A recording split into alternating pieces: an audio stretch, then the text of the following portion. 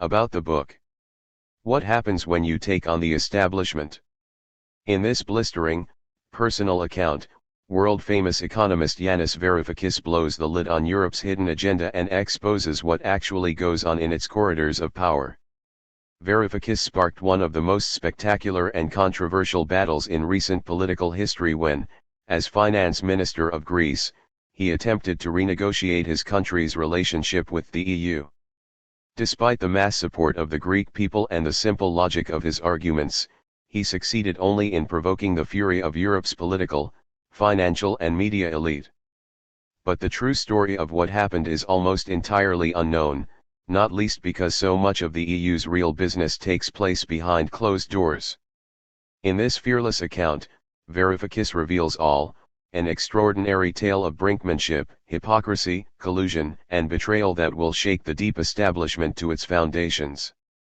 As is now clear, the same policies that required the tragic and brutal suppression of Greece's democratic uprising have led directly to authoritarianism, populist revolt, and instability throughout the Western world.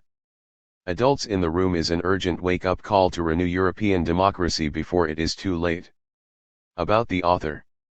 Yanis Varoufakis is the former finance minister of Greece and now the figurehead of an international grassroots movement, DiEM25, campaigning for the revival of democracy in Europe. He speaks to audiences of thousands worldwide and is the author of the international bestseller And the Weak Suffer What They Must. Born in Athens in 1961, he was for many years a professor of economics in Britain, Australia, and the USA before he entered government. He is currently professor of economics at the University of Athens. Yanis Varoufakis.eu/@Yanis Varoufakis. A note on quoted speech. In a book of this nature, in which so much depends on who said what to whom, I have made every effort to ensure the accuracy of quoted speech. To this end, I have been able to draw on audio recordings that I made on my phone, as well as on notes I made at the time, of many of the official meetings and conversations that appear in this book. Where my own recordings or notes are unavailable, I have relied on memory and, where possible, the corroboration of other witnesses. The reader should note that many of the discussions reported in this book took place in Greek. This includes all conversations that occurred with my staff at the Finance Ministry, in Parliament, on the streets of Athens, with the Prime Minister, in Cabinet, and between my partner Danea and me. Necessarily, I have translated those conversations into English. The only discussions I report that took place in neither Greek nor English were those I had with Michel Sapin, the French finance minister. Indeed, Mr. Sapin was the only member of the Eurogroup not to address the meetings in English. Either we communicated through translators or, quite often, he would address me in French and I would reply in English, our grasp of the other's language being good enough to carry on those conversations. In every instance I have confined my account strictly to exchanges that are in the public interest and have therefore included only those that shed important light on events that affected the lives of millions. Preface. My previous book, And the Weak Suffer What They Must, Europe, Austerity and the Threat to Global Stability, offered an historical explanation of why Europe is now in the process, decades in the making, of losing its integrity and forfeiting its soul. Just as I was finishing it in January 2015, I became finance minister of Greece and found myself thrust into the belly of the beast I had been writing about. By accepting the position of finance minister of a chronically indebted European country in the midst of a tumultuous clash with its creditors, Europe's most powerful governments and institutions, I witnessed firsthand the particular circumstances and immediate causes of our continent's descent into a morass from which it may not escape for a long while. This new book tells that story. It could be described as the story of an academic who became a government minister for a while before turning whistleblower. Or as a kiss and tell memoir featuring powerful personages such as Angela Merkel, Mario Draghi, Wolfgang Schäuble, Christine Lagarde, Emmanuel Macron, George Osborne and Barack Obama.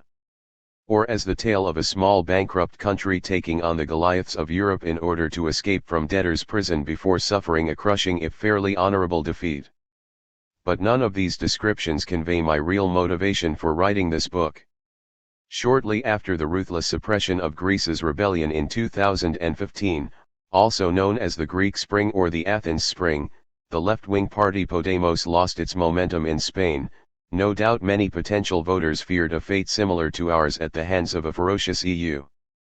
Having observed the EU's callous disregard for democracy in Greece, many supporters of the Labour Party in Britain then went on to vote for Brexit. Brexit boosted Donald Trump. Donald Trump's triumph blew fresh wind into the sails of xenophobic nationalists throughout Europe and the world. Vladimir Putin must be rubbing his eyes in disbelief at the way the West has been undermining itself so fabulously. The story in this book is not only symbolic of what Europe, Britain, and the United States are becoming, it also provides real insights into how and why our polities and social economies have fractured. As the so-called liberal establishment protests at the fake news of the insurgent alt-right, it is salutary to be reminded that in 2015 this same establishment launched a ferociously effective campaign of truth reversal and character assassination against the pro-European, democratically elected government of a small country in Europe. But as useful as I hope insights such as this may be, my motivation for writing this book goes deeper. Beneath the specific events that I experienced, I recognized a universal story, the story of what happens when human beings find themselves at the mercy of cruel circumstances that have been generated by an inhuman, mostly unseen network of power relations. This is why there are no goodies or baddies in this book. Instead, it is populated by people doing their best, as they understand it, under conditions not of their choosing. Each of the persons I encountered and write about in these pages believed they were acting appropriately, but, taken together, their acts produced misfortune on a continental scale. Is this not the stuff of authentic tragedy? Is this not what makes the tragedies of Sophocles and Shakespeare resonate with us today, hundreds of years after the events they relate became old news? At one point Christine Lagarde, managing director of the International Monetary Fund, remarked in a state of exasperation that to resolve the drama we needed adults in the room. She was right. There was a dearth of adults in many of the rooms where this drama unfolded. As characters, though, they fell into two categories, the banal and the fascinating. The banal went about their business ticking boxes on sheets of instructions handed down to them by their masters. In many cases though, their masters, politicians such as Wolfgang Schäuble and functionaries like Christine Lagarde and Mario Draghi, were different. They had the ability to reflect on themselves and their role in the drama, and this ability to enter into dialogues with themselves made them fascinatingly susceptible to the trap of self-fulfilling prophecy. Indeed, watching Greece's creditors at work was like watching a version of Macbeth unfold in the land of Oedipus.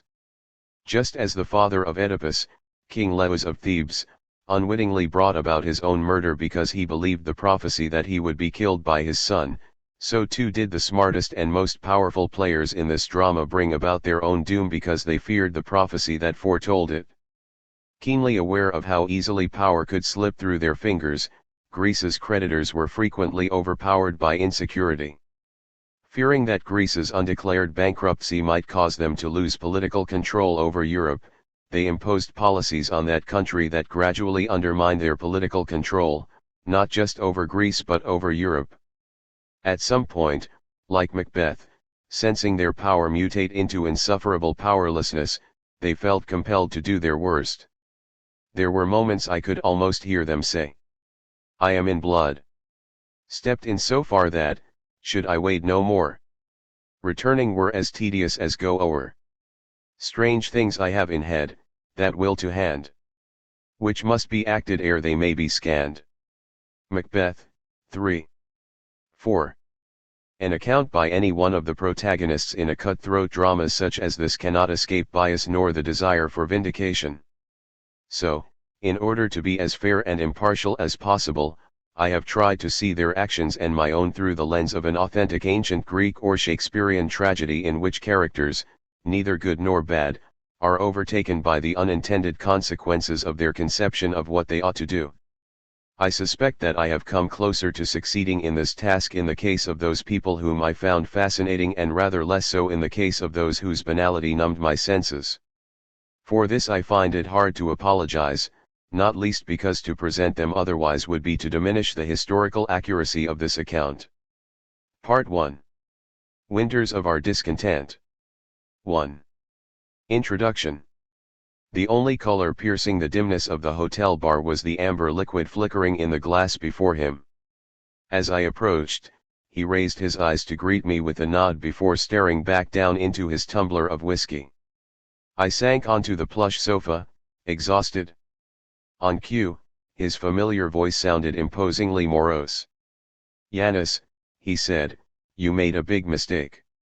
In the deep of a spring night a gentleness descends on Washington, D.C. that is unimaginable during the day. As the politicos, the lobbyists, and the hangers-on melt away, the air empties of tension and the bars are abandoned to the few with no reason to be up at dawn and to the even fewer whose burdens trump sleep. That night, as on the previous 81 nights, or indeed the 81 nights that were to follow, I was one of the latter. It had taken me 15 minutes to walk, shrouded in darkness, from 700 19th Street Northwest, the International Monetary Fund's building, to the hotel bar where I was to meet him. I had never imagined that a short solitary stroll in nondescript DC could be so restorative. The prospect of meeting the great man added to my sense of relief. After 15 hours across the table from powerful people too banal or too frightened to speak their minds, I was about to meet a figure of great influence in Washington and beyond, a man no one can accuse of either banality or timidity. All that changed with his acerbic opening statement, made more chilling by the dim light and shifting shadows. "Faking steeliness," I replied, "and what mistake was that, Larry?" "You won the election," came his answer. It was April 16, 2015, the very middle of my brief tenure as finance minister of Greece. Less than 6 months earlier I had been living the life of an academic, teaching at the Lyndon B. Johnson School of Public Affairs at the University of Texas at Austin while on leave from the University of Athens. But in January my life had changed utterly when I was elected a member of the Greek Parliament.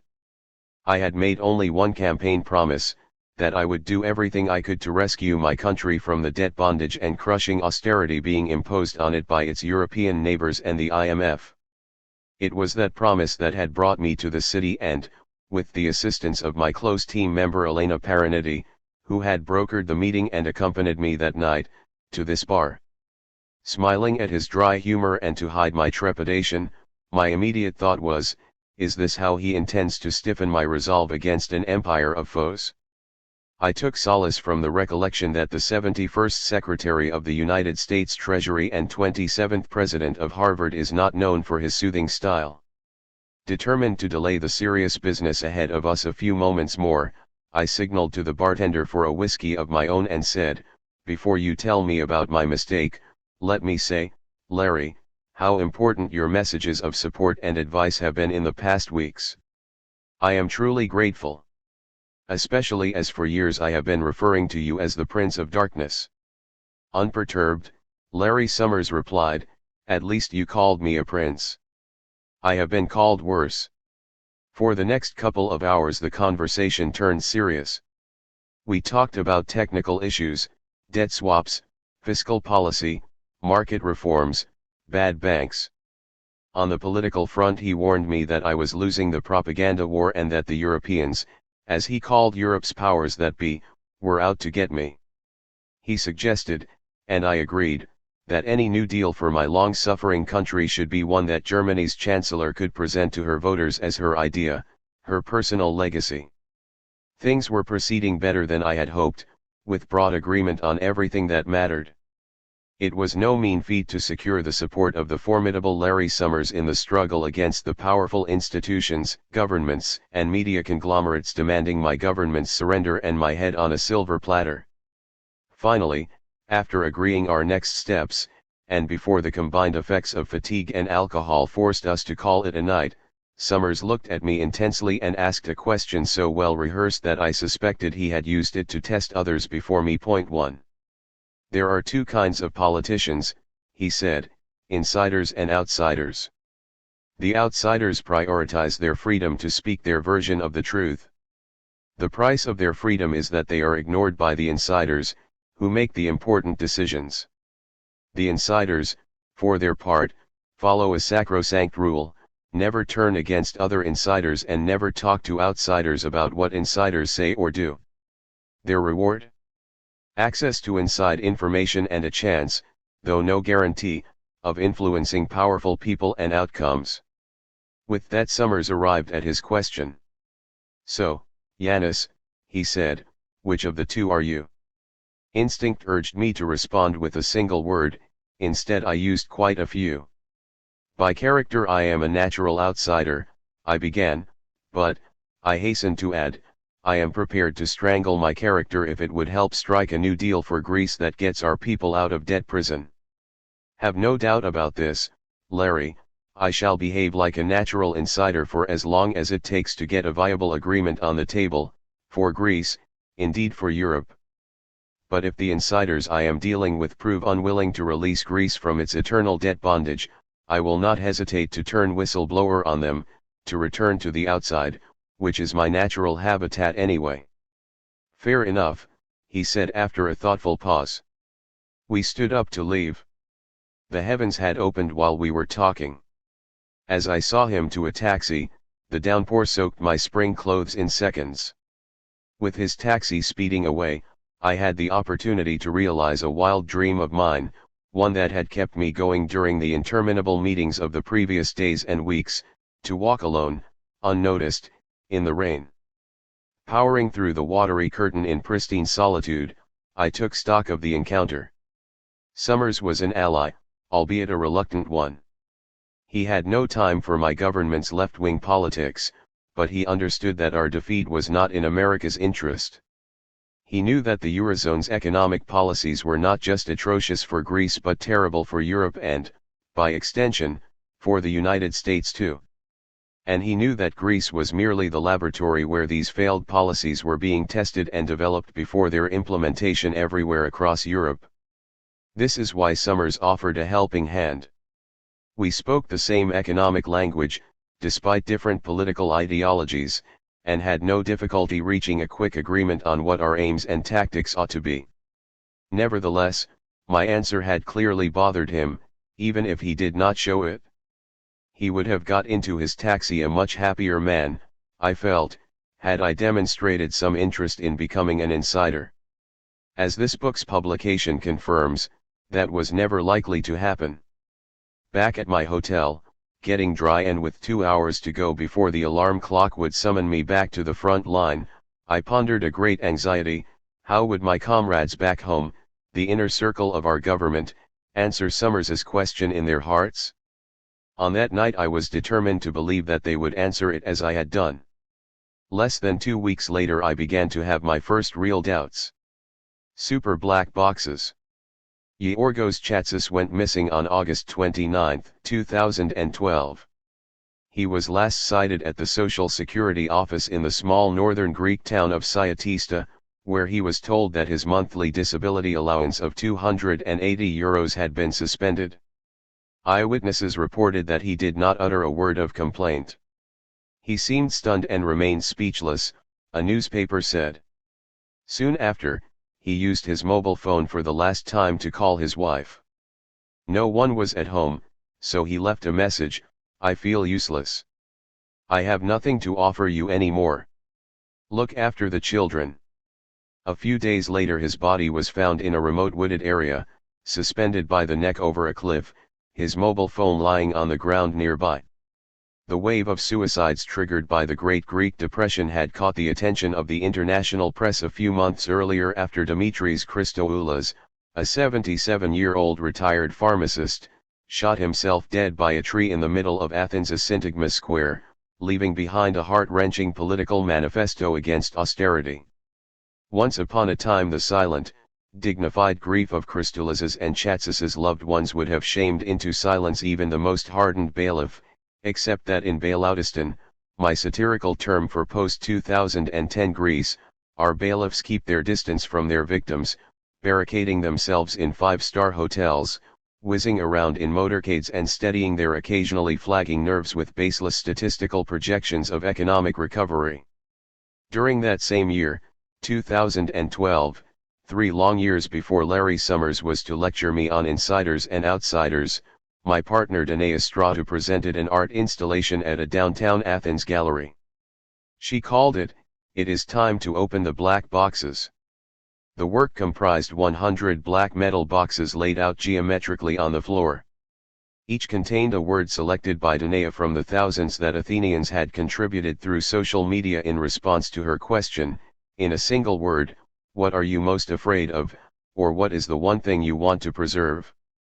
Danae's idea was that unlike, say, the black box of a downed aircraft, these boxes would be opened before it was too late. The word that Athenians had chosen more than any other was not jobs, pensions or savings. What they feared losing most was dignity.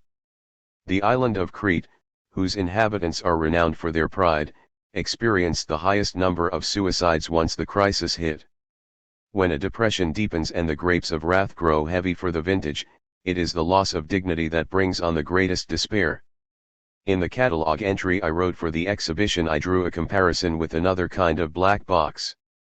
In engineering terms, I wrote, "A black box is a device or system whose inner workings are opaque to us but whose capacity to turn inputs into outputs we understand and use fluently." A mobile phone, for instance, reliably converts finger movements into a telephone call or the arrival of a taxi, but to most of us, though not to electrical engineers, what goes on within a smartphone is a mystery. As philosophers have noted, other people's minds are the quintessential black boxes. Ultimately we can have no idea of precisely what goes on inside another's head. During the 162 days that this book chronicles, I often caught myself wishing that the people around me, my comrades in arms in particular, were less like black boxes in this regard. But then there are what I called super black boxes, whose size and import is so great that even those who created and control them cannot fully understand their inner workings.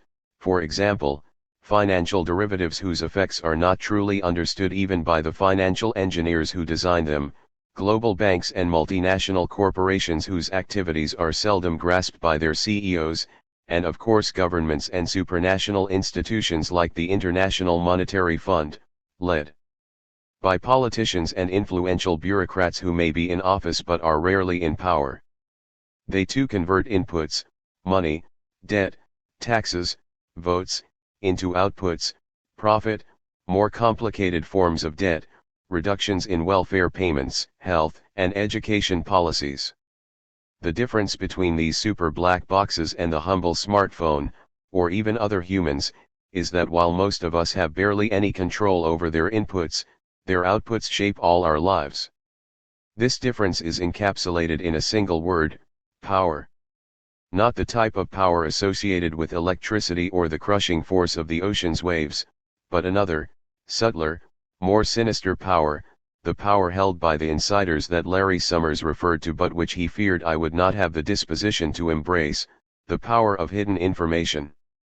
During and after my ministry days, people constantly asked me, what did the IMF want from Greece?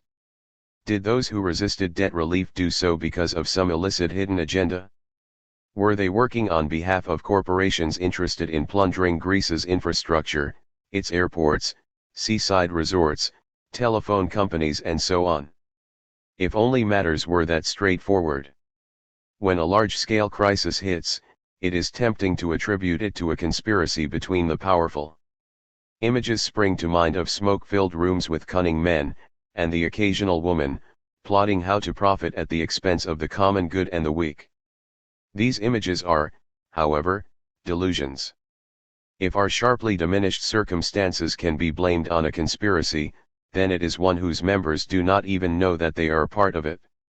That which feels to many like a conspiracy of the powerful is simply the emergent property of any network of super black boxes. The keys to such power networks are exclusion and opacity. Recall the greed is great ethos of Wall Street and the City of London in the years before the 2008 implosion. Many decent bank employees were worried sick by what they were observing and doing. But when they got their hands on evidence or information foreshadowing terrible developments, they faced Summers's dilemma: leak it to outsiders and become irrelevant, keep it to themselves and become complicit, or embrace their power by exchanging it for other information held by someone else in the know, resulting in an impromptu two-person alliance that turbocharges both individuals' power within the broader network of insiders. As further sensitive information is exchanged, this two-person alliance forges links with other such alliances. The result is a network of power within other pre-existing networks, involving participants who conspire de facto without being conscious conspirators. Whenever a politician in the know gives a journalist an exclusive in exchange for a particular spin that is in the politician's interest, the journalist is appended, however unconsciously, to a network of insiders. Whenever a journalist refuses to slant their story in the politician's favor, they risk losing a valuable source and being excluded from that network. This is how networks of power control the flow of information, through co-opting outsiders and excluding those who refuse to play ball. They evolve organically and are guided by a super-intentional drive that no individual can control, not even the President of the United States, the CEO of Barclays, or those manning the pivotal nodes in the IMF or national governments. Once caught in this web of power, it takes an heroic disposition to turn whistleblower, especially when one cannot hear oneself think amid the cacophony of so much money making. And those few who do break ranks end up like shooting stars, quickly forgotten by a distracted world. Fascinatingly, many insiders, especially those only loosely attached to the network, are oblivious to the web that they reinforce, courtesy of having relatively few contacts with it. Similarly, those embedded in the very heart of the network are usually too far inside to notice that there is an outside at all. Rare are those astute enough to notice the black box when they live and work inside one. Larry Summers is one such rare insider. His question to me was in fact an invocation to reject the lure of the outside. Underpinning his belief system was the conviction that the world can only be made better from within the black box. But this was where, I thought, he was very wrong. Theseus before the labyrinth. Before 2008, while the super black boxes functioned stably, we lived in a world that seemed balanced and self-healing. Those were the times when the British Chancellor Gordon Brown was celebrating the end of boom and bust, and the soon-to-be chairman of the Federal Reserve Ben Bernanke was heralding the Great Moderation. Of course it was all an illusion generated by the super black boxes whose function no one understood, especially not the insiders running them. And then, in 2008, they broke down spectacularly, generating our generation's 1929, not to mention Little Greece's fall. It is my view that the 2008 financial crisis, which is still with us almost a decade later, is due to the terminal breakdown of the world's super black boxes, of the networks of power, the conspiracies without conspirators, that fashion our lives. Summers's blind faith that the remedies to this crisis will spring from those same broken-down networks, through the normal operations of insiders, struck me even at the time as touchingly naive. Perhaps that is not surprising. After all, 3 years earlier I had written in Danae's catalog that opening these super black boxes has now become a prerequisite to the survival of decency, of whole strata of our fellow humans, of our planet even. Put simply, we have run out of excuses. It is, therefore, time to open the black boxes. But in real terms, what would this entail? First, we need to acquire a readiness to recognize that we may very well, each one of us, already be a node in the network, an ignorant de facto conspirator. Secondly, and this is the genius of WikiLeaks, if we can get inside the network, like Theseus entering the labyrinth, and disrupt the information flow, if we can put the fear of uncontrollable information leaking in the mind of as many of its members as possible, then the unaccountable, malfunctioning networks of power will collapse under their own weight and irrelevance. Thirdly, by resisting any tendency to substitute old closed networks with new ones. By the time I entered that Washington bar 3 years later, I had tempered my stance. My priority was not to leak information to outsiders but to do whatever it took to get Greece out of debtor's prison. If that meant pretending to be an insider, so be it. But the instant the price of admission to the insider's circle became acceptance of Greece's permanent incarceration, I would leave. Laying down an Ariadne's thread inside the insider's labyrinth and being ready to follow it to the exit is, I believe, a prerequisite for the dignity on which the Greek people's happiness relies. The day after my meeting with Larry Summers I met Jack Lew, the incumbent U.S. Treasury Secretary. After our meeting at the Treasury, an official seeing me out startled me with a friendly aside, "Minister, I feel the urge to warn you that within a week you will face a character assassination campaign emanating from Brussels." Larry's pep talk about the importance of staying inside the proverbial tent, along with his warning that we were losing the media war, suddenly came into sharp focus. Of course, it was no great surprise.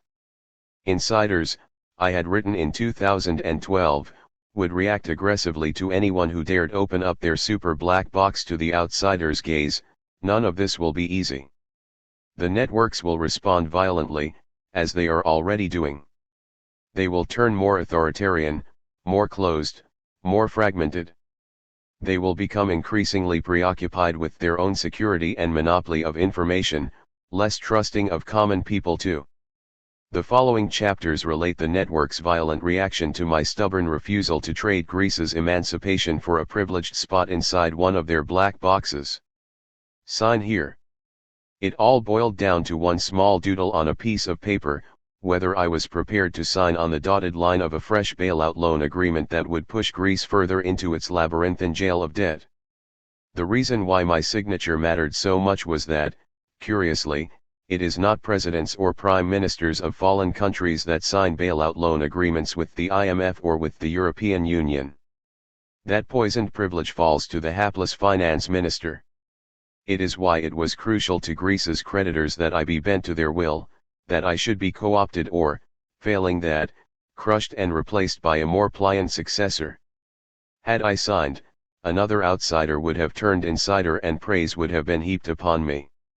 The torrent of foul adjectives directed at me by the international press, arriving right on cue only a little more than a week after that Washington visit, just as the U.S. official had warned me it would never have descended onto my head. I would have been responsible, a trustworthy partner, a reformed maverick who had put his nation's interests above his narcissism.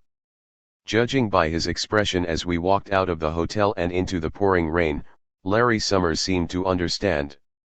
He understood that the Europeans were not interested in an honorable deal with me or with the Greek government.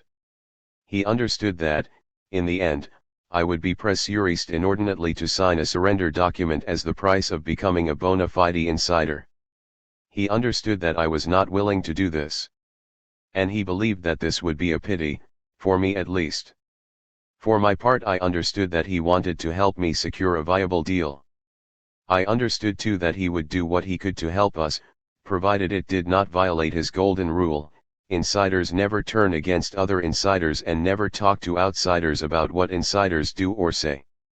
What I was not sure about was whether he would ever understand why there was no chance in heaven, or hell for that matter, that I would sign a non-viable new bailout loan agreement.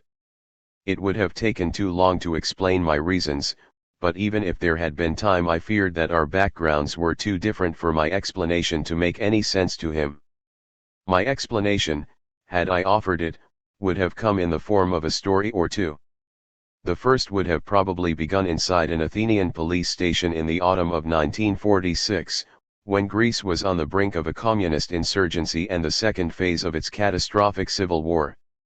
A 20-year-old chemistry student at Athens University named Yorgos had been arrested by the secret police, roughed up and left in a cold cell for a few hours until a higher-ranking officer took him to his office ostensibly to apologize. "I am sorry for the rough treatment," he said.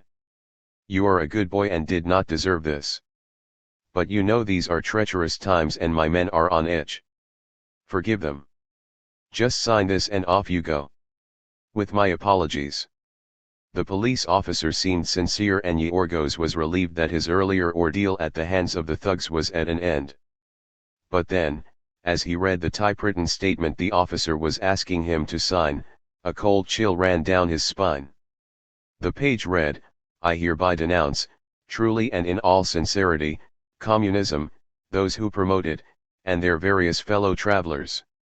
Trembling with fear, he put the pen down, summoned all the gentleness that his mother Anna had instilled in him over the years, and said, "Sir, I am no Buddhist, but I would never sign a state document denouncing Buddhism. I am not a Muslim, but I do not think the state has the right to ask me to denounce Islam.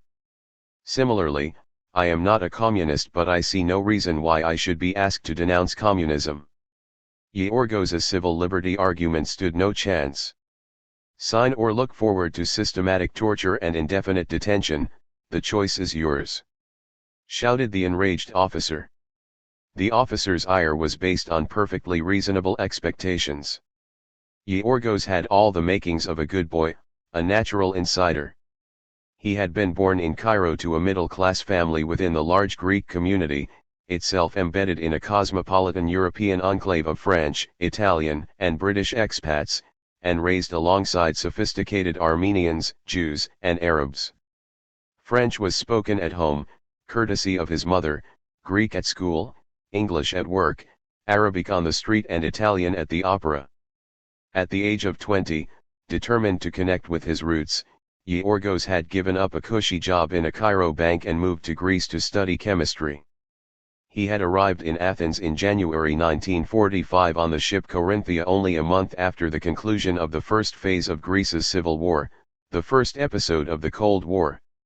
A fragile détente was in the air, and so it had seemed reasonable to Yorgos when student activists of both the left and the right had approached him as a compromise candidate for president of his school's Students' Association. Shortly after his election, however, the university authorities had increased tuition fees at a time when students wallowed in absolute poverty. Yorgos had paid the dean a visit, arguing as best as he could against the fee hike. As he left, secret policemen had manhandled him down the school's marble steps and into a waiting van. And he had ended up with a choice that makes Summers's dilemma seem like a walk in the park. Given the young man's bourgeois background, the police had every expectation that Yorgos would either sign gladly or break quickly once torture began. However, with every beating Yorgos felt less able to sign, end the pain and go home. As a result, he ended up in a variety of cells and prison camps that he could have escaped at any point simply by putting his signature on a single sheet of paper. 4 years later, a shadow of his former self, Yorgos emerged from prison into a grim society that neither knew of his peculiar choice nor really cared. Meanwhile, during the period of Yorgos's incarceration, a young woman 4 years his junior had become the first female student to gain admittance to the University of Athens Chemistry School, despite their best efforts to keep her out. Eleni, for that was her name, began university as a rebellious proto-feminist but nevertheless felt a powerful dislike for the left. During the years of the Nazi occupation she had been abducted as a very young girl by left-wing partisans who mistook her for a relative of a Nazi collaborator. Upon enrolling at the University of Athens, a fascist organization called X recruited her on the strength of her anti-communist feelings. Her first, and, as it would turn out, her last, mission for them was to follow a fellow chemistry student who had just been released from the prison camps. This, in a nutshell, is the story of how I came about. For Yorgos is my father, and Eleni, who ended up a leading member of the 1970s feminist movement, was my mother. Blessed with this history, signing on the dotted line in return for the mercy shown to insiders was never on the cards for me. Would Larry Summers have understood? I don't think so. Not for me. The other story is as follows. I met Lambros in the Athens apartment I share with Danae a week or so before the January 2015 election that brought me to office. It was a mild winter's day, the campaign was in full swing, and I had agreed to give an interview to Irene, a Spanish journalist. She came to the apartment accompanied by a photographer and by Lambros, an Athens-based Greek, Spanish translator. On that occasion Lambros's services were unnecessary as Irene and I talked in English. But he stayed, watching and listening intensely. After the interview, as Irene and the photographer were packing up their gear and heading for the door, Lambros approached me. He shook my hand, refusing to let go while addressing me with the concentration of a man whose life depends on getting his message across. "I hope you did not notice it from my appearance. I do my best to cover it up, but in fact I am a homeless person." He then told me his story as briefly as he could. Lambros used to have a flat, a job teaching foreign languages and a family. In 2010, when the Greek economy tanked, he lost his job, and when they were evicted from their flat he lost his family. For the past year he had lived on the street. His only income came from providing translation services to visiting foreign journalists drawn to Athens by yet another demonstration in Syntagma Square which turned ugly and thus newsworthy. His greatest concern was finding a few euros to recharge his cheap mobile phone so that the foreign news crews could contact him. Feeling he needed to wrap up his soliloquy, he rushed to the one thing he wanted from me. "I want to implore you to promise me something. I know you will win the election. I talk to people on the street and there is no doubt that you will. Please, when you win, when you are in office, remember those people. Do something for them. Not for me. I am finished. Those of us whom the crisis felled, we cannot come back. It is too late for us. But, please, please do something for those who are still on the verge. Who are clinging by their fingernails. Who have not fallen yet. Do it for them. Don't let them fall. Don't turn your back to them. Don't sign what they give you like the previous ones did. Swear that you won't. Do you swear?" "I swear," was my two-word answer to him. A week later I was taking my oath of office as the country's finance minister. During the months that followed, every time my resolve weakened I had only to think back to that moment. Lambros will never know of his influence during the bleakest hours of those 162 days. 2. Bailoutistan. By early 2010, some 5 years before I took office, the Greek state was bankrupt.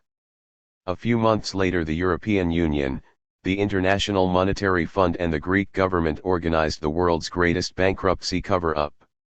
How do you cover up a bankruptcy? By throwing good money after bad. And who financed this cover-up? Common people, outsiders from all over the globe. The rescue deal, as the cover-up was euphemistically known, was signed and sealed in early May 2010. The European Union and the IMF extended to the broke Greek government around 110 billion euros, the largest loan in history. 1 Simultaneously a group of enforcers known as the Troika, so called because they represent three institutions, the European Commission, EC, which is the EU's executive body, the European Central Bank, ECB, and the International Monetary Fund, IMF, was dispatched to Athens to impose measures guaranteed to reduce Greece's national income and place most of the burden of the debt upon the weakest Greeks. A bright 8-year-old would have known that this couldn't end well. Forcing new loans upon the bankrupt on condition that they shrink their income is nothing short of cruel and unusual punishment. Greece was never bailed out. With their rescue loan and their troika of bailiffs enthusiastically slashing incomes, the EU and IMF effectively condemned Greece to a modern version of the Dickensian debtor's prison and then threw away the key.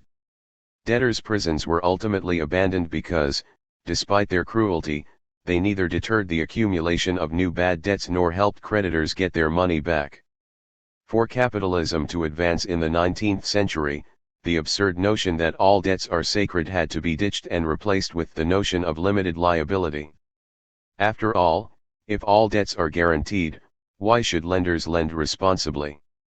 And why should some debts carry a higher interest rate than other debts, reflecting the higher risk of going bad? Bankruptcy and debt write-downs became for capitalism what hell had always been for Christian dogma, unpleasant yet essential. But curiously, bankruptcy denial was revived in the 21st century to deal with the Greek state's insolvency. Why? Did the EU and the IMF not realize what they were doing? They knew exactly what they were doing. Despite their meticulous propaganda, in which they insisted that they were trying to save Greece, to grant the Greek people a second chance, to help reform Greece's chronically crooked state and so on. The world's most powerful institutions and governments were under no illusions. They appreciated that you could squeeze blood out of a stone more easily than make a bankrupt entity repay its loans by lending it more money, especially if you shrink its income as part of the deal. They could see that the Troika, even if it managed to confiscate the fallen state's silverware, would fail to recoup the money used to refinance Greece's public debt. They knew that the celebrated rescue or bailout package was nothing more than a one-way ticket to debtor's prison. How do I know that they knew? Because they told me. Prisoners of their own device. As finance minister 5 years later, I heard it straight from the horse's mouth. From top IMF officials, from Germany's finance minister, from leading figures in the ECB and the European Commission, they all admitted, each in their own way, that it was true, they had dealt Greece an impossible hand. But having done so, they could see no way back. Less than a month after my election, on February 11, 2015, in one of those spirit-numbing, windowless, neon-lit meeting rooms that litter the EU's Brussels buildings, I found myself sitting opposite Christine Lagarde, the IMF's managing director, France's ex-finance minister and a former Washington-based high-flying lawyer. She had waltzed into the building earlier that day in a glamorous leather jacket, making me look drab and conventionally attired. This being our first encounter, we chatted amicably in the corridor before moving into the meeting room for the serious discussion. Behind closed doors, with a couple of aides on each side, the conversation turned serious but remained just as friendly. She afforded me the opportunity to present my basic analysis of the causes and nature of the Greek situation as well as my proposals for dealing with it, and nodded in agreement for much of the time. We seemed to share a common language and were both keen to establish a good rapport. At the meeting's end, walking towards the door, we got a chance for a short, relaxed but telling tête-à-tête. Taking her cue from the points I had made, Christine seconded my appeals for debt relief and lower tax rates as prerequisites for a Greek recovery. Then she addressed me with calm and gentle honesty, "You are of course right, Yanis. These targets that they insist on can't work. But, you must understand that we have put too much into this program. We cannot go back on it. Your credibility depends on accepting and working within this program." Point 2. So, there I had it. The head of the IMF was telling the finance minister of a bankrupt government that the policies imposed upon his country couldn't work. Not that it would be hard to make them work. Not that the probability of them working was low. No, she was acknowledging that, come hell or high water, they couldn't work. With every meeting, especially with the Troika's smarter and less insecure officials, the impression grew on me that this was not a simple tale of us versus them, good versus bad. Rather, an authentic drama was afoot reminiscent of a play by Aeschylus or Shakespeare in which powerful schemers end up caught in a trap of their own making. In the real-life drama I was witnessing, Summers's sacred rule of insiders kicked in the moment they recognized their powerlessness. The hatches were battened down, official denial prevailed, and the consequences of the tragic impasse they'd created were left to unfold on autopilot, imprisoning them yet further in a situation they detested for weakening their hold over events. Because they, the heads of the IMF, of the EU, of the German and French governments, had invested inordinate political capital in a program that deepened Greece's bankruptcy, spread untold misery and led our young to emigrate in droves, there was no alternative. The people of Greece would simply have to continue to suffer. As for me, the political upstart, my credibility depended on accepting these policies, which insiders knew would fail, and helping to sell them to the outsiders who had elected me on the precise basis that I would break with those same failed policies. It's hard to explain, but not once did I feel animosity towards Christine Lagarde. I found her intelligent, cordial, respectful. My view of humanity would not be thrown into turmoil were it to be shown that she actually had a strong preference for a humane Greek deal. But that is not relevant. As a leading insider, her top priority was the preservation of the insiders' political capital and the minimization of any challenge to their collective authority. Yet credibility, like spending, comes with trade-offs. Every purchase means an alternative opportunity lost. Boosting my standing with Christine and the other figures of power meant sacrificing my credibility with Lambros, the homeless interpreter who had sworn me to the cause of those people who, unlike him, had not yet been drowned in the torrent of bankruptcy ravaging our land. This trade-off never came close to becoming a personal dilemma. And the powers that be realized this early on, making my removal from the scene essential.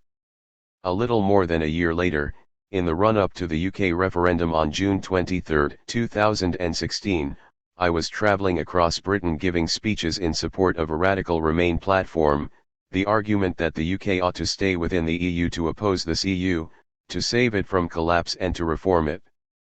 It was a tough sell. Convincing Britain's outsiders to vote Remain was proving an uphill struggle, especially in England's north, because even my own supporters in Britain, women and men closer in spirit and position to Lambros than to Christine, were telling me they felt compelled to deliver a drubbing to the global establishment. One evening I heard on the BBC that Christine Lagarde had joined the heads of the world's other top financial institutions, the World Bank, the OECD, the ECB, the Bank of England and so on, to warn Britain's outsiders against the lure of Brexit. I immediately texted Danae from Leeds, where I was speaking that night, with such allies, who needs Brexiteers? Brexit won because the insiders went beyond the pale. After decades of treating people like me as credible in proportion to our readiness to betray the outsiders who had voted for us, they still confused outsiders with people who gave a damn about their council. Up and down America, in Britain, in France, and in Germany, everywhere, the insiders are feeling their authority slip away. Prisoners of their own device, slaves to the summer's dilemma, they are condemned, like Macbeth, to add error upon error until they realize that their crown no longer symbolizes the power they have but the power that has slipped away. In the few months I spent dealing with them, I caught glimpses of that tragic realization. It was the French and German banks, stupid. Friends and journalists often ask me to describe the worst aspect of my negotiations with Greece's creditors. Not being able to shout from the rooftops what the high and mighty were telling me in private was certainly frustrating, but worse was dealing with creditors who did not really want their money back. Negotiating with them, trying to reason with them, was like negotiating a peace treaty with generals hell-bent on continuing a war safe in the knowledge that they, their sons and their daughters are out of harm's way. What was the nature of that war? Why did Greece's creditors behave as if they did not want their money back? What led them to devise the trap in which they now found themselves? The riddle can be answered in seconds if one takes a look at the state of France's and Germany's banks after 2008. Greece's endemic underdevelopment, mismanagement, and corruption explain its permanent economic weakness. But its recent insolvency is due to the fundamental design faults of the EU and its monetary union, the euro. The EU began as a cartel of big business limiting competition between Central European heavy industries and securing export markets for them in peripheral countries such as Italy and, later, Greece. The deficits of countries like Greece were the reflection of the surpluses of countries like Germany. While the drachma devalued, these deficits were kept in check. But when it was replaced by the euro, loans from German and French banks propelled Greek deficits into the stratosphere. The credit crunch of 2008 that followed Wall Street's collapse bankrupted Europe's bankers who ceased all lending by 2009. Unable to roll over its debts, Greece fell into its insolvency hole later that year. Suddenly 3 French banks faced losses from peripheral debt at least twice the size of the French economy. Numbers provided by the Bank of International Settlements reveal a truly scary picture. For every 30 euros they were exposed to, they had access to only 1. This meant that if only 3% of that exposure went bad, that is, if 106 billion euros of the loans they had given to the periphery's governments, households, and firms could not be repaid, then France's top 3 banks would need a French government bailout. The same three French banks' loans to the Italian, Spanish, and Portuguese governments alone came to 34% of France's total economy, 627 billion euros to be exact. For good measure, these banks had in previous years also lent up to 102 billion euros to the Greek state. If the Greek government could not meet its repayments, money men around the globe would get spooked and stop lending to the Portuguese, possibly to the Italian and Spanish states as well, fearing that they would be the next to go into arrears. Unable to refinance their combined debt of nearly 1.76 trillion euros at affordable interest rates, the Italian, Spanish and Portuguese governments would be hard-pressed to service their loans to France's top three banks, leaving a black hole in their books. Overnight, France's main banks would be facing a loss of 19% of their assets when a mere 3% loss would make them insolvent. To plug that gap, the French government would need a cool 562 billion euros overnight. But unlike the United States federal government, which can shift such losses to its central bank, the Fed, France had dismantled its central bank in 2000 when it joined the common currency and had to rely instead on the kindness of Europe's shared central bank, the European Central Bank. Alas, the ECB was created with an express prohibition: no shifting of Greco-Latin bad debts, private or public, onto the ECB's books. Full stop. That had been Germany's condition for sharing its cherished Deutschmark with Europe's riffraff, renaming it the euro. It's not hard to imagine the panic enveloping President Sarkozy of France and his finance minister, Christine Lagarde, as they realized that they might have to conjure up 562 billion euros from thin air. And it's not difficult to picture the angst of one of Lagarde's predecessors in France's finance ministry, the notorious Dominique Strauss-Kahn, who was then managing director of the IMF and intent on using that position to launch his campaign for France's presidency in 2 years' time. France's top officials knew that Greece's bankruptcy would force the French state to borrow 6 times its total annual tax revenues just to hand it over to 3 idiotic banks. It was simply impossible. Had the markets caught a whiff that this was on the cards, interest rates on France's own public debt would have been propelled into the stratosphere, and in seconds 1.29 trillion euros of French government debt would have gone bad. In a country which had given up its capacity to print banknotes, the only remaining means of generating money from nothing, that would mean destitution, which in turn would bring down the whole of the European Union, its common currency, everything. In Germany, meanwhile, the Chancellor's predicament was no less taxing.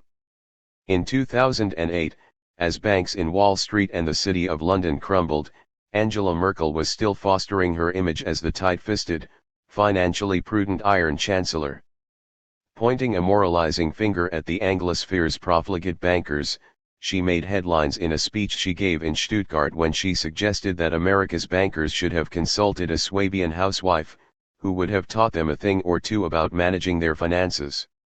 Imagine her horror when, shortly afterwards, she received a barrage of anxious phone calls from her finance ministry, her central bank, her own economic advisors, all of them conveying an unfathomable message: Chancellor, our banks are bust too. To keep the ATMs going, we need an injection of 406 billion euros of those Swabian housewives' money, by yesterday. It was the definition of political poison.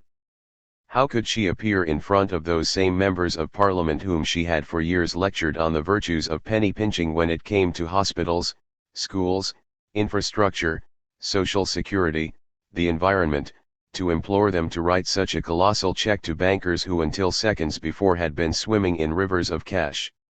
Necessity being the mother of enforced humbleness, Chancellor Merkel took a deep breath, entered the splendid Norman Foster-designed federal parliament in Berlin known as the Bundestag, conveyed to her dumbfounded parliamentarians the bad news and left with the requested check.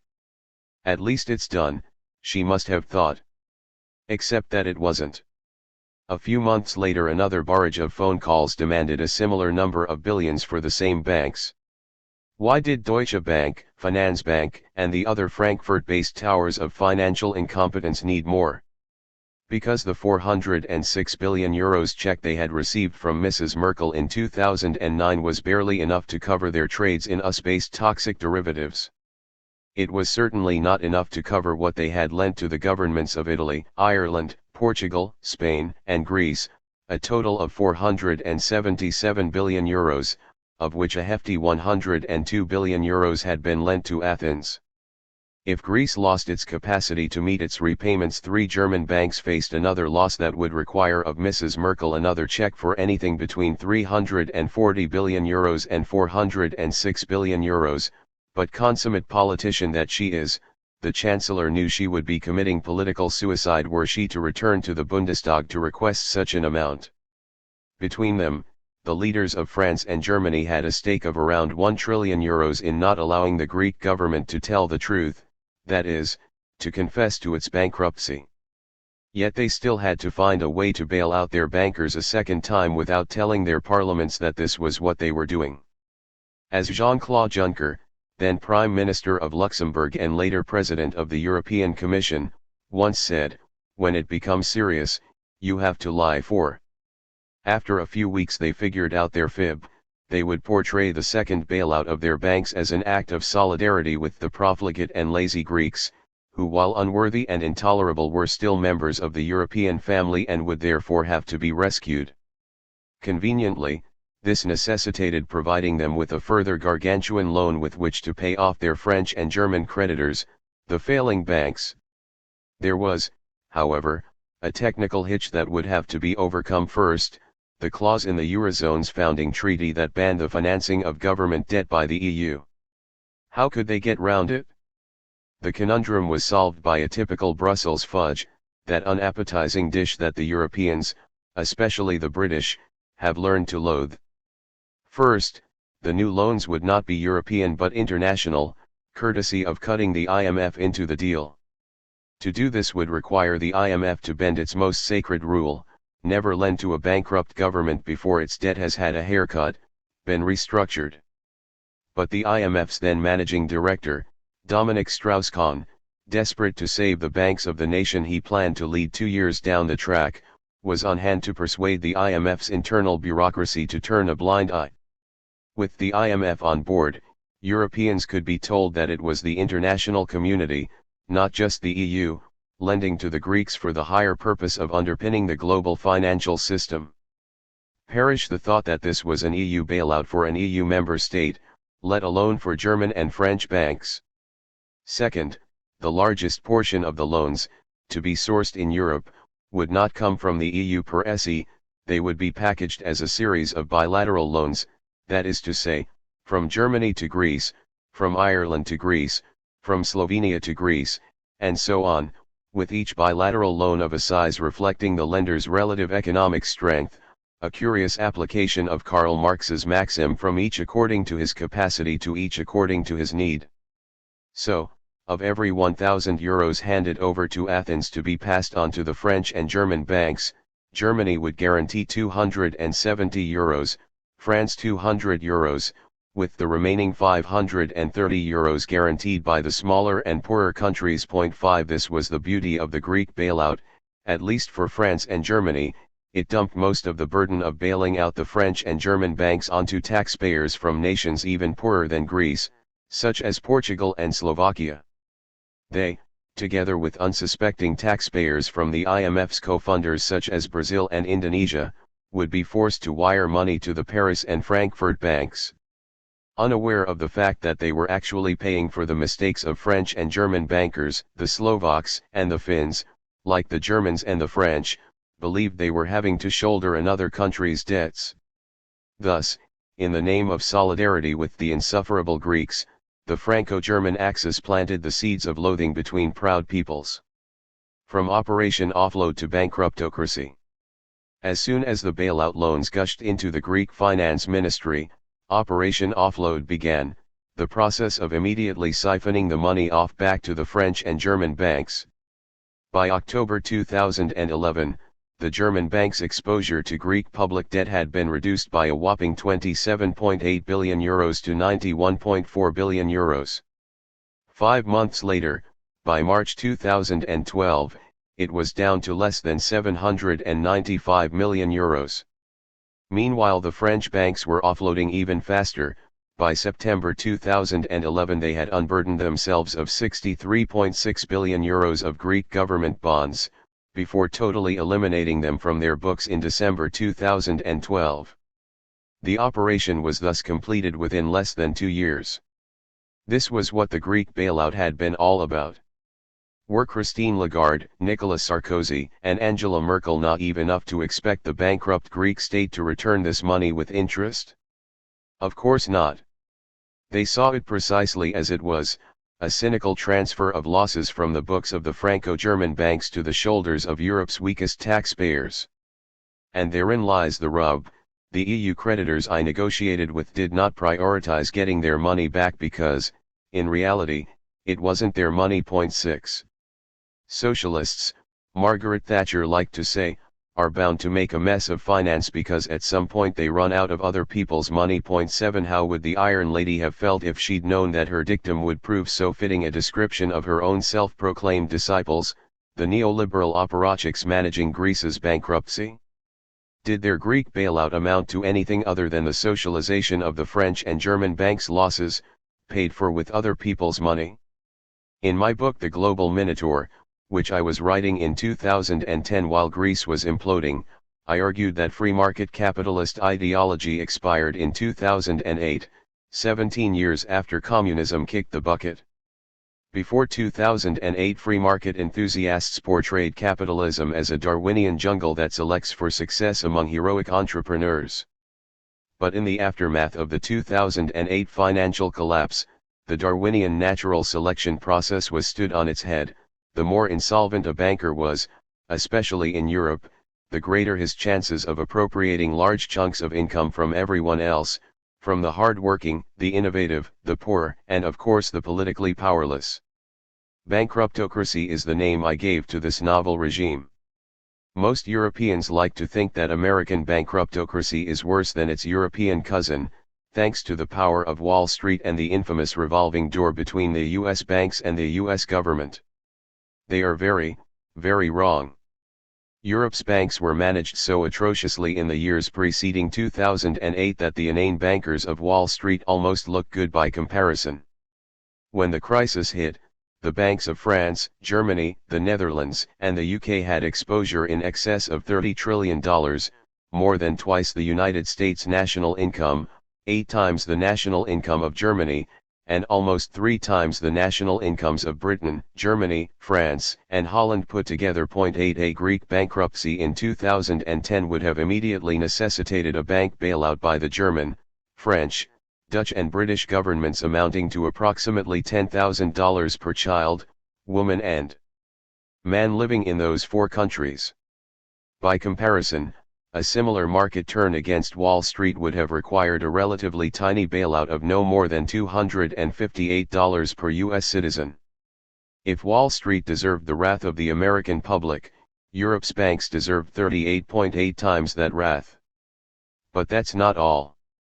Washington could park Wall Street's bad assets on the Federal Reserve's books and leave them there until either they started performing again or were eventually forgotten, to be discovered by the archaeologists of the future. Put simply, Americans did not need to pay even that relatively measly $258 per head out of their taxes.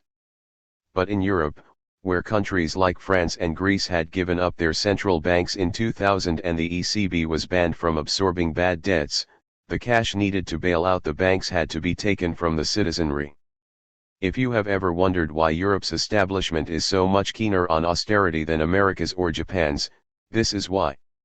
It is because the ECB is not allowed to bury the bank's sins in its own books, meaning European governments have no choice but to fund bank bailouts through benefits cuts and tax hikes.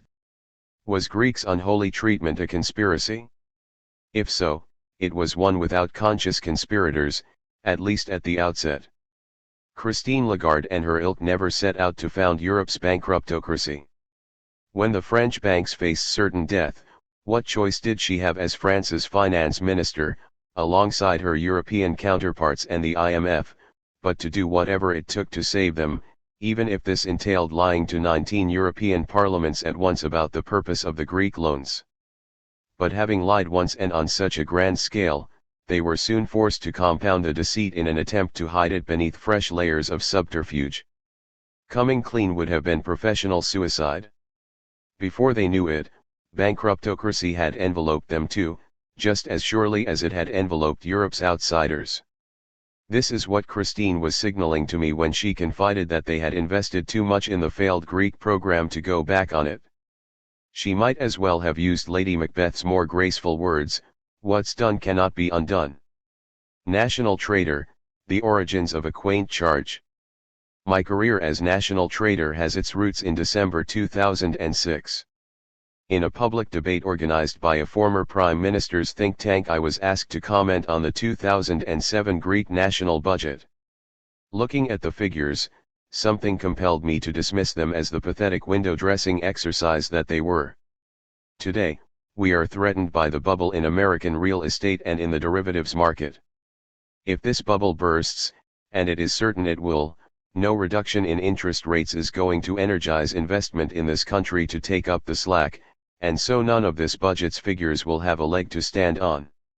The question is not whether this will happen but how quickly it will result in our next Great Depression. My fellow panelists, who included two former finance ministers, looked at me the way one looks at an inconvenient fool. 9 Over the next 2 years I would encounter that look time and again. Even after Lehman Brothers went belly up, Wall Street crumpled, the credit crunch hit and a great recession engulfed the West, Greece's elites were living in a bubble of self-deluded bliss. At dinner parties, in academic seminars, at art galleries they would harp on about Greece's invulnerability to the Anglo disease, secure in the conviction that our banks were sufficiently conservative and the Greek economy fully insulated from the storm. In pointing out that nothing could have been further from the truth I sounded a jarring dissonance, but it would only get worse. In reality, states never repay their debt. They roll it over, meaning they defer repayment endlessly, paying only the interest on the loans. As long as they can keep doing this, they remain solvent. 10 It helps to think of public debt as a hole in the ground next to a mountain representing the nation's total income. Day by day the hole gets steadily deeper as interest accrues on the debt, even if the state does not borrow more. But during the good times, as the economy grows, the income mountain is steadily getting taller. As long as the mountain rises faster than the debt hole deepens, the extra income added to the mountain summit can be shoveled into the adjacent hole, keeping its depth stable and the state solvent. Insolvency beckons when the economy stops growing or starts to contract. Recession then eats into a country's income mountain, doing nothing to slow the pace at which the debt hole continues to grow. At this point alarmed money men will demand higher interest rates on their loans as the price for continuing to refinance the state, but increased rates operate like overzealous excavators, digging yet faster and making the debt hole even deeper. Before the 2008 crisis, Greece had, relative to the height of its income mountain, the deepest debt hole in the European Union. But at least the income mountain was rising faster than the hole was getting deeper, creating a semblance of sustainability. 11 All that changed menacingly in early 2009, once the bottom fell out of the French and German banks as a result of having stuffed their boots with toxic American derivatives rendered worthless by Wall Street's cave-in. Greece's double misfortune was that income growth in the country had hitherto been fueled by further debt provided to corporations, often via the Greek state, by the same French and German banks that were lending to the state. 12 The moment these banks panicked and stopped lending to Greece's public and private sector simultaneously, the game would be up. Greece's income mountain would collapse at the same time as the state's debt hole became an abyss. 13 This was what I told anyone who would listen. In the autumn of 2009 a new Greek government was elected on the promise of higher spending as a means of helping the nation's income mountain recover, but the new Prime Minister and his Finance Minister, from the PASOK Social Democratic Party, did not get it. The state was irretrievably bankrupt even before they were sworn in. The global credit crunch, which had nothing to do with Greece, was about to stop European banks lending to us. For a country with debt-driven growth, debt denominated in what is essentially a foreign currency, Monetary policy over the euro being wholly out of Greece's control, surrounded by European economies in deep recession and unable to devalue, Greece's income mountain was bound to dwindle at such a rate that the debt hole would consume the nation.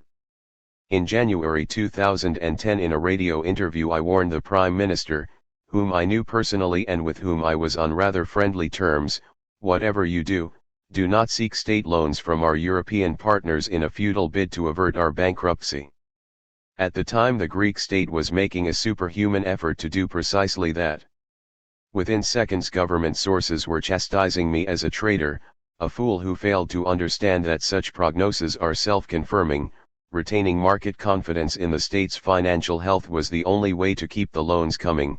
Convinced that our bankruptcy was assured, whatever calming noises we emitted, I plowed on. The fact that I had once written speeches for Prime Minister Papandreou caught the eye of the BBC and other foreign news outlets. Headlines such as "Former Greek PM advisor says Greece is bankrupt" titillated the media and cemented my reputation as the worst enemy of the Greek establishment. Upton Sinclair once said, "It is difficult to get a man to understand something when his salary depends upon his not understanding it." In this case, the income and wealth of the Greek ruling class depended on their not being convinced of Greece's bankruptcy. If every man, woman, and child in this generation and the next had to take on unsustainable loans in order to keep the Greek oligarchs' relationship with foreign bankers and governments sweet, so be it. No argument appealing to the interest of the remaining 99% of Greeks and their descendants could have swayed them. But the more they plugged their ears against the dissonant facts, the greater the duty I felt to warn our people that the loans the establishment were seeking on their behalf would, in the name of avoiding it, worsen the bankruptcy and, as a result, consign the Greeks to a debtor's prison. Friends and colleagues warned me that my thinking might be correct, but that it was bad politics to speak of bankruptcy. Not being a natural-born politician, I would respond with a line by John Kenneth Galbraith: "There are times in politics when you must be on the right side and lose." Little did I know how prophetic that would prove. And so I continued my solitary struggle to convince a nation to embrace bankruptcy in order to avoid the workhouse that was being prepared for it if it did not. In February 2010, on national television, I suggested that the problem with all extend and pretend loans is that, as in a game of musical chairs, the music has to stop at some point. In this case, that would be the point at which the weakest Europeans, whose taxes and benefits would finance the loans, cried, "Enough." But by then we would be much poorer, much more indebted, as well as hated by our fellow Europeans. In April 2010, a month before the bailout, I published 3 articles in quick succession. In the first of them, on April 9, under the title "Are We Bankrupt?" I argued that if the state pretended it was not bankrupt, through bailout, extend and pretend loans, Greeks would face the most spectacular bankruptcy among families and businesses in our post-war history.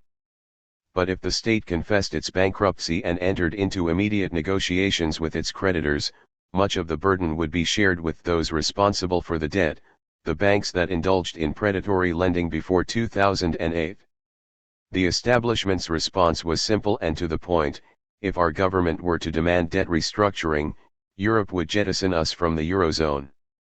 My rejoinder was also simple and to the point: doing so would destroy France and Germany's banking systems and with them the Eurozone itself. They would never do it. But even if they did, what was the point of being in a monetary union that crushes its constituent economies? So, unlike those opponents of the euro who saw the crisis as an opportunity to press their case for Grexit, my position was that the only way of staying sustainably within the Eurozone was to disobey its institutions' directives. Fewer than 10 days before the bailout agreement was signed, I fired another 2 shots across the government's bows. On April 26, in an article headed "Europe's Last Tango," I likened our government's efforts to secure a bailout to those of successive Argentinian governments which strove to preserve, through large dollar loans from the IMF, the peso's one-to-one link with the US dollar just long enough for the rich and the corporations to liquidate their Argentinian properties, convert the proceeds into dollars and wire them to Wall Street, before leaving the economy and currency to collapse and the accumulated Dollar debt to crush the hapless Argentinian masses. 2 days later I went all out with an article whose title says it all, looking on bankruptcy's brighter side. 5 days later the bailout loan was signed. The Prime Minister, choosing an idyllic island as the backdrop for his address to the nation, hailed it as Greece's second chance, proof of European solidarity, the foundation of our recovery, blah blah blah. It was to be his undoing and the nation's one-way ticket to the workhouse. Champion of austerity.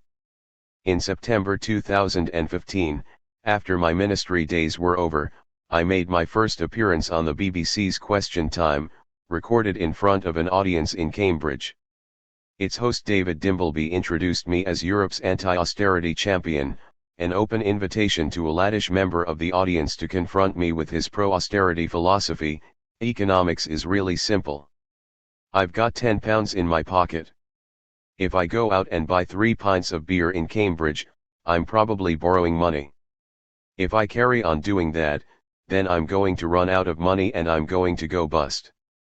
It's not difficult.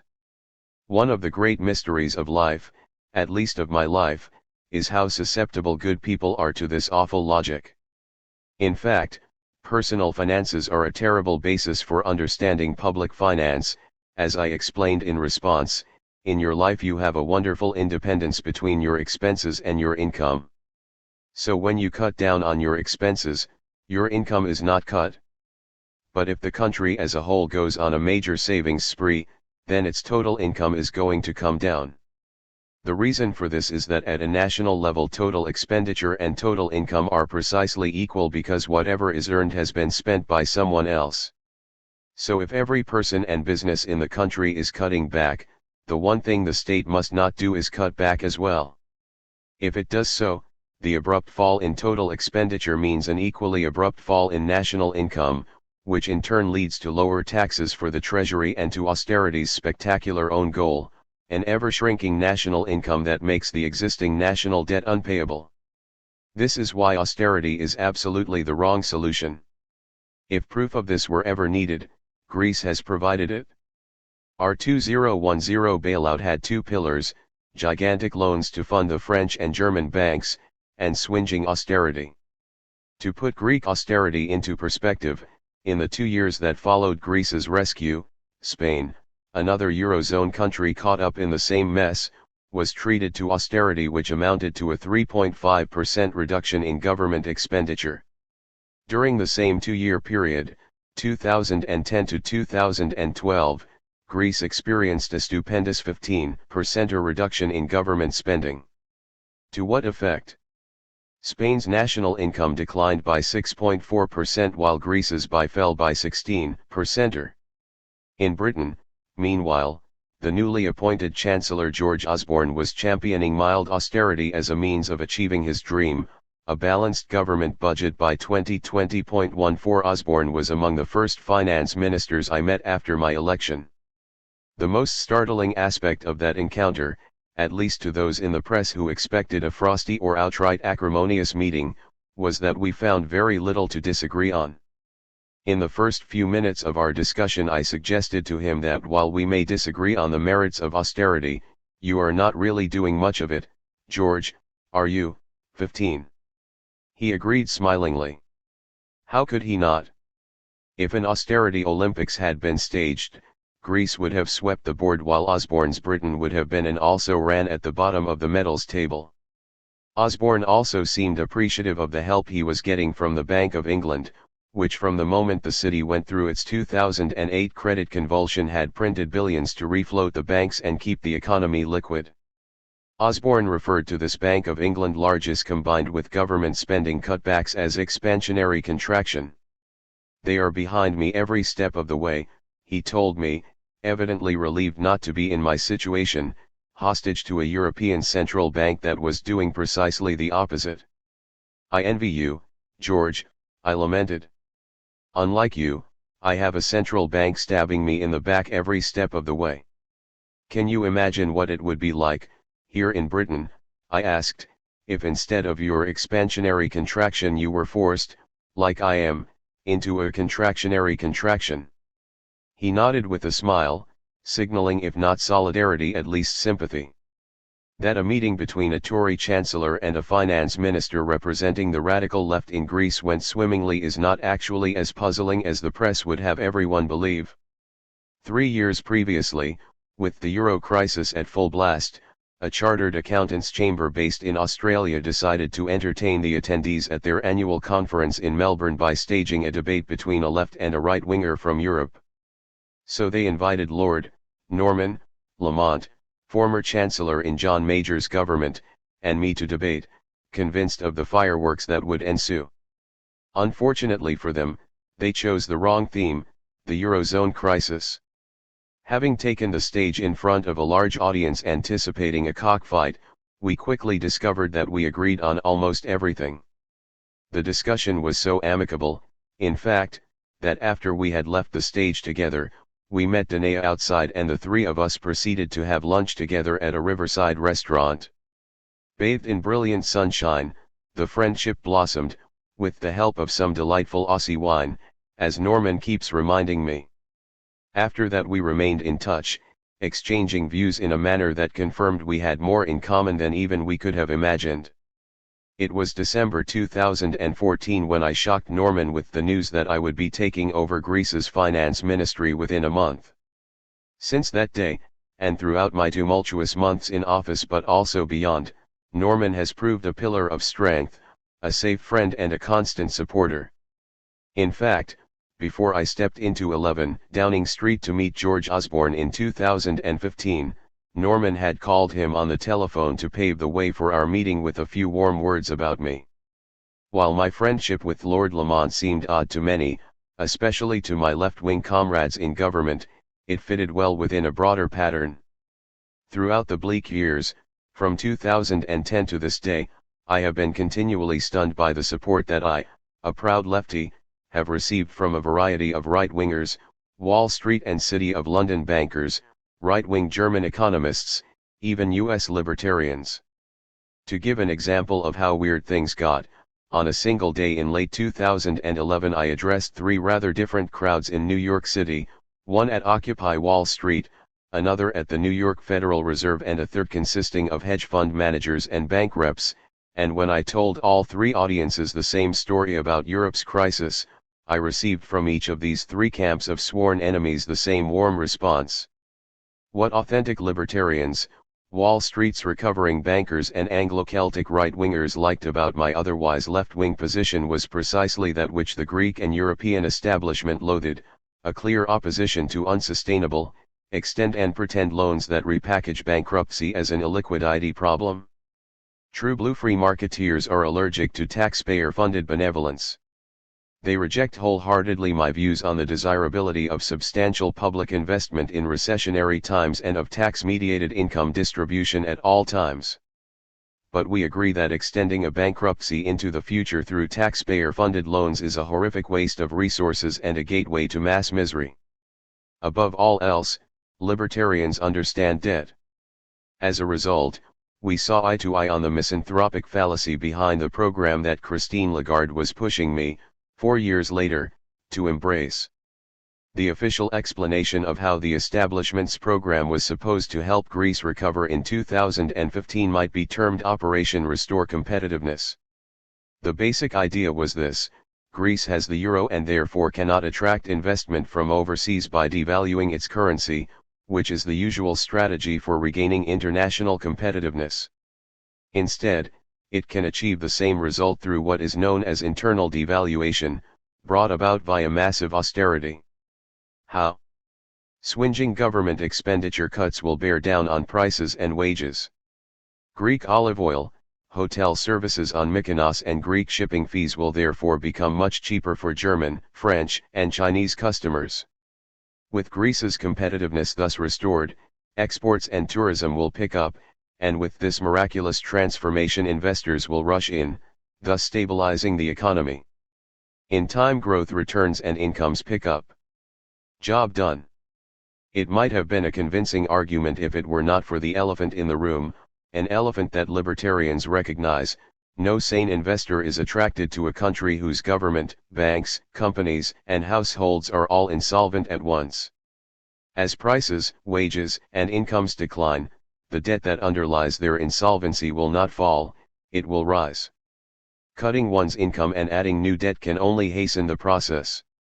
This is of course what had happened in Greece from 2010 onwards. In 2010, for every $100 of income a Greek made, the state owed €146 to foreign banks.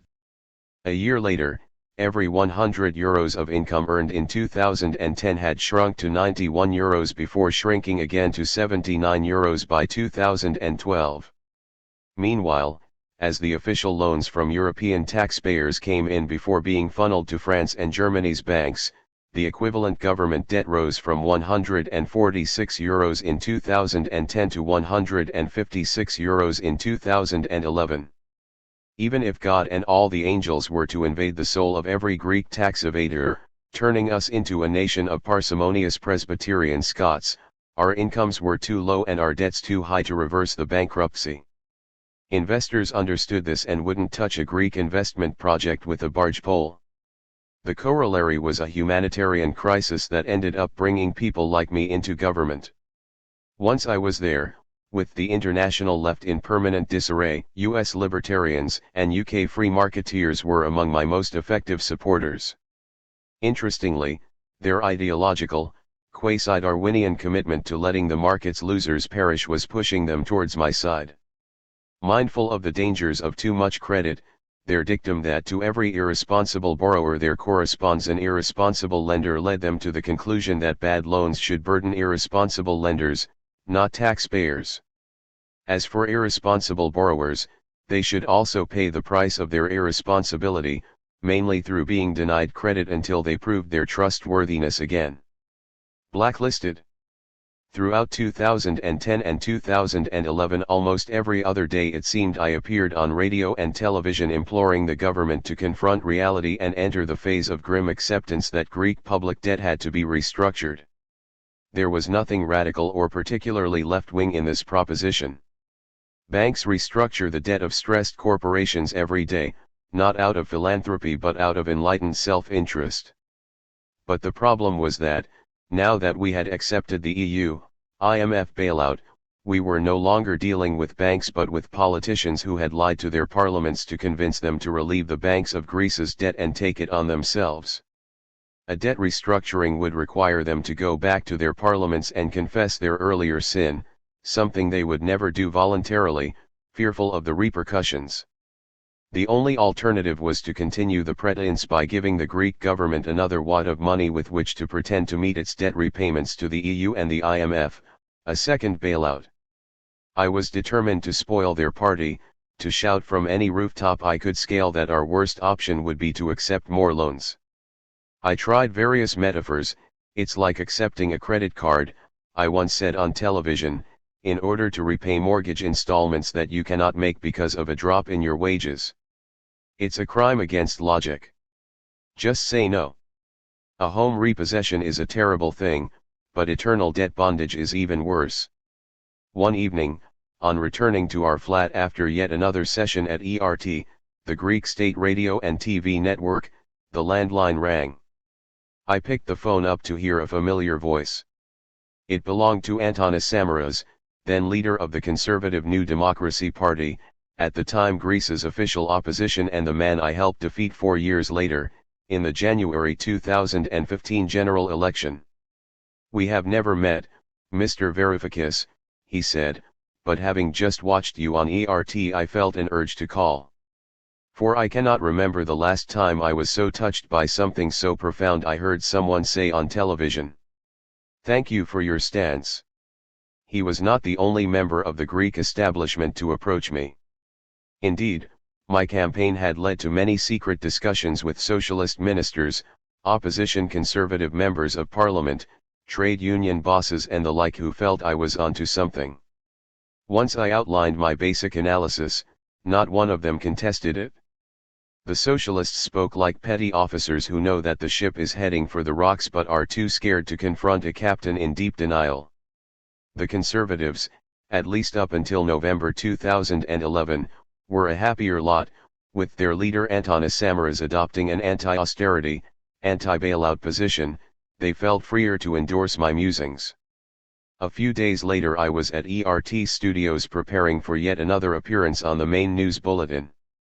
The network CEO had previously approached me with an intriguing offer, to present a short program almost daily that would follow the main news, offering my commentary on the unfolding economic drama. The government will not like it, but your views are important and deserve an airing, he had said decisively. Flattered, but also pleased by the head of state television's commitment to pluralism despite the government's fierce opposition to my views, I had agreed to think about it. That night, 10 minutes before showtime, the CEO summoned me to his office for a chat. Sitting opposite him was the station's main anchor, a journalist who for 2 decades had been the darling of the Pasek establishment, well known for her dyed blonde hair, blue eyes, captivating voice, and flirtatiousness. The CEO reminded me of his offer of a regular slot for me, to which the anchor added her enthusiastic approval. Just before we headed for the studio, under his watchful eyes, she came up with her caveat, "I know that this is your thing, but please do not mention debt restructuring tonight. It makes it hard to keep you on air." The government go ballistic when they hear these words. I smiled and proceeded to the set. Once settled in, and after she had read the headlines, she turned to me with her usual au fait manner to ask, "Mr. Varoufakis, the government is telling us that the program is going to succeed. But we hear other views also. What say you?" Immediately I replied, "Without debt restructuring, no program, not just this one, stands a chance." I thought I detected an almost imperceptible twitch under her heavy makeup.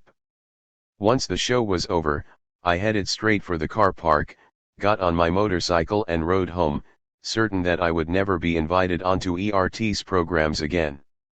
Indeed, on the orders of the press minister, whose mere title fills any liberal heart with unease, I was unofficially blacklisted. 16 4 years later, exactly the same sin, insisting on debt restructuring, would lead Europe's top dogs to demand my removal from Greece's finance ministry and the Eurogroup. Who says Europe's establishment is not consistent? The 2011 ERT ban was my first whiff of the incompetent authoritarianism that characterized the European Union's approach to the Eurozone crisis. For their attitude to the crisis was essentially a moralistic one. Austerity is an awful economic policy that, as explained previously, is guaranteed to fail in bad times. But austerity is not really an economic policy at all. Austerity is a morality play pressed into the service of legitimizing cynical wealth transfers from the have-nots to the haves during times of crisis, in which debtors are sinners who must be made to pay for their misdeeds. Not satisfied with the Greeks, the Spaniards, their own people's submission to their authority, the Troika demanded also that the other weaklings of Europe, including the many Germans struggling against poverty, take the guilt and the blame for the crisis too. The German finance minister Dr. Wolfgang Schäuble once told me that my opposition to austerity placed me in a minority of Europeans, citing opinion polls that showed support for government expenditure cuts. I replied that, even if that were true, a majority can be wrong about the cause of their malaise. During the Black Death of the 14th century, I reminded him, most Europeans believed the plague was caused by sinful living and could be exorcised by bloodletting and self-flagellation. And when bloodletting and self-flagellation did not work, this was taken as evidence that people's repentance was not sincere enough, that not enough blood had been let, that the flagellation was insufficiently enthusiastic, exactly as now, when austerity's abysmal failure is cited as proof that it has been applied too half-heartedly. If he was amused, Wolfgang did not show it. But this is the point: stripped of its moral weight, austerity emerges as what it is, a failed economic policy founded on unethical moralizing. The reason the establishment found me infuriating was that I had a degree of success in applying cold logic to the problem and thus demoralizing the debate on Greek debt, utilizing arguments that transcended the divisions between left and right and resonated powerfully with segments of both. This is why, if they had been able, they would have blacklisted me not just from ERT but from every public forum on the continent. Square of Hope. At the same time as Greek state television was blacklisting me for continuing to campaign for a debt restructuring, the IMF was beginning to work towards a debt restructuring. The German government wanted none of this, but the IMF, increasingly embarrassed at the mess the Europeans had dragged it into, was pushing hard. To appease the IMF, the Greek finance minister lukewarmly consulted debt restructuring experts in Washington, despite his determination to toe Berlin's line. 17 Meanwhile, Berlin and Paris were coming to the conclusion that Greece needed a new bailout loan, a haircut of some of its debt and a new government. Their thinking was uncomplicated. The first bailout loan had almost all been spent on shoring up the French and German banks. The Greek state would soon need more money, a great deal more, to continue its pretense of solvency. But just as when you use a credit card to repay a mortgage, your overall debt only rises, so the size of the headline sum to be loaned to Athens as part of the second bailout in 2012 would have given the already fuming parliamentarians throughout Europe a collective stroke if it weren't accompanied by some kind of haircut. President Sarkozy and Chancellor Merkel resigned themselves to the idea of Greek debt restructuring on condition that it would burn only those creditors who were incapable of harming them much. By the summer of 2011, it was decided, the haircut would mainly hit Greek pension funds, Greek semi-public institutions and Greek savers who had bought government bonds, while the loans provided by the IMF and the European institutions in 2010 would of course remain inviolable. 18. That this would spell the end of the wretched Papandreou government, which had pushed the first bailout through Parliament, was considered an acceptable price to pay. After all, Prime Minister Papandreou, his finance minister, the whole Greek establishment, had only managed to get Parliament to approve the first bailout by repeatedly asserting that it would save Greece's bacon, that debt restructuring was neither necessary nor desirable, and that anyone who said otherwise deserved to be tarred and feathered, or at least ostracized in the ancient Athenian way. Less than 2 years later, how could that same government push through the same exhausted and humiliated Parliament debt restructuring plus a loan even larger than the first? They were doomed. The impotence of the Papandreou government was evident not only in Parliament House but even more so just outside it, on Syntagma Square. Syntagma means constitution, and the square's name harks back to an uprising in 1843 against the Bavarian-born King Otto, in which the rebels imposed upon their foreign overlord a written constitution. The square is sandwiched between the Parliament House on one side, formerly King Otto's palace, and the ugly 1970s block that is the Ministry of Finance on the other. From certain parts of the square one can catch glimpses of the Acropolis, a reminder of bygone glories but also of the idea that the demos, people, ought to matter. Since 1843, when King Otto was forced to back down, almost every demonstration or rally in Athens has begun, passed through or ended up at Syntagma Square, in front of Parliament House.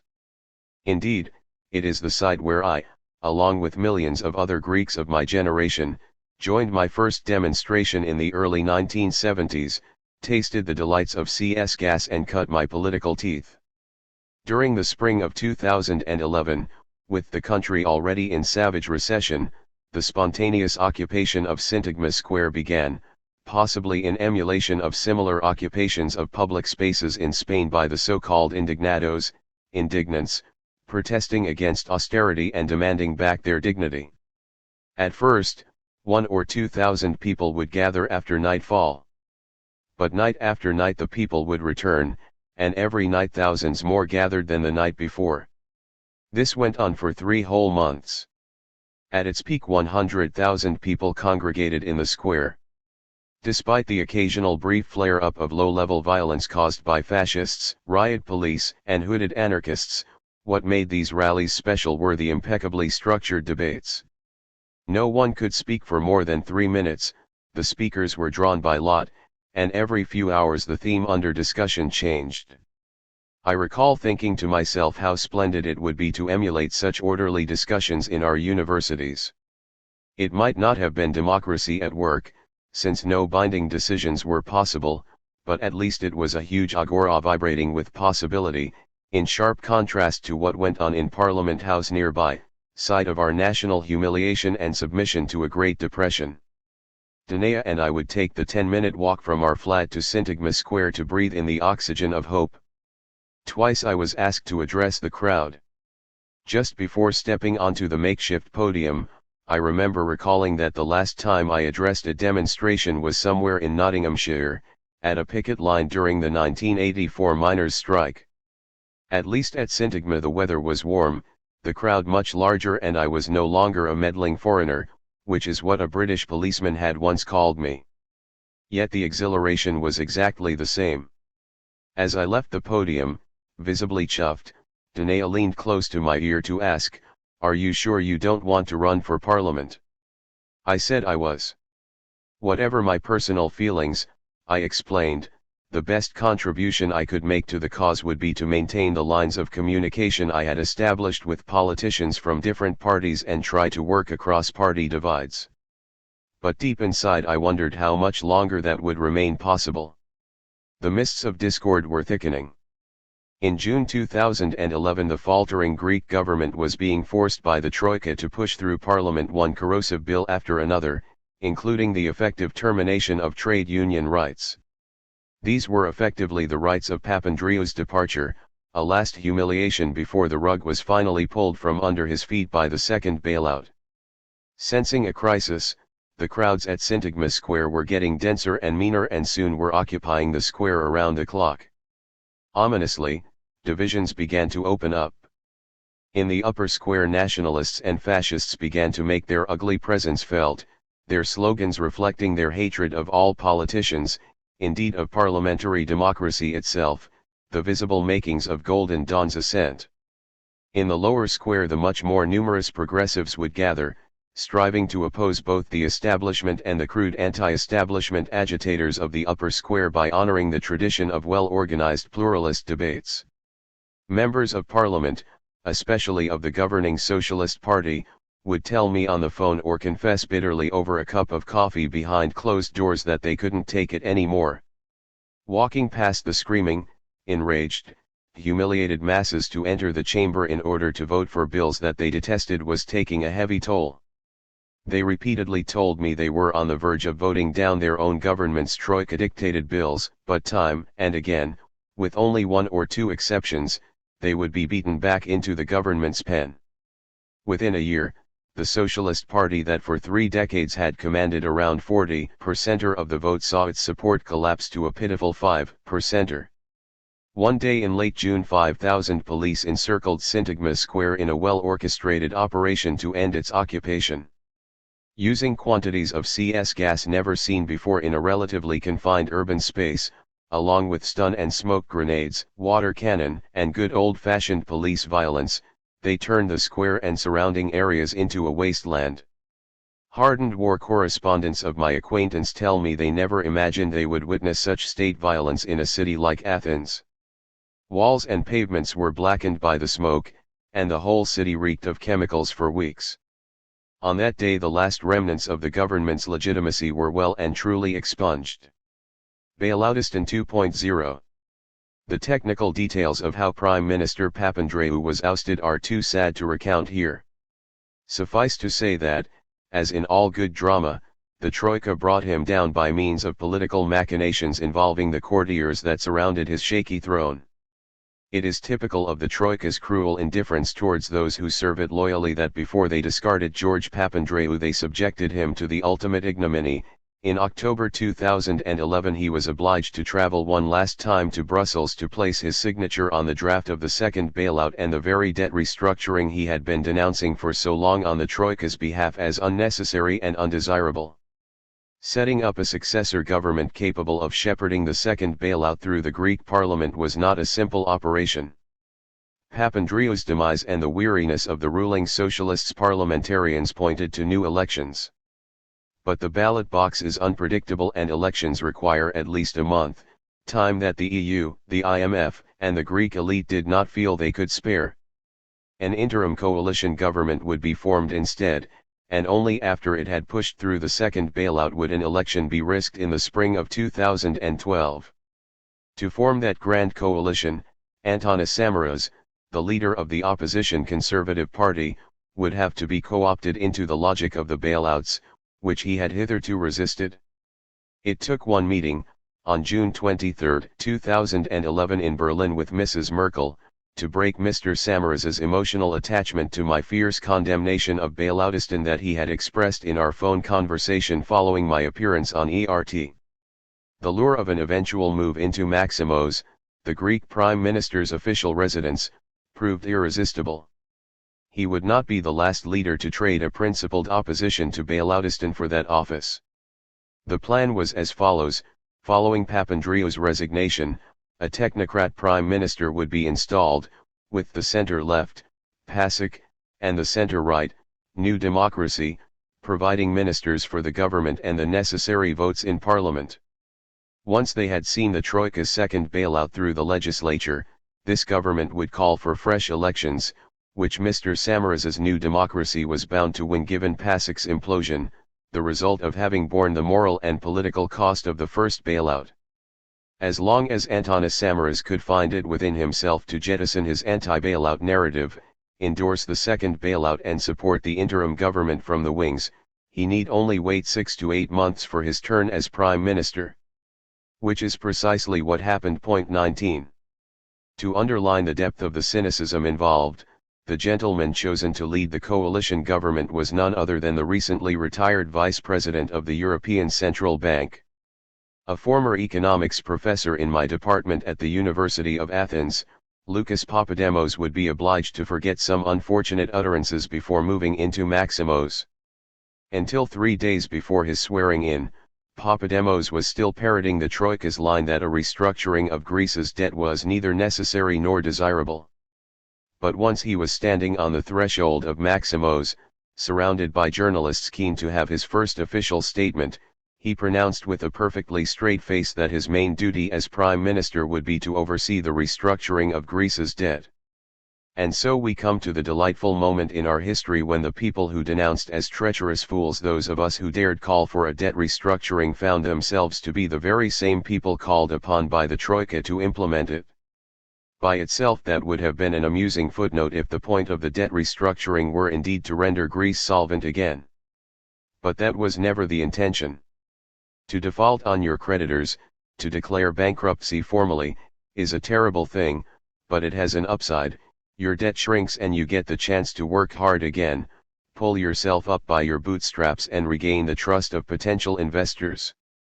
This is, for example, how General Motors recovered after 2009, indeed how Germany returned to the land of the living in the 1950s by means of substantial debt relief.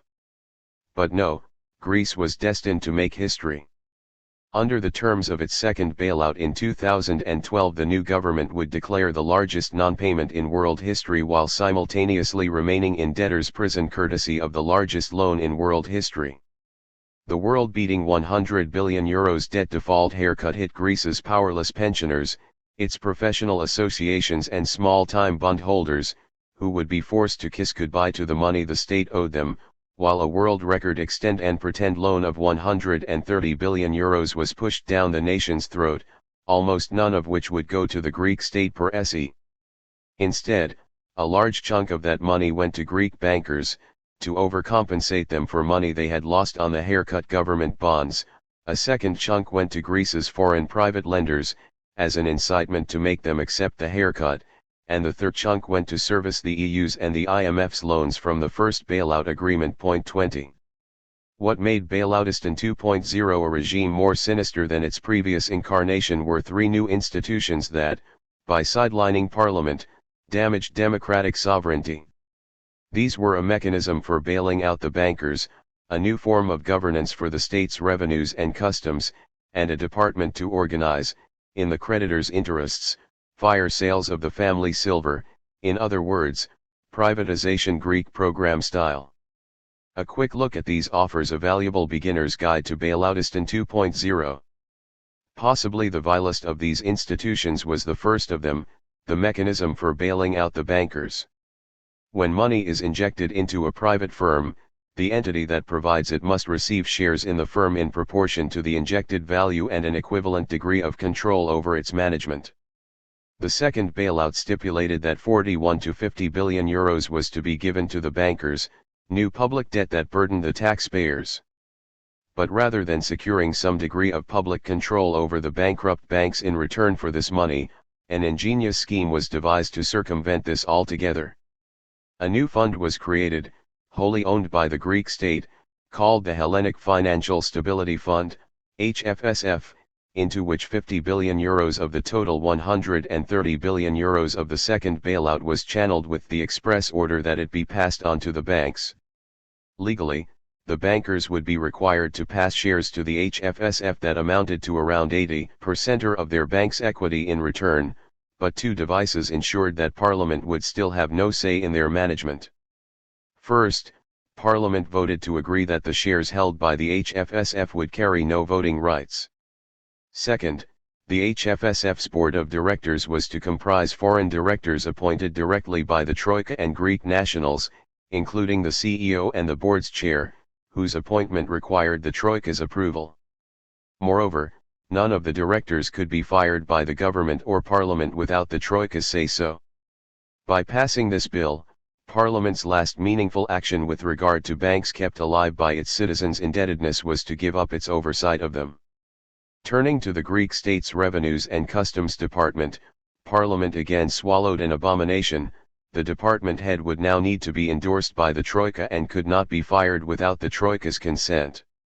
In many countries, the tax office, HMRC in Britain, the IRS in the United States, is independent of the Ministry of Finance or Treasury but answerable directly to the legislature. In Bailoutistan 2.0, the Tax and Customs Office would be answerable to neither. 21. To complete the triad of affronts, privatizations were assigned to an independent authority led by yet another Troika-endorsed chairperson, whose motto might best be summarized as "everything must go." Glossy prospectuses, featuring everything from the nation's ports and railways to pristine beaches and small islands, invited potential buyers to make an offer. The family silver was for sale, and the proceeds were to be collected by Greece's foreign creditors through local appointees. 22 Nothing captured better the people's frustration and resentment than the expressions on their faces while perusing these brochures. How were parliamentarians persuaded to vote for legislation that denied them jurisdiction over three such crucial pillars of governance? They were blackmailed with the threat of Greece's expulsion from the Eurozone. It was a vote that no system of jurisprudence should permit, and only an agonizingly wearied Parliament could have acquiesced. Who do I have to be? You have no right to do this. Just vote no. A young woman shouted these words at a member of Parliament as he struggled past the Syntagma Square occupiers into Parliament House to vote for one of the Bailoutistan 2.0 bills. Who are you to judge what I should or shouldn't vote for? He barked back at her as he elbowed his way in, sweat running down his face. Her devastating answer came effortlessly: who do I have to be? Bailoutistan is an ugly word, but it reflects an obnoxious reality, the turning of Greece into a debtor's prison on behalf of Northern Europe's banks. Those Syntagma Square nights framed the country's further transition from prison into institutionalized debt colony, but they also marked Europe's legitimacy crunch in the aftermath of its credit crunch.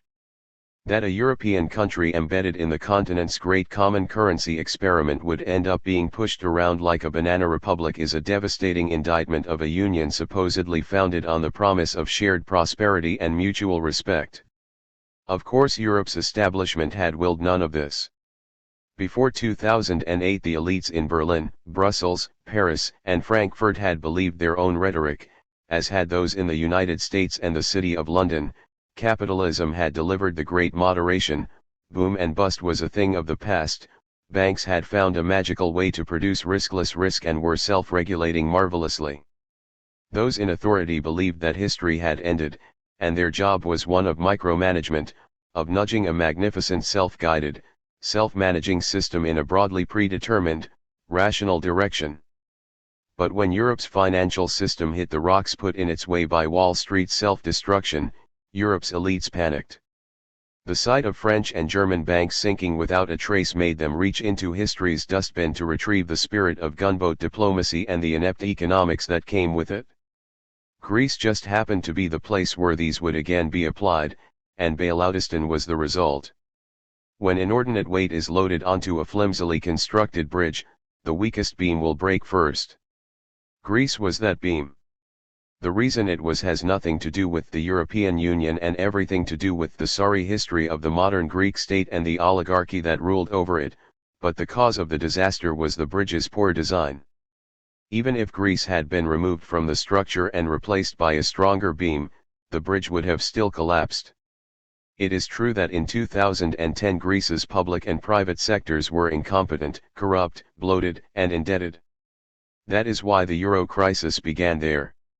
We Greeks managed to acquire an unsustainable debt even before our state was formally created in 1827, and since then tax evasion has been something between an Olympic sport and a patriotic duty. Railing against this disgrace and the Greek oligarchy's excruciating ineptitude, which often translated into despotism, we progressives learned our politics in the 1960s and 1970s, demonstrating on the streets and in particular in Syntagma Square. And yet none of this explains the depth of Greece's post-2010 crisis or the subsequent establishment of bailoutism, a sad debtors' colony on the Mediterranean. If Greece had stayed out of the euro in 2000, what would have happened? In the common currency's first 8 years our state and private sector would have borrowed a tiny amount from the French and German banks, who would have been coy about lending to a deficit country whose currency was on a permanent slide. As a result, between 2000 and 2008 Greece would have grown at the pace of a tortoise compared to the debt-fueled boom we actually experienced. And when the credit crunch hit in 2008 Greece would have faced a small, short, insignificant recession, like Romania's or Bulgaria's. Just as corrupt and inefficient as ever, Greece would have plodded along much as it did in the 1950s and 1960s without the humanitarian crisis in which it is now immersed. Progressives, sick of our society's ills, would have continued to demonstrate in Syntagma Square, unseen and unheard by the rest of humanity, and the world's headlines would have been free of any reference to the new Greek tragedy, Greece's threat to global finance and the like. And, of course, this book would never have been written. To err is human, as they say, but to fail spectacularly and with stunning human cost, it seems we needed Europe's grandest economic design, the euro. Greece was the canary in the Eurozone's coal mine, whose death should have been a warning of the deadly financial fumes leaking through the continent's monetary system. Instead, in 2010 small, fragile, wasteful Greece became the scapegoat for Europe and its banks. Not only were the Greeks made to shoulder impossible loans on behalf of the French and German banks, not only were they made to submit to a life in a postmodern workhouse so that foreign parliaments could be kept in the dark, but they were also expected to internalize the blame. However, during those long glorious nights in Syntagma Square, Europe's establishment lost control of the blame game. The young woman who stood tall, proclaiming her right to question authority with that glorious "Who do I have to be?" symbolized the turning point. Yes, our society was shot through with a multitude of malignancies, but no, our cruel and unusual punishment was not justified. And we would not take it lying down. Catherine the Great once said that if you cannot be a good example, then you will just have to be a horrible warning. Greece's warning to the rest of Europe's laggards was indeed horrible. An iron cage forged by debt and austerity awaited those who fell foul of financial rules that the crisis made impossible to obey.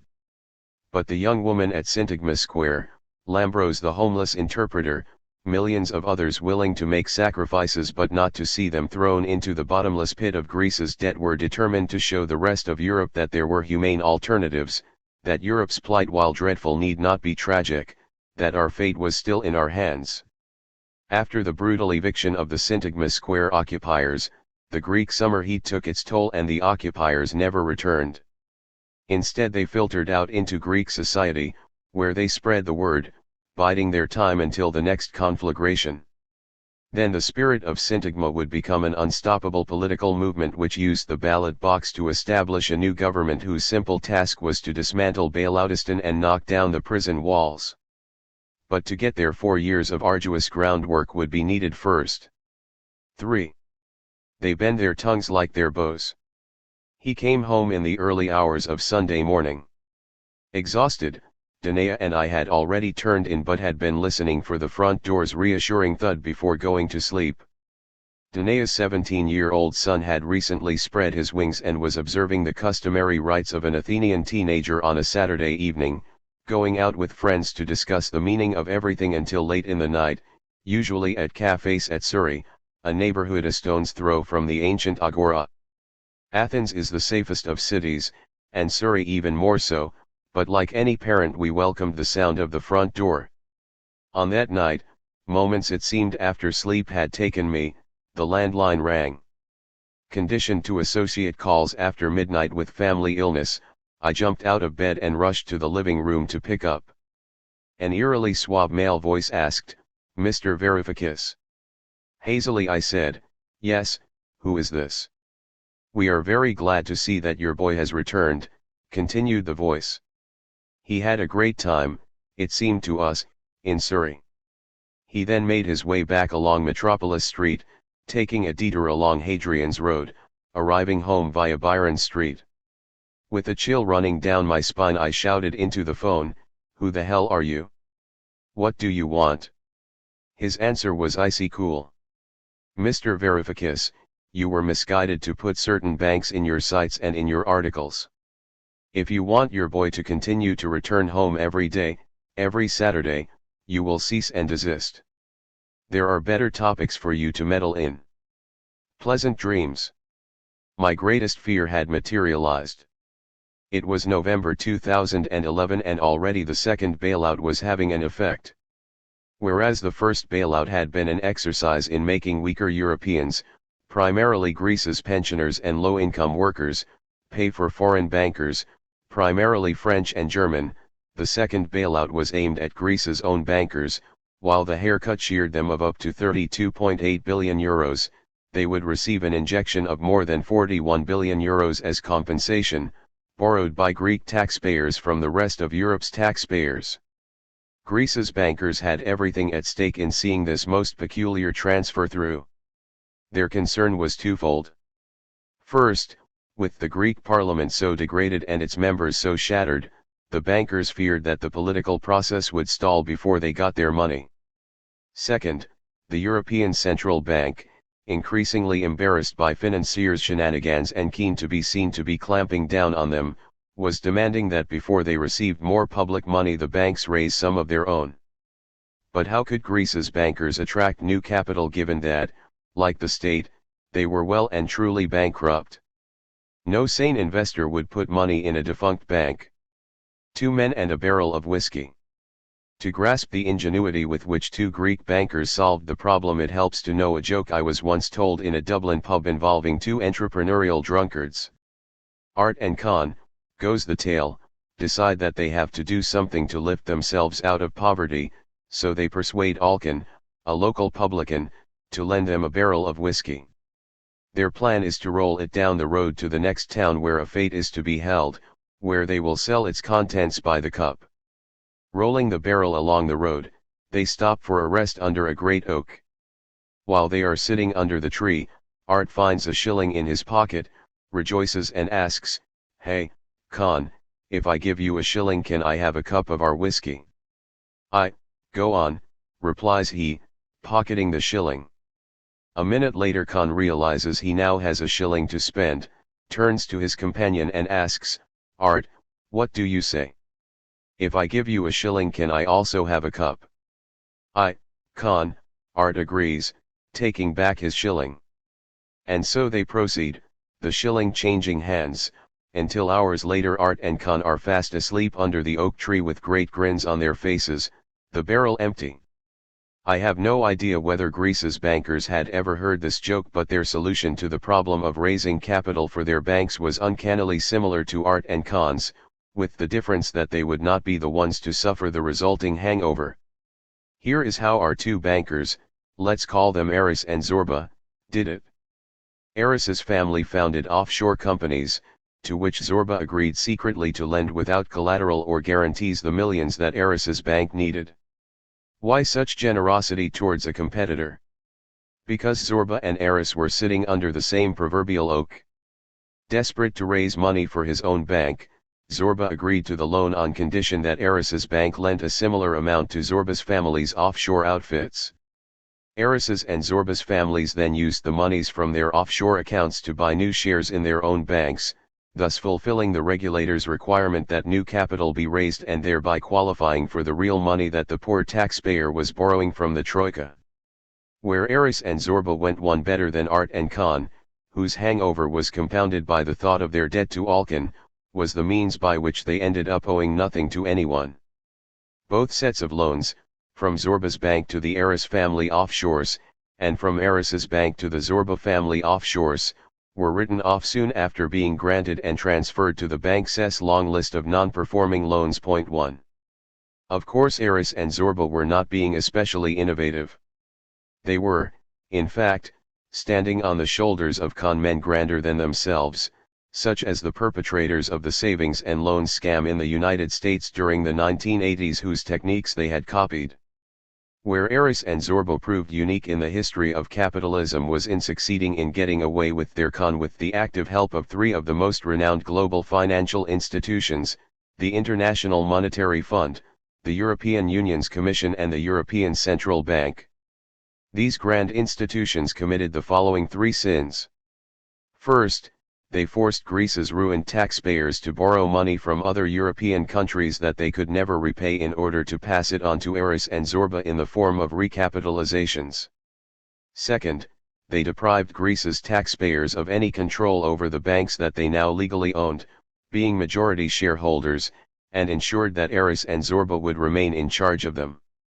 Last, they condemned Greek taxpayers to a banking system that, despite the public monies plowed into it, remained fully bankrupt, courtesy of the non-performing loans the bankers had generated. Throughout 2011 I had made it my personal crusade, in parallel with a couple of investigative reporters, to expose the connections between Greece's bailout loans, the international institutions that granted them, Greek bankers' remarkable innovations and the Greek political system. Evidently, this was the kind of meddling that could provoke interesting telephone conversations in the early hours of the morning. Of tongues and bows. When foreign journalists interview me, they usually try to get me to acknowledge Greece's endemic corruption in an attempt to make me admit that I exaggerate the role of the EU, the IMF, and the Troika in engendering our Great Depression. Curiously, they are never interested in discussing the central role that the media has played in the process. During my time as finance minister, one of the many interviews I gave on Greek television was marked by a fascinating confession. It was a long interview that spanned almost every conceivable topic. During the first segment the interviewer came out all guns blazing, each question laced with pernicious allegations, giving me time to utter no more than 4 or 5 words before I was hit with the next. During the commercial break he approached me to whisper into my ear, "Minister, I'm very sorry about this, but you know our dire situation these days. Eris's bank is our only source of advertising." I told him I understood. After that the interview proceeded at a more relaxed pace that allowed me a chance to be heard. It seemed that enough had been done, on that occasion at least, to secure the station its daily bread. In fairness, this was only to be expected. Greek television stations had been in the red even before 2008. Indeed, none of them had ever declared a profit. Nor had Greek newspapers or radio stations. Had they been standalone enterprises, they would have filed for bankruptcy long ago. Except they were not. During the years of unsustainable, debt-fueled growth, Greece's media provided an important means of leverage for the developers that owned them. Government ministers could either award their owners lucrative state contracts or expect to be torn to shreds on air or in print. This is one of the many reasons why Greece ended up with motorways costing 3 times what they would in Germany, overpriced drugs in its hospitals, submarines that leaned like the Tower of Pisa, rivers of cash stowed away in offshore bank accounts, and media outlets that always lost money but never shut down. The silver lining of Greece's bankruptcy in 2010 was that the trough the developers used to feed from dried up, while their mouthpieces were suddenly left to fend for themselves, an impossible task given disappearing advertising revenue and a business model that was never meant to be viable. And yet only one network closed down during the crisis years, the rest continuing to function despite multiplying losses. How could that be? Yanis and one or two other bankers provide the answer. Quite simply, the bankers now took over the funding of the media in order to manipulate public opinion and thus control the political game that kept them in charge of their bankrupt banks. But, unlike the developers, the bankers were clever enough to eschew ownership of the insolvent television stations and newspapers. Instead, they kept the media alive by paying them ludicrous sums to advertise their services and more importantly granted them large extend and pretend loans just like the loans they were granting one another and just like the loans the EU and the IMF were granting the Greek state. The triangle of sin was complete. The insolvent media were kept in a zombified condition by the zombie banks, which were maintained in their undead condition by a bankrupt government, itself preserved in a condition of permanent bankruptcy by the EU and the IMF's bailout loans. Is it any wonder that the bailoutistan media extolled the benefits of the bailout and portrayed its bankers as victims of an unreliable state, while demonizing anyone who dared reveal what was really going on? While I was in the thick of the struggle, Bill Black, an American colleague who had played a leading role in exposing similar shenanigans in the United States, the savings and loans scandal of the 1980s and 1990s in particular, made me laugh one day by sending me an email that contained only a short quote, which I interpreted as a gesture of solidarity, and they bend their tongues like their bows for lies, but they are not valiant for the truth upon the earth, for they proceed from evil to evil. Jeremiah 9:3. The Young Prince. Surrey, a neighborhood in Athens taken over by bustling youngsters at night, is a different place by day. Tiny workshops continue to struggle for existence, manufacturing nuts, bolts, buttons, tools, and other stuff whose value is plummeting in the globalized economy. The air is thick with a cacophony of industrious noises alongside the delectable smells of bakeries and the odd jasmine shrub, and punctuated by the melancholy singing of Roma musicians, who wander the narrow streets with their accordions, horns, and violins, collecting the odd coin from nostalgic passers-by. I know Surrey well, since my university office at the time was only a few hundred meters up the road from the neighborhood while Danae's studio is located at its heart. Close by, at the edge of Surrey, are the shabby offices of the Alliance of the Radical Left, universally known as Syriza. So when in early 2011 Nikos Pappas, the closest associate of Syriza's young leader, called me to arrange a meeting and suggested that the three of us meet in Surrey, it made perfect sense.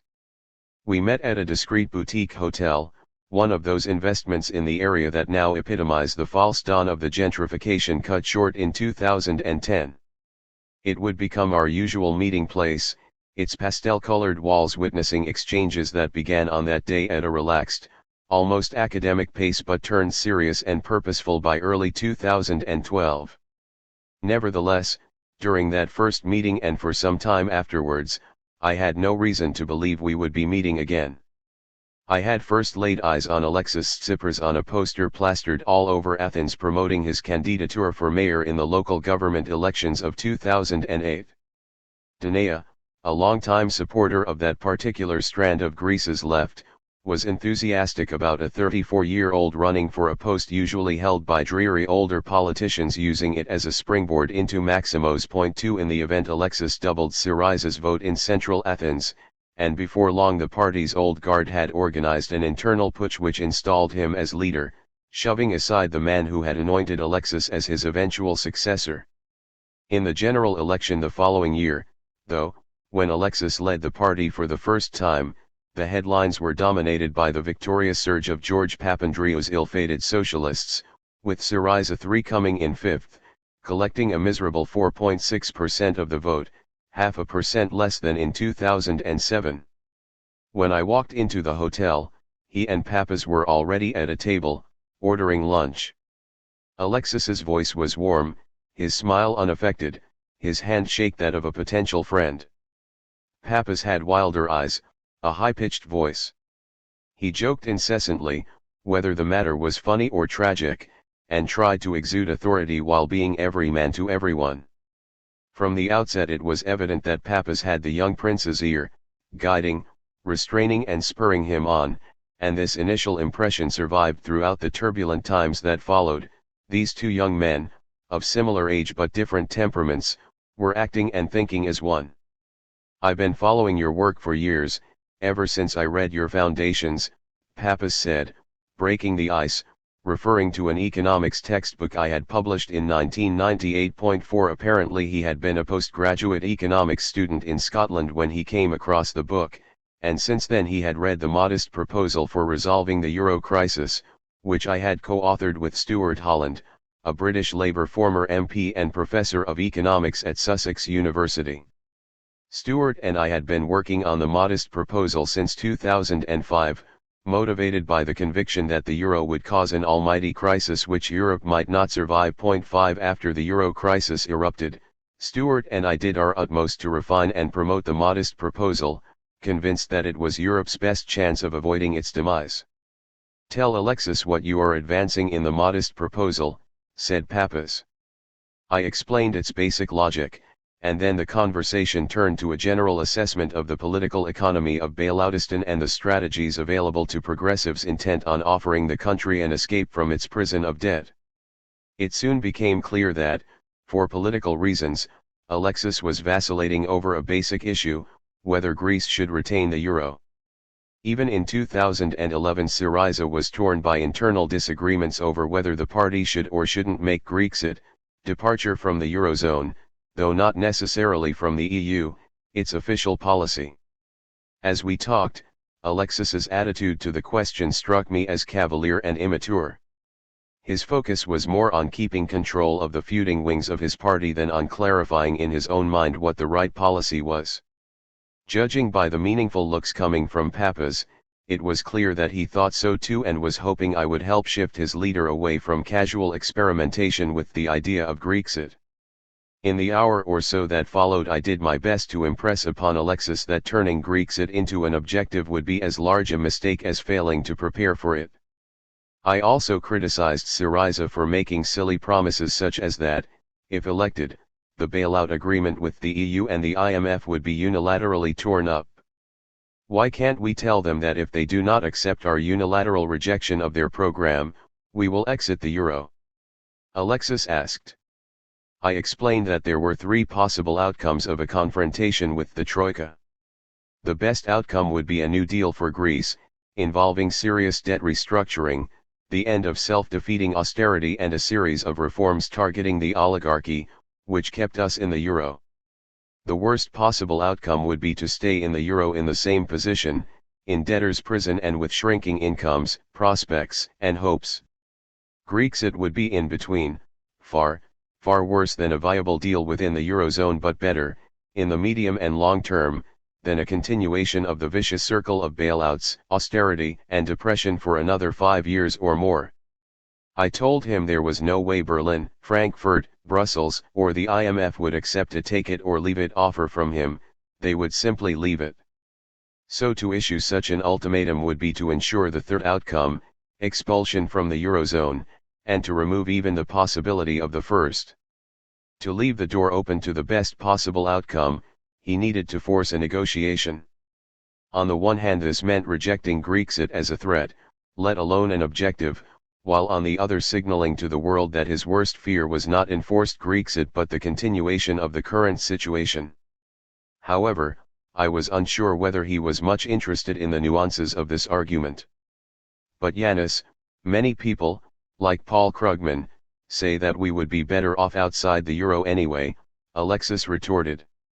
I agreed that we would be better off if we had never entered the eurozone but hastened to add that it was one thing to have stayed out of the euro and quite another to leave it. Exiting would not get us to where we would have been had we not entered. To try to shake him out of his lazy thinking, I outlined what I expected to happen immediately if Grexit were announced. Unlike Argentina, a country that had severed its currency's ties to the dollar, Greece did not have its own notes and coins in circulation. Grexit would involve more than severing the one-to-one exchange rate between the drachma and the euro. The result of such a severance in Argentina had been a drastic devaluation in the national currency, leading to a major surge in exports. This in turn led to a major reduction in the trade deficit, and so, eventually, to the restoration of economic health. Unlike the Argentinians, however, Greece would have to create a new drachma before then severing it from the euro. 6 But creating a currency takes months. In other words, Grexit would be like announcing a currency devaluation months before it happens, a strategy that comes with dire consequences, an exodus of euros and an absence of a local currency to facilitate daily transactions. Would he be prepared, I asked Alexis, to stand in front of voters during an election campaign and tell them that this was what he was proposing? That this should be Plan A? Or would it not be better to tell voters this: we shall demand a renegotiation that yields a new deal for Greece rendering our social economy sustainable within the Eurozone, but if the EU and the IMF refuse to negotiate meaningfully, then we shall not accept any more extend and pretend loans from Europe's taxpayers. And if they want to retaliate by pushing us out of the euro, at immense cost to both themselves and us, then let them do their worst. Pappas was nodding enthusiastically, but Alexis seemed elsewhere. When I pushed him to explain his silence, his reply confirmed that he was preoccupied with the goings-on within Syriza rather than engaging properly with the issue at hand. I was unimpressed. As the meeting drew to a close, and at the risk of sounding condescending, I offered him some well-meant but unsolicited advice on a separate matter, which he may have found offensive. Alexis, if you want to be Prime Minister, you need to learn English. Get a tutor, it is imperative. Back home Danae asked me how the meeting had gone. He is a very agreeable person, but I do not think he has what it takes, I replied. Those first meetings with Alexis and Pappas proved a turning point in more ways than one. Over the previous 2 years I had become used to meeting worried politicians from across the political spectrum, with the exception of Communist Party cadres, who live in a permanent bubble of self-confirming belief. But as 2011 drew to a close and the second bailout approached, there were fewer opportunities for genuine dialogue with anyone from the political center, whether the shrinking PASIC socialists, many of whom simply recoiled into a private purgatory, or the New Democracy conservatives, many of whom had once shared my forebodings but who now co-opted PASIC's stragglers into an alliance designed to see the second bailout through and their party into power. Quite suddenly the opportunities for cross-party dialogue had disappeared, like a fast-ebbing tide. In Parliament only Syriza remained to fight against the establishment of Bailoutistan 2.0. This is why, when Pappas called back after the second bailout was first canvassed to propose another meeting, I did not think twice. Whatever my misgivings, I accepted his invitation. At our second meeting and in the meetings that followed I was pleasantly surprised. Alexis seemed transformed. Gone was the complacency, the fixation on Syriza's internal affairs and the casual attitude towards Grexit. He had clearly done his homework, even on the modest proposal. 7 He also told me proudly that he had engaged an English language tutor and was making good progress. A few years later, when serving in his first government, I was listening into a teleconference involving Alexis, Chancellor Merkel of Germany and President Hollande of France, and recalled this moment. Alexis had the best English of the three. The best thing about our meetings was the emergent clarity and unity of purpose. I invested much energy in impressing upon Alexis and Pappas that in any negotiations with the EU and the IMF Alexis's success would depend as much as anything else on his ability to control Greece's banks. Alexis meanwhile seemed fully to embrace my recommendation of a three-pronged policy of constructive disobedience, which comprised firstly saying no to further extend and pretend loans and the austerity they came with, secondly putting forward moderate proposals for debt restructuring, lower tax rates and reforms that attack the triangle of sin, and finally always keeping in mind that at some point, in a desperate bid to kill off demands for a debt restructuring and to avoid Mrs. Merkel having to tell her parliamentarians the truth about what she had done in 2010, Berlin would threaten him with expulsion from the Eurozone. Archimedean point. At first I delayed telling Danae about the phone call threatening her son. Before worrying her maybe unnecessarily, I wanted somehow to assess the risk. Surely it was just an empty threat meant to scare me into silence. But I realized I had no right to pass judgment alone. As the second bailout approached, the media, the banks and the government were preparing feverishly for a last stand. There was no telling what they were capable of. So I plucked up the courage and told her. Danae looked at me disapprovingly and issued a laconic, matter-of-fact ultimatum: either you enter politics to protect us, or we're leaving the country. Without hesitation I replied, then we're leaving. A few days later I was due to tour the United States to promote my new book on the global crisis. 8 While I was there, 2 job offers presented themselves, allowing me fortuitously to fulfill my bargain with Danae. By early 2012 our move to the United States was underway. 9. On the day we boarded the plane, Bloomberg screens beamed around the world of finance 2 news flashes from the Eurozone. The first read: Merkel open to debt-sharing compromise as Monti sees way to persuade her. 10 The second was closer to home: Greeks run university professor out of the country for telling economic truths. If only the first news flash had been right, it wasn't. Maybe the second might have been wrong. Thus Danae and I landed in Seattle, where I worked for a few months as economist in residence at the Valve Corporation 11 before moving on to Austin, where my great friend and colleague Jamie Galbraith had arranged for me to join the University of Texas's Lyndon B. Johnson School of Public Affairs, at which I was to teach courses that included one entitled Europe's Financial Crisis. Despite his considerable powers of prescience, I doubt he knew quite what he was getting embroiled in when he found me the post. 3 years later Jamie would end up joining me at the Greek Ministry of Finance to lead work on a vital top-secret project. For more than 2 years Austin provided an Archimedean vantage point, the ideal place from which to observe but also to act. While it was heart-wrenching to watch from afar as the Troika and its domestic minions formally turned Greece into Bailoutistan 2.0, the view from Austin offered clarity. It also offered an opportunity to build a bridge between Washington and my new Syriza friends, not the most natural of allies. It seemed safe to assume that a future Syriza government would precipitate an almighty clash with Germany, the European Commission and the European Central Bank. The last thing Alexis and Pappas needed was a hostile administration in the United States. So, from 2012 to 2015, with Jamie Galbraith's assistance and connections, I would do all I could to explain to American opinion makers and the Obama administration that the United States had nothing to fear from a Syriza government, whose priority would be first and foremost to liberate Greece from its crushing debt.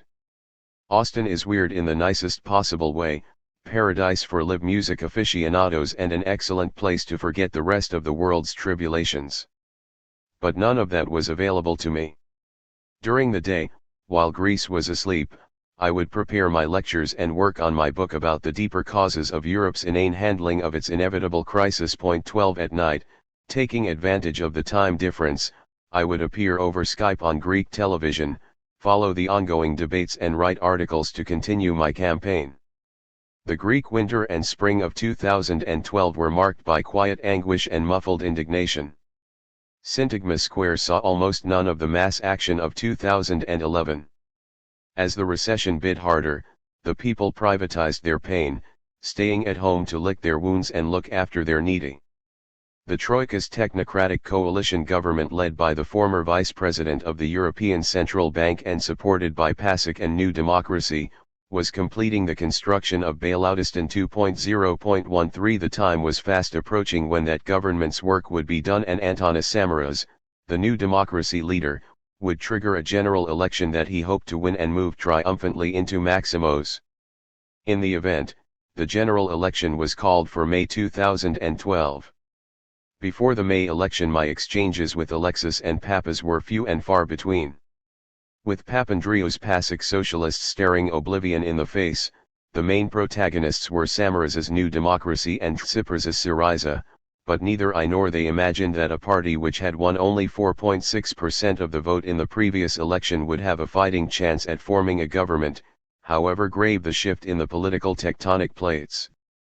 My preference was for Syriza to present voters with a basic, progressive, Europeanist, logically coherent, non-populist program as a foundation on which to build an image of a credible future government, one capable of negotiating the country's escape plan with the EU and the IMF. Alexis and Pappas were inclined to a different political program, one that maximized short-term electoral gains at the expense, in my view, of long-term logical coherence. When I read the economic policy segment of Syriza's 2012 electoral manifesto, my irritation was such that I stopped after a few pages. The next day I was asked to comment on it by a Greek television reporter. I said I was inclined to support Syriza but that my resolve to vote for the party was conditional on my capacity to resist reading its economic program. The May election produced a hung parliament. The political center, comprising PASOK and New Democracy, parties that together had previously commanded up to 80% of popular support, were deserted by more than half of their voters. It was the price the two establishment parties paid for having ushered in bailoutistan. 14 To call this a political earthquake would be an understatement. As often happens when debt deflation causes the political middle ground to implode, Nazism reared its ugly face, with Golden Dawn securing 7% of the vote to become the fourth largest party. Meanwhile, tiny Syriza quadrupled its previously puny vote to just 2% short of Antanas Samaraz's New Democracy. It was the first time since 1958 that the left would rise to the lofty heights of the official opposition. Alexis and Pappas had cause to feel vindicated, ignoring the scorn I had poured over Syriza's economic program. But a parliament in which the largest party commands less than 19% of the vote cannot produce a viable government. Its unavoidable dissolution paved the way for new elections a month later, in June 2012. It was to be an interesting month. In the absence of either a government or a functioning parliament, the EU and the IMF were forced to conjure up some breathtaking new illusions to maintain the pretense that the Greek state was meeting its debt repayments. Meanwhile, the only parties with any electoral momentum were Syriza and New Democracy, with Syriza rising faster albeit from a slightly lower base. If the trends of the previous weeks were to continue, Alexis had a shot at forming the next government. This realization shook up the oligarchy, the Troika, Germany's political establishment and not least Alexis and Pappas, who were understandably panicking at the possibility that the cruel gods were conspiring to grant them their greatest wish. Alarm bell. I had returned to Athens to vote in the May election when Pappas phoned to organize a meeting. Tsipras, he and I met in the same hotel in Surrey in a state of considerable excitement. They were no longer on the fringes of the political game but were now riding a wave of popular support capable of producing real change within weeks, not years. But it was at that meeting that an alarm bell began to ring loudly in my head. Do you realize that, if we win, you will be handling our negotiations with the EU and the IMF? Asked Pappas with his trademark simper. My stomach lurched. Pappas's eagerness to get me involved in the negotiations with the EU and the IMF was at odds with the fact that Syriza's economic policy portfolio belonged to Yanis Dragazakis, the party's shadow finance minister, a veteran politician of the left who had played a central role in Alexis's elevation to the leadership and indeed in the creation of Syriza. While Alexis and Pappas evidently did not consider Dragazakis the man to do battle with the EU and the IMF, he was nonetheless responsible for scripting the party's economic agenda and was a party heavy whose toes they would avoid treading on. I inferred that Alexis and Pappas's understandable reluctance to do so was what lay behind their ill-thought-through enthusiasm for splitting the roles of chief negotiator and finance minister. I took a moment before replying to Pappas's question. Training my eyes on Alexis, I told them I was honored by their offer but that I did not see how splitting the roles could work. All negotiations would take place within the Eurogroup, where each government is represented by its finance minister. To have any credibility and negotiating power, that minister must have the full backing not only of their prime minister but also of the cabinet, parliament, and electorate. Sending an unelected technocrat to negotiate with its creditors the country's economic liberation while someone else ran the domestic economy would be a disaster in the making. Seeing that Alexis agreed with me, Pappas tried to salvage the discussion with the request that I prepare a briefing document that outlined the optimal negotiating stance of the government were Syriza to win on June 14, 3 short weeks later. That night I sat down to complete the first of many versions of that strategy paper. At its heart I set down two proposals to be presented to the EU and IMF for the restructuring of Greece's debt. First, the state's bankruptcy, the public debt, should be uncoupled from the bankruptcy of the country's banks and their private losses. This way the bankrupt state could not be held responsible for European taxpayers' money it had not received. More importantly, the bank's revival would not be held back by the state's indebtedness. After all, how could the Greek state back the banks when it too was bankrupt? Without such uncoupling, the Greek state and the banks operating in Greece would continue to drag each other down like a pair of weak swimmers caught in stormy waters, hugging one another as they sank towards the bottom of the sea. How could this be achieved? By turning Europe's taxpayers into the owners of the Greek banks so that they were no longer the de facto liability of the Greek state but were backed instead by the European people, and by having the EU institutions run them on their behalf. 15 This was the only way confidence in the banks could be restored.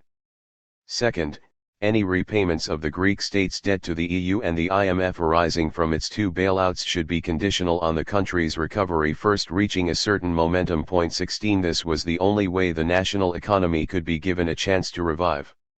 Taken together, these two debt restructuring exercises would signal a new era. The EU and the IMF would no longer operate like a pre-Christmas Ebenezer Scrooge. Rather, they would become Greece's partners in promoting its economic recovery, without which their bailout loans would be haircut savagely anyway. My briefing paper, written for Alexis and Pappas's eyes only, ended with a section on what reaction to expect from the good folk at the EU, IMF as well as Greece's domestic oligarchy, venomous hostility. Although ideal for helping Greece to recover and thus repay as much of its otherwise unpayable debts as possible, the two proposals were politically toxic for our opponents both within and outside Greece. My advice was as follows. What should Athens do if Europe's officials reject these two proposals outright, insisting instead on fresh extend and pretend loans? Unless a Syriza government is prepared to turn down any new loans until the debt has been effectively restructured, there is no sense in winning the election in the first place. Saying no to new loans will of course come at a cost. The Troika will threaten to shut down the banks, and the state will have to pay public sector wages and pensions out of its taxes. This means that your government must brace itself for a tough negotiating period during which the state lives strictly within its means, reducing if need be the highest salaries and pensions until the primary deficit is eliminated, and paper money transactions are replaced by debit cards, web banking, and some form of EIS issued by the state. It won't be pretty, but extraordinary struggles for recovering sovereignty call for extraordinary measures.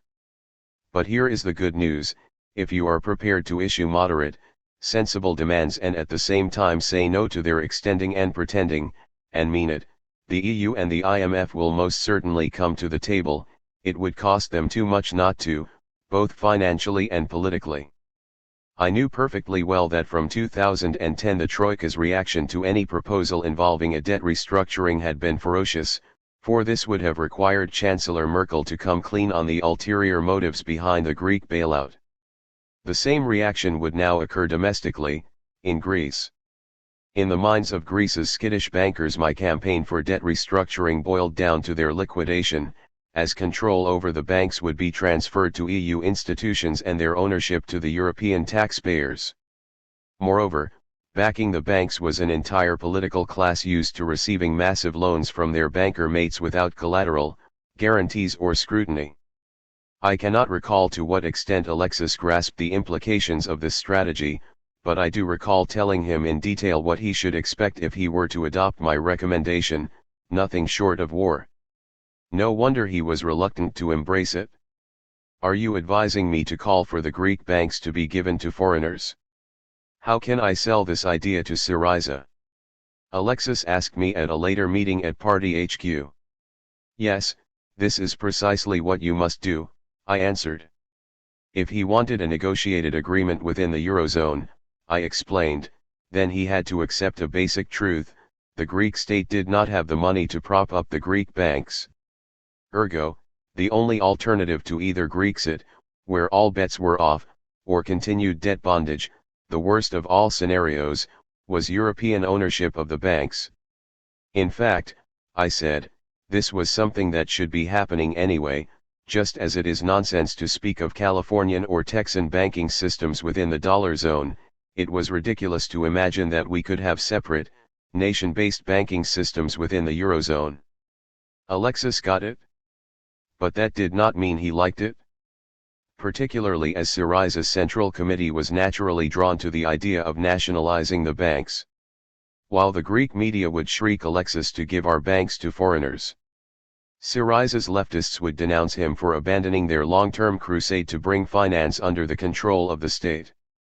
Seeing his horror at the thought of the inevitable backlash, I warned him that liberating Greece would mean making powerful enemies, not just those who had a political imperative to keep the country a debt colony, but those within Syriza who wanted him to build a socialist paradise within the Eurozone. But this was impossible anyway. The only thing possible within the Eurozone was to liberate Greece from its debtor's prison. To achieve this, his only hope was to convince a majority of Germans to see themselves as partners in our recovery rather than serial funders of our black hole. They were about to pour their money into Greek banks, so he must offer them shares in those banks. Only then would they feel they had a stake in Greece's recovery. With that one stroke he would break the triangle of sin. Alexis smiled. He told me he didn't mind confronting the bankers, but without any influence over the commercial banks operating in Greece, he argued, it would be impossible for a government to implement an industry policy or a development and reconstruction plan. He just couldn't see the Syriza's Central Committee swallowing it. He had a point. Put it to them this way, I suggested. As true internationalists, as progressive Europeanists, we would be taking bankrupt banks away from corrupt Greek privateers and handing them over to Europe's common people, to the same European citizenry injecting their money into those banks. At present the banks cannot provide the investment capital needed for Greece's recovery and growth, so we only stand to gain by handing them, and their liabilities, over. Meanwhile, I suggested, we could set up from scratch a new public development bank into which we would place Greece's remaining public assets. These could then be used as collateral to generate an influx of new investment funding for development purposes, possibly in collaboration with the European Investment Bank. Alexis liked the internationalist, progressive sound of this, but did he like it enough to take it to Syriza's Central Committee and get Varoufakis to accept it? The young party leader's dilemma was shot through with many of the ills that ultimately undermined our battle plan in the spring of 2015. I could see it in his face on that afternoon at Syriza's HQ. On the one hand, he could see that what I was proposing was the only escape route within the Eurozone. But at the same time he could not bring himself to break with the internal Syriza establishment. Personally, I was convinced that my proposals would be rejected, a perfect excuse for keeping my distance from Syriza. As long as Alexis remained hostage to Syriza's internal delusions, I was resolute in my decision to remain on the sidelines, offering critical advice if and when asked, and relieved not to be involved. 3 days later, on May 24, this relief grew when I read Alexis's speech detailing Syriza's economic policies. The chasm between what they were proposing and what could actually be achieved within the Eurozone was immense. Within an hour I had dispatched a long scathing email to both Alexis and Papas which highlighted the numerous logical flaws in what they had just promised voters as well as my assessment of Varoufakis' capacity to put together a convincing economic program. Point 17.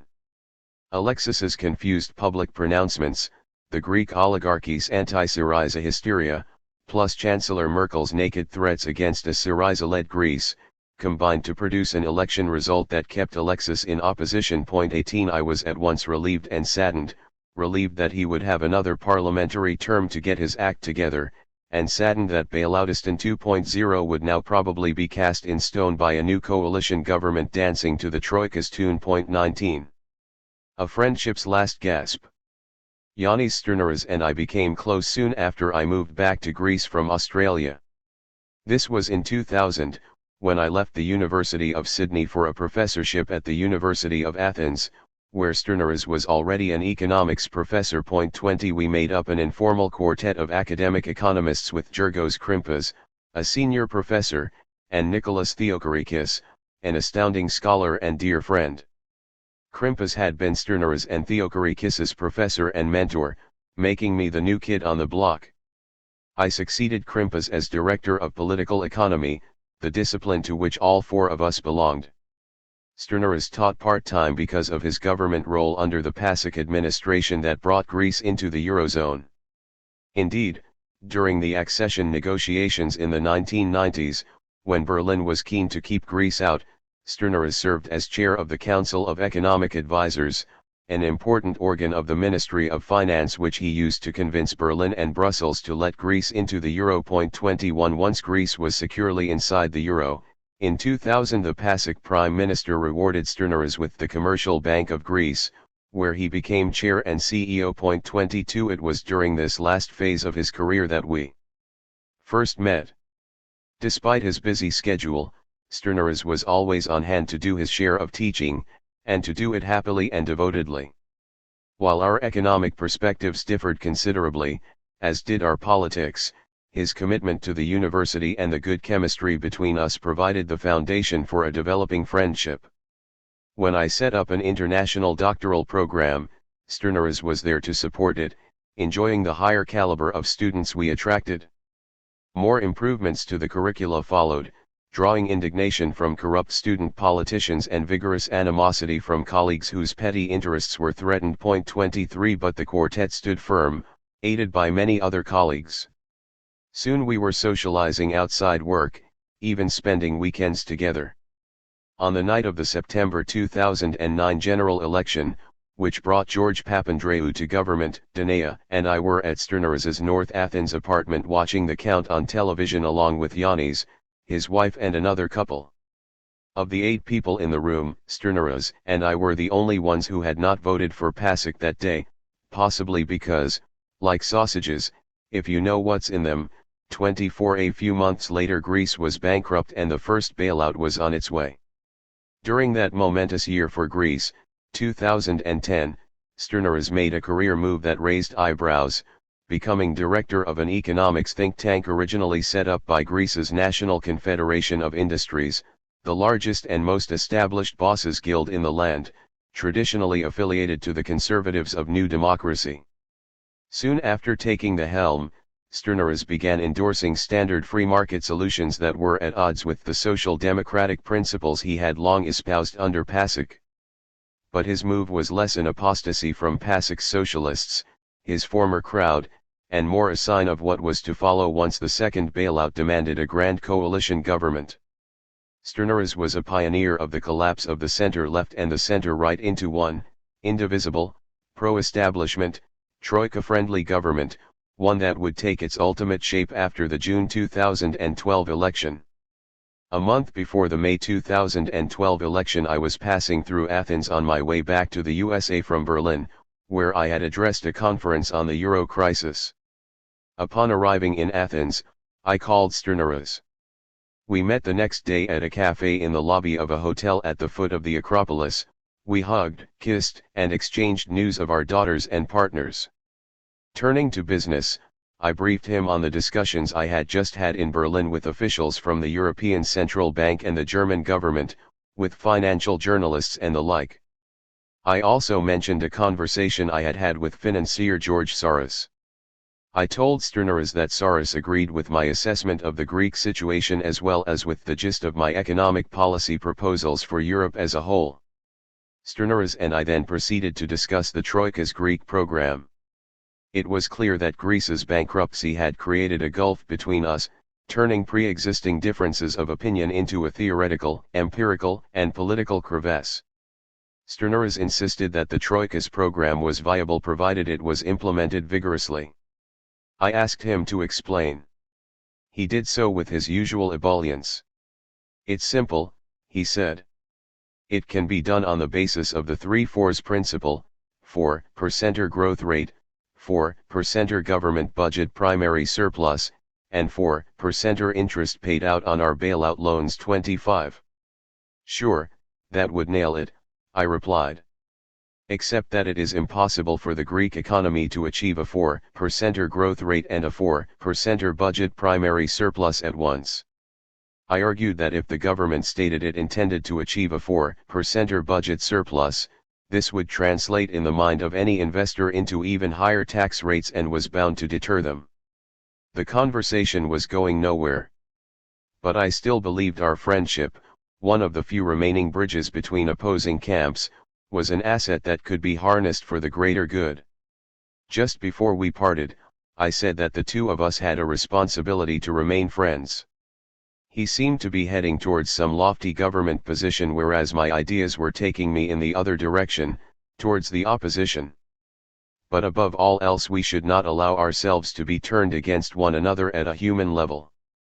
He nodded in agreement and we parted ways with a hug that, thinking back, was on the lukewarm side. 2 months later, just before the June 2012 election, the University of Athens Economics faculty was considering my application for leave without pay, so I could return to Austin and continue to teach there. Such a request was perfectly normal and the faculty's vote to accept it little more than a formality, but this application occasioned a tumultuous debate. The reason was that Sturneris had presented the faculty with the following question: why should the University of Athens grant me leave to return to the United States when my purpose there was to collaborate with George Soros in the shorting of Greek bonds? To short a government bond means to make a bet that its value will fall, effectively speculating that the country's public debt will become unattractive to investors. If enough people spend enough money shorting a bond, confidence in the bond falls, it loses value and the short becomes self-fulfilling. Sturneris's bizarre accusation was that I was speculating on the New York money markets in cahoots with George Soros in order to profit from a downgrade of the Greek state's creditworthiness. Allegations such as this, that I was a self-serving opportunist working towards bankrupting the Greek state, were a favorite of my opponents. Anti-Semitic rightist conspiracy theorists had attacked Soros as a Jew for leading a campaign to bring Orthodox Christian Greece down. From 2010 onwards, when I started arguing that the Greek state was bankrupt and advocated embracing our bankruptcy, these circles insinuated, and later proclaimed, that I was his stooge. The first time I heard the accusation, in 2011, I was merely amused. Now Sturneris had added a whole new twist to these ludicrous charges, presumably based on my account of my discussion with George Soros in Berlin. The simple facts are that I have never bought or sold, let alone shorted, a bond or a share in my life, and I had never before met or communicated with Soros except at our shared panel event in Berlin in the spring of 2012. Upon hearing of his outrageous allegation, I picked up the phone, seething with anger, and called Sturneris to ask, as calmly as I could, why he had made it. He apologized immediately, citing stress and the bad influence of media reports that I was working for Soros. I said I accepted his apology, but in my heart I knew Sturneris had crossed the Rubicon to a terrain incapable of supporting any bridge between us. A few days later, after the June 2012 election ushered in Antanas Samaras' coalition government, I heard on the news that Sturneris was to be the country's next technocratic, unelected, Minister of Finance. He stayed in the job for 2 years, using his tenure to implement the loan conditions of the second bailout as faithfully as he could, so much so that the swinging austerity introduced in wave after wave of cutbacks and tax hikes accelerated the recession, terminally destabilizing the Samaras government. Less than 2 years after its election victory, in the May 2014 European parliamentary election, Samaras's New Democracy received fewer votes than Syriza and subsequently fell well behind in the opinion polls. A month later the term of the governor of Greece's central bank expired, and Samaras used the opportunity to appoint Sturneris. Were the establishment parties to lose the next general election, at least they would leave behind someone at the central bank who was willing and able to undermine the incoming Syriza government. Which is precisely what Sturneris did. The hotel cafe where we met in April 2012 had, as things turned out, witnessed our friendship's last gasp. Success story. While Sturneras was taking over at the finance ministry during the hot summer of 2012, the folks at the EU and IMF were trying to solve a little conundrum of their own. The loans for the second bailout had been delayed by the twin Greek elections and would not start arriving before the autumn. Unfortunately, Athens was meant to send just under €3.5 billion to the ECB, one of its many unpayable debt repayments, on August 20. How could that happen given that the coffers were empty? When the Troika has a will, it discovers a way. Here is the wizardry they used to conjure up the necessary illusion, narrated in slow motion so that the reader can fully appreciate the magic. The ECB granted Greece's bankrupt banks the right to issue new EUs with a face value of €5.2 billion, worthless pieces of paper, given that the bank's coffers were empty.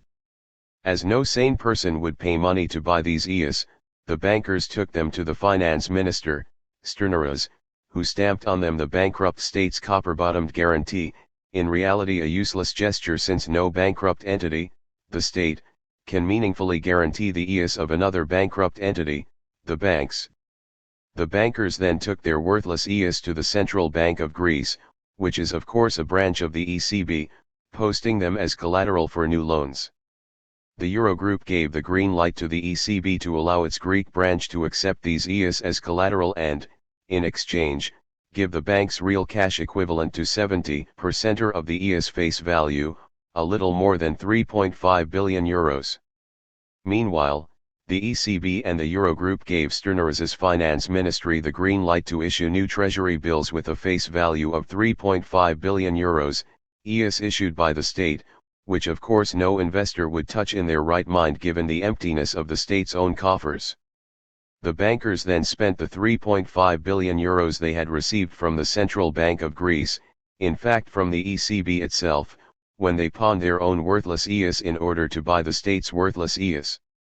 Lastly, the Greek government took this €3.5 billion and used it to pay off the ECB.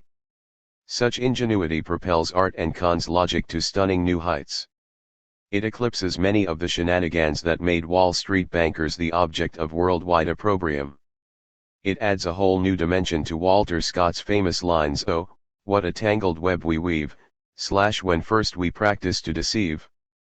Then again, without such tangled webs, how could the world be deceived that Greece was solvent and on the mend, now that the right government had been voted in? But as soon as one such web had been woven, another became necessary. Around the same time as this was going on, Christine Lagarde was being put under pressure by non-European IMF member states, countries such as Brazil, India, Japan, and Malaysia, to stop the charade and tell Berlin in particular that unless Greece's debt was restructured, the IMF would walk away from the whole mess. In the autumn of 2012, as the second bailout was being finalized, Lagarde made a remarkable move revealing quite how intense this pressure had become. She approached Sturneras suggesting that they walk together into the Eurogroup and demand from Wolfgang Schäuble, Germany's finance minister, a drastic haircut of Greece's debt. But instead of jumping at this unique opportunity to forge an alliance with the IMF, Sturneras informed Schäuble of Lagarde's proposal to band together against him and asked the German finance minister's permission to accept it. Naturally, Schäuble instructed Sturneras to forget it, which Sturneras proceeded to do. 26. At that time I happened to be attending a banking conference in the United States. There I bumped into one of the IMF's bigwigs. What was he, Sturneras, thinking? He asked angrily. Do these guys have a better idea of how to make ends meet? Is there a plan? I just don't get it. They did have a plan, I informed him. Except that it was a plan for staying in government under the pretense that the country was on the mend. Its code name was, I like to think, Greek Success Story. The Greek Success Story plan had 4 sequential elements: the Merkel boost, the speculative bubble, the ECB put, and the pretend debt restructuring. The first of these, the Merkel boost, was already in place. In September 2012, Chancellor Merkel, egged on by Mario Draghi, the ECB's president, and probably Beijing, stopped over in Athens on her way from China to Berlin. 27 In the few hours of her stay she patted Prime Minister Samaras on the back, signaling to the world media that Grexit was off the table and that Greece, having chosen the right government, would be allowed to stay in the Eurozone. This brief piece of theatre was sufficient to create a minor rally in Greek property values, which had gone through the floor during May and June 2012 when the world was abuzz with talk of Grexit in the face of Syriza's rise and the hung parliament in Athens. As previously explained, if Greece were bundled out of the Eurozone, all prices would be redenominated in new drachmas, whose exchange rate would instantly plummet, shaving considerable value from shares, villas, and yachts. But markets have a tendency to overreact. When they fall inordinately, and when a good news story arrives they rebound unreasonably. The Merkel boost was just such an event. A market that had almost died suddenly rallied with irrational exuberance. The plan's second element, sanctioned of course by the Troika, was to turbocharge this exuberance by creating a speculative bubble around the Greek banks. The idea was simple. As financiers began to look at Greece as an underpriced investment opportunity thanks to the Merkel boost, the government would offer them a deal they could not refuse: buy shares in Greece's bankrupt banks now, and if their price rises in the future you will be guaranteed more shares at the original low price, while if they fall your losses will be generously absorbed by the Greek taxpayer.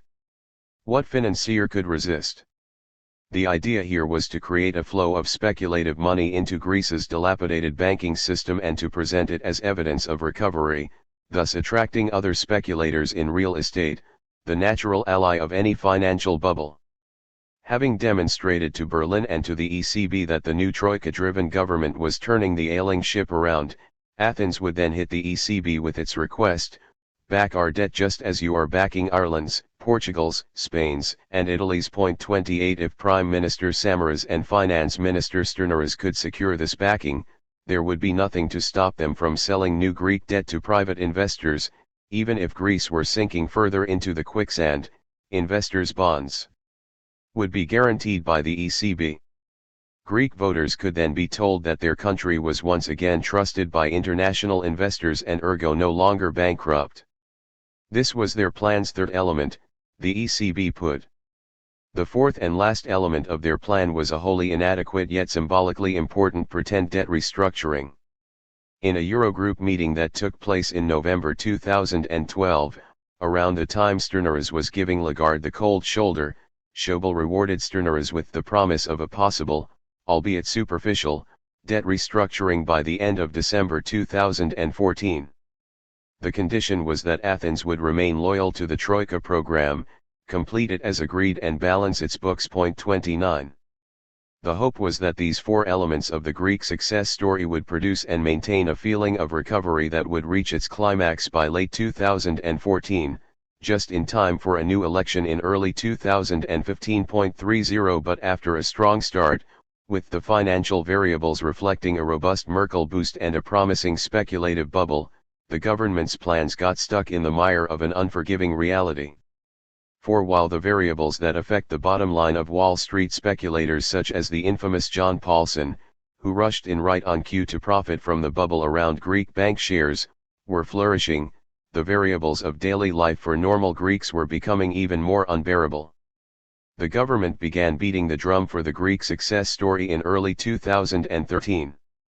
That year Greeks' total income fell by a heart-wrenching margin of more than 5.6%, a figure that would have caused a revolution in countries such as Britain, Germany, or the United States. In Greece it was the fifth successive year of precipitous falls. It wasn't just the poor who were unconvinced by the government's story, though. In a bid to produce the primary surplus it had promised Schäuble in return for its debt restructuring the following year, the government introduced a land tax that lost it the support of the upper echelons of the middle class, who might have remained asset-rich but whom the recession had rendered income poor like everyone else. A new joke did the rounds in which parents threatened to bequeath to their offspring all their property if they didn't behave. The government presumably then realized that its story was falling on deaf ears, because around this time influential conservatives in Prime Minister Samaras' inner circle considered approaching the Golden Dawn Party to bolster its support, even seeking an electoral pact with the Nazis, albeit in a rebranded incarnation. In April 2014, with the opinion polls firmly against it and the European Parliament elections looming, the Samaras government launched the ECB put.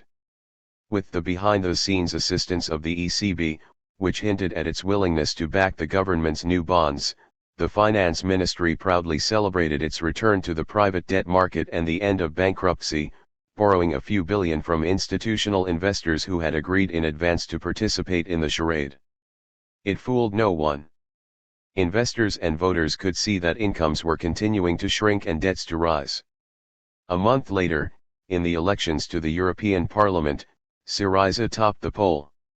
For the first time the Greek left had won a nationwide election, albeit a European poll, but paving the way for the real thing in early 2015. In one of my meetings with Germany's finance minister, after the Greek success story had collapsed in January 2015 and Syriza were in government, I asked him out of curiosity and without expecting an answer, "Wolfgang, when did you decide to cease supporting the Samaras government?" In June 2014 was his unhesitating and disarmingly honest response. It made sense. Samaras had lost the European parliamentary election of May 2014 despite the boost he had received in April from the ECB-mediated bond sale. In Schäuble's eyes Samaras was a lame duck. Schäuble must have been sick and tired of worrying that every time a bill went to the Greek parliament Samaras's paper-thin majority would evaporate. Moreover, after his defeat in the European elections, Samaras lost some of his zeal and began to drag his feet when it came to implementing the Troika's directives. Schäuble was no doubt mightily displeased. No wonder he gave up on the Samaras government that month. It was no accident that June 2014 also witnessed Sternaras's move from the Ministry of Finance to the newly vacated governorship of the Central Bank of Greece. He too was abandoning a sinking ship. A five-pronged strategy. Throughout 2013, ensconced in my Austin sanctuary, I was doing all I could to help Alexis develop a credible strategy while steering clear of Syriza's internal struggles. The year began with an opportunity to help him win friends in Washington, D.C., where he was due to address the prestigious Brookings Institution. Pappas asked me to write the speech, which I was glad to do, using it to convey to American policymakers two now familiar but fundamental points. First, that Syriza was a pro-European party which would do its utmost to keep Greece in the Eurozone, but that did not mean accepting failed, self-defeating policies. To stay in the Eurozone, indeed for the Eurozone to survive, a new program was needed that placed debt restructuring first and foremost, followed by reforms that undermine the Greek oligarchy's stranglehold on the economy. 31 Second, the United States had nothing to fear from a Syriza government's economic or foreign policy. A point that I reinforced a little later in a New York Times op-ed jointly written with Jamie Galbraith. 32 As previously mentioned, my thinking was that when we were about to open a front against Brussels, Frankfurt, Berlin, and Paris, a second front against Washington was pointless, but of course many in Greece, including in Syriza, took the opportunity to portray me as an American stooge. 2 months later, in March 2013, news reached me from Cyprus that stopped me dead. Immediately I sat down to write a long angst-ridden email to Pappas, for his and Alexis's eyes. I implore you to take seriously what is happening in Cyprus, I wrote. Think of it as a dress rehearsal of what the Troika will do to you the day after you win power. A new government had just been elected in Cyprus. The following day the Troika closed down the island's banks, dictating terms to the new president for their reopening. Incredulous but unprepared, the new president had signed on the dotted line. They are trying this tactic out today in Nicosia, I explained, not because Cyprus is that important but rather because of its relative unimportance, which makes it the perfect shooting range to test their new bazooka on before using it against you, against our comrades in Spain, Italy, etc. They are doing this for its demonstration effect, so that you know that the Troika is willing and able to shut down a country's banks to impose its will upon the government, especially a newly elected one that demands some sovereignty back. Watch and learn. The next day Alexis and I spoke on the phone, his voice conveying considerable trepidation. "Is there anything we can do to deter them?" he asked. "Yes, but you will need not only the right deterrence strategy but also a tightly knit team to work on making it operational," I replied. "Send me a proposal," were his last words. I promised to deliver it in person. In Athens that May, in his spacious office in Parliament House, I met Alexis's economic team for the first time. As well as Papas and Varoufakis, the shadow finance minister, it included two other Syriza members of parliament whom I knew and liked well, Euclid Tsakalatos, a dear colleague at the University of Athens, and George Stathakis, an economics professor from the University of Crete. At that meeting I presented the proposal Alexis had requested, which was an enhanced version of the strategy paper I had provided in June 2012, a five-pronged strategy for a sustainable Greece in a sustainable Eurozone. The mood in the room was ebullient, which confirmed that my earlier efforts to dissuade Alexis from turning Grexit into an objective, or from using it as a threat, had not been wasted. While I lost a great many friends on the broader left and within Syriza, who never forgave me for my role in expunging Grexit from Syriza's policy objectives, Alexis's inner economic sanctum was evidently keen to pursue a viable solution within the Eurozone. The purpose of the five-pronged strategy was to persuade them that this was not just desirable but actually possible, that a Cyprus-like coup could be avoided, and to propose how it might be done. First came the deterrence strategy. 1. Keeping the ECB at bay and the banks open. From late 2012 onwards, Mario Draghi, the ECB's wily president, managed to hold the creaking euro together by promising to buy mountains of debt from Europe's failing economies, Italy, Spain, Ireland, and the rest, in the form of government bonds. 33 Despite securing Angela Merkel's green light for his plans, Draghi's greatest foe was the German central bank, the Bundesbank, whose president challenged Draghi's right and authority to buy potentially bad Greco-Roman debts. Indeed, doing so directly was in violation of the ECB's charter, and Draghi had to come up with some ingenious methods to circumvent it. The Bundesbank took Draghi to court over the matter. 34 If Draghi's promise to buy such debt were consequently to vanish in the face of this formidable legal challenge, then the only thing keeping the euro alive would be gone. The Bundesbank's argument against Draghi was that he had no legal basis for accepting losses from government bond purchases. This gave any Greek government significant leverage because tens of billions of Greek government bonds remained on the ECB's books. These had been purchased by the ECB under its previous president as part of the Securities Market Program, SMP, between 2010 and 2011. My advice to Syriza was that if the ECB threatened to close Greece's banks, their government's response should be unilaterally to haircut the so-called SMP bonds, thus strengthening the Bundesbank's legal challenge to Draghi's plan to buy French, Italian, Spanish, Irish, and Portuguese bonds in order to save the Eurozone, and they should make this intention clear to him. This would make Draghi very reluctant to do to Greece what had been done to Cyprus. 2. Defanging the bankrupt bankers.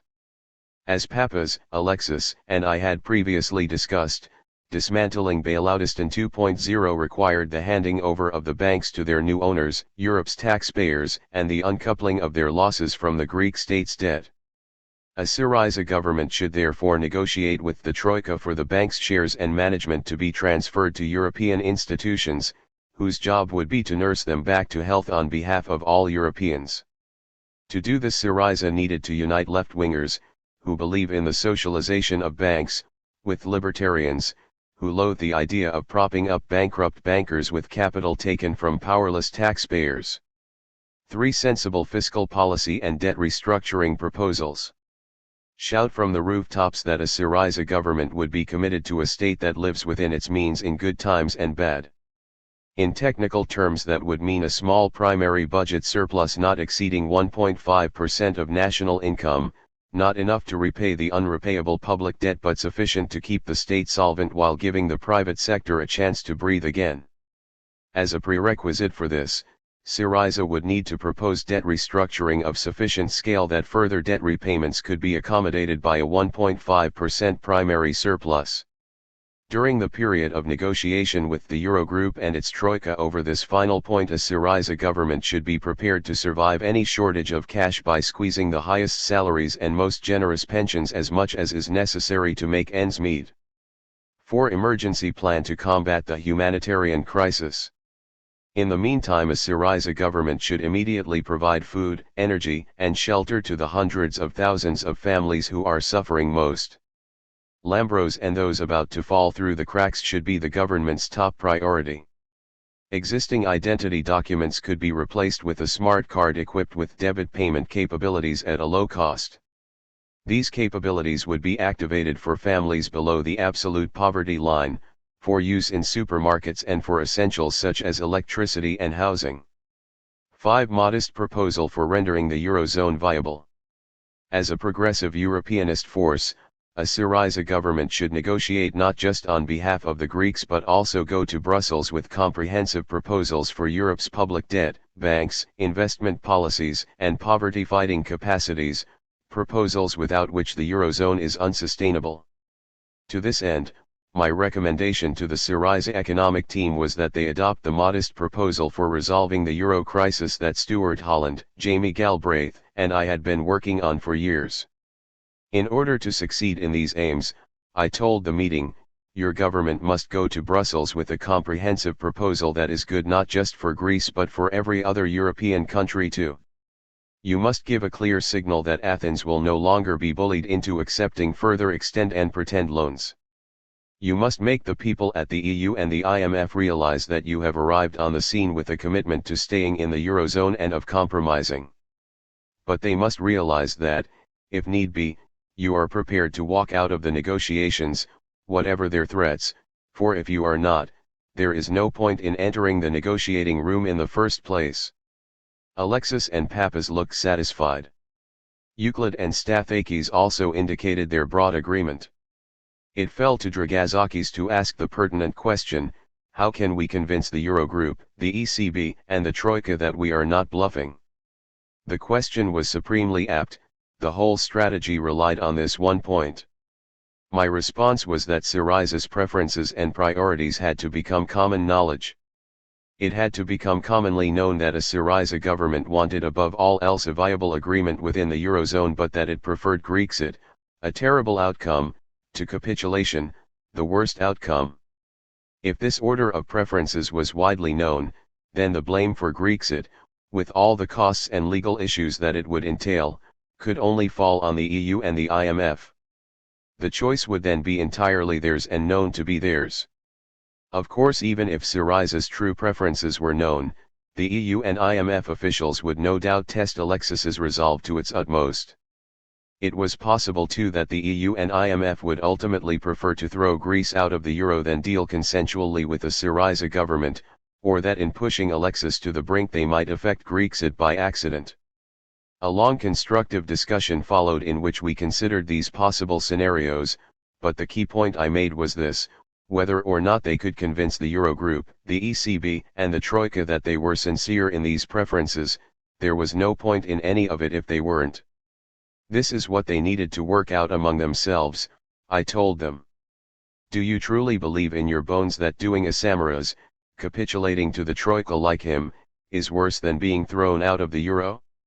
If you are not sure, let Samaras stay in Maximos.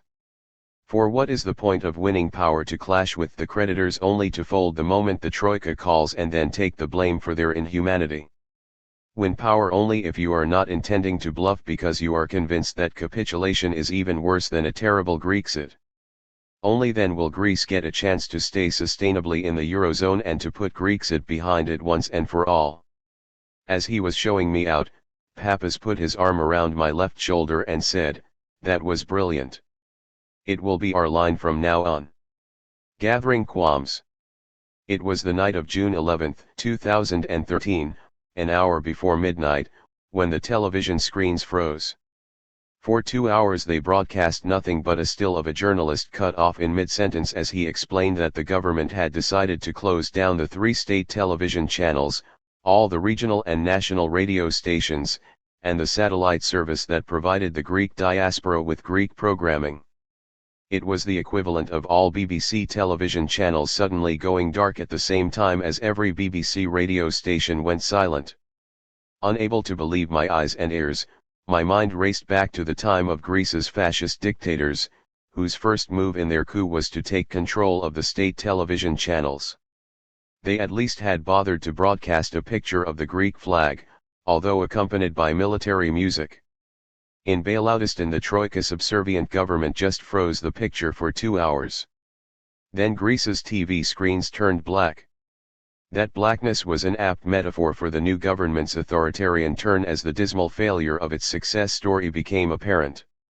Within minutes of the blackout, demonstrators invaded the ERT building, from which I had been banned in 2011, beginning a months-long occupation that rekindled the spirit of Syntagma Square. The next morning Danae, Jamie Galbraith, and I flew to Thessaloniki to offer our support to the local ERT staff. While there I gave a speech, followed by Jamie and Alexis, to a large packed hall. My return to ERT, as one of the thousands of demonstrators and a guest on the unofficial programs that the staff broadcast over the internet, could not have been more bittersweet. Prompted by these events and following my meeting with Syriza's economic team, something of a coherent agenda began to take shape over the course of that summer. In November 2013 Jamie and I organized a 2-day conference at the University of Texas on the theme Can the Eurozone be Saved?, with Alexis, Papas, and Stathakis attending and giving well-received speeches. The idea was to introduce the 3 Syriza leaders to establishment figures from Europe and the United States, trade union leaders, academics, and journalists. It was also a good opportunity to test Alexis's commitment to the logic behind the 5-pronged strategy. During the conference he and Papas were present at a heated debate between me and Heiner Flassbeck, a left-wing German economist and former junior finance minister in the Schroeder administration, who argued that Greece's liberation from debtors' prison was impossible within the Eurozone. He maintained that Grexit was the correct objective for a Syriza government, or at least the best threat to use against its creditors, the same position as that of the Left Platform, an official faction within Syriza that numbered among its supporters 1/3 of Syriza's Central Committee. 36 It was in Austin that I became convinced of Alexis's rejection of this position and his belief that if anyone were to threaten Grexit, it must be the Troika, not Syriza. The winter passed with Samaras' government struggling to sell its success story and Greek society sinking further into the economic mire. April 2014 marked Samaras' last hooray with Sternaras selling government bonds to investors who were reassured by the ECB's tacit backing. In May 2014, however, Syriza topped the polls in the European parliamentary elections, confirming that no one was fooled. A month later Wolfgang Schäuble gave up on the Samaras government. Change was in the air. That June, back in Greece once more for the summer, I met Alexis and his economics team to warn them about a new threat. In the fine print of an otherwise innocuous press release the ECB had just announced that in the near future it would stop accepting the EIS issued by banks and backed by the governments of bailed-out countries as collateral for further loans. In other words, a vital component of the smoke and mirrors machinery used by Greece's 4 largest banks to ensure their day-to-day liquidity would be removed.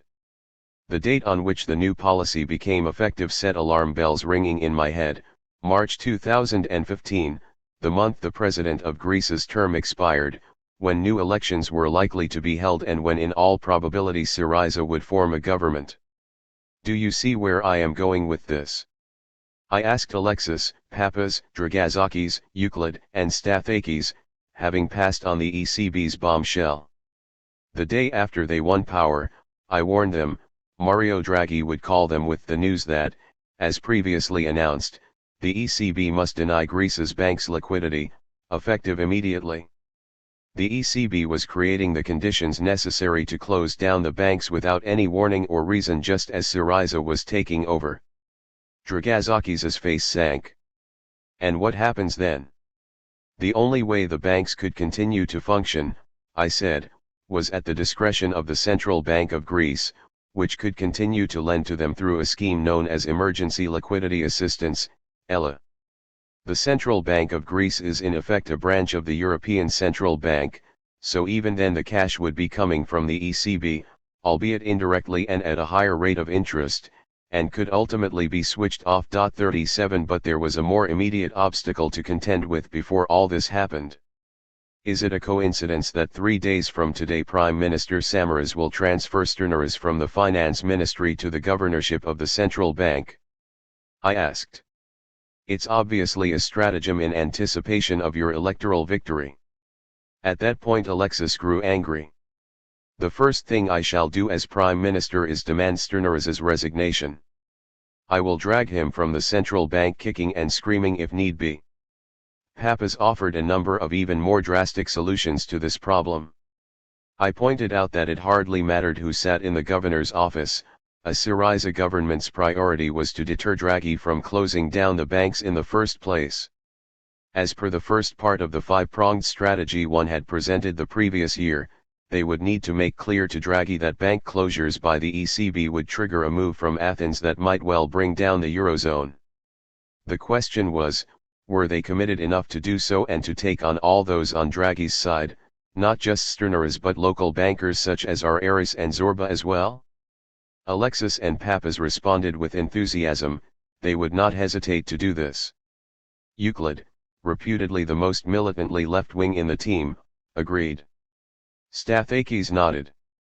Dragazakis, on the other hand, replied in a manner that I would learn to expect. Let's proceed on the basis of the good scenario, he said, adding, if forced, we will have to respond. A week later, in the majestic gardens of the Athens Byzantine and Christian Museum, Alexis and I appeared in front of another large audience to present the Greek translation of the modest proposal for resolving the euro crisis. Alexis's whole team was in the audience, with Dragazakis in the front row, an impressive show of support for the strategy. A couple of days afterwards, Alexis, Papas and I met again.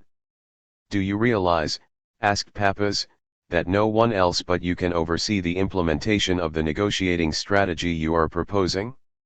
Are you ready to do this? I replied that my commitment to the fight was a given, but that I didn't believe in technocrats being parachuted into a political process. In truth, I still had fundamental concerns. Negotiating on a country's behalf requires a democratic mandate.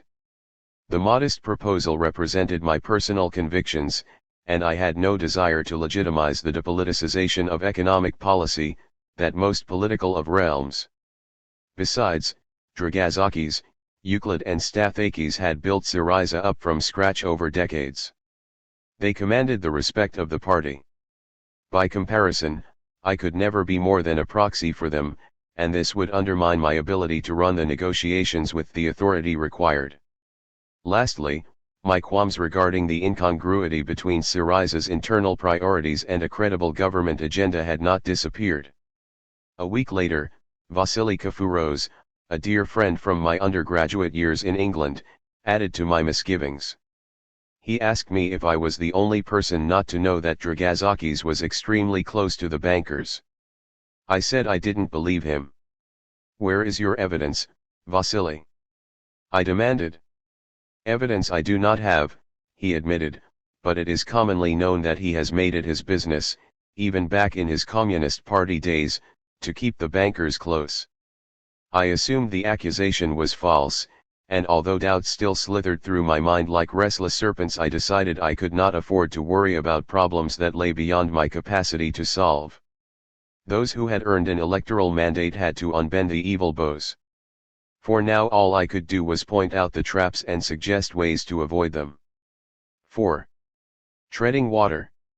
The ship of stone, the stone ship for short, is what sailors call them, 3 large rocks protruding from the open sea in the mouth of the Saronic Gulf. Seen from an approaching boat a mile or so away, they do indeed look like a ghost ship heading slowly towards Cape Saunion, home of Poseidon's enchanting temple.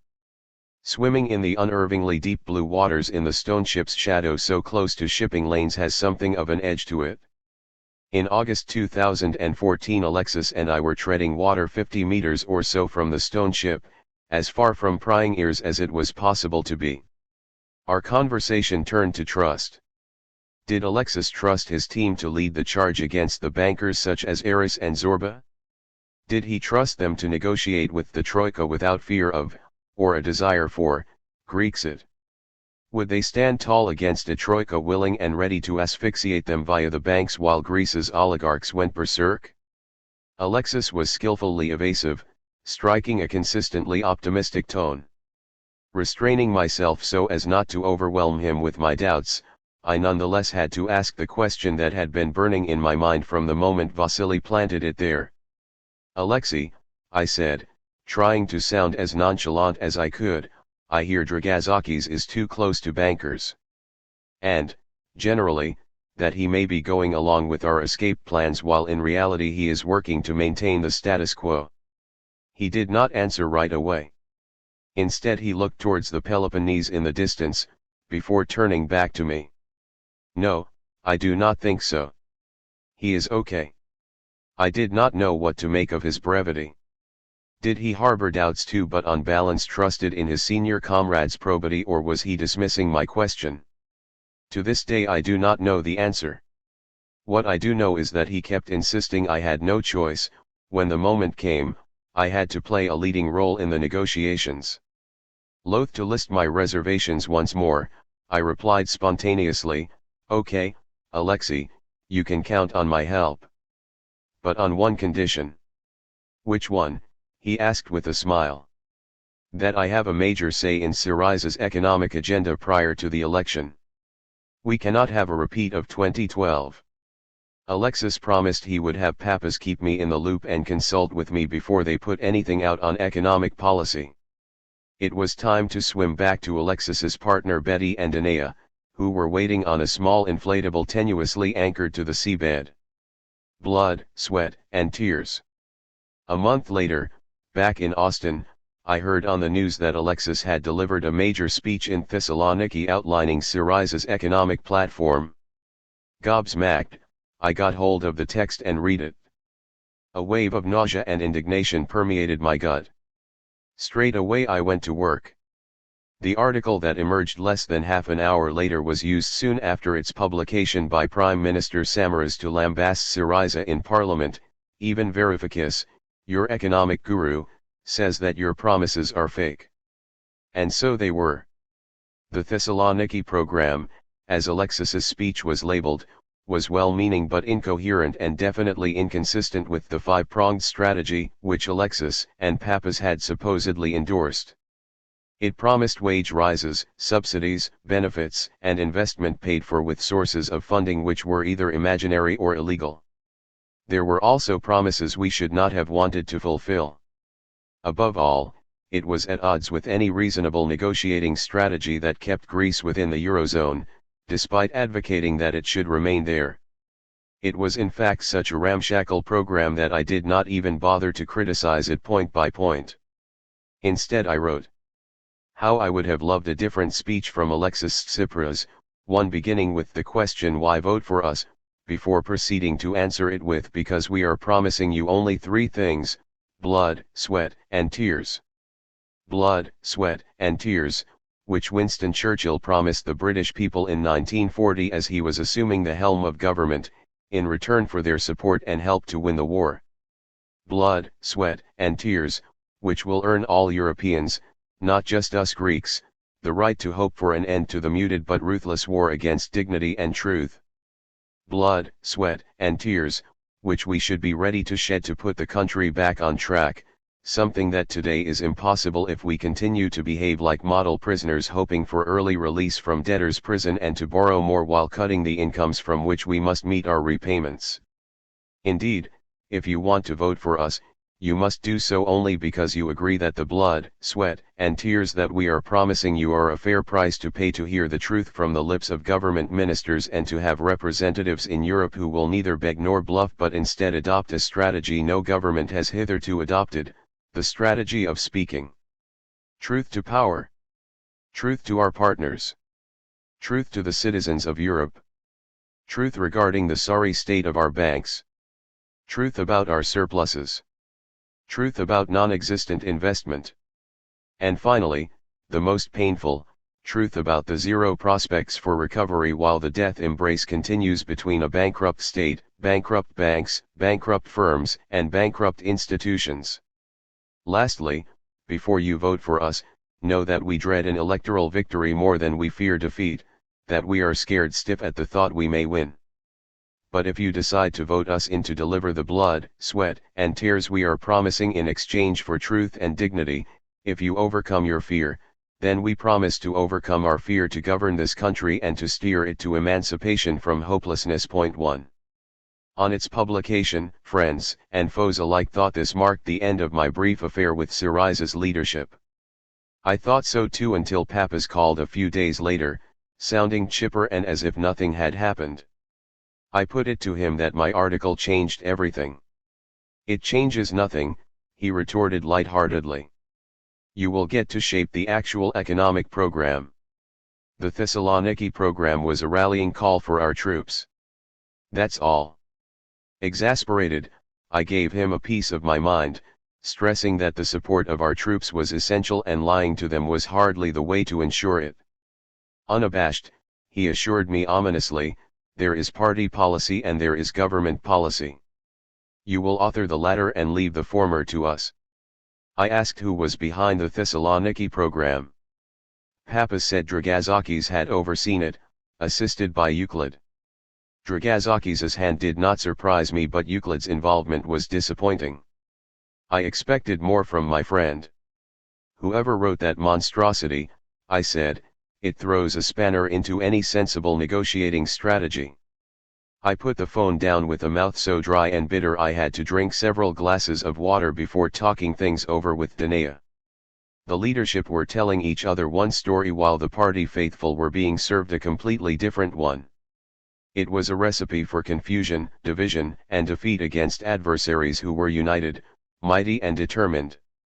The narrative we gave our people and the Troika officials, the EU and IMF leadership, Berlin and Washington, indeed the international press and the markets, should be one, indivisible, credible, unbending message. Upon hearing my view that Papas and Alexis's tactics were bound to wreck any future negotiation, Danea reacted sharply, you cannot be part of this. I agreed. The decision to keep my distance brought instant relief, but my peace of mind lasted only a couple of months. In late November 2014, as I was preparing to fly to Florence to address a conference, the call came once again. It was Papas. When he discovered I was on my way to Italy, he implored me to make a side trip to Athens before returning to Austin. It is urgent that you come, he said. Reluctantly I changed my ticket. In Florence I addressed a gathering of worried Italian officials, bankers, and academics, presenting a newer version of the modest proposal, a set of policies that could be implemented instantly within Europe's existing rules to stop the euro crisis in its tracks everywhere, not just in Italy or Greece. 2 The next morning I caught the train to Rome and from there the short flight to Athens, wondering along the way what Alexis and Papas had in store for me. The newspapers at the airport were abuzz with rumors of an early election. Had my Syriza friends absorbed the message in my article? The taxi dropped me off at our empty flat. I dumped my suitcase and was pleasantly surprised at my motorcycle's willingness to start despite 3 months of idleness. A quarter of an hour later I was parking it under Alexis's apartment block, where I was greeted by 2 sentries at street level. The lift took me to the top floor, where Alexis, Betty, and their 2 delightful young boys live. Papas and Dragazakis were there too. It was early in the evening. It wasn't until the early hours of the following morning that I finally emerged, drove back to our flat to collect my suitcase and caught a taxi to the airport for my flight to Austin. What happened? Asked Danea on the phone. I'll tell you when I see you, I replied. Holding my tongue on the phone for fear of eavesdroppers had begun. A full and frank exchange. The mood in Alexis and Betty's apartment had been cheerful. Samaris's government had plummeted in the polls, elections now looked imminent, and they wanted to discuss strategy in the event of Syriza's now probable victory. I was not in the mood to share their excitement. The Thessaloniki program had heightened my fears that Alexis was about to waste what might well be our generation's last chance to get Greece out of its prison of debt, so I made a point of emphasizing the hardships and risks ahead, reiterating the points I had tried to impress upon them at our meeting in June. It was all well and good to pray for the good scenario that Dragazakis liked to invoke, but we urgently needed to prepare for a more probable, and far nastier, one. Let me tell you what I think you will face on day one of your administration, I began once we had all settled down in the living room. Expect a bank run to begin the Monday after your election. 3. Rumors that the ECB might close the banks would cause depositors to withdraw their euros to store under their mattresses or wire abroad, I explained, just as had happened in 2012 and in Cyprus the following year. EU and IMF officials would be in no hurry to negotiate with a government they wanted to undermine. They would sit on their hands, bide their time and wait for Alexis and his team to come face to face with the first of the impossible repayments to the IMF and the ECB due from March 2015 onwards. 4. As we had discussed in June, a Syriza government therefore had to be prepared to signal from the very beginning that if the EU and IMF refused to negotiate in good faith it would simply not make those repayments. If that happened, the EU and IMF would undoubtedly respond that the ECB was no longer able to provide liquidity to the Greek banks, as their EIS were backed by a government in default, a threat tantamount to switching off their emergency liquidity assistance, thus shutting them down. The mood in the room darkened. I hope none of this transpires. Maybe it won't. But it would be foolish not to prepare for it, I said. If they choose this belligerent path, their purpose will be to work out what you are made of, whether you are bluffing and what your true priorities are. What do you think Merkel wants? Said Alexis. I cannot believe she thinks it's in her interests to stir up another crisis. Berlin will not dare upset the markets by closing Greece's banks down, interjected Pappas. Greece is not Cyprus. They cannot push us around like that without consequences. I beg to differ.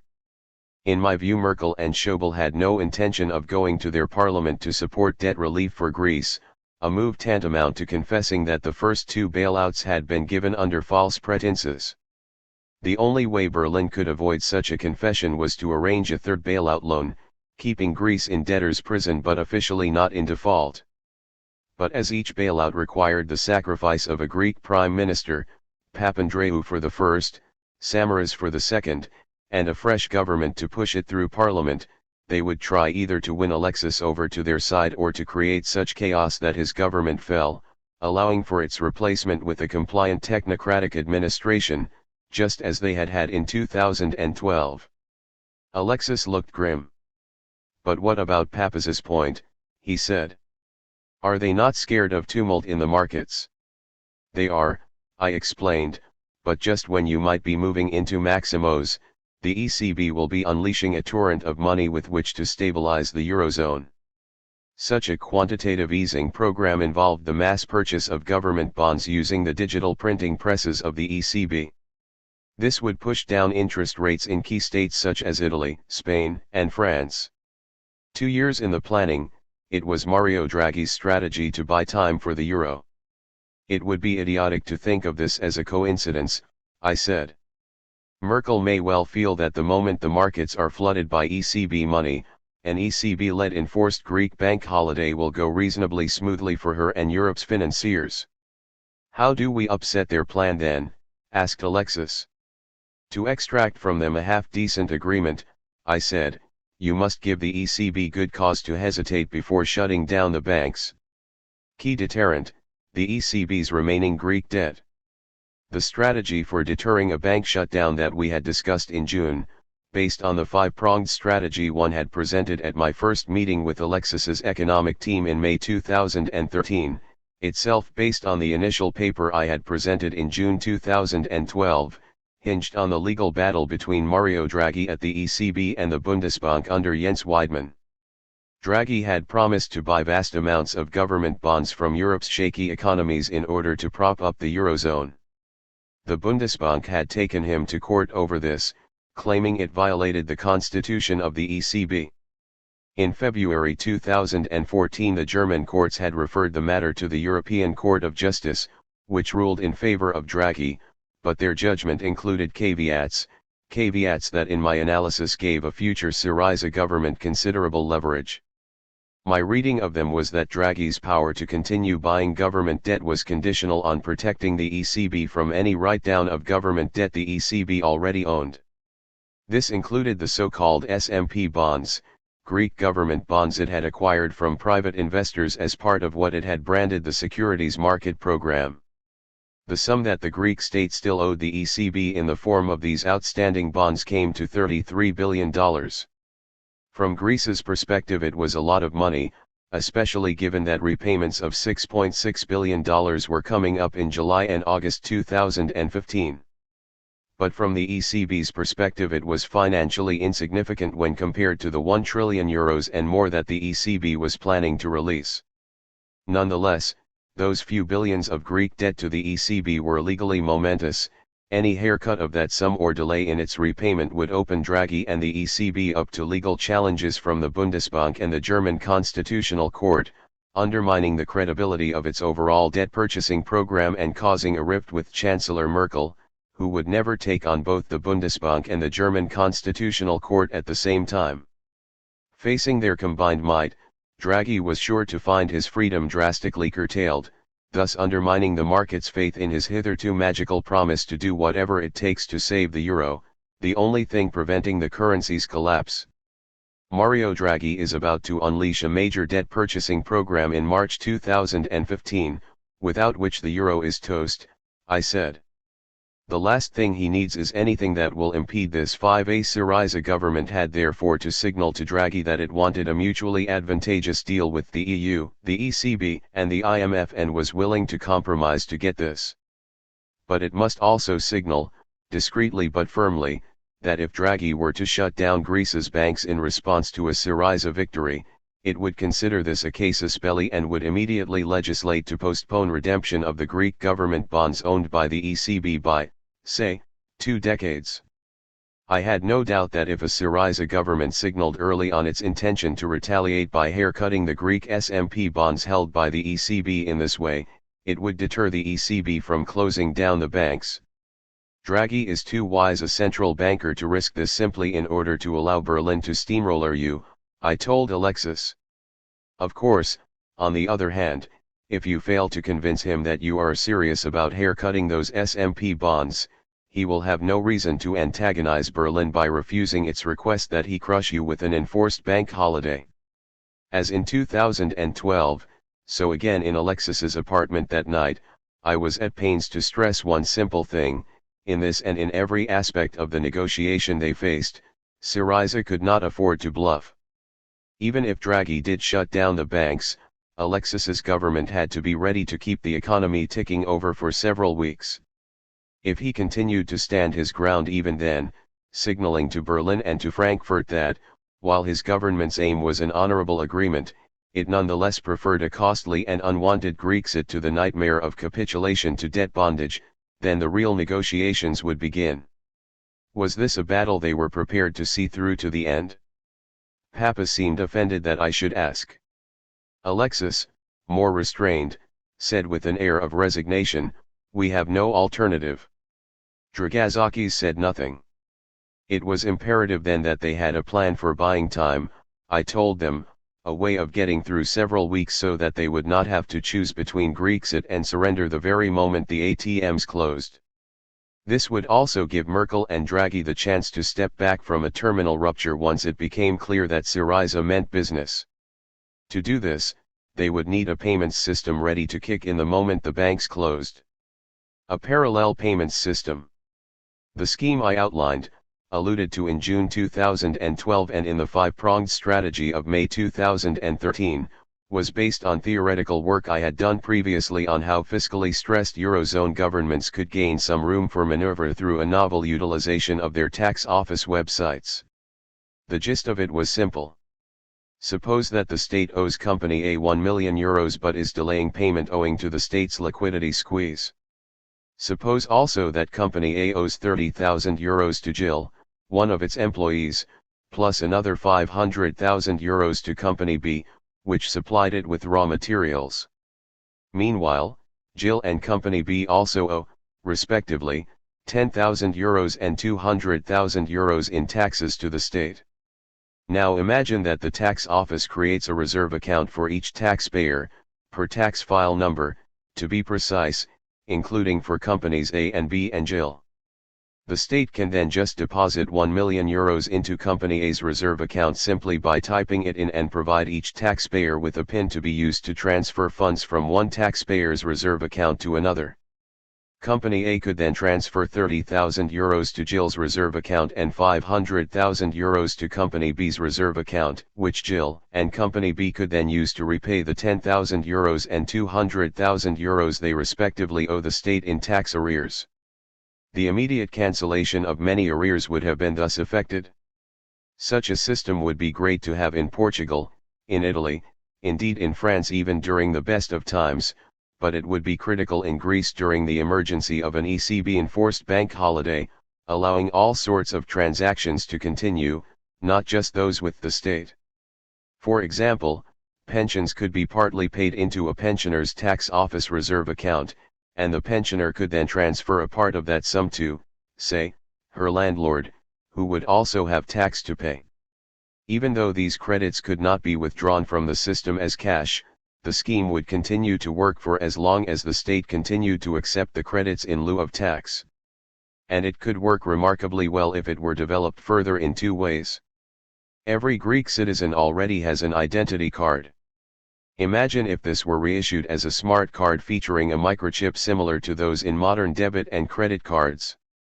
The ID cards of pensioners, public sector workers, people on benefits, government suppliers, anyone who has financial dealings with the state, could be linked to their tax office reserve accounts and used to pay for goods and services at supermarkets, petrol stations, and the like. In other words, even if the banks were to close down, even if the state was rendered illiquid, the government could still meet its obligations simply by assigning tax credits to people's ID cards, as long as the total value credited did not run the government into a fiscal deficit, of course. Second, the same system could be used to allow the government to borrow from Greek citizens, thus bypassing the commercial banks, the hostile and suspicious money markets and, of course, the Troika. As well as receiving tax credits from the state, citizens could be given the option to buy credits from the tax office online, using web banking linked to their normal bank accounts.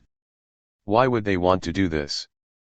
Because the government would offer them a discount of, say, 10%, or if they later used those credits to pay their taxes, say, a year down the line. The state would in effect be borrowing from its citizens at an interest rate, 10%, that no European can get from any bank these days. As long as the total level of tax credits sold by the government was capped and fully transparent, the result would be a fiscally responsible increase in government liquidity, greater freedom from the Troika, and thus a shorter path to the ultimate goal of a viable new agreement with the EU and the IMF. Seemingly impressed, Varoufakis asked me to produce a written blueprint for this scheme, while Alexis and Papas appeared soothed by the thought of the precious time it would buy them after a rupture with the creditors. Within 48 hours of my return to Austin, I had sent a 10-page technical blueprint to Papas to pass on to Alexis and Varoufakis. Let's briefly fast forward 4 months to March 2015 and to a cabinet meeting of the Syriza government with Alexis, as Prime Minister, in the chair.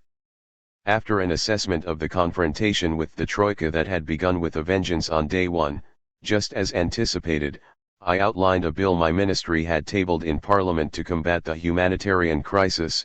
Debit cards would be issued to 300,000 families living below the poverty line, with a credit of a few €100 per month to cover their basic needs. But these cards are just the beginning, I said. Soon they could replace ID cards and provide the basis of a payments system that functions in parallel with the banks. After I explained how the system would work, I outlined its many advantages. It would give the government more fiscal space, support the poor without subjecting them to the stigma of using coupons and, above all, signal to the Troika that Greece had a payments system that would allow our economy to function even if they closed down our banks. Lastly, I pointed out that if the Troika decided to push Greece out of the Eurozone, as the German finance minister had been wanting to do for years, the same payment system could be renominated to a new currency at the press of a button. When the cabinet meeting was adjourned, most of the ministers present approached me to express their enthusiasm, some patting me on the back, others embracing me, one telling me that she was moved and inspired. 5 months later, after my resignation, the press lambasted me for having entered into a tough negotiation without a backup plan. For days I was mocked in the media, not just by opposition politicians but also by many Syriza MPs, for walking into the lion's den without a strategy for what to do if the banks were shut down. I waited to see if Alexis or anyone else in the cabinet came forward to put the record straight. None did. So, during a teleconference conducted by David Marsh of the Official Monetary and Financial Institutions Forum, in which I was replying to questions on what had gone wrong with the Greek government's negotiations with the EU and the IMF, I made known my plans for a parallel payments system. The discussion was supposedly being held under the Chatham House rule, allowing participants to quote what is said but not to attribute it to the speaker, but this convention was ignored. Recordings of my entire presentation were soon made public. Immediately those same journalists and politicians who had been ridiculing me for not having a plan B suddenly accused me of the direct opposite. Varoufakis' secret Grexit plan was a typical headline, suggesting that I had gone behind Alexis's back to engineer a devilish plot for getting Greece out of the euro. Calls to indict me on criminal charges began to mount. Indeed, while these lines are being written, a charge of high treason is hanging over me in Greece's parliament for undermining Prime Minister Tsipras by means of a secret plot. It is a source of personal pride and joy to me that the Troika's cheerleaders within Greece use every opportunity they can to undermine me. I consider their attacks a badge of honor, conferred for having dared to say no to their demands in the Eurogroup. But to have former cabinet colleagues, those very same people who filed past me to praise my proposed payments system, either pretend they have never heard of it or join in with the denunciations, fills me only with sadness. The offer caught me completely unawares. Around midnight in Alexis's flat, the discussion moved from deterrence and parallel payments systems to practical politics. Alexis briefed me on the high probability of an early election. The government's term had more than 2 years left to run, but it was doubtful it could survive beyond March 2015, when the 5-year term of the President of the Republic expired. Unless Prime Minister Samaras could muster a reinforced parliamentary majority around his chosen presidential candidate, Parliament would be automatically dissolved and elections called. 7 Alexis then delivered his offer, unassumingly and under Dragazakis' watchful eye. If we win, and there is no doubt we shall, we want you to become finance minister.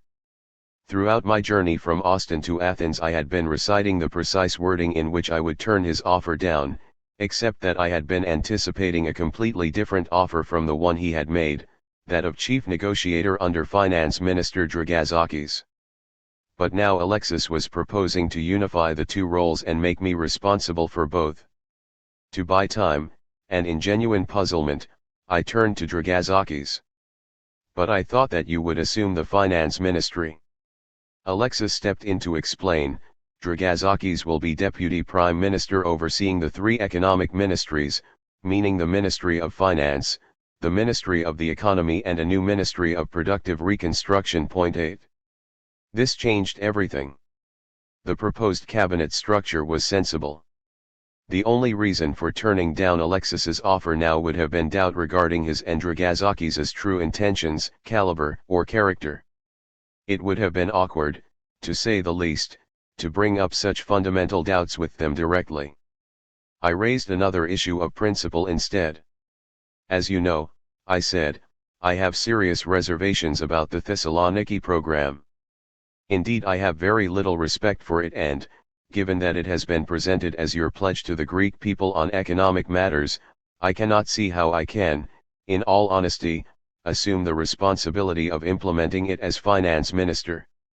Predictably, Papas jumped in at this point to restate his insistence that the Thessaloniki program was not binding for me. "You are not even a member of Syriza," he pointed out. "But would I not be expected to join if I am to become your finance minister?" I asked. Alexis interjected with a studied response, "No, under no circumstances. I don't want you to become a member of Syriza. You need to remain unburdened by our party's tortuous collective decision-making." My head was ringing with alarm bells. Alexis's point was reasonable but pregnant with immense risks. On the one hand, remaining semi-detached from Syriza, a party whose flimsy economic policies I had criticized for years, would afford me a precious degree of freedom and allow Alexis to blame those of my decisions that contradicted party policy on the fact that I was not bound to it. At the same time, this blame could snowball into condemnation of me at the drop of Alexis's or Dragazakis's hat, leaving me exposed to animosity from the party whose backing I would need so badly when struggling against the Troika and the Greek oligarchy. Again, this was hardly a concern I could have shared with them.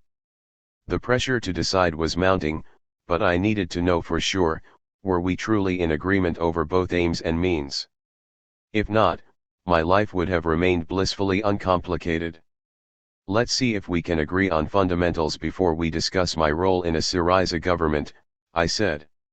My intention was to try out on them an up-to-date, firm, clear-cut version of the five-pronged strategy one had proposed to Alexis in 2012, before it was so ingloriously discarded. Point 9. The Covenant. "First and foremost," I began, "came meaningful debt restructuring. Point 10. We had to agree that this was the be-all and end-all of a Syriza government. Getting Greece out of debtor's prison was more important than preventing privatizations or any other objective on Syriza's agenda." They agreed. "With debt restructuring," I continued, "we could finally put an end to the austerity, deflation spiral and aim at a small government surplus." I specified a target of at most 1.5% of national income. This would require sharp reductions in VAT and the corporate tax rate in order to re-energize the private sector. "Why should business pay less?" Alexis protested. I explained that I thought the private sector should pay more in total tax revenue, but the only way to achieve an overall increase in their contribution at a time of next to no sales and with bankrupt banks unable to provide credit even to profitable firms was to reduce the corporate tax rate. Dragazakis stepped in to say he agreed, apparently allaying Alexis and Papas's initial consternation. "When it came to privatizations," I continued, "we would have to make compromises if we wanted an agreement with the EU and the IMF. Syriza's blanket rejection of privatization would have to be replaced with a policy of considering them case by case. Fire sales of public holdings had to end, but there would be some assets, such as ports and railways, that we should make available conditional on a minimum level of investment, on the buyer's commitment to granting workers proper contracts and the right to union representation, and on the state retaining a large, even if minority, shareholding, the dividends from which would be used to assist pension funds. Meanwhile, those assets that were to remain under public ownership should be handed over to a new public development bank, which would use them as collateral in the raising of funds to be invested in these same public assets so as to boost their value, create jobs, and enhance future revenues." They agreed on this too. Now came the delicate issue of Aris, Zorba, and their fellow bankers. Remembering the awkward conversation with Alexis in the stone ship's shadow, I chose my words carefully in Dragazakis's presence. I asked them to what extent they were prepared to take on bankers with Aris's and Zorba's background and force them to surrender control of their banks, which were essentially the property of the taxpayers. I reminded them of the curious alliance between our bankers and the European Central Bank, which was keeping their banks alive via government-backed EIS. Either institution was capable of asphyxiating a Syriza government. Papas brimmed with revolutionary zeal, decreeing that all the bankers would be sent packing. More cautious but nonetheless positive, Alexis added that this was why it was important to have a senior person as deputy prime minister, meaning Dragazakis, to rein in the bankers. But were they prepared, I asked, to adopt my proposal that these bankrupt banks be placed under the management and ownership of the EU? I knew this was an extraordinarily challenging proposal for a left-wing party that tended if anything towards nationalizing the banking sector. A perilous silence followed. Alexis broke it by asking the inevitable question, but why can't we nationalize the banks? The state owns majority stakes in them anyway. Can't we just pass a law that converts our non-voting to voting shares? I replied that unless we were prepared to turn the banks over to the European Union, we would not be able to unburden the Greek state of the liabilities incurred by their fake recapitalization. Bank nationalization would only make sense in the event of Grexit. But we are committed to refusing to think of Grexit as an objective, correct? Correct, came Alexis's immediate reply. In which case, can we agree that our negotiating position on the banks should be that their shares, along with the liabilities for their recapitalization, should be transferred to the European Union, with new boards of directors no longer in the pocket of Greece's bankers? Alexis and Papas agreed, but I noticed that Varoufakis chose not to respond directly, remarking only that it was important to stay within the limits of legality, a point that ought to have been self-evident. His avoidance of the question reinforced my suspicions. So far though, all three seemed happy with the agenda. Nevertheless, I felt the need to recapitulate one more time what we had agreed our aims to be. Debt restructuring comes first.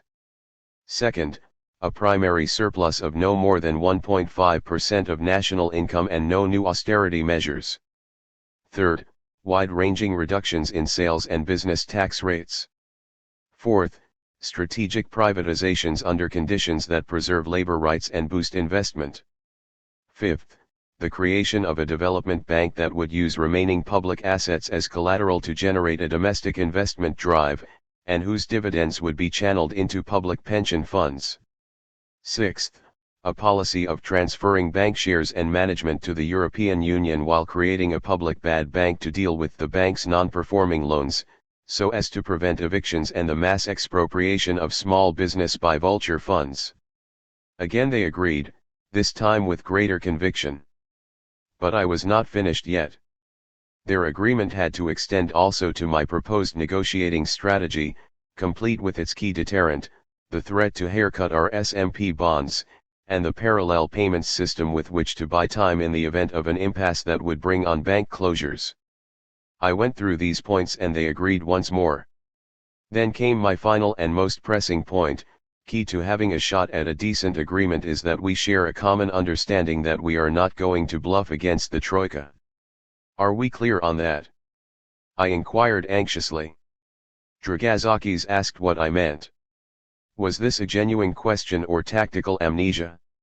Regardless, I was happy to make the key point once again, the same point I had been making since our very first meeting: it is not a bluff to issue a statement of intent if you are intending to carry it out regardless of what the other side does. Alexis understood. We heard. You're saying that we will not sign even if threatened with Grexit. Correct. I confirmed that that was exactly my point. There was no point entering into a tough negotiation with the world's most powerful credit institutions unless we were after a viable agreement within the euro, did nothing to jeopardize such an agreement, but were also clear in our minds that between surrender to a renewed sentence in debtor's prison and Grexit we preferred the latter. Are we clear on this? I repeated. It goes without saying, was Alexis's response, accompanied by another passionate confirmation from Papas. Varoufakis remained conspicuously silent, offering only a friendly and tired smile. It was the closest we could have come to a covenant. It was now my turn to decide. Yes or no? The moment of truth had arrived. In front of me there lay an offer I could refuse. The risks of accepting were clear and mountainous. While I liked Alexis and was willing to believe in him, the events of 2012 and, more recently, his casual disregard of our stoneship agreement to involve me in the shaping of Syriza's Thessaloniki program had given me more than sufficient cause for skepticism. And as Danae said after my subsequent return to Austin, I was exploitable because I was expendable. If you bring back a decent deal, they will claim the credit. If not, you will get the blame. An outsider in relation both to Syriza and to the establishment, I was the ideal target to attract the slings and arrows of the Troika, of the domestic establishment, of Syriza's loyalists and party members, and to deflect them from Alexis and his caucus. I did not mind playing the role of target. It is what finance ministers do on behalf of their prime ministers and cabinets. It would be worth it, but only as long as our covenant was intact and everyone understood that this was a fight not worth entering unless we were prepared to take it to the wire. I was. Were they? It was a question I did not have enough evidence to answer. At the same time I faced an ethical dilemma. Did I have the right to turn Alexis's offer down? Here was the Prime Minister in waiting presenting me with an opportunity to put my money where my mouth was, to implement the negotiating strategy and the economic reform program I had been advocating from the sidelines ever since Greece was confined in its peculiar prison. Socrates' definition of a good life is one that you do not regret on your deathbed. How would I feel when, in my old age, I recounted the moment I turned my back on that opportunity? If only I could talk it through with Danae, I thought. But with thousands of miles separating us, and after such a long séance at Alexis's apartment, nothing less than a decision there and then would do. And so I reached it. But before accepting I had one last condition, that I first succeed in getting myself elected to Parliament. I was not prepared to be another extra-parliamentary finance minister like Sturneras and his successor. 11. But Yanis, you have never contested an election before, Alexis objected. You don't have the infrastructure in place, and the elections are coming up soon, with you living in Texas. Pappas intervened with a compromise. I could be on the list for one of the places in Parliament allocated by the party leader. 12. Alexis then suggested it might be appropriate if I were placed low down on the party list in an honorary position, which would not bring a seat in Parliament but which would signal the high esteem in which I was held by Syriza. I was adamant. That will not do. Either I get a direct mandate from the electorate, unmediated by the leadership, or I shall stay away. It was not a question of honor. If I am to face up to Wolfgang Schäuble in the Eurogroup, a seasoned politician who has received his people's backing for decades, I need to go in there with thousands of votes backing me too. Otherwise, I would lack the necessary legitimacy. But what happens if you do not get elected? Alexis insisted. Then the people will have said that they do not want me to represent them in the Eurogroup. Simple. The idea of technocrats negotiating economic treaties on behalf of the ignorant masses is repugnant to me and deserves to be buried. Which constituency do you want to contest? Asked Varoufakis. Greater Athens is the one that I have been voting in all my life, so Greater Athens it is. This seemed the obvious answer to me. Greater Athens is brutal, Yanis. Are you sure? Alexis asked. So be it, I replied. Most constituencies in Greece elect more than one member of parliament each. Greater Athens is the largest constituency in the country, with more than 1.5 million registered voters, electing 44 of the parliament's 300 members. I was fully aware that it was also Pappas and Varoufakis' constituency. 13. Seeing my determination, Pappas weighed in positively. He will get elected easily, he said, ending the discussion but not my disquiet. Not wanting me to join Syriza as a member made some sense. Resisting my election to Parliament was altogether more disconcerting as it heightened the disturbing possibility that my utility to Alexis was inversely proportional to my autonomous political legitimacy. Still, it could equally have been that Alexis was simply concerned that I would not do well enough with the voters on polling day. This thought plus the covenant we had just agreed upon made it impossible to turn the offer down, despite my sea of doubts. As we were walking to the front door, a thoughtful Alexis said to me, "You will need to put together a team to prepare in case they push us out of the Eurozone. Start working on this soon." "I will, Alexei," I replied. This was the birth of what became known as Plan X, to be activated only if and after Berlin and the ECB activated their own Plan Z for pushing Greece over the cliff of Grexit. 14 But know this, Alexei, I added. The best and only way of securing our place, long-term, in the Eurozone is to shower the creditors with moderation while simultaneously signaling to them our unwavering determination to activate our deterrence strategy if they try to crush us. Alexis nodded in agreement. Varoufakis, looking very tired, smiled faintly and asked me to keep him in the loop. I promised him I would. Chronicle of an ambush foretold. Time went into overdrive after that late November morning in 2014. Danea and I immediately began to plan our move back to Athens by the end of January, in good time for a possible election in March. However, Prime Minister Samaras had a different plan.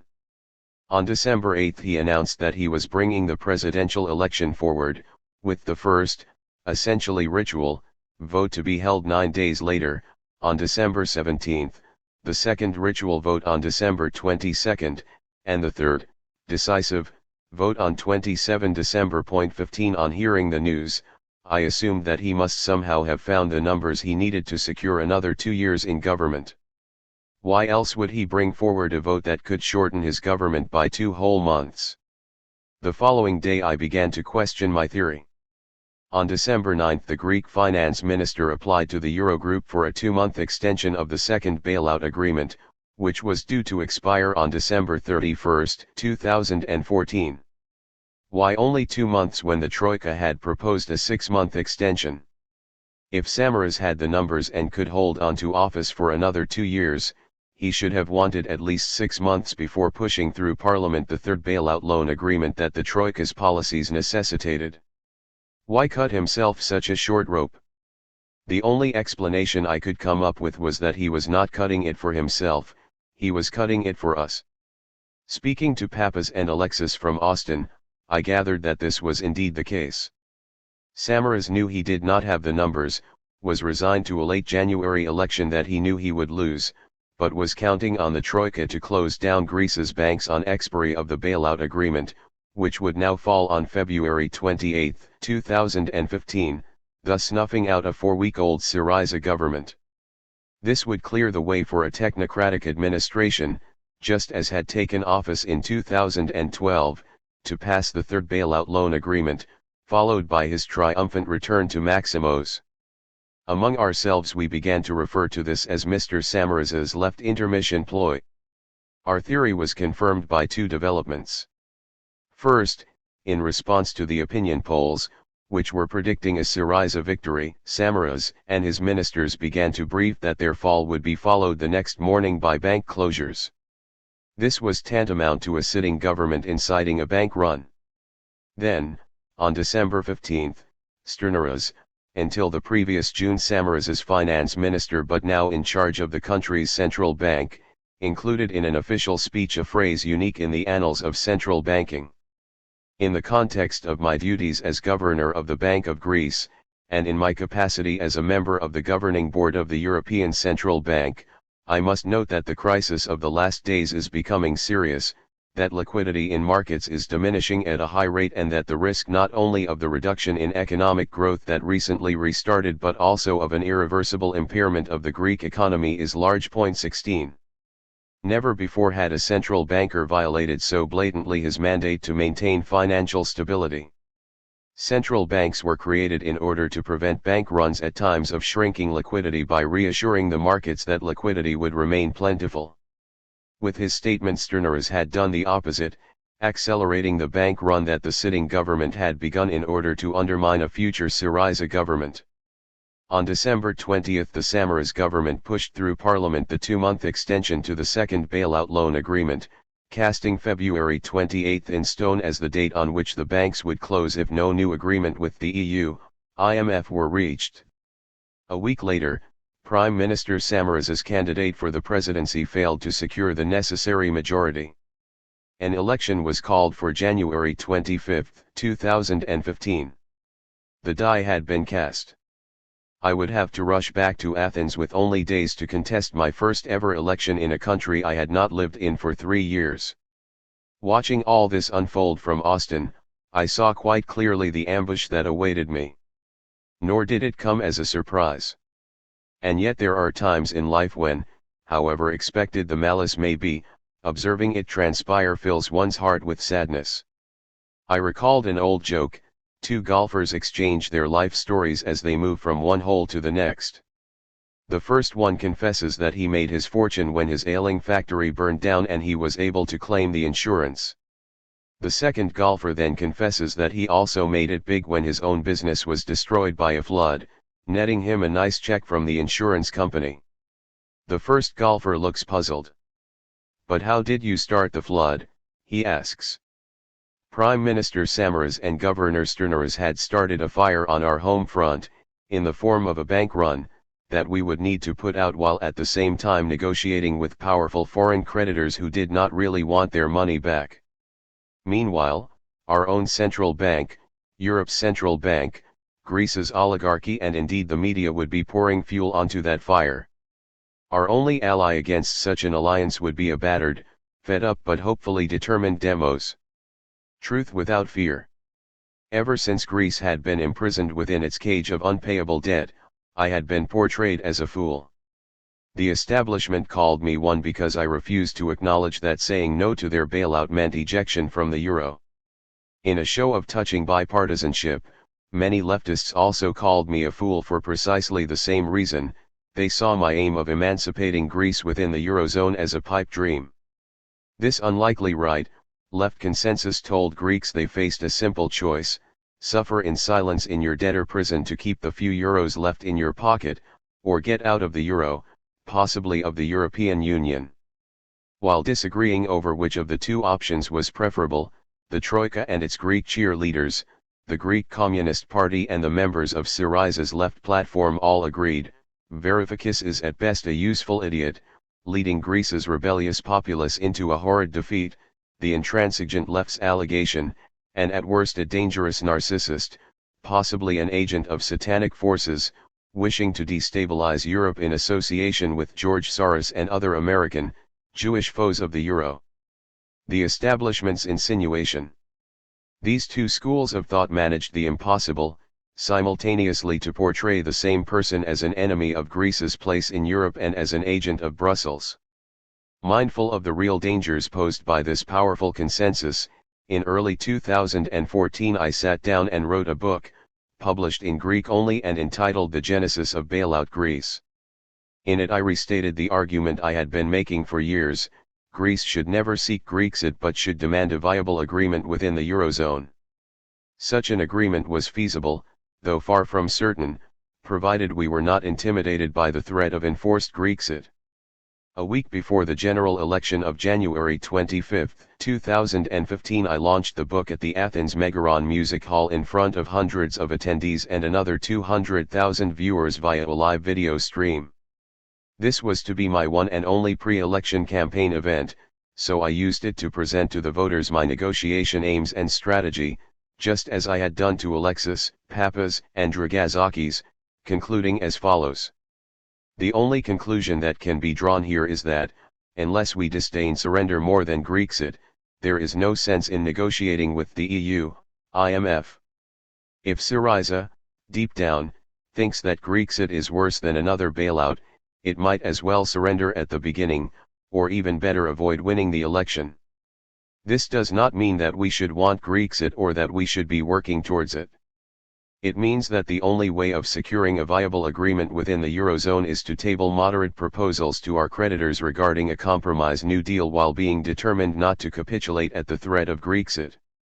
Turning to our creditors' likely preferences, I truly believe that Grexit is an empty threat, as it will cost the EU around €1 trillion in written-off public and private debt as well as a chain reaction of bankruptcies within Europe's financial labyrinth.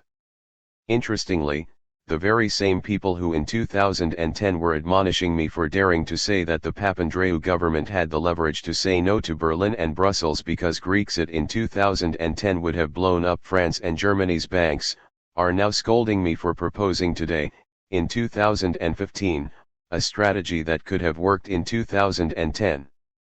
Well, I have news for them: I was right then, as they now acknowledge, and I may very well be right today, Grexit will still, despite all the things they have done to ring-fence themselves from its shockwaves, cost them an arm and a leg, and this is why I still believe it is an empty threat. Of course I may be wrong. They may fear a compromise with us more than they fear Grexit. But even if I am wrong, ask yourselves, despite the undoubtedly sharp cost of Grexit, is continued membership of the euro under permanent debt bondage and the eternal recession it brings better? Ladies and gentlemen, just like a peace-loving people do not want war but will not surrender their freedom because they are threatened with war, it is perfectly rational to disdain Grexit, as I do, but not be prepared to live in a state of permanent Great Depression because we are threatened by it. 17. As the election approached and the rumor spread that I might be the next Minister of Finance, I was walking a tightrope. Traditionally, finance ministers are economical with the truth. Indeed, it is considered their duty to deny planned changes, such as to interest or exchange rates, even while they are preparing them, in order to prevent any damaging preemptive reaction in the markets which will undermine the change's desired effect. In my case, I had to tell the Greek people the truth about our creditors' forthcoming financial aggression without encouraging the bank run that undermined my capacity to negotiate a decent deal on their behalf. I chose a strategy of telling it as it was, peppered with optimism for the good outcomes that would follow if only we remained committed to our covenant. Interviewed on commercial television one morning, I said, if Syriza is not determined to respond to Mario Draghi's threats to close banks and ATMs by putting the phone down on him after reminding him that his aggression violates the European Union's treaties and spirit, there is no purpose in our being elected. Our people must be ready for such threats coming from an ECB that behaved that way towards the Irish and the Cypriots. Not exactly soothing words from someone rumored to be heading for the Ministry of Finance, but as the people were our only ally, I could not afford to keep them in the dark. They had to be prepared for the worst. At the same time, I had to keep their spirits up. Asked in another television interview if the ECB would close down our banks, I replied tactically, if we play our cards right, there is just as much of a chance that this will happen as there is that the sun will not rise from the east tomorrow morning. In an article I published the day after that television interview, I was more candid, warning that during our negotiations the stock exchange, share values, and all financial variables would go into spasm, while trying to balance frankness with optimism. While these negotiations last, apoplexy will consume markets and speculators. But when the negotiations conclude, with Greece emerging as a solvent country, then the markets will start dancing harmoniously to our tune. 18. Striking the right balance, how to inform without alarming, how to warn without fueling fear, was an agonizing dilemma. Some others were much simpler. Rejecting the enemy's weapons. Many of my economist friends, who suspected that I was about to land the worst job in the universe, wrote to me, emailed and phoned to lend support. Some suggested that on my first day in office I should introduce capital controls. That is, rather than wait for the ECB to close down our banks and ATMs on the grounds of halting the very bank run that they had begun, why not preempt them by slapping restrictions on how much cash depositors could withdraw from their accounts or wire abroad? The idea was that by slowing the bank run we could buy more time before the banks were closed in which to negotiate under calmer circumstances. There were 3 reasons for rejecting this counsel. The first was that imposing capital controls would have been the obvious first step of a party that intended to return to the national currency in order to devalue it and thus gain competitiveness. In that case, introducing capital controls would be essential to prevent the outflow of money caused by the expected devaluation. In other words, introducing capital controls would have been the right move only if we were intending to leave the Eurozone, to opt for Grexit, and would therefore have contradicted both my negotiating aims and my strategy for signaling credibly what these aims were. Moreover, even if we managed to convince Brussels of our sincere desire to remain within the Euro, capital controls would signal a willingness to become second-rate citizens of the Eurozone, as stragglers who had euros but who could not do as they pleased with them. My intention was to signal the precise opposite. The second reason was that the time available for negotiations was fixed by our debt repayment schedule, so capital controls would not actually buy us any time. These repayments were due to begin in April 2015 and continue until August, which demanded a new agreement by June 2015 at the very latest. Even if I could have waved a magic wand to stop the bank-run debt, the negotiations would still have to be completed within 4 to 5 months at the very most. Capital controls would not change this one iota. The third reason was that capital controls are inconsistent with monetary union, whose spirit and reality they violate. The whole point of the Eurozone or any common currency area is that money is free to move unimpeded. If I were to introduce capital controls on day one of our administration, how could I censure the ECB for threatening us with them? The moment I did so, all the accusations against me and the Syriza government, of being anti-European, of preparing Greece for Grexit, of undermining the indivisibility of the Eurozone, would be vindicated. Moreover, our own people would be puzzled. Why is a government that is pressing for a good agreement within a common currency area stopping us from getting our money out of our own bank accounts and from sending it to other countries in the same monetary union? The blame game would have been lost before the negotiations even started. Another suggestion for helping a Syriza government buy time during the negotiations came from, among others, Thomas Meyer, formerly chief economist at Deutsche Bank. His idea was to introduce a second currency parallel to the euro within Greece in order to create more liquidity and space for us to maneuver. It was an interesting idea, but one I had actually considered and rejected in 2010 as a solution to the euro crisis. 19 Its gist was that wage rises, aimed at reversing austerity, be awarded in a new currency backed by government debt. The new currency would of course devalue immediately in relation to the euro. Thus, while Greek workers' pay packets and pensions would increase a little, Greek labor, as measured in euros, would devalue in relation to German, French, or Portuguese labor, making Greece more competitive. I gave Thomas Meyer two reasons why I could not endorse a parallel currency. First, parties and interests opposed to us are already creating an atmosphere of terror by claiming that we have a hidden agenda to bring Greece out of the euro, plunder people's savings and put Greece on the road to becoming a new Argentina. Your proposal's propaganda value to our opponents would tend to infinity. Second, there was no need for it because the parallel payments system that I was working on provided us with the flexibility we required. Months later it struck me that these two measures, capital controls and a parallel currency, would be wielded by Germany's finance minister, Dr. Wolfgang Schäuble, against me. The early decision to reject the enemy's own weapons was thus vindicated, and yet, soon after I resigned the finance ministry I was accused of devising diabolical plans to introduce them both. C'est la vie in Bailoutistan. Moderate single-mindedness. As the election approached, it was imperative to send two signals to Mario Draghi and the rest of the EU, IMF officialdom, one of moderation, the other of single-mindedness. You can trust me to propose a debt restructuring that combines substance with finesse, that does the job of giving Greece a chance but does not clash with the ECB's rules and, importantly, can be sold to fidgety Bundestag politicians by Angela Merkel as her own wunderbar idea. But make no mistake, we shall not be beaten back into our pen even if you close down Greece's banks.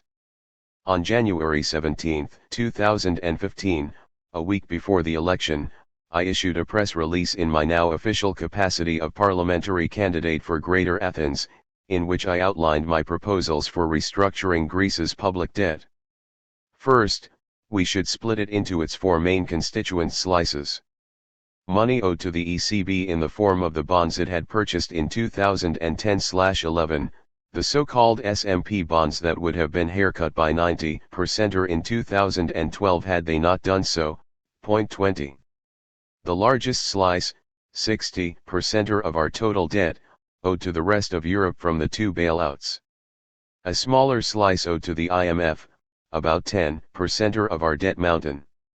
Money still owed to private investors after the 2012 haircut, around 15% of total debt.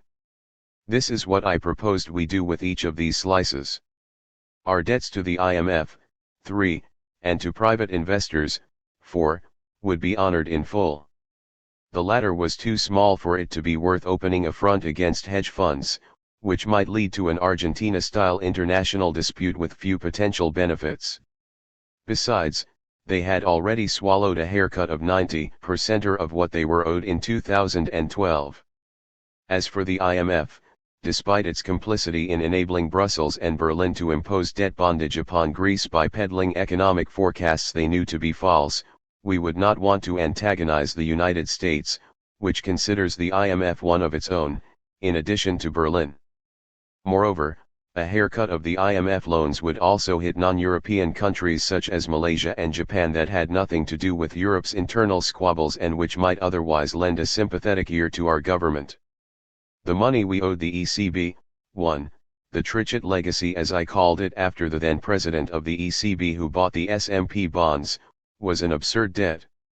We only owed it because of the ECB's error in buying Greek bonds after Greece had become insolvent at around 70% of their face value when their market value was not much more than 10% of face value. Since then we had been engaged in the pathetic ritual described fully in Chapter 3, see Success Story, of borrowing from the ECB in order to pay the ECB to redeem these bonds while pretending not to do so. This shenanigan had to end. In a rational Europe this absurd debt would simply be written off. Alas, the ECB's charter does not allow for this. To accommodate the ECB's charter, I took a leaf from the British Treasury's book.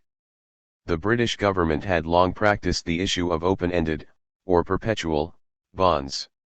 These yield interest, but the government may repay the principal at a time of its choosing, if ever.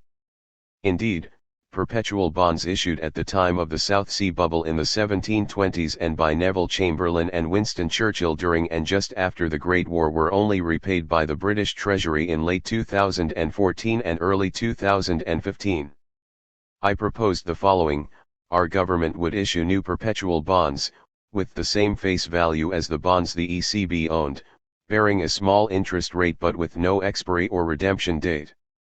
These bonds would then be swapped for the ECB's ones, to be parked neatly and forever on the ECB's assets books, bearing a trickle of interest in perpetuity, thus allowing Mario Draghi to respect his charter, since at no point would the Greek debt be written off or even down. Finally, regarding the largest slice of debt, 2, accrued in the 2 bailouts and owed to Europe's taxpayers, I proposed another type of swap. Existing debt obligations to Europe's bailout fund would be swapped with new Greek government 30-year bonds, again of the same value as the existing debt, so no formal haircut, but with 2 provisions. First, annual payments were to be suspended until the country's income recovered to beyond a certain threshold. Second, the rate of interest would be linked to the rate of growth of the Greek economy. 21 That way, our creditors would become partners in Greece's recovery and have an incentive to see the pie from which they would get their money back grow. These debt swap proposals, tabled before the election, would be the basis of my actual proposals to Greece's creditors once I was in office. They were moderate and politically palatable to the creditors, as they included no outright haircut. They signaled to the public and to potential investors that the EU was accepting a new role, no longer the harsh creditor of an insolvent state. It would become a partner in Greece's growth, as its own returns would be proportional to Greek nominal income growth. They would have been enough to cause an influx of investment into an investment-starved Greece. They would have ended the Greek recession with winners all round, the only exceptions being the cockroaches that flourish in the filth caused by prolonged misery. Not once did any official of the EU or the IMF articulate a criticism of the logic behind these proposals. How could they? As the CEO of one of America's largest investment banks remarked after hearing them, you are offering them a deal that a Wall Street bankruptcy lawyer could have come up with. Quite. It took the election of a radical left government in Greece for Athens to bring to Brussels, Frankfurt, and Berlin moderate debt proposals, an indication of the organized folly that the European Union had descended into after the euro crisis hit it. However, not for a moment did I believe, back then in January 2015, that the unquestionable logic and obvious moderation of my proposals would win our creditors over. As I had been telling Alexis since 2012, any proposal from us that contradicted the Troika's Greek program would be met with naked aggression and the threat of shuttered banks. Logic hardly mattered. Mutual economic advantage was irrelevant. The creditors did not want their money back. What mattered to them was their authority, and that was being challenged by a leftist government whose success at negotiating a new deal for its country was the creditors' greatest nightmare, as it might give ideas to other Europeans laboring under the same crisis and the same irrational policies. Modest, reasonable, technically competent debt swap proposals were important, but they were not enough. It was imperative that, before crossing the threshold of the finance ministry, I should signal to the other side that their aggression would cost them, that the moment they moved to close down the banks, I would activate our key deterrent and the parallel payments system, as per my informal covenant with the Syriza leadership. My signal took the form of a statement made in January 2015 during a BBC interview. My advice to the next finance minister of Greece is this: if the ECB threatens to close down the nation's banks, you should respond instantly by haircutting the Greek government bonds that the ECB still owns. They are still ruled by Greek law, so the ECB would have to sue Greece in the Greek courts, not in London or Luxembourg. Simultaneously, he or she should put in place a payments system that can function in parallel to the banks so as to create euro-denominated, homegrown liquidity and, importantly, allow the economy to function if the ECB do decide to close down the banks. As I was to establish later, the message was received. The battle lines had been drawn. 22. 5. Raging against the dying of the light. As the election approached, a strange mix of togetherness and loneliness overcame me.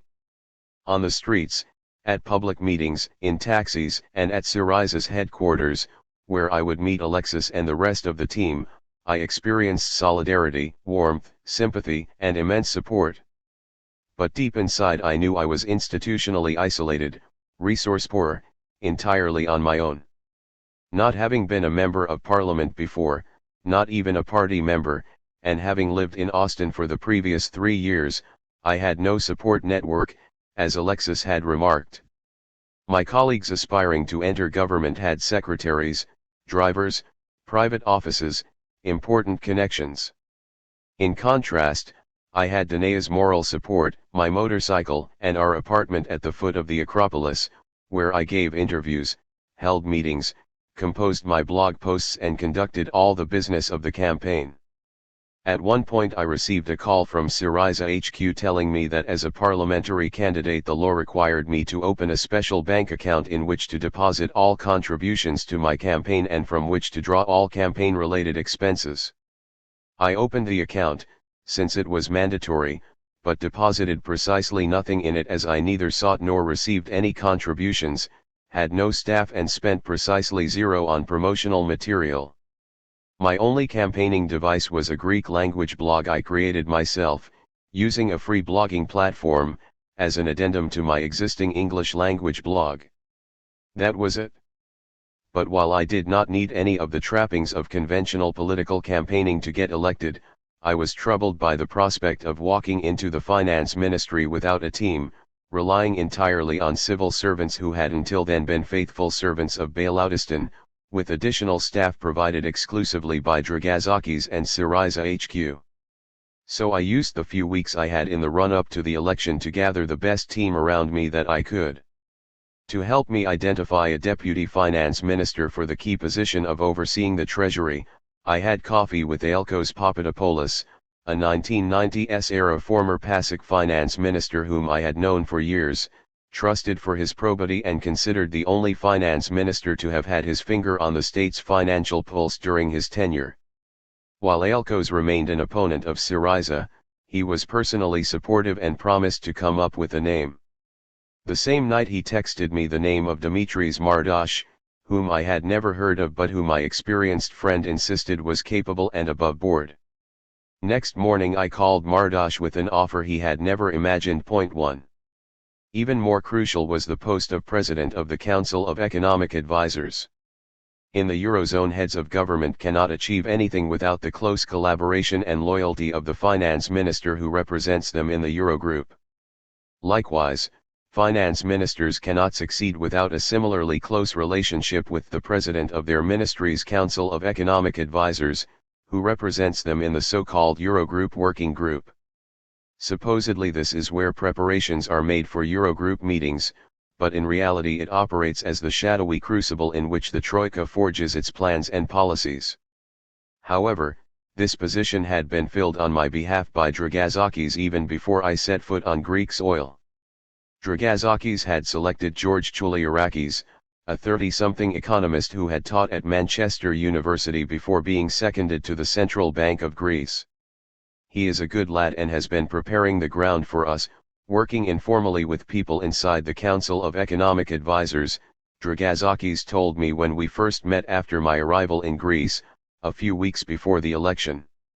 While my close friend Vasily was appalled, always skeptical of Varoufakis's intentions and choices, I was happy that someone was already on the ground, preparing it. Upon meeting Varoufakis, I took a liking to him, despite evidence of a severely circumscribed capacity to engage and an excessive tendency to keep his cards close to his chest. My concerns were allayed though when he told me that as an undergraduate at the University of Athens his mentors had been two progressive, highly intellectual economics professors very dear to my heart, one of whom was my dear friend and colleague Nicholas Theocharichis, a member of the academic quartet that had formed immediately after my arrival at the university in 2000, which also included Sterneris. Point 2. This news was also a boost in view of my plan to appoint Nicholas General Secretary for Fiscal Policy. In putting together my team, I was troubled by the thought that none of us had any experience of actually dealing with the Troika, with the technocrats who were used to coming to Athens on behalf of the EU, the ECB, and the IMF, entering its ministries, interrogating its ministers of state and imposing their will on them like bailiffs, although this was to be expected of a group of people who had never served Bailoutistan and whom civil servants and Troika officials alike treated like mortal enemies. Fortunately, one day I came across Elena Panarithi, someone who knew the Troika's language and their modus operandi.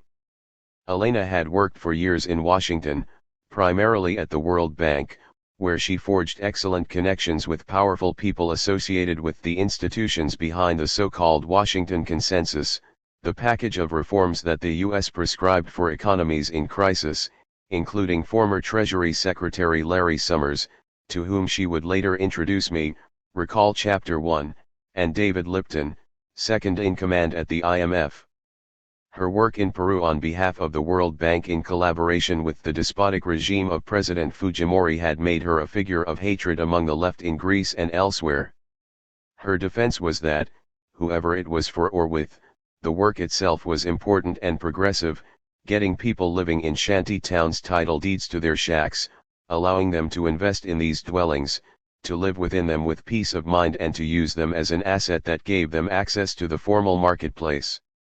As a member of parliament under George Papandreou, who had appointed her via the party list, it was true that Elena had voted in favor of the first bailout, but she never bought the lie that the bailout was going to work financially and Greece would soon be out of the woods.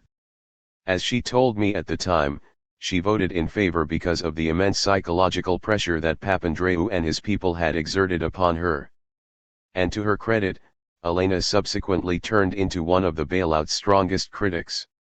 In a remarkable moment of parliamentary theater, she stood up during a crucial select committee meeting in 2011 and in her trademark Greek, which is not her first language, her voice breaking with emotion, she slated her own ministers and their acquiescence in Greece's conversion into a debt colony. Point 3. So when I met her again a few days before the election, I did not hesitate for a moment to ask her to join my team, for there is no better person to fight the devil than one who has served him and, through that experience, become his sworn enemy.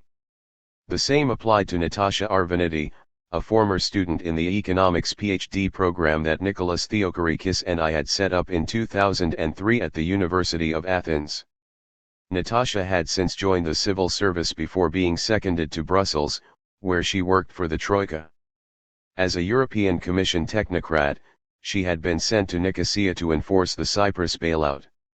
Having seen firsthand the devastation that the Troika leaves in its wake wherever it goes, Natasha was a very welcome member of my team. With the help of people like her and Elena, I would be able to decipher the Troika's mood and signals more accurately and plan our negotiating tactics accordingly. The downside of such recruits was that within Syriza and Alexis's inner circle those keen to pull the rug from under me had plenty of ammunition with which to argue that I was preparing our surrender. "We're going to have problems within the party, Yanis," Alexis warned me one day. "Do you really need people like Elena and Natasha? They're tainted by their association with the bailouts. Our people are livid." "Alexei," I replied, "do you realize how fierce our confrontation with the Troika is going to be? They take no prisoners, these people. I need to have staff on my team who know them, who know what's in their box of tricks, whom they will recognize as worthy opponents." There was something else too, I explained. I trusted Elena and Natasha because, unlike our own people, they had guilty consciences.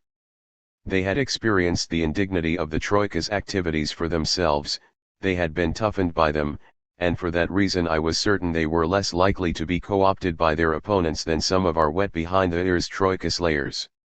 Unperturbed by Alexis's discomfort, I went on to enlist the help of other Troika defectors, some of them from abroad. One was Glenn Kim, who came on the recommendation of an ally in the media. Glenn was a banker, had been involved in many of the big bond deals between Greece, the Eurozone, and Germany, and was now working independently on contract for various European governments. He was quite an expert, I was told, on the GDP-linked bonds that I intended to propose as part of Greece's debt swap. I contacted Glenn right away. A few days later, 10 days before the election, Glenn and I were sipping coffee at a cafe very close to Sternaris's Bank of Greece. He came clean, confessing to having played a leading role in designing not just the Greek bailout but the Eurozone's bailout funding institutions on a retainer from, among others, the German Finance Ministry. 4. What we did to Greece in 2011 and 2012 was appalling, he admitted. I asked him what he was up to currently. He told me he was working for the government of Iceland, helping to restructure its public debt and work towards lifting the capital controls that had been imposed in the wake of its own financial collapse in 2008. "Your idea of GDP-indexed bonds is good," he told me, "and I think I can help you refine it. It will be my way of making amends for the long-term damage that we, and people like me, did to Greece." Never one to look a gift horse in the mouth, I agreed and asked him to be ready to come to Athens on January 26, if we won the election of the previous day. A cynic might say that professionals like Glenn were in it for the money and for their own career purposes. Possibly. But having people such as Glenn on my side, who knew where all the skeletons were buried, was a priceless weapon. When the Troika's apparatchiks saw him among my team, they almost had a stroke. But I also suspected that in Glenn's case I could rely not only on his professionalism but on something beyond enlightened selfishness. 2 days before the election, Glenn seemed to confirm this in an email to me in which he wrote, "Yanis, if all goes to plan, the good folks of Greece, and in fact Europe as a whole, will have charted a new course for their future. In thinking about this weekend, I am reminded of Homer's words, Omicron omega nu rho iota sigma tau omicron, mu nu epsilon sigma theta alpha iota pi epsilon rho pi tau rho eta dot." This is from Homer's Iliad and means, there is no better omen than fighting for our country. Another foreign powerhouse also offered its services to our cause, the French investment bank Lazard, led by Daniel Cohen and Mathieu Pigas. Like Glenn, Lazard had acted as a consultant and facilitator of the second bailout, charging the struggling Greek state tens of millions of euros for its services. So, when Daniel and Mathieu asked to see me, I was puzzled, guarded and skeptical.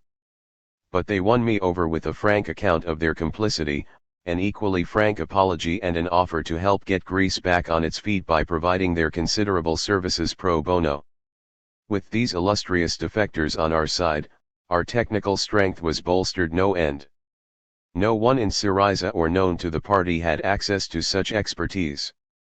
They would be my heavy artillery. Of course, my association with them was used to suggest a variety of sins. It was no coincidence that on the very same day Glenn shocked the Troika with his presence in Brussels. An opposition member tabled a question in Parliament asking why the Greek government needed to have a Korean on its team and what his links with me were, implying some sordid relationship with American, Asian or other dark forces. 5 Meanwhile, Syriza people, often well-meaning and genuine in their concerns, warned the party faithful that I was preparing to make a Faustian bargain with the Troika. In fact, Elena, Natasha, Glenn, and the good people of Lazard stood tall against the Troika even after Syriza's young zealots fell. Together with some other former students and graduates of the University of Athens' doctoral economics program, these Troika defectors backed our cause selflessly, producing splendid economic modeling, putting indefatigable legwork into the negotiations and giving me mammoth moral support before each meeting with the Eurogroup, in Maximo's or any of the other rooms where adults behaved very, very badly. While building a team of experts, I was also engaging friends and potential allies outside Greece. One of my missives for help went to Lord Norman Lamont. Dear Norman, it read. As you may have gathered from press reports, Greeks are going to the polls this coming Sunday. For better or for worse, I am standing for a seat in the Greater Athens constituency and, according to pollsters, I seem condemned to win it. Even worse, if my party forms the government, which is not unlikely, I stand to inherit the Ministry of Finance, replete with empty coffers and outrageous pressure from Brussels and Frankfurt. Might I count on you as a prospective counsel in the turbulent times ahead? Trusting that you are well. Yanis. Norman responded immediately. Yes, he was willing and ready to offer counsel. When I told him that the issue ran a lot deeper than debt and bonds, that it pertained to our parliament's sovereignty and raised the question of whether democracy was a luxury to be denied citizens of an indebted state, he replied. I entirely agree with what you say, of course, about democracy and the sovereignty of Parliament. I keep trying to remind Cameron and Osborne that if they get the chance to renegotiate our relationship with the EU, as they hope, it should be about restoring sovereignty and not just economics and competitiveness. You and I are at one on that. I also agree with you there has been too much emphasis in the Eurozone on austerity alone. Assuming you become finance minister, I will be very happy to do what I can to help. I have some ideas. Good luck personally. Yours ever, Norman. My friendship with true blue Tory and Eurosceptic Lord Lamont of Lerwick, the Chancellor who had ensured that Britain dropped out of the European monetary system, thus guaranteeing that the UK would not join the Euro, was at odds with my image as a loony left extremist. It was also taken as further proof by some that, guided and prodded by Lamont, I was hell-bent on getting Greece out of the Euro. Of course, precisely the opposite was true. When a few months later things came to a head and Wolfgang Schäuble was pushing us towards Grexit, Norman's advice to me was to think twice before even considering it, such were the costs and perils of returning to a national currency. Throughout my 162 days in office, Norman proved a pillar of strength, advising me on the final draft of my reform, debt, and fiscal proposals to the EU and the IMF. If only more left-leaning politicians had stood as firm, the outcome might have been altogether different. Besides Norman, my overseas supporters included Columbia University economist Jeff Sachs, who played a central role as advisor and advocate, the aforementioned Thomas Meyer of Deutsche Bank fame, Larry Summers, and Jamie Galbraith, who had worked for years with me on refining the modest proposal for resolving the euro crisis, helping reduce the antipathy towards Alexis and Syriza in Washington, writing speeches for Alexis and organizing conferences to prepare the Anglosphere for the new Syriza administration. On November 20 I dispatched a cheerful email to Jamie. Jamie. Yesterday Alexis told me that he had received a phone call from a prominent bank owner, who threatened that the bank's ATMs will not function the day after our election if Alexis appoints me Minister of Finance. Alexis responded by asking him how old he is. The banker replied, 65. Alexis then said, if you overthrow me, I am young enough to rise again. You are not. It was one of those moments of sheer pride in my friends, old and new, and joy at having acquired vicious foes. Wasteland. Without the skills of a T.S. Eliot or a John Steinbeck, it is difficult to convey the scale of Greece's devastation in January 2015. A numerical comparison will have to suffice. Britain in the early 1980s suffered a major convulsion when unemployment quadrupled. The damage was done by a recession lasting a single year, 1980-1, when national income fell by 1.26%. The next recession to hit Britain came a decade later, lasting also a single year, 1990-1, with national income shrinking by 1.78%. More recently, following the credit crunch, another single-year recession, 2008-9, left the country reeling, with a drop in national income of a substantial 5.15%. Compare and contrast these three traumas with what befell the Greeks. By 2010, the year of the first bailout, national income had fallen by a whopping 7.5% since the previous year. Did things improve as a consequence of the bailout? On the contrary, during 2010-11 incomes fell by a further 8.9%. By comparison, 2011-12 was a good year, the economy shrinking further by a trifling 1.1%. To what did we owe the relative lull? Ironically, to the political crisis caused by the Depression, which meant that we either had no government or too weak a government to legislate further austerity. But as soon as Prime Minister Samaras came to office in June 2012 with a small but solid parliamentary majority, the Troika ensured he made up for lost time by cranking up the austerity machine with a vengeance. The result? The cruelest year yet, with national income plunging a further 14% by the end of 2013 and another 3.3% during 2014. When British friends remark sympathetically that Greece is today where Britain was during the Great Depression, I thank them for their kindly intended comparison but am forced to correct them. Between 1929 and 1932 Britain's economy shrank by 4.9% and unemployment rose from 8 to 17%. At this point I imagine a Greek version of John Cleese's character in Monty Python's Four Yorkshiremen sketch crying out, "You were lucky." Luxury.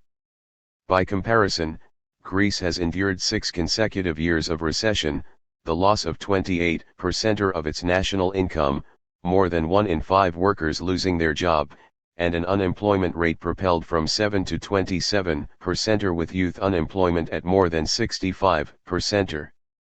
And yet today, as these lines are being written, there are still those who believe that by the end of 2014 Greece's economy was returning to health and would have been out of the woods by the end of 2015 had it not been for the idiocy of those Greek voters who jeopardized the recovery by voting in people like me on January 25, 2015. Like unruly children screaming, "Are we nearly there yet?" from the backseat and distracting the driver, the Greek electorate caused their country to swerve off the road to recovery just as it was entering the final straight. And had it not been for the actions of the insufferable finance minister of the populist government they elected, a third bailout would never have been necessary. Do they have a point?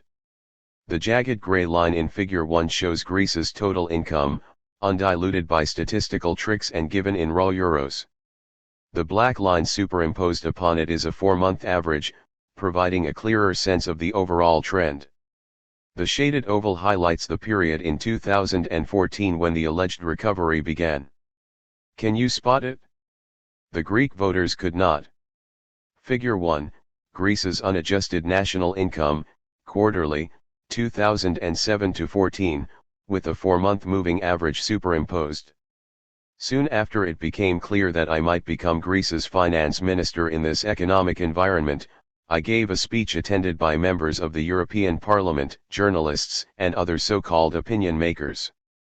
Asked whether a new government might jeopardize the recent recovery, I had no alternative but to expose them to the wretched facts that almost never appeared in the press. There are 10 million Greeks living in Greece, falling fast due to emigration, organized in around 2.8 million households with a relationship with the tax authorities. Of those 2.8 million households, 2.3 million, and 3.5 million tax file numbers, have a debt to the tax authorities that they cannot service. 1 million households cannot pay their electricity bill in full, forcing the electricity company to extend and pretend, thus ensuring that 1 million homes live in fear of darkness at night and the electricity company is insolvent. Indeed, the Public Power Corporation is disconnecting around 30,000 homes and businesses a month due to unpaid bills. For 48.6% of families, pensions are the main source of income. Meanwhile, the Troika demands that pensions be cut even further. What was the €700 old age pension has been reduced by about 25% since 2010 and is due to be halved over the next few years. The minimum wage has shrunk, on the Troika's orders, by 40%. Other benefits have been cut by more than 18%. Some 40% of the population say they will not be able to meet their financial commitments this year. Unemployment has risen 160% or so that 3.5 million employed people now support 4.7 million unemployed or inactive Greeks. Of the 3 million people constituting Greece's labor force, 1.4 million are jobless. Of the 1.4 million jobless, only 10% receive unemployment benefit and only 15% any benefits at all. The rest must fend for themselves. Of those employed in the private sector, 500,000 have not been paid for more than 3 months. Contractors who work for the public sector are paid up to 24 months after they provide the service and prepay the sales tax to the tax office. Between 2008 and 2014, small and medium-sized companies reduced their workforce by 29.3% and their output, in value-added terms, by 40.2%. Half the businesses still in operation throughout the country are seriously in arrears with their compulsory contributions to their employees' pension and social security funds. In 2013, 36% of the population officially lived at risk of poverty or social exclusion. That percentage is on the rise. Household disposable income has contracted 30% since 2010. Healthcare expenditure was cut by 11.1% between 2009 and 2011 alone, with significant rises in HIV infections, tuberculosis, and stillbirths. Could any of these bleak statistics, which documented our nation's conversion into a wasteland, be seen as a sign of improvement? Or do they perhaps explain the Greek voters' inability to spot their country's supposed economic recovery? Greek recovery. Nonetheless, in December 2014 the government and the Troika were adamant, their success story was true and the economy was showing clear signs of green shoots. They even coined a neologism, Greek recovery. But manufacturing output, which in 2011 had fallen by 4% and in 2012 by another 15%, equal to the entire loss of manufacturing output during Britain's Great Depression, had registered a small upturn in 2013 but in 2014 had started shrinking again. Meanwhile, industrial production during 2014 was down by 3% and net investment was negative 0.6%. As for employment, although the minimum wage had fallen by a world-beating 40%, making Greece the land of dreams for the world's neoliberals, full-time employment continued to decline, precarious employment rose by a smidgen and overall hours worked fell 0.7%. So what evidence could there possibly have been to make this claim? Partly, it relied on a peculiar set of statistics. Technically, real income, economists' jargon for income adjusted to take into account the changing price of goods, was up. But this was a mirage created by a dramatic decline in prices, which made purchasing power appear much stronger but took no account of the countervailing and overriding costs of massive debt. Appendix 1 provides a full debunking of this nonsense. Mainly, it relied on the fact that by 2013 Greece had become a surplus nation, meaning essentially that its exports exceeded its imports, suggesting an overall improvement. Since 2010 the Troika had been promising the Greeks that the silver lining to the cloud of wage cuts would be a growth in exports, as the reduction in the costs to business within Greece would increase its competitiveness. By the end of 2014 the Troika and the government were on an I told you so spree, along with the foreign media, financial newspapers, government, and EU economists. Greece posts first current account surplus for many decades, they trumpeted. Had they considered the last time Greece posted a trade surplus, they might have understood that the situation was actually awful. This was in 1943, under the Nazi occupation, when Greeks could not afford to eat, let alone import goods from abroad, but still managed to export a few oranges, a few apples and the like.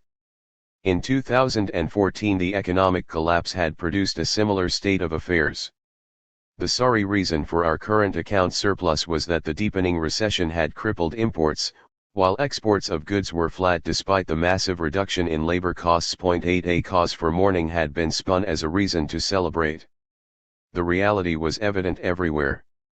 Even when the government put Greece's remaining family jewels up for sale, there were either no takers or only those of the shady variety. When, for example, the national lottery was put on the market, the highest bid came from a consortium whose ways I would come to know all too well after assuming the finance ministry. Having paid a pittance for the state's only cash cow, they then demonstrated its remarkable capacity to prey on hopelessness to the full.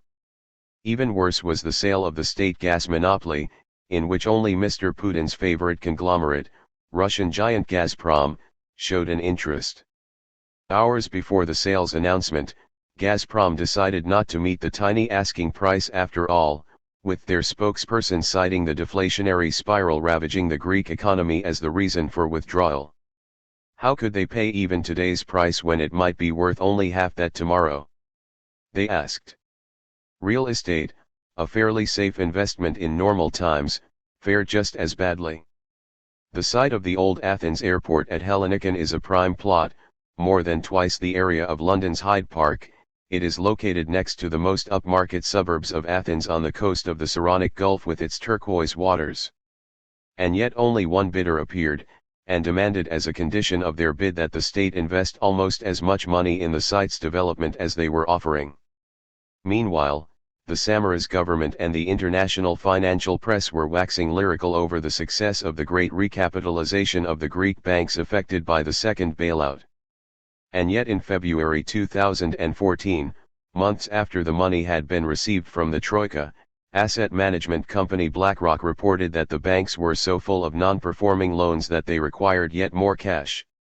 By June 2014, with Schäuble running out of patience with the Samaras government, the IMF was leaking that an extra €15 billion was needed for the banks, a significantly larger sum than the roughly €11 billion left in the kitty from the second bailout loan.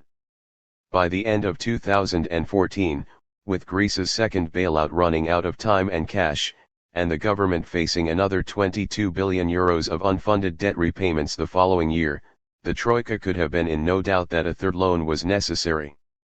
In other words, the IMF and Dr. Schäuble knew full well that a third bailout loan would be required at the same time as the Samaras government was insisting that, were it to be returned in the next general election, there would be no such loan. The fairy tale of an emergent recovery, or the promise that one was around the corner, was the perfect definition of one of my favorite English phrases, adding insult to injury. But why add insult? Was the injury not enough? There is an answer, and it is not pretty. On January 21, 2015, 4 days before Election Day, I was on the phone to Jamie Galbraith sharing my deepest fears. Initially, the Greek recovery nonsense had been a strategy to win the election, but now Samaras and his ministers were resigned to losing it. They were redeploying the recovery fairy tale to prepare the ground for winning the blame game instead. By pretending that the third bailout loan was not necessary, when the truth became apparent that it was, they could argue that it had only become so as a result of our government's negotiating stance. Indeed, from the Troika's perspective, having a Syriza government introduce the third bailout was politically perfect, as it would absolve them of the devastation they had been causing since 2010. All pain thereafter, including the rolling over of unsustainable debt and new austerity measures, could then be blamed on Syriza's reckless attempt to confront them, and on one person in particular. Jamie agreed that if our nerve wavered during the negotiations I would be in trouble, but he was certain that Alexis would remain steadfast till the end. Having been caught up in the electrifying moments at Thessaloniki in June 2013, when the three of us had addressed enthusiastic crowds together, Jamie did not share my doubts in this area, and, with only a few days before the polls opened, we needed all the confidence and enthusiasm we could muster. Moreover, it was my belief that for years Wolfgang Schäuble, Germany's finance minister, had favored Grexit but had been repeatedly frustrated in this ambition by Chancellor Merkel's opposition. I would not have been surprised if Wolfgang saw a Syriza government determined to clash with the Troika as providing him with the ideal opportunity to convince Merkel that it was time to throw the Greeks out of the Eurozone. The risk for him was that Syriza might fight to the end, with Mario Draghi and Merkel ultimately relenting and giving Alexis a fair deal. To Wolfgang Schäuble that was the nightmare scenario, as it would open the way for the Spaniards, the Portuguese, the Italians and any other European people to re-establish some control over their economic lives. The buck would stop with me. But what was the alternative? An historical accident had given us a rare chance to do right, speak truth to power, and work to bring a genuine recovery to our wasteland. It would have been unforgivable to turn it down. Greece-terity. While our troubles were legion, the Troika had its fair share too. The IMF had been uneasy from the very beginning, dragged into the mire of bailoutistan by a European leadership for whom the French banks and their personal ties to Germany's leadership mattered more than the fund's internal rules and cohesion. Since 2011 the IMF had been making noises that debt relief was essential, had unsuccessfully sought a common front with Athens against Berlin in 2012, had let the cat out of the bag in June 2013 by stating that the Greek bank's 2012 recapitalization had been grossly inadequate and inept, and as late as May 2014 had issued a report that debt sustainability remains a serious concern, polite language for saying that it was at catastrophic levels. 9 After years of spectacular analytical and predictive errors, the IMF's analysts, indeed all the Troika's officials with some economics training, had finally realized that the very basis of their Greek program was flawed, making it impossible to implement. Appendix 2 provides a full explanation of the IMF's flawed analysis, but for a simple demonstration of the self-defeating nature of austerity, take a look at Figure 2. The horizontal axis depicts the extent of practiced, cumulative, austerity over the 5 years that followed the credit crunch up until just before Syriza's victory. 10 Germany's total austerity amounted to 2%, or Italy's 3%, or Portugal's 5.4%, the UK's 6.3%, Spain's 6.8%, Ireland's 9%, and Greece's 18%. The vertical axis, meanwhile, shows the cumulative growth in national income during the same period. Very clearly, the greater the austerity the lower the growth in national income. 11 Greece's position at the bottom right-hand side of the graph is enough to tell its heartbreaking story. Figure 2, the degree of austerity is measured on the horizontal axis as the reduction in the government's structural deficit as a percentage of national income. The vertical axis is nominal national income growth over the same period. As Christine Lagarde would later tell me in person, the conundrum the Troika faced was that there was now too much political capital at stake to admit their error. 12 The day before the election, a financial journalist told me during a break from our interview that he thought it took a determined disregard for the truth to argue that Greece was recovering. I disagreed. It is not so much that they do not want to tell the truth. They are panicking and making it up as they go along, keen to avoid treading on the toes of bankers first, Mrs. Merkel later. Now they fear for their jobs if they tell the truth. And yet, as we were about to win that election, the Troika, the media, and the Greek government were debating not how to end this loop of doom but what level of austerity would suit their political agendas best. Too little austerity would make a mockery of the Troika's incoherent arithmetic, too much would undermine the Greek recovery narrative and anyway be impossible to get through a sceptical parliament. Point 13. This is why the people of Greece voted for Syriza, an acronym for the Alliance of the Radical Left. They had not suddenly fallen in love with the radical left, which had hitherto languished on the margins of power. They had no interest in jeopardizing any nascent recovery. They had no ambition to confront Brussels, Berlin, Paris, Frankfurt, and Washington. They did not even mind making more sacrifices or tightening their belts further if this would work. No, they voted for us because they had had enough of making sacrifices that achieved nothing, enough of measures that sank them deeper in indignity, insolvency, and despair while others celebrated their recovery. That is why we received the votes not just of radicals and factory workers, taxi drivers, and farmers, but of decent conservatives, struggling business people, right-wing patriots, and monks, from everyone in fact concerned, like Lambros the homeless man who had made such an impression on me, for those people who had not yet fallen into the hole waiting to consume them. First contact.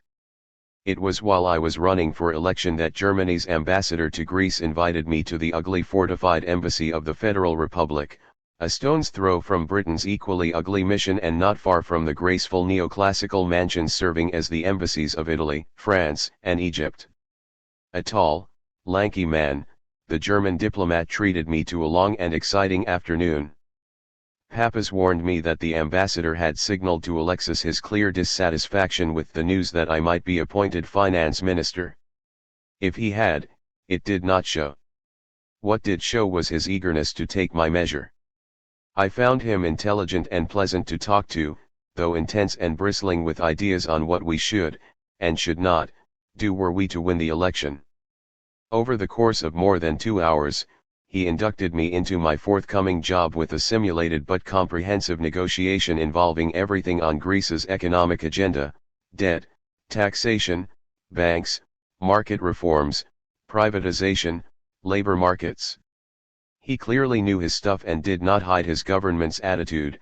In Berlin's eyes, Greece had forfeited its sovereignty long ago, and its government would be treated as petitioners. But he also showed some understanding of Berlin's complicity in the Greek disaster, with hints at a readiness to compromise that revealed his sympathy for the SPD, Germany's Social Democratic Party. The same day Pappas passed on to me a missive with some advice on what to do after we won office from Jörg Asmussen, a youngish man of some significance in the SPD. Asmussen had started his political career at the finance ministry under Wolfgang Schäuble during the turmoil of 2008, at which time a coalition of Merkel's Christian Democrats and the SPD was in power. He had been the ministry's point man in helping to save the German banks, a role that had given him kudos but also a front seat to witness the process by which Greece was incarcerated in its debtor's prison. His services to the finance ministry were rewarded with a seat on the European Central Bank's executive board, a position of immense authority for a young man with few banking credentials. In 2013, when his ECB stint ended, Asmussen returned to Berlin as a junior labor minister with a key remit, to introduce a minimum wage for the first time in Germany, a major reform that Chancellor Merkel had agreed with her SPD coalition partners, inciting the wrath of her own party. The moment I heard that Asmussen had written to us, I pricked up my ears. He punched well above his official weight and was the man I had expected the Troika to use as a feeler, a first contact between them and us. He was ideally suited to the role. This was a social democrat who had worked closely with arch-economic conservative Wolfgang Schäuble as the German banks were collapsing, a man who had been at the helm of the ECB in 2012 when Grexit was on the cards before Mario Draghi put his foot down, signaling to Chancellor Merkel to take it off the table, and one of the very few people to have worked on the ECB's Plan Z, the scheme by which Greece might be detached from the Eurozone at minimum cost to the other member states. What I had not anticipated was that Asmussen would not be coming to us alone. Rather, he had written with the express purpose of introducing us to another functionary of even greater significance, Thomas Wieser. I knew of Wieser's official role within the EU bureaucracy. As president of the Eurogroup Working Group, he led the cabinet of deputies whose job it is to prepare the Eurogroup meetings, the forum at which their respective finance ministers make all their key decisions. In theory then Thomas Wieser was the deputy of Jeroen Dijsselbloem, Dutch finance minister and president of the Eurogroup. What I did not know then but came to understand later was that in reality he was the most powerful man in Brussels, far more so than Jean-Claude Juncker, President of the European Commission, or Pierre Moscovici, Commissioner for Economic and Finance Affairs, the Commission's finance minister, or even, on occasion, Dijsselbloem himself. At such times he seemed to run the whole show. In his email Asmussen adopted the posture of a left-leaning potential ally of our new government who wanted to see us succeed. To that end, he asked us to trust and work with Wieser, an Austrian social democrat, describing him as a friend, reliable, trustworthy and a key one in the Brussels machinery. In addition, Asmussen suggested Wieser would help us carve out the time we needed in which to conduct our negotiations. According to Asmussen, Wieser was proposing a program extension as a good way forward, to have a kind of protection for Greece while deeper renegotiations are undertaken. It might be worthwhile that your economic team gets in contact with him quickly after the elections. Asmussen ended with, if I can be of any help, just let me know. It sounded hopeful. The previous Athens government had negotiated an extension with the Troika that would end a month after our election, more a guillotine to cut our heads off than a platform on which to build a new agreement, so yes, we wanted a further extension. And if Wieser and Asmussen wanted to help construct one, that would be splendid. But did they? Attached to Asmussen's email was an unsigned non-paper, jargon for an unofficial document circulated for negotiation purposes which is wholly unbinding, written by Wieser that began by stating the completely obvious, namely that our government will face a very tight liquidity situation. 14 This was followed by a dry announcement that we should not expect to receive any of the money the ECB owed us, around €1.9 billion profit on those SMP bonds of ours that it held and had agreed to return to us, nor any of the loans agreed under the previous government that Greece needed in order to pretend to repay its debts. 15 But, Wieser made clear, the Troika still expected us to honor Greece's debt obligations to them. 16 The asphyxiation of the Greek government that would be caused by this would lead to liquidity concerns and, inevitably, to market tension. In short, we shall squeeze you so much and so publicly that investors will pull out of Greece, depositors will accelerate their bank run, and your government will suffocate. This was the stick. After the stick came Wieser's carrot. The Troika might give us an extension to the existing second bailout loan agreement, granting us a reprieve beyond the guillotine deadline of February 28, 2015, and might increase the maximum value, set by the ECB, of short-term treasury bills, T-bills, we were allowed to issue for the purpose of quick cash loans, essentially our credit card limit, so that we could withdraw some extra cash with which to pay the IMF in March, but this would be conditional on our taking a cooperative approach to the Troika. 17. The message could not have been clearer. We were to be fiscally waterboarded until we agreed to participate in the sick ritual of extending and pretending that we had been elected to put an end to. 18 After reading the email I briefed Alexis and Papas on the situation. As we had expected, they were activating a plan to throttle us. I took the opportunity to reiterate our covenant.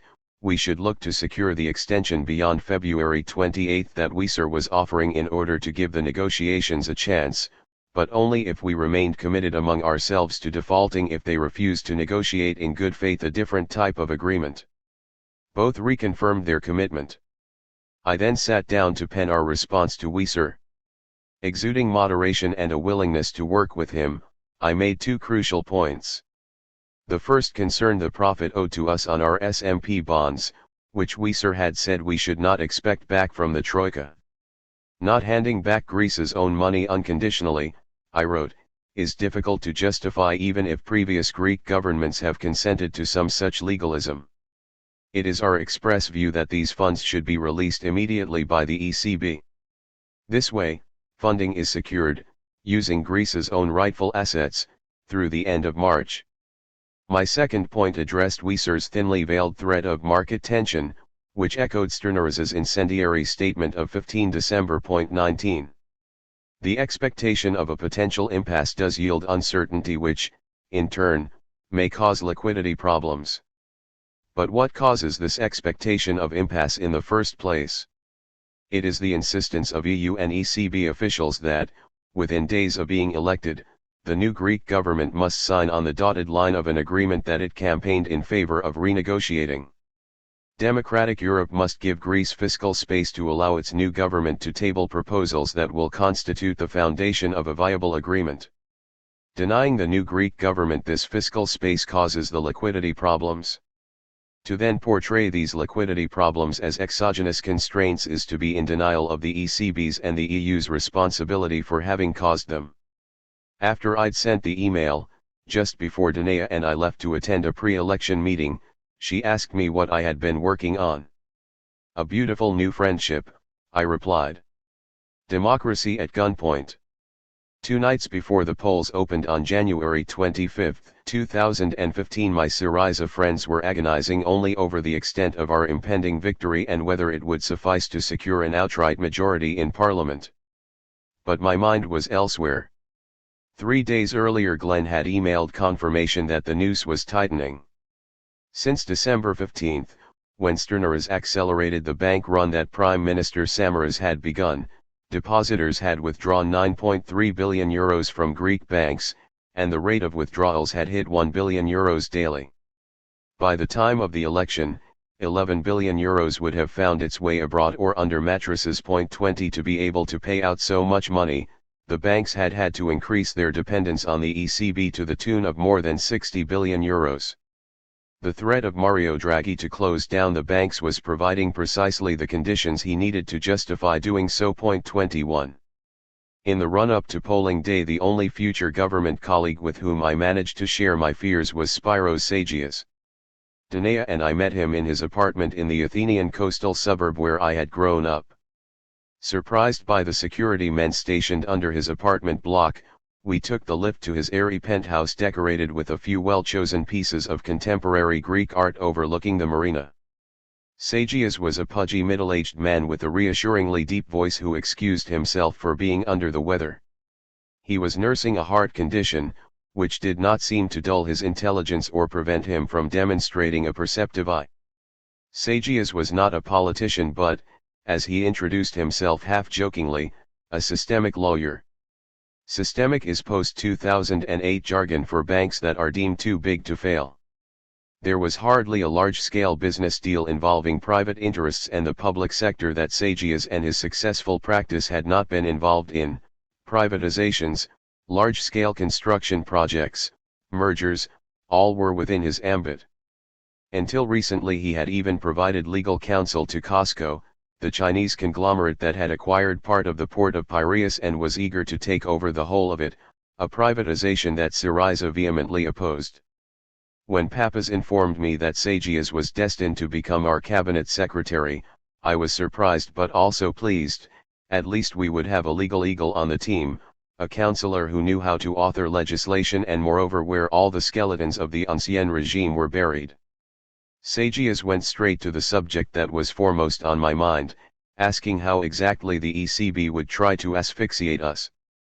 First, I explained, Draghi would cut off the direct flow of liquidity from the ECB to our banks, referring them to Sturneris's Central Bank of Greece for more expensive short-term loans instead, the so-called Emergency Liquidity Assistance or ELA mechanism, funded indirectly by the ECB. Then, the second stage, the ECB Governing Council would prohibit Sturneris from providing any further ELA to the banks, at which point tellers would run out of cash, depositors would riot and the banks would close down. Already by January 21, 2015, I told Sagias, 2 of Greece's 4 systemic banks had applied to Sturneris's ELA for liquidity. The scene is set, I concluded. They are just waiting for us to come on stage 22. I then outlined our key deterrence strategy and the essence of the covenant with Alexis, Papas, and Dragazakis that was the basis of my accepting the finance ministry. He agreed with the plan. So, what brings you to this government? I asked. Your background doesn't immediately suggest a reason. I am only doing it because I believe in Alexis, he replied. As a young man he had inclined to the left, he explained. Even after he shifted to the very heart of the establishment, oiling the cogs of the system, deep inside he always maintained a romantic link with the left. So when I met Alexis, it struck me that I wanted to put my experience at his disposal. I am not here for Syriza. I am here to protect Alexis. He will need a great deal of protection. And so will you. Make no mistake, Yanis, they will all try to undermine you, from the worst of the bankers to Dragazakis to everyone in Syriza. It's going to be nasty. It turned out I was not the only one ridden with angst as we were about to take over the reins of government. I decided I liked Sagias. He knew that he was tainted by decades of consorting with the oligarchy and did not care to hide it, but I was more inclined to trust people who had known and worked for the establishment than young zealots, who are prone to becoming its born-again servants.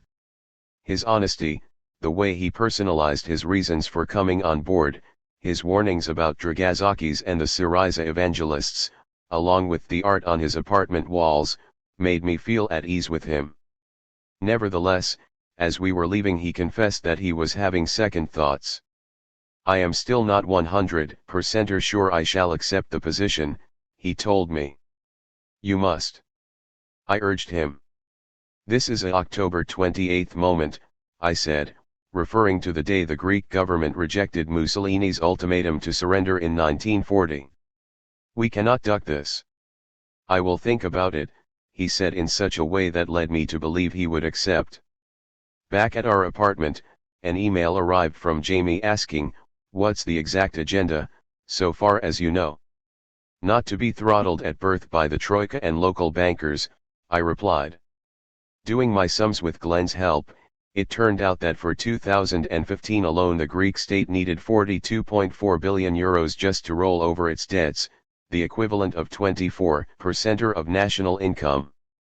Even if the Troika were to disperse all the money specified by the second bailout loan agreement, we would still be €12 billion short. For a country with no capacity to borrow from private investors, empty coffers, and a devastated population, meeting these debt repayments meant only one thing: the plunder of what was left in the reserves of pensions funds, municipalities, hospitals, and public utilities, while going to the Troika cap in hand to borrow huge amounts more, pledging to squeeze our pensioners, municipalities, hospitals, and public utilities yet further, all in order to give the money back to the Troika. Only a lobotomy could have convinced me that doing this was in our people's interest. On polling day people would walk up to me in the street, pat me on the back and make me promise I would not go back on my word. We support you, but don't you dare do a U-turn, because if you do we shall round on you, was the unanimous message. Partners beyond the pale. While Alexis was drawing up plans for the composition of his cabinet, I was trying to whittle down the number of our potential enemies. Glenn suggested I should bring some private financiers on side.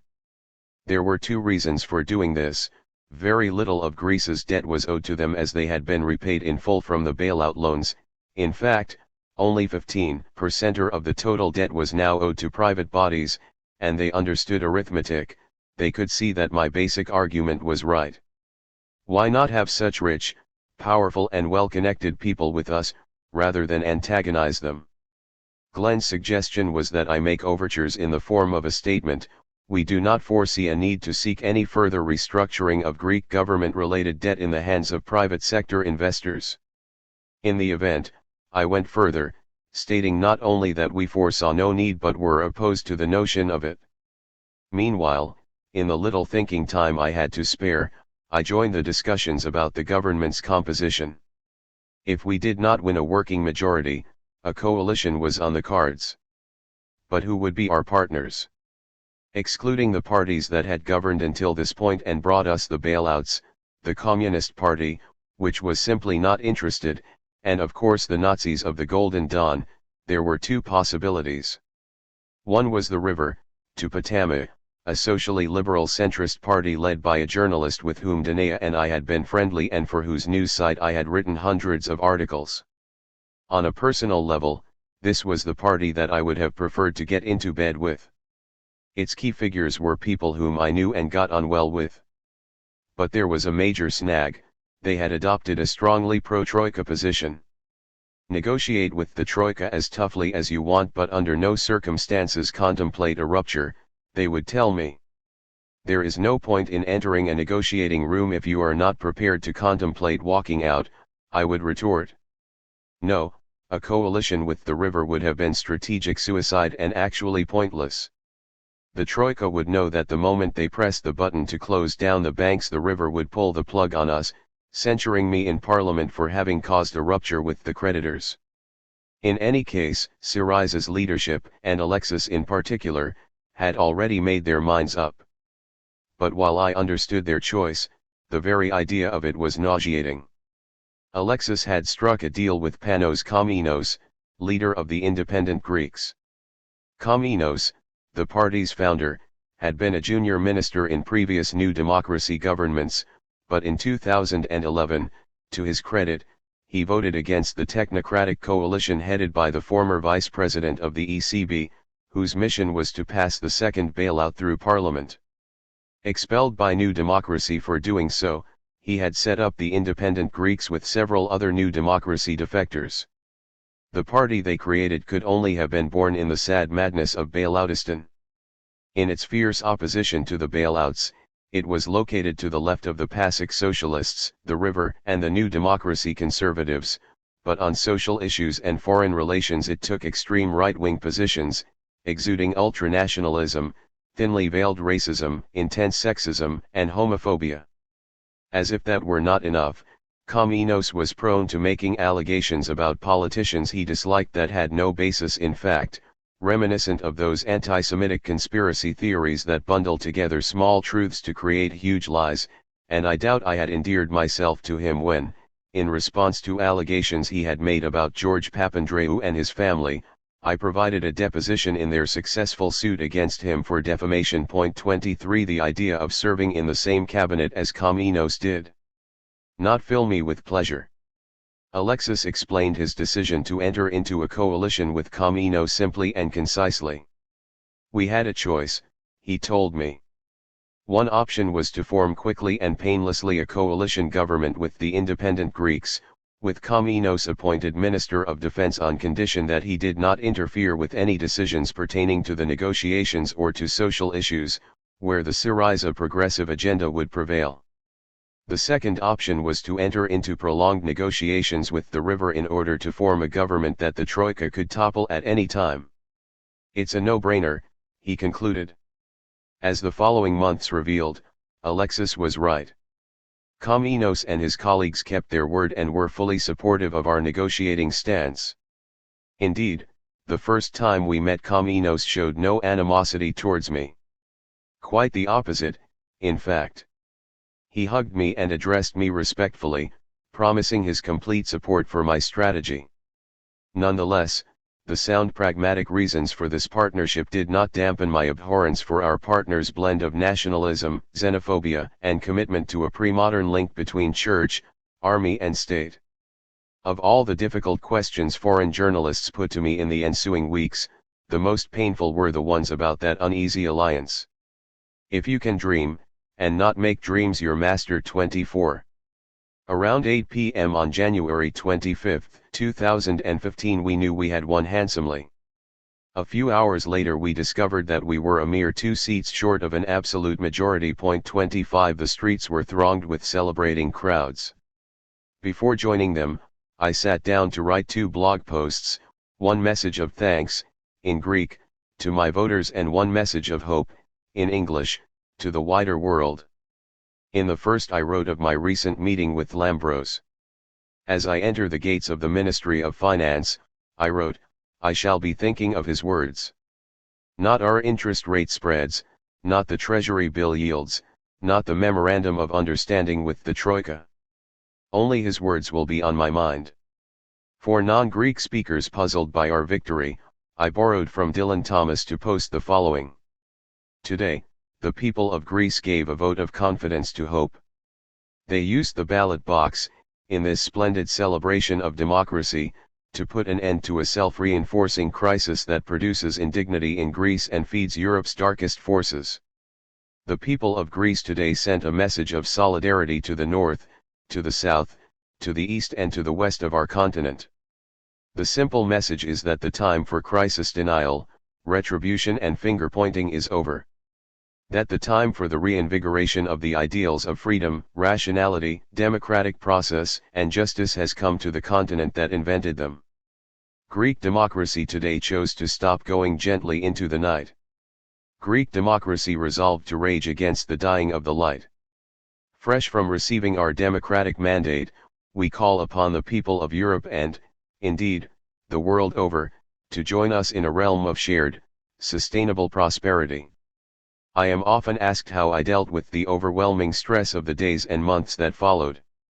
My answer is that on January 9, the day I announced my candidature for a Greater Athens parliamentary seat, I had written a signed but undated letter of resignation. On my blog I wrote, "It was never my intention to enter the electoral game. Ever since the crisis began, I entertained hopes of maintaining an open dialogue with reasonable politicians from different political parties. Alas, the bailouts made such an open dialogue impossible. My greatest fear, now that I have tossed my hat in the ring, is that I may turn into a politician. As an antidote to that virus, I intend to write my resignation letter and keep it in my inside pocket, ready to submit it the moment I sense signs of losing the commitment to speak truth to power." On January 25, before Danae and I left our apartment to join the celebrating crowds and make our way to Syriza HQ, I made sure that I had that letter in my inside pocket. From that Sunday night onwards I carried it with me everywhere I went, from meetings at Maximo's or the Finance Ministry to the Eurogroup and Wolfgang Schäuble's office. Its presence gave me solace and a sense of freedom. But like all freedoms, it came at a price. The more astute of my adversaries recognized this freedom in me and detested me for it. At 6 a.m. on Monday, with the count completed, I received a text message from my friend Vasily. "Unbelievable. You got 142,000 votes." But satisfaction at having won my seat with a comfortable majority quickly gave way to apprehension when I checked the full results. No Syriza candidate, indeed no candidate of any party, had received more votes in the whole of Greece. It was a success I knew I would eventually be punished for. That morning Alexis was sworn in at the outgoing president's residence before making his way to Maximo's, where the departing prime minister would normally have been waiting for the handover ceremony. But as Antanas Samaras was not there, Alexis just walked in and got down to work. The cabinet had not yet been finalized, and the government was due to be sworn in the very next day. Having resigned myself days before to the alliance with Komnenos and his independent Greeks, my only intervention on cabinet appointments was insisting that the other two ministries covering key economic areas should be given to Euclid and Stathakis.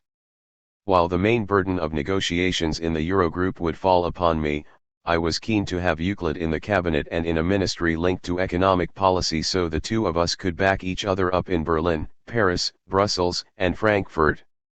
Towards that evening, Sagias, who in the end accepted the position of secretary to the cabinet, called to discuss procedural matters.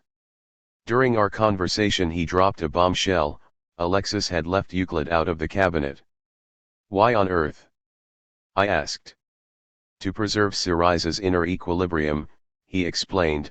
Alexis had appointed Panagiotis Lafazanis to the ministry instead.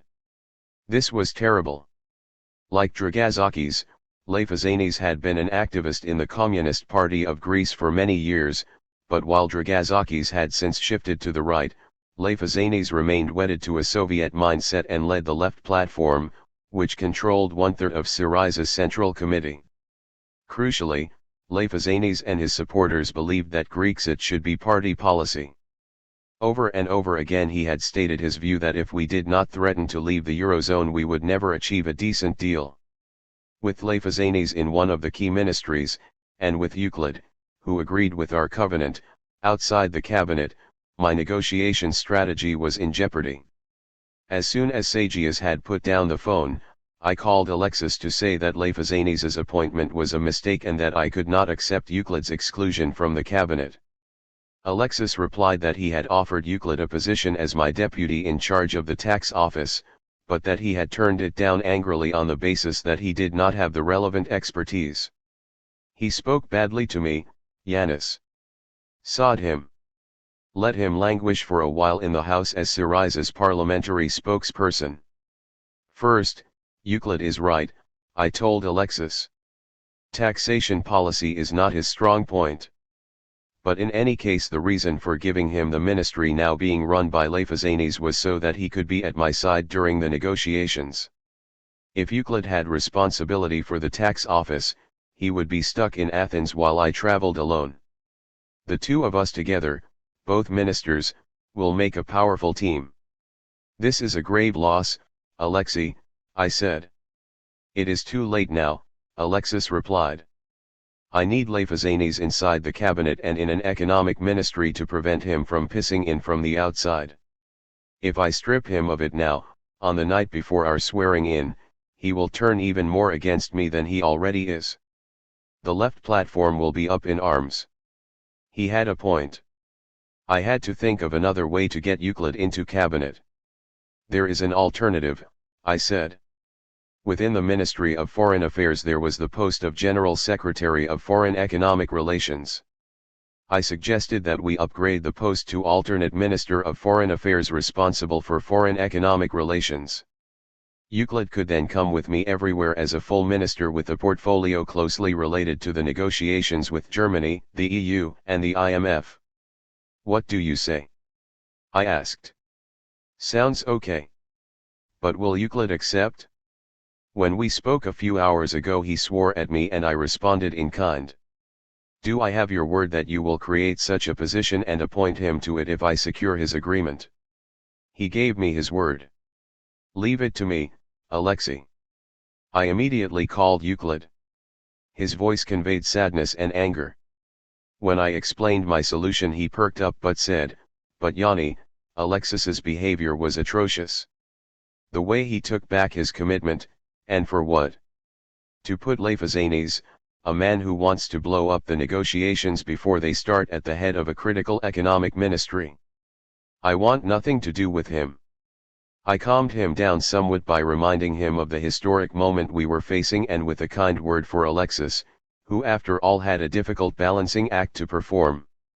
I'm livid with him too, I continued, but it's time to find a solution. I explained that the new role being offered was perfect for a two-man ministerial caucus to run the negotiations. Please accept it, I begged him. But I can't trust Alexis to appoint me to the position, he retorted. Well then, trust me. Do you? I do, he said.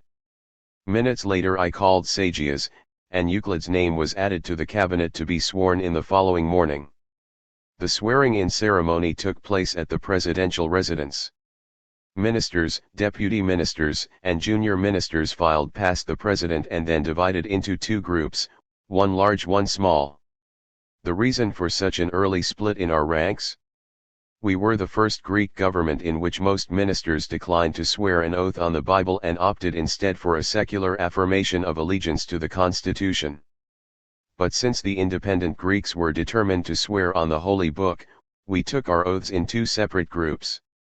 The ceremony lasted no more than an hour, the new ministers keen to go to their ministries for the handover ceremonies, but as my predecessor had requested a few more hours to clear his desk, I was in no hurry. When the president had retired to his quarters, Alexis suggested I drop into Maximo's, located next to the presidential residence, for a chat before I made my way over to the Ministry of Finance building on Syntagma Square. To give Alexis time to get settled, I immersed myself in discussions with a couple of other ministers whose handovers had also been delayed and then walked across to the Prime Minister's official residence. As I went in, the police stationed outside saluted as if I were General Patton. It was something I never, ever got used to. Once inside, I took a moment to look around. For a building synonymous in Greece with power, it was smaller than I had imagined but tasteful in an Italianesque way. Making my way to the inner sanctum, I walked past the Prime Minister's secretary's office, where it was amusing to find our party workers, more used to the dingy surroundings of Syriza's HQ and now looking decidedly out of place amid the splendor of Maximo's. "You'll get used to it, Eleni," I said to one of them. "Yes, Minister," she replied mockingly. Upon entering Alexis's new office, I looked at him and, taking my cue from Eleni, bowed my head with a mock humble Prime Minister. We both burst out laughing. He rose from his chair and we embraced. "What the hell have we done?" I asked, still laughing. "What next?" I added more as a lament than a question. He did not reply but grinned and shook his head. "We asked for it?" My wandering eyes alighted on a huge and hideous painting of the Greek flag hanging over the Prime Minister's desk. It succeeded in making a flag that I am actually very fond of look ugly and domineering, suggesting the very opposite of the nuanced patriotism it is meant to symbolize. "Either that goes or I go," I told Alexis. "Don't worry. It goes." "It's awful," he replied. When our eyes met again, Alexis had acquired a serious look, which he followed up with serious words. "Listen. Don't get comfortable in here. Don't learn to love the trappings of office. These offices, these chairs, are not for us. Our place is out there, on the streets, in the squares, with the people. We got in to get a job done on their behalf. Never forget that this is why we are here. For no other reason. And be ready. If the bastards find a way to stop us from delivering what we promised, you and I must be ready to hand back the keys and get out on the streets again, to plan the next demonstration. The earth could have stopped turning and I would not have noticed." It was a moment to savor. I felt ashamed at the qualms I had had about Alexis. Fear and anxiety evaporated. I did not care if the light died, as it inevitably would. Here we were, together, raging against its dying. It was time to get down to work. Part 2. Invincible Spring. 6. It begins. The sentry outside Maximo's was aghast. "Are you going out alone, Minister?" he asked. I nodded as the electric gate opened, mindful of the waiting photographers camped outside but determined to arrive at the Ministry of Finance on foot and in solitude. They were just as taken aback as the sentry and scrambled to follow me, laden with equipment, falling over their cables and each other. By the time I had turned left onto Queen Sofia Avenue at the corner of the National Gardens, which separate Maximo's from Parliament House and Syntagma Square, they had given up. Walking past the side entrance to Parliament House, I was reminded of the exchange I had witnessed between the aggressive parliamentarian and the demonstrator, his "Who are you to judge what I should or shouldn't vote for," and her magnificent "Who do I have to be?" Every step towards Syntagma Square brought back a face, a slogan, a memory from those long nights in 2011 when Athens had come alive in opposition to our collective indignity. Crossing Amalia Avenue, right in front of Parliament, onto Syntagma Square itself was to cross onto sacred ground. The sun had set and a cool January breeze was rattling the remaining leaves on the trees, sending pedestrians hurrying on their way. The street lights had not yet come on, and in the dusk it took a few moments to locate the tree, enshrined with flowers and handwritten messages, next to which Dimitris Christoulas, the retired pharmacist, had shot himself. With almost no one around, I took a moment to build a mental bridge between that tree and the brightly lit offices of the Ministry of Finance that I could see opposite. A moment later I had crossed Philhellene Street to enter the ministry that would be my crucible for the next 162 days. As I entered the building, a cheer rose from the 50 or so women camped outside, some of the ministry's legendary cleaners, who had been dismissed overnight and without compensation 2 years before by the previous government. "Don't betray us," they shouted. "I won't," I replied firmly as I headed for the lift. The lift door opened onto the 6th floor, and a secretary led me to the ministerial suite where my predecessor awaited. He was alone and greeted me graciously. His desk was strikingly bare. None of the gadgets that fill a modern office was in sight, not even a computer. Its only visible weapon against the sea of troubles that besieged it was an icon of the Madonna on the shelf behind the minister's desk. The large high-backed desk chair, which was no doubt intended to project authority, looked as uncomfortable as it was ugly. The array of old-fashioned phones on a side desk were straight out of a 1970s movie, and the books on the shelf were clearly gifts that no previous minister had cared enough to read or take away. The oil paintings on the wall were on loan from the National Gallery. It would have taken only a word to have them replaced, but I felt no urge to get comfortable in that office.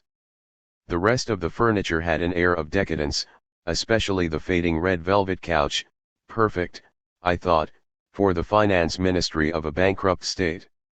The only exception was a large rectangular wooden meeting table, which I immediately decided would become my workstation, a long way from the ministerial desk, which I made a point of never using.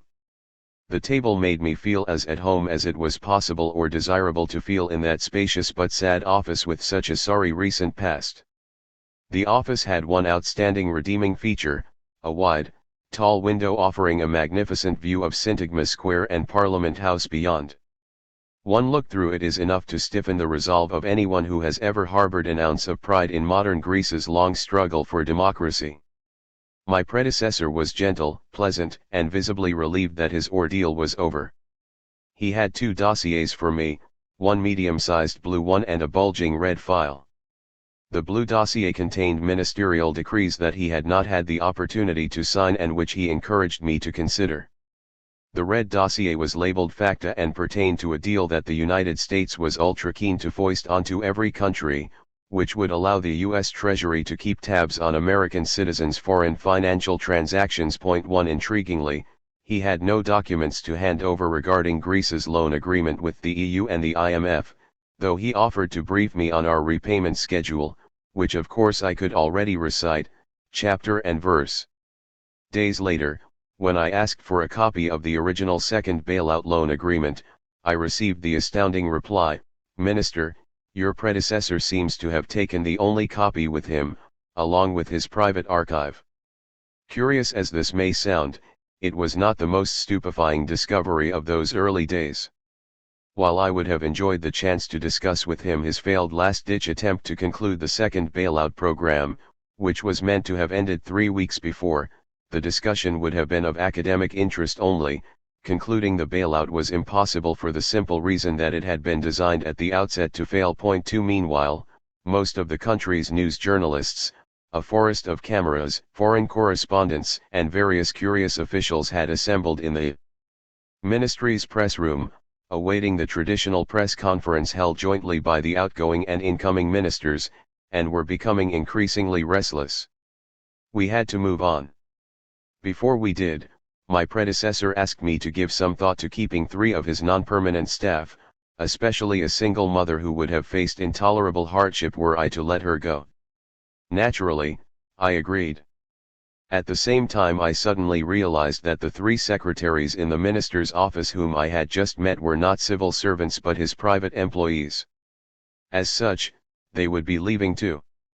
After the press conference I would return to an empty 6th floor to engage in battle with the world's most powerful creditors without secretaries, staff, or indeed a computer.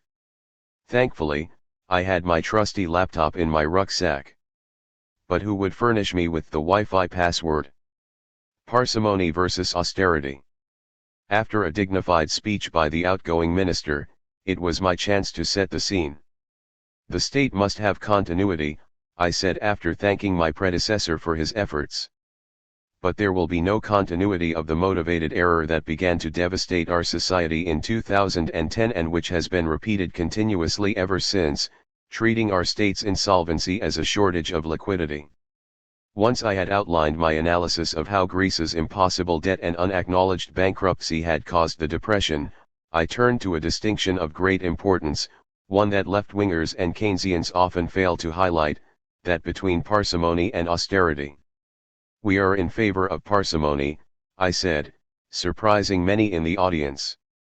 Greeks did splendidly when we lived austere lives, when we spent less than we earned, when we channeled our savings to the education of our children, when we were proud that we were not in debt.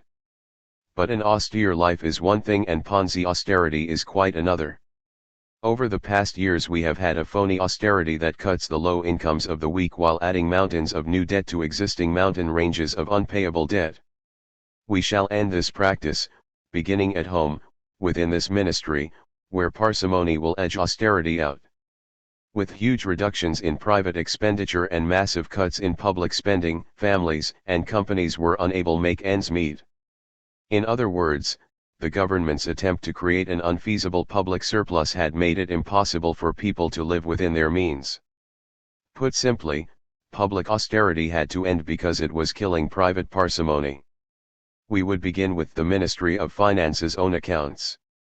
To demonstrate the principle, I announced a symbolic move, the immediate sale of the two BMW 7 Series armor-plated limousines that a previous minister had ordered for himself, costing a scandalous €750,000, I was informed. My motorcycle would do nicely, especially in the infuriating Athens traffic. I also announced that I and my two deputy ministers would desist from hiring the hordes of expensive advisors which had invaded the ministry with each previous administration, not to mention the multinational consultancy companies that charge tens of millions to deliver catastrophic advice. Parsimony would thus return to the Ministry of Finance under a new administration whose main aim was to put an end to austerity. When a few days later I traveled to Brussels and Berlin to begin talks with officials, one of the first things they took issue with was another of the announcements I had made in that first press conference, the rehiring of the 300 cleaners who had been sacked by the previous government, some of whom had cheered me as I entered the ministry. Backtracking on reforms was the expression used to criticize me. Some even suggested that rehiring the cleaners was a casus belli. The fact that I had saved many times their wages through genuine parsimony did not matter to them, nor did the perverse morality of casually paying tens of millions of euros for a few days' worth of calamitous advice while dismissing the people who cleaned up after the consultants for no more than €400 a month. The fact that standards of hygiene had declined was apparently also considered immaterial. If the country's bankruptcy was to be blamed on its victims, then the ministry's cleaners were ideal scapegoats. But the cleaners' gender and class, their demonstrable powerlessness, their dependence on the state for a minimally safe job, their defiance and determination to camp outside the Ministry of Finance for months on end were to my mind symbolic of something else. They reminded me of the British women who had set up a peace camp in 1981 at Greenham Common to protest against the deployment of new medium-range US nuclear missiles. Those women drew upon themselves the ire, eventually the hatred, of an establishment that recognized in them a challenge to its patriarchal authority. So it was with the ministry's cleaning women. Not only did they symbolize the groundswell of public feeling against austerity, they threatened to feminize the struggle, just as women partisans had against the Nazi occupation of the 1940s. At any rate, their dismissal, literal and metaphorical, exemplified the policy of victimizing the Depression's victims in order to teach the Greek citizenry that it was to blame for the nation's implosion. By sacking them, the previous government was demonstrating the cleaners' guilt. By rehiring them I was committing a sin worse even than championing parsimony at the expense of austerity. Moderation versus subservience. As I saw it, my task as the finance minister of a bankrupt country was not to offer false hope through fake optimism, but rather to promote moderate policies and realistic expectations. So I was pleased to be able to conclude that first press conference with a genuinely good piece of news with regard to our impending negotiations. TV evangelists of subservience have been calling upon us for weeks now to issue a declaration of allegiance to the Troika and its program, for otherwise Europe will not even talk to us, I said. Anyone calling for this must have a poor opinion of Europe. I then went on to describe a telephone conversation I had had on election day with Jeroen Dijsselbloem, President of the Eurogroup and Finance Minister of the Netherlands. Jeroen had called to congratulate me on our victory and lost no time before asking the obvious question, what were our intentions regarding the ongoing Greek program? I replied as accommodatingly as possible while making the point that had to be made. Our new government, I said, recognized that it had inherited certain commitments to the Eurogroup while hoping and trusting that its partners would also recognize that we had been elected to renegotiate key elements of our loan agreement and its associated program. Thus it was incumbent upon us all to find common ground, a bridge I called it, between the existing program and the new government's priorities and views. Jeroen agreed immediately with a plain, "This is very good," proposing to pay me a visit on the following Friday, January 30, 2015.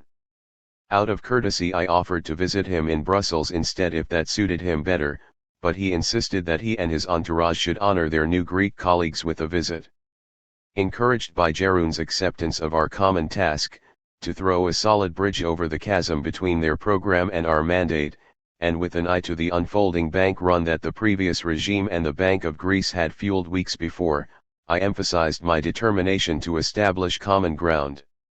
As for the narrative of confrontation that the media were perpetuating, I went to some lengths to dispel it at the press conference. Journalists like to report on conflict. They see high noon shootouts everywhere. I was listening to the BBC portray my impending meeting with Jeroen Dijsselbloem as a shootout, as a game of chicken to see who will blink first. I understand the appeal of such depictions to ratings-hungry journalism. But Jeroen and I agreed that we shall deconstruct the foundation upon which predictions of belligerent clashes are based. There will be no threats. It is not a matter of who will yield first. The Euro crisis only has victims. The only winners are the bigots, the racists, those who invest in fear and division and in the serpent's egg. As Ingmar Bergman might have said. Point 3 With Jeroen Dijsselbloem on Friday we shall build on a relationship that annuls Europe's deconstruction. I meant every single word. After the press conference I returned to the offices on the 6th floor to find them eerily empty.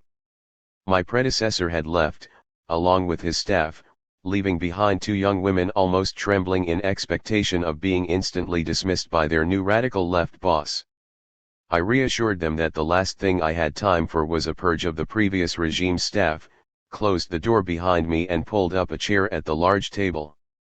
I took my laptop out of my rucksack, plugged it into the mains and, while waiting for it to boot up, looked out of the window that framed Parliament House, my mind racing to compile a list of the day's most pressing priorities.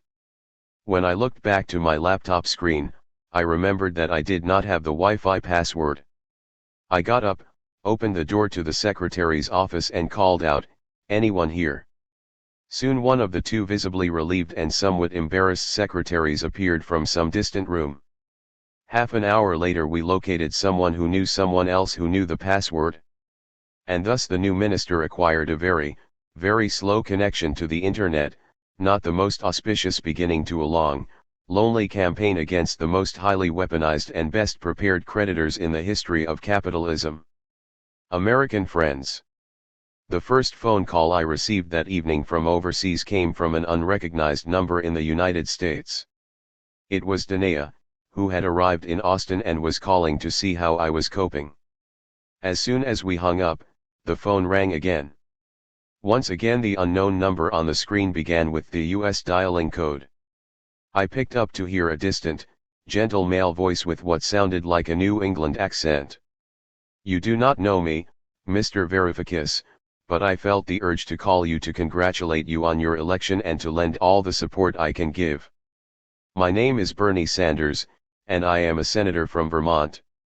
Mutual friends have given me your number and I hope you do not mind the intrusion." Mind the intrusion? We needed as much support as we could muster. After thanking him, I explained that of course I knew who he was.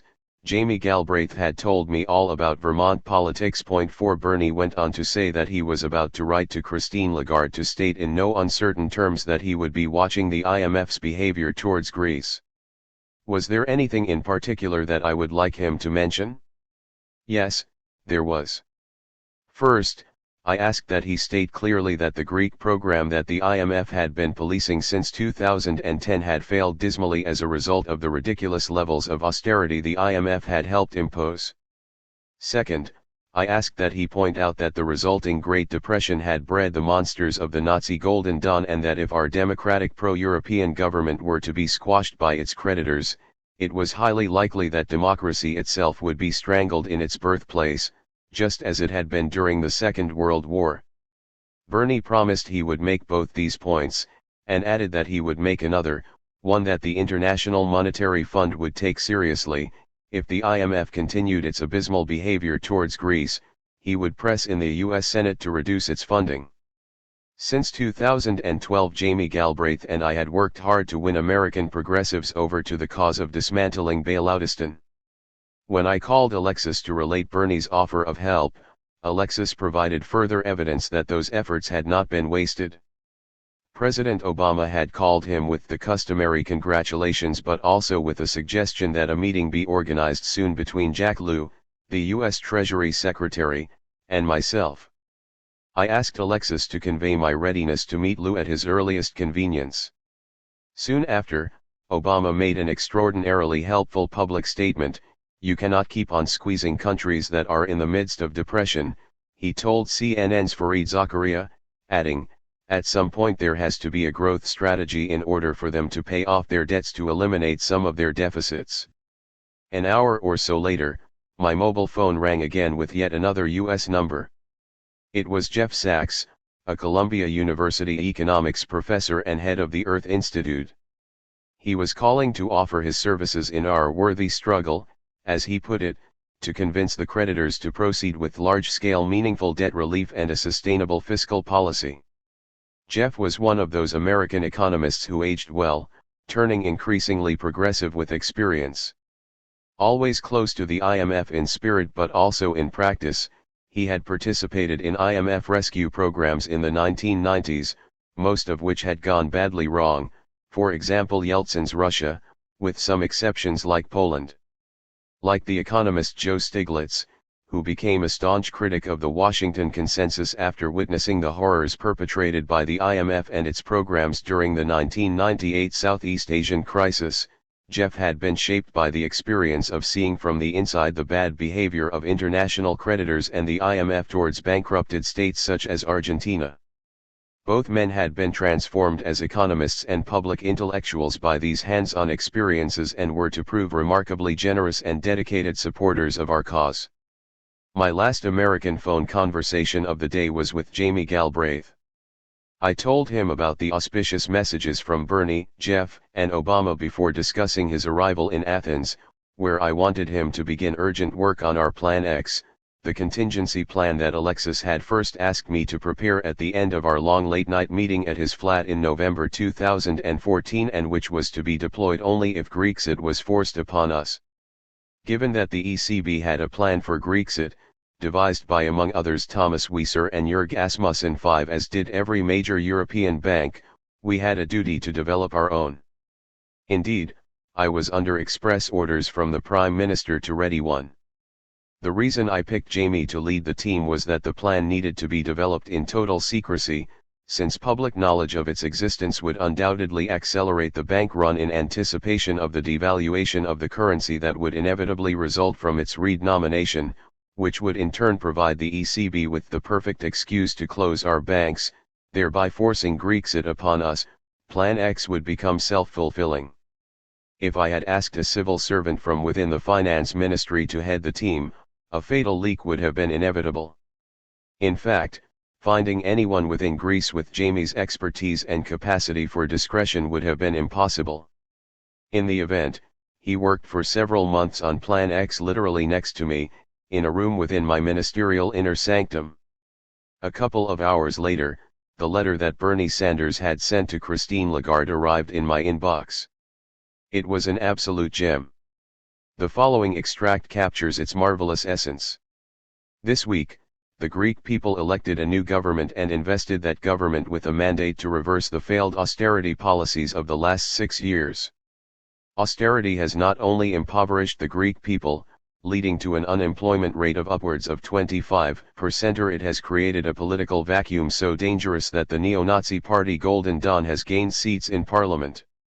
The people of Spain, Italy, and Portugal are watching, and if this situation is not addressed with sufficient consideration for the broad swath of workers and citizens involved, the results of continued austerity could lead to more severe political consequences and a worldwide financial crisis. Fortunately, this is not inevitable.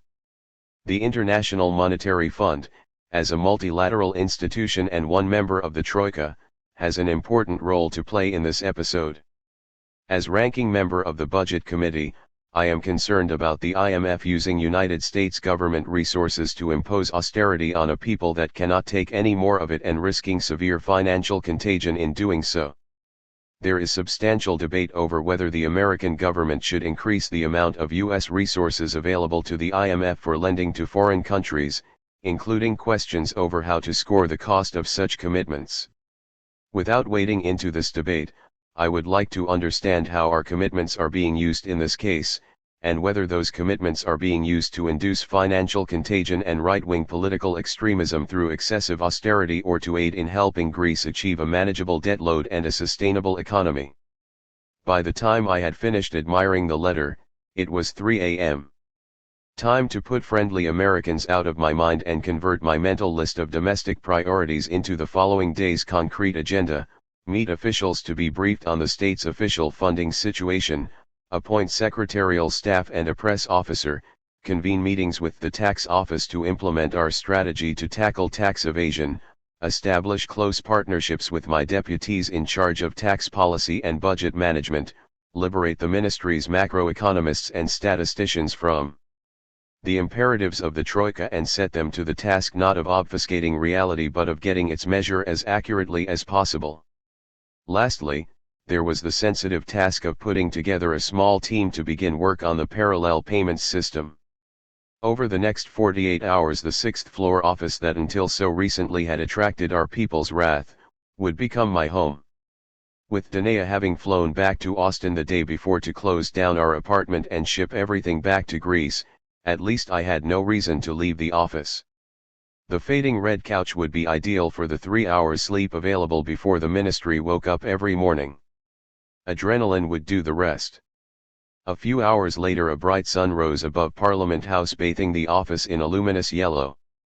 The new day dawned hopefully. Define not too bad. It began with a meeting involving officials from the Treasury and the ministry's Public Debt Management Agency. I welcomed them into my office, mindful of the need to dispel any fear that I would turf them out or marginalize them in favor of Syriza loyalists.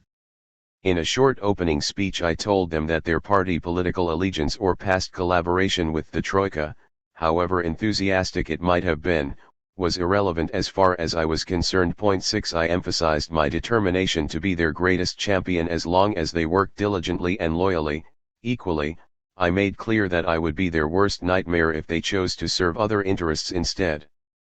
Relief flooded the room, and a conversation began in a spirit of mutual respect and cooperation.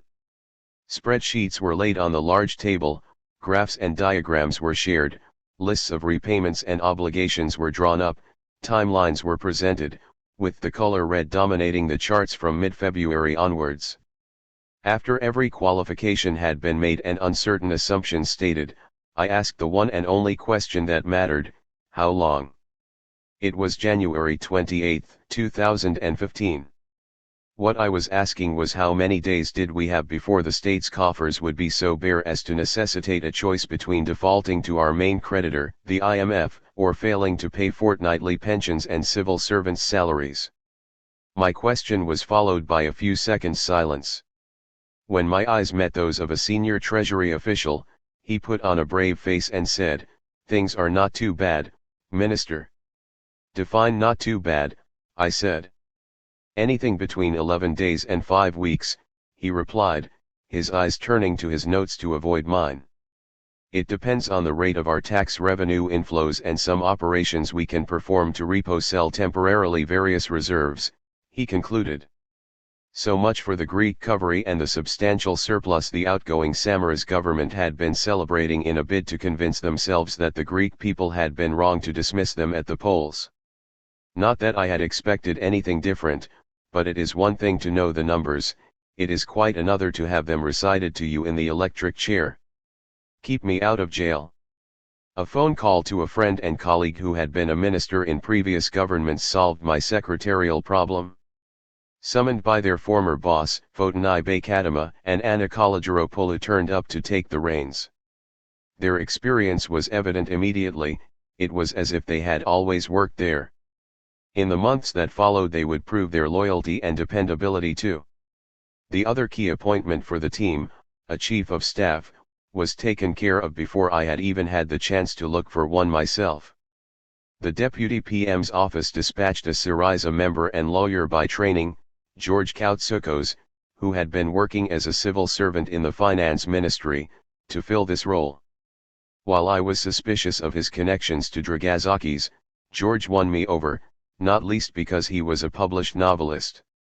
No one who publishes novels while serving in Greece's finance ministry deserves to be mistrusted, I thought. Still, while I was determined to work well with my parachuted-in-chief of staff, and in fact ended up working very well with him indeed, I felt the urgent need for a minder whose loyalties would not be shared with any of my new Syriza comrades, let alone the Deputy PM. So I picked up the phone to summon Vasily, the dear friend who had warned me of Varoufakis more than a year before. I had met Vasily in 1978 as a first-year undergraduate at Essex University. Our first encounter was on a basketball court. Playing for opposite sides, we clashed for the ball, exchanged words that are reproducible neither in print nor in polite society, and had to be restrained by fellow players. For months afterwards my feelings for Vasily were those of intense dislike, as were his for me, apparently. But after the long winter of discontent had come and gone, with Mrs. Thatcher having moved to 10 Downing Street in April and the June exams approaching, the general gloom that descended upon us took the edge off our mutual loathing. One evening in the student union bar we agreed to collaborate on an economics assignment. By the early morning, with the assignment completed, the antipathy had metamorphosed into an intense friendship that grew over the years. 7. What do you want from me? Vasily asked once we were in my office alone, visibly unimpressed by the surroundings or the fact that his friend was now Minister of Finance. To keep me out of jail, Vasily, I replied. He understood. Ministers of Finance are at the mercy of their minders. They sign dozens of documents, decrees, contracts and appointments daily. It is humanly impossible to examine closely everything they sign. All it takes is a hostile or absent-minded aide, and suddenly the minister faces the wrath of the public or a summons to court. Vasily accepted without a second thought and, as soon as I had signed his secondment from the government's Center for Economic and Planning Research, got down to work. As the day's meetings unfolded, Vasily roamed the corridors to work out who did what to whom, as Lenin might have said, and how they impeded or aided my work. Swiss cheese. Famously Norman Lamont once quipped that John Major's government, from which he had recently been removed, remained in office but not in power. As I would explain to him years later, his remark's pertinence reached its apogee in the case of the Greek government in general and my ministry in particular. It was not just that, like any other government, we were at the whim of the market's violent reactions. It was far, far worse than that. As described in Bailoutistan 2.0 in Chapter 2, the conditionalities of the second bailout loan, which had been implemented in stages between 2012 and 2014, included momentous attacks not just on social spending but on the very sovereignty of the Greek state, specifically on its control over essential departments within the Ministry of Finance. As well as creating the Hellenic Financial Stability Facility, HFSF, which after 2012 held the bank's majority shareholdings on behalf of the state, and a privatization unit whose job was to conduct fire sales of Greece's public assets, both of which answered not to the Greek people but to the Troika.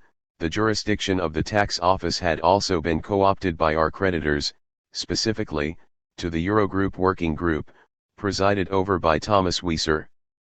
By scooping out these three crucial chunks of the Ministry of Finance and placing them beyond the reach of Greece's democratic process, they had effectively turned the ministry into something resembling a Swiss cheese. Greece's tax office provides one of the most fascinating examples of neocolonial rule in modern times. As Greece's finance minister, the tax department was under my jurisdiction and nominal control, so if a tax evasion scandal broke, I would be held responsible for it in Parliament and in the eyes of the public. Yet I had zero authority over the activities of the department. I lacked the right to censure, fire or replace its head, and I was not even consulted on how the department was run, all this in a country world famous for tax evasion and for the tax immunity of its oligarchs. In addition, the statistical authority whose computations of the government's budget and balance were used to determine whether the fiscal targets agreed with its creditors had been met or not also answered not to me but to the Troika. In a nutshell, I was responsible for, but not equipped to administer, the nation's taxes, banks, property, and statistics. During those first 48 hours in the ministry, with my thoughts trained on the impending visit of the Eurogroup president, I was deeply conscious of the fact that a large number of civil servants within my ministry understood that their careers depended a great deal more on serving Brussels than their minister or parliament's will. In the ensuing months, many of those civil servants would prove themselves to be diligent, honest, and patriotic by working inordinately long hours with conspicuous selflessness and in defiance of exorbitant pressure from the Troika.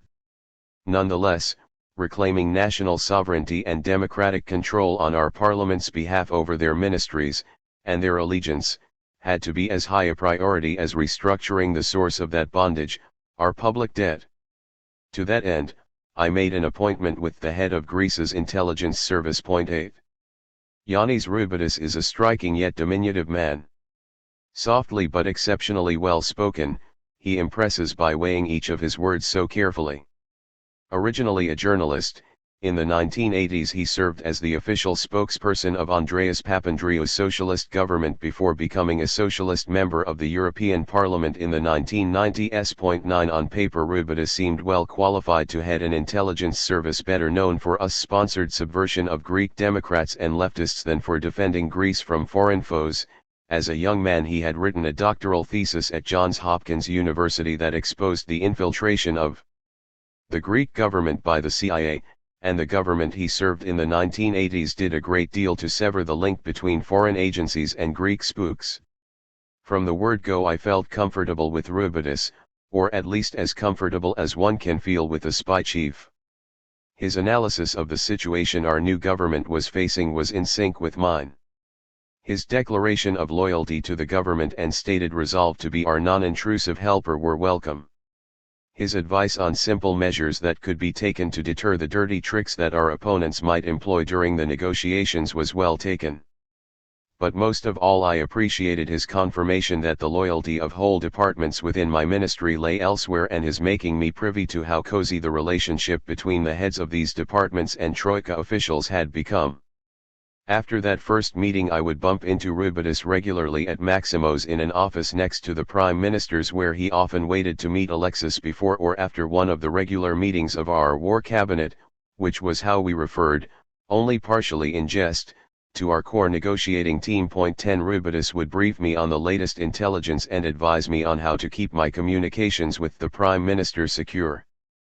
But as I would soon discover, the head of one's intelligence service can imperceptibly turn from a useful friend into a lethal foe. Ultimatum. On Friday, January 30th, 3 days after I had assumed the ministry, the president of the Eurogroup, Dutch Finance Minister Jeroen Dijsselbloem, dropped in. He came with a large entourage that included Thomas Wieser, president of the Eurogroup Working Group and the true power broker within the Eurozone. I waited for them by the 6th floor lift.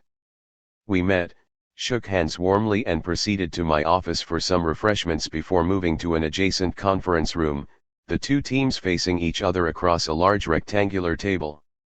On my side of the table I had my two alternate ministers plus Varoufakis, chair of my Council of Economic Advisers, Varoufakis, economy minister, whose office was one floor above mine, and Euclid. Among the heavyweight Troika officials on Dijsselbloem and Wieser's side was Declan Costello, an Irishman famous even in Ireland for his hard-line policy towards indebted nations, now the European Commission's mission chief for Greece, plus the Dutch ambassador to Greece. Dragazakis made a short welcoming speech, then left the room immediately. I followed up with a welcoming speech of my own before Jeroen Dijsselbloem said a few words on behalf of the Eurogroup. Niceties were exchanged and good intentions were aired in what can only be described as a tense encounter. Then the moment of truth arrived when I invited Jeroen into my office for a tête-à-tête. With the door closed behind us, I attempted to melt the ice by sharing the words of optimism with which I had closed my inaugural press conference a few days earlier. Let's defy the prophets of confrontation, I proposed. Let's prove wrong the media who imagine this to be some high-noon encounter. I assured him that our new government was only interested in compromises on a path leading to a mutually advantageous agreement.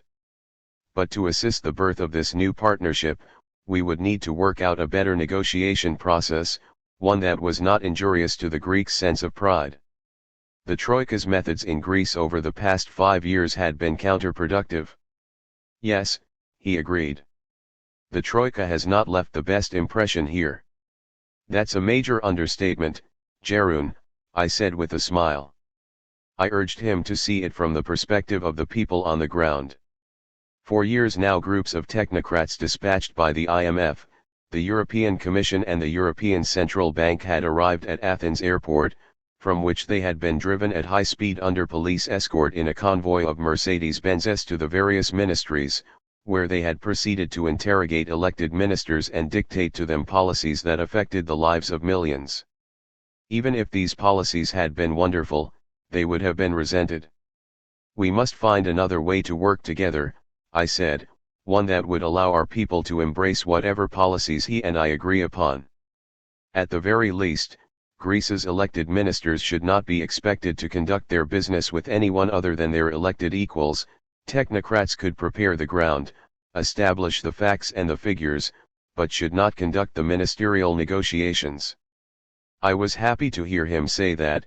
Yes, he agreed that the process would have to be reconsidered, although in hindsight I suspect his accommodating attitude was less to do with an appreciation of what I had been saying and more to do with his evident eagerness to change the subject and return to the same question he had posed on the telephone a few days earlier. What are your intentions for the Greek program? Are you planning to complete it? He asked. I repeated the answer I had given him over the phone. Our new government, I replied, recognized that it had inherited certain commitments to the Eurogroup while at the same trusted that its partners would recognize in return that it had been elected only a few days before in order to renegotiate key elements of this program. His response was abrupt and aggressive. This will not work, he declared. I reminded him that when I had given the same answer to the same question 3 days earlier, he had replied, "This is very good." Jeroen brushed my reminder aside. The Greek program, he mused, was like a horse. It was either alive or it was dead. If it was alive, we had to climb on it and ride it to its destination. If it was dead, then it was dead. Not knowing what to make of his metaphor and unwilling to adopt it, I tried to reason with him. There was a reason, I explained, why the previous government had fallen on its sword and called elections so early in its term. And there was a reason why Antonis Samaras had been sent to the opposition benches by the voters who had elected us instead. And the reason was simple, it was simply impossible to complete the second Greek program, and the voters understood that. If it could have been, Jeroen, you and the previous government would have completed it, I remarked. For a moment he seemed lost for words, so I continued, the Troika's own numbers showed that even if the program was completed and Greece received the few billions left in the second bailout kitty, we would still be 12 billion euros short. Where would I find a missing 12 billion euros? Think of the effect this unanswered question is having on private investors, I urged him. It reinforces their resolve not to lend to the Greek state again until a serious restructuring of our debt has been effected.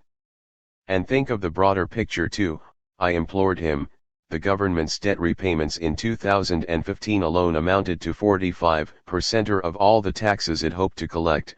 Meanwhile, national income, measured in euros, continued to fall, and everyone was anticipating an increase in taxes to meet the repayments. No investor in their right mind invests in an economy where demand is shrinking and taxes are rising. There were only three options available to us, I said. One was a third bailout to cover up the failure of the second, whose purpose was to cover up the failure of the first.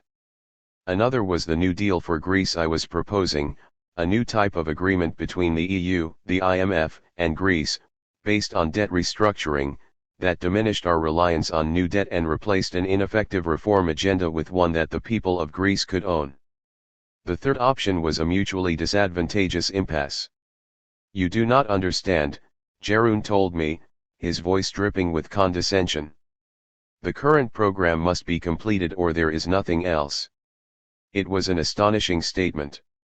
The head of the Eurozone's finance ministers was refusing to engage with a simple funding issue. He was making it impossible for me not to ask, "But where will the missing 12 billion euros come from, Jeroen? Am I wrong that the second program can only be completed if a third one is first negotiated? Can you see any way that would render its completion financially feasible without a new program that can only be agreed to after exhaustive negotiations between all 19 finance ministers in the Eurogroup?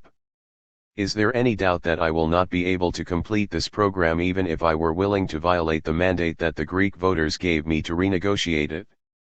Jeroen refused to engage with my questions and the underlying facts.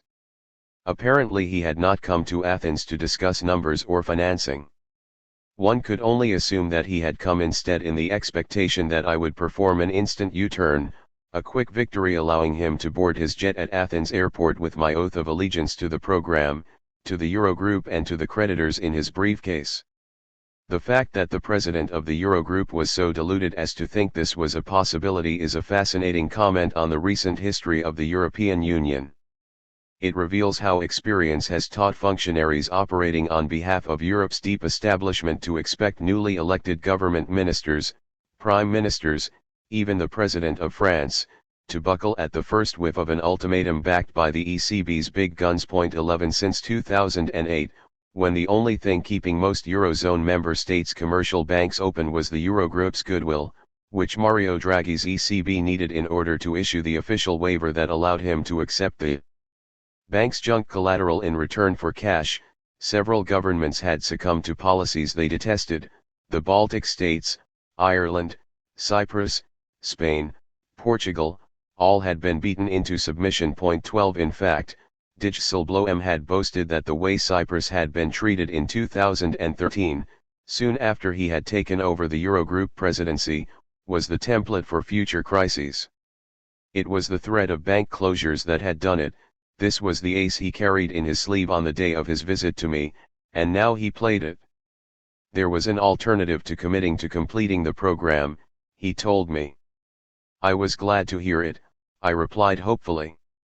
Turning his eyes to meet mine, he said purposefully, "You and I hold a joint conference where we announce that the program has crashed."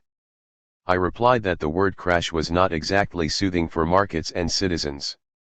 "What do we replace it with?" I inquired. A shrug of his shoulders and a look of faux puzzlement was his response. "Are you threatening me with Grexit, Jeroen?" I asked calmly. "No, I have not said this," he protested. "Can we please be frank here?" I said. "There is too much at stake to pussyfoot around. You did say that if I insist on renegotiating the program crashes. This means one thing and one thing only. And we both know what that is. It was of course that the ECB, either centrally or through the Central Bank of Greece, withdrew its waiver and refused to accept the collateral of Greek banks anymore, forcing them to close. At that point our government would have no option but to issue its own liquidity. And if the impasse continued, our nominally euro-denominated liquidity would, at some point, turn into a new currency. This was Grexit. So, you are giving me an ultimatum, I continued. You are in effect telling me, commit to a program that cannot work or you crash out of the Eurozone. Is there any other reading to what you just said? The president of the Eurogroup shrugged his shoulders again and grinned. It is a sad day for Europe when the Eurogroup president presents a freshly elected finance minister with an impossible ultimatum, I said. We were not elected to clash with the Eurogroup, and I am not interested in clashing with you. But nor were we elected to abdicate during our first week in office by espousing an impossible program that we came in with a mandate to renegotiate. Our eyes met in mutual recognition of the impasse. The only thing left to do was to agree on what each of us would say during the press conference scheduled to follow our meeting, so as to conceal the deadlock and thus prevent it affecting the financial markets. He proposed a first draft, I made a couple of corrections, we agreed. I suggested that, after the speeches, it would be best to take no questions. He countered that we had better take a couple. Answering journalists' pointed questions would give him the opportunity to jangle the market's nerves just a little, enough to accelerate by a notch or two the bank run that the Troika had kick-started weeks before.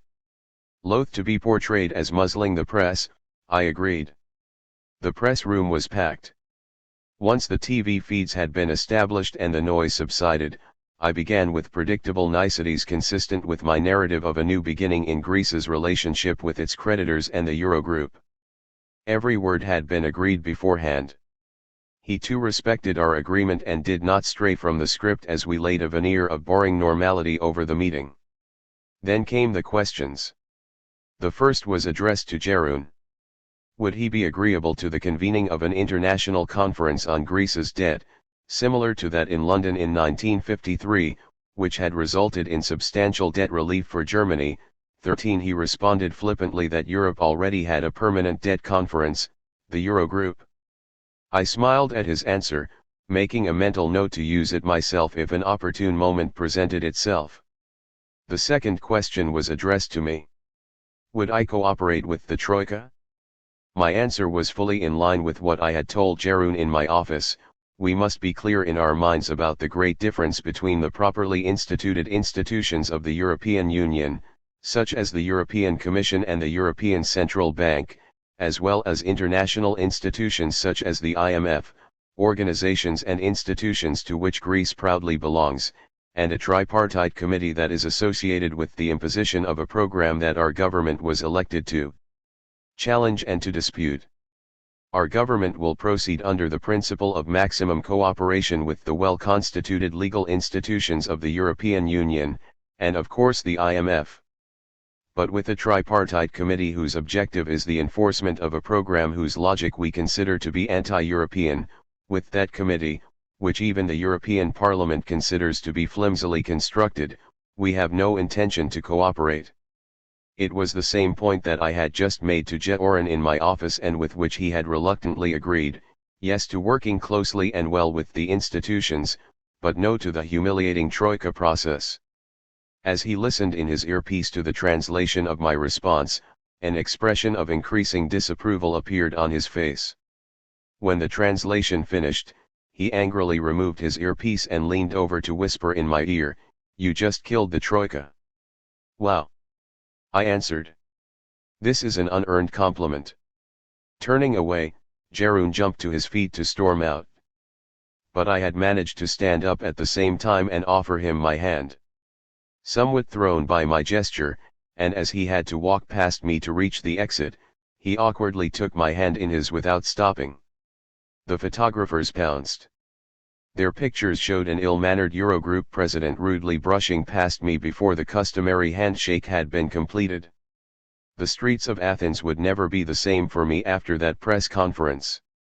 Taxi drivers, suited gentlemen, old women, school children, policemen, conservative family men, nationalists and far-left recalcitrants alike, a whole society whose sense of pride and dignity had been offended by the previous government's servitude to the Troika and its political bosses, would stop me in the street to offer thanks for that brief moment.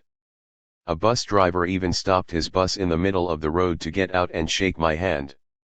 Like all good things, it came at a price.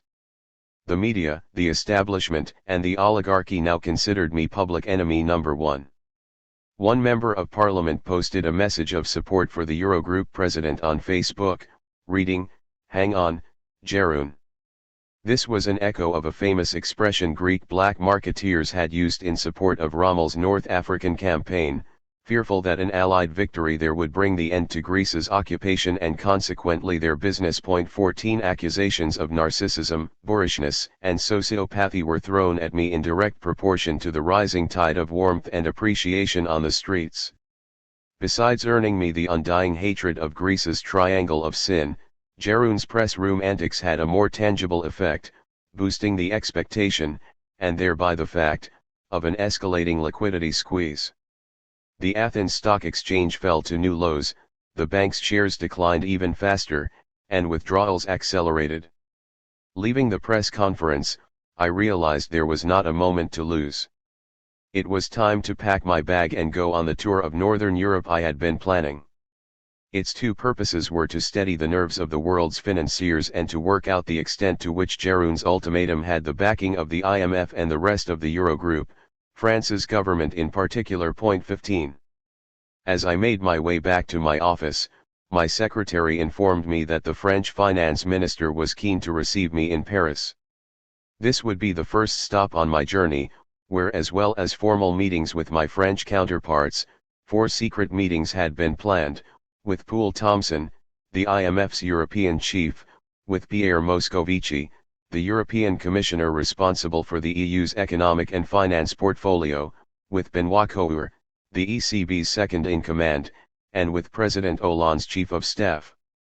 Next would be London, where the financial world's heart beats. Over the previous few days I had been in touch with Norman Lamont, who had organized meetings for me with people in the city, Martin Wolf at the Financial Times and George Osborne at 11 Downing Street.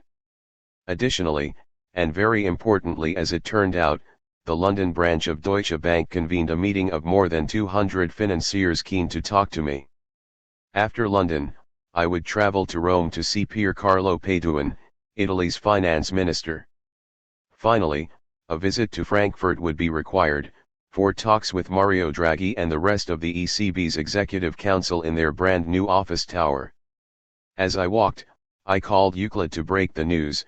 We would be off the day after tomorrow, I told him. Euclid protested that he needed to get his ministry in some order first. I cut him short. The whole point of clashing with Alexis and getting Euclid into his post had been in order to take him with me around Europe. At least I get to keep your right-wing tendencies in check, especially around your Tory mates, Euclid replied only half-jokingly. Alone in my office, I sat down to catch my breath. My mobile rang. It was Danae calling from Austin. How was I? Couldn't be better, I joked. I gave her a sketch of the day's events plus my travel plans. She countered with an account of her own clashes with the petty tyrants who ran our building in Austin and the bureaucracy of vacating the flat. And then she asked me if I felt overwhelmed. I replied that it was the enemy near at hand that scared me the most, the domestic establishment with its tentacles deep inside my ministry. Danae's only concern was our unity. If Alexis and you stick together, you can do it. To this day I think she was right. Home front. I had 24 hours before flying off to Paris, but waging war against the domestic establishment could not wait until my return. At around 8 p.m. I was joined by my chief of staff Koutsoukos and Vasily. The declaration of war against the oligarchy had been made before the election. In an interview with Paul Mason on the UK's Channel 4 News I had declared, "We are going to destroy the basis upon which they have built for decade after decade a system, a network that viciously sucks the energy and the economic power from everybody else in society." With Koutsoukos and Vasily taking notes, I set out the agenda, catching hundreds of thousands of tax cheats and shocking Greek society out of its tax-evading ways, breaking down the collusion between the supermarket chains that exploited consumers and their suppliers, protecting a financially desperate population from the invasion of gambling machines that the previous government had committed me to, empowering the government's own anti-corruption ombudsman, lastly, planning the assault on the towers of sleaze that were Greece's 4 systemic banks. What about the media? Asked Vasily. Papas was responsible for that kettle of rotting fish, I told him. You're good mate, yeah, my friend asked with a meaningful grimace. Do I detect sarcasm here, Vasily? I asked. The question is whether you can detect the opprobrium that your mate is spreading left, right and center against you, was his retort. It was not something I wanted to hear, not least because I very much feared it might be the truth. One by one the battlefields were discussed and our strategy was decided. To combat tax cheats, Koutsuko suggested that I appoint Panagiotis Danis Special Secretary of the Ministry's Financial and Economic Crime Fighting Unit. This was the only part of the state's tax office that the Troika had not taken under its tutelage. Stripped of many of its powers and personnel, it was a shadow of its former self, but its formal survival and the fact that it remained under my full control made it an ideal foundation on which to build a team of untouchables led by Danis. 16. Chasing tax cheats using normal procedures was not an option. It would take decades just to identify anything like the majority of them and centuries to prosecute them successfully. The more we caught, the more clogged up the judicial system would become. We needed a different approach. Once Danis was on board a couple of days later, together we thought of one. We would extract historical and real-time data from the banks on all transfers taking place within Greece as well as in and out of the country and commission software to compare the money flows associated with each tax file number with the tax returns of that same file number. The algorithm would be designed to flag up any instance where declared income seemed to be substantially lower than actual income. Having identified the most likely offenders in this way, we would make them an offer they could not refuse. The plan was to convene a press conference at which I would make it clear that anyone caught by the new system would be subject to 45% tax, large penalties on 100% of their undeclared income and criminal prosecution. But as our government sought to establish a new relationship of trust between state and citizenry, there would be an opportunity to make amends anonymously and at minimum cost. I would announce that for the next fortnight a new portal would be open on the ministry's website on which anyone could register any previously undeclared income for the period 2000 to 14. Only 15% of this sum would be required in tax arrears, payable via web banking or debit card. In return for payment, the taxpayer would receive an electronic receipt guaranteeing immunity from prosecution for previous non-disclosure. 17. Alongside this I resolved to propose a simple deal to the finance minister of Switzerland, where so many of Greece's tax cheats kept their untaxed money. 18. In a rare example of the raw power of the European Union being used as a force for good, Switzerland had recently been forced to disclose all banking information pertaining to EU citizens by 2017. Naturally, the Swiss feared that large EU-domiciled depositors who did not want their bank balances to be reported to their country's tax authorities might shift their money before the revelation deadline to some other jurisdiction, such as the Cayman Islands, Singapore, or Panama. My proposals were thus very much in the Swiss finance minister's interests. A 15% tax rate was a relatively small price to pay for legalizing a stash and allowing it to remain in safe, conveniently located Switzerland. I would pass a law through Greece's parliament that would allow for the taxation of money in Swiss bank accounts at this exceptionally low rate, and in return the Swiss finance minister would require all his country's banks to send their Greek customers a friendly letter informing them that, unless they produced the electronic receipt and immunity certificate provided by my ministry's web page, their bank account would be closed within weeks. To my great surprise and delight, my Swiss counterpart agreed to the proposal. 19. The merit of the scheme was its simplicity. We would not be asking people to repatriate money from foreign banks or even to declare where they were keeping it, whether in Switzerland or under the mattress. By offering instead a low tax rate with zero penalties or bureaucracy, I expected to replenish the empty state coffers with a great deal of money, buying my ministry time and freedom. It was already midnight when we wrapped up our discussion of this plan, but we were nowhere near finished for the night. Next we discussed the great plague that was about to be unleashed upon our weakest citizens, the approximately 16,000 video lottery terminals that the privatized National Lottery Company OPAP had secured a license to introduce throughout Greece. A population devastated by poverty and loss of income, in the midst of a great psychological and economic depression, was to be milked of the last remaining cash in its pockets through the mass installation of gambling machines. I could scarcely imagine a viler policy endorsed by a civilized state. Initially I toyed with the idea of rescinding the license. The problem was that OPAP would litigate and probably win, costing the state money it did not have. But there was another way. The Finance Ministry was responsible for the gambling regulator, the quaintly named Hellenic Gaming Commission. 20 Since we could not eliminate the virus, we would have to regulate it instead. Two restrictions came to mind. One was a maximum loss per person per day. A limit of €60 seemed reasonable, the other the obligation to type into the machine one's tax file number, which would act as a disincentive to anyone who might not want there to be an official record of their gambling, exclude underage players and ensure that winnings could be taxed as per the existing legislation. Koutsoukos liked the idea and suggested someone to chair the Gaming Commission. 2 months later, after many trials and tribulations, Antonis Sturgidis' appointment was approved by Parliament at my recommendation. 21. Next on the agenda were the corrupt practices of powerful companies. The good people of the Confederation of North Greek Industries had alerted me to the restrictive, cartel-like practices of certain supermarket chains, oil companies, and the like, which were undermining the economy. For example, supermarkets would require small-scale producers to pay them for stocking their goods, for advertising them in their stores, in effect forcing them to reduce their prices. Yet the producers would still pay tax on the higher declared price, with the supermarket pocketing the difference. Similarly, I had it on good authority that an oil cartel bigwig was exporting €300 million worth of refined petrol to Bulgaria, but Bulgaria was reporting imports of no more than €100 million.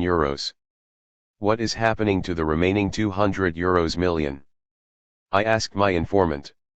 It is poured into some ditch in no man's land between Greece and Bulgaria, was his sarcastic answer. By that he meant that tanker trucks left Greece with fully documented exported petrol but then re-entered via some illicit dirt road without crossing the Bulgarian border. The petrol was then sold in Greece sans VAT and fuel tax. Corruption within our ministries was what allowed these big businesses to function with impunity. There was a lone anti-corruption warrior, Vasily told me, a Mr. Rakantzis, the official state ombudsman, whose job it was to coordinate the fight against graft. I would make a point of meeting him, increase the resources available to his depleted office and do something that had not been done before, stage a joint press conference that would announce the Finance Ministry's full support of him and his office. The last item on our agenda that night was Greece's banks. I asked for ideas on how to approach the impending confrontation when I put my proposal for Europeanizing them to the EU. Vasily interrupted me in typical fashion. The horses have bolted, Yanis, he said, showing me a decree that had arrived that evening from the Deputy Prime Minister's office, fully authorized by the Cabinet Secretary. It stipulated that jurisdiction over all matters pertaining to the banks had been moved from the Ministry of Finance to the office of the Deputy Prime Minister. "Don't tell me I didn't tell you so," said Vasily. "Dragazakis has taken his banker friends under his wing to protect them from the likes of you." Fearing that Vasily might be right, I still had no choice but to give Dragazakis the benefit of the doubt. Before calling it a night, I asked Chouliarakis, chair of the Ministry's Council of Economic Advisers, to come to my office. He arrived a quarter of an hour later, clearly unhappy to have been summoned from his own office just down the corridor. As I would be meeting secretly with well-armed Troika officials, I told him it would be useful to have in my briefcase a rough and ready first stab at a debt sustainability analysis, DSA, with which to make the initial case for debt restructuring being our government's top priority. Chouliarakis left the room and returned a short while later with a 2-page document. It was the DSA drawn up by the IMF. Given that we had only taken over 3 days earlier, it was perfectly understandable that Chulyarakis had not yet produced a DSA of our own. What was not acceptable was that he began to defend its accuracy and value when I knew that even the IMF knew it to be wrong. In the nicest possible way I asked him to go back to the drawing board and do it again. Without expressly agreeing to do so, he made his excuses and left. With the long day finally at an end, I collapsed on the red couch, where Vasily was already sprawled. It was 3 a.m. on Saturday, January 31st. "I think we did well today, Vasily," I ventured. He looked at me. "Yes, you did well, but I am prepared to wager good money that in 6 months Dragazakis will be Prime Minister and Chulyarakis will have replaced you." Maybe I smiled, but at least we will know that we did our best and they their worst. That night I went home for the first time in 72 hours. I walked, alone. It took no more than 20 minutes, past Melina Mercury's oversized bust opposite Hadrian's Gate, taking a right towards the Herod Theatre, then a sharp left at the new Acropolis Museum, and I was home. A few pedestrians and a taxi driver noticed me and gave me the thumbs up. Those solitary walks from the ministry to our flat, or between Maximo's and Syntagma Square, were to become my source of hope and courage. Mulling over the previous day, thinking ahead to my trip abroad, T.S. Eliot's line came to mind, "If you aren't in over your head, how do you know how tall you are?" Lol. A knock on my door at around 11 a.m. woke me up. It was Esmeralda, Danae's daughter, checking on me. Where had I been for the past 3 days? Was I in one piece? I reassured her that all was well. She pointed out that sightseers had been gathering outside our first-floor flat trying to get a glimpse of the interior, the more daring of them photographing one another astride my motorcycle. She warned me in a motherly fashion to put some clothes on before going into the kitchen area to make coffee. Paris-bound in the early evening, my plan was to stay in during the day to prepare a one-page technical non-paper on debt restructuring. I knew that the officials I was about to meet labored under the carefully cultivated impression that my government was about to demand a debt write-off that was politically unfeasible. With my non-paper I sought to demonstrate that mutual gains were possible. For years I had recited to my students Adam Smith's famous lines, "It is not from the benevolence of the butcher, the brewer, or the baker that we expect our dinner, but from their regard to their own interest. We address ourselves, not to their humanity but to their self-love, and never talk to them of our own necessities but of their advantages." 22. Similarly, it would be a waste of breath to appeal to the creditor's humanity, to claim that Greece had been unfairly treated or to invoke some moral right to debt relief. These people knew perfectly well how the Greeks had been treated and they cared not one bit. My task was to win a war, not a debating society argument. To do so I had to address myself to the creditor's own advantages. So, in the non-paper, reproduced in Appendix 4, I illustrated how not signing up to further extend and pretend loans could serve the creditor's interests. It contains simple debt swap ideas which would cost them, politically and financially, far less than the continuation of the vicious cycle that had begun in 2010 or the throttling of our government that Jeroen had hinted at the day before.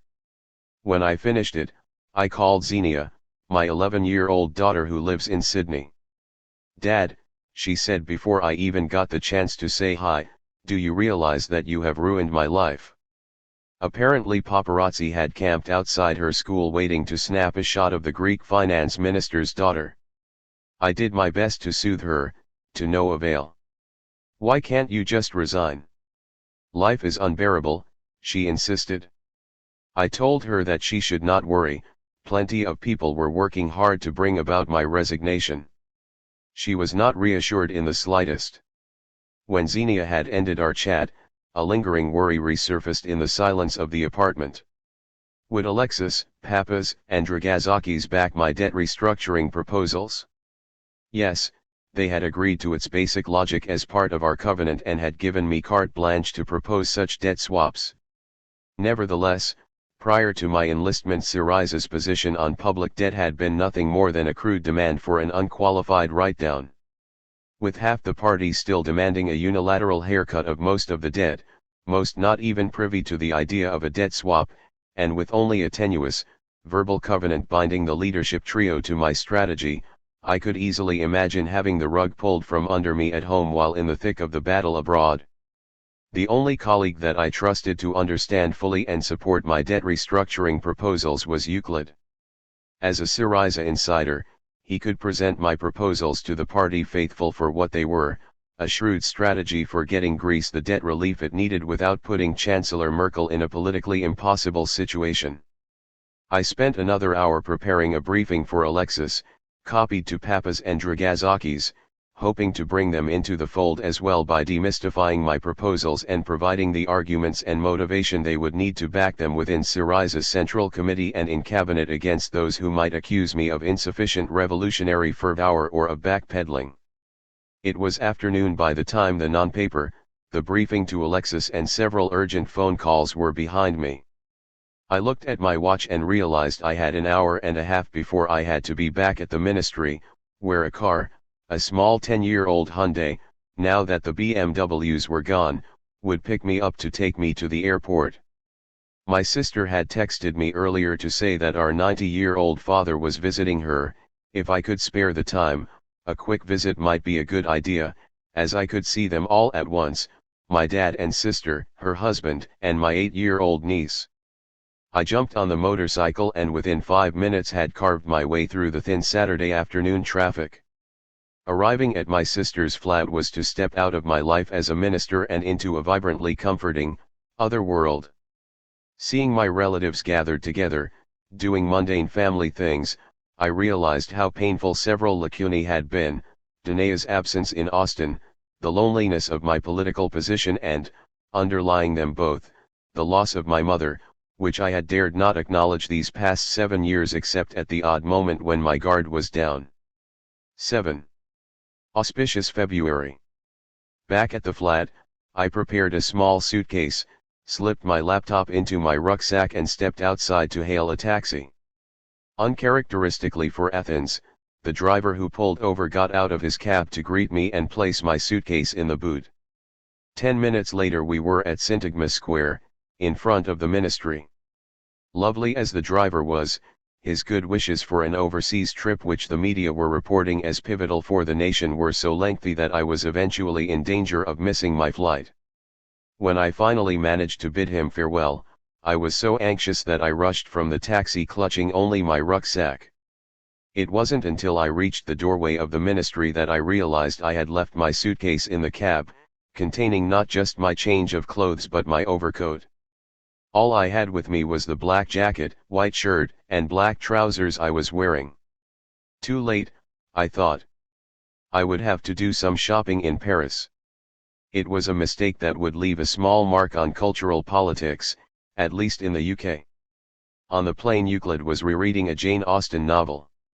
Restless, I took out a notebook and scribbled down my thoughts. Our message to our partners is it cannot be business as usual. The Greek social economy is subject to a persistent doom loop between public debt, private losses, negative investment, and a vicious deflationary dynamic. Our message to ourselves is it cannot be business as usual. We need to reform. Reforms are not a necessary evil, it is our dream to live in a Greece that reforms itself on the basis of a reform program that we own, not one that appears to us symbolic of national humiliation. No one owes us a living. But no one has the right either to hold us in debtor's prison in perpetuity, preventing us from earning our keep. The Troika's reform agenda, against the backdrop of the nation's pauperization, was like McKinsey implementing a plan to restructure a corporation without support from shareholders and in opposition to the board. Greece has been gazing too long into the abyss. And the abyss has begun to gaze back at us. Time to turn our gaze to hope. In 1967 it was the tanks that toppled Greek democracy. Yesterday I was threatened, by no less a figure than the president of the Eurogroup, with the closure of the banks.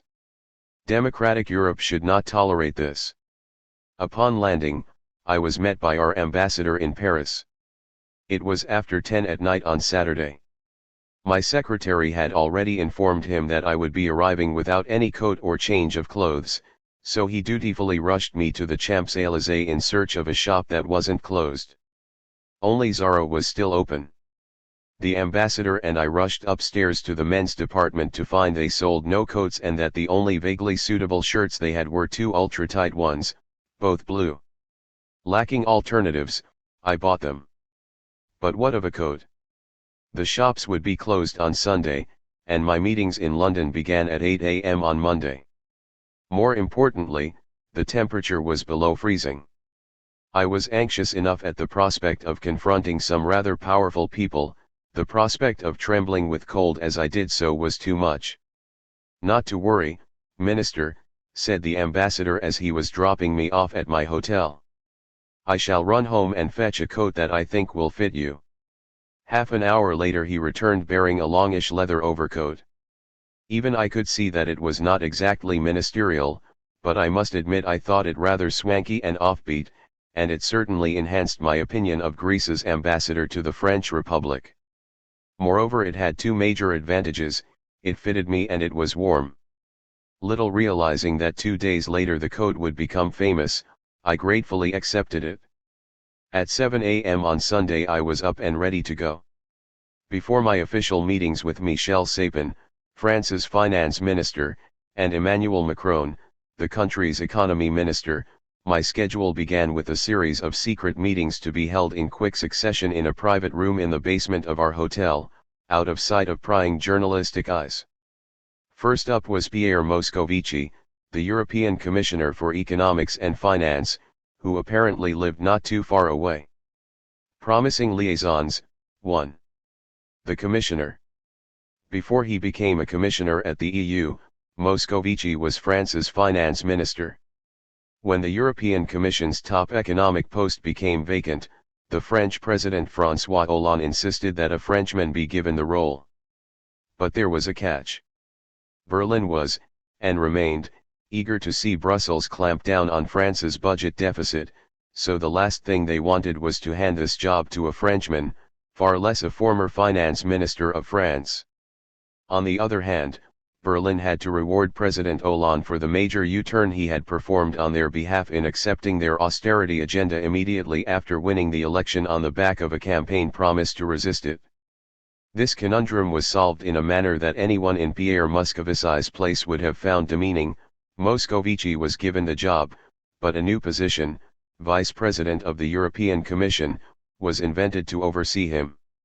To add insult to injury, Berlin gave this new post to the former Prime Minister of Latvia, whose greatest claim to fame was the imposition of austerity measures so harsh that they solved his country's economic crisis by causing half the population to emigrate.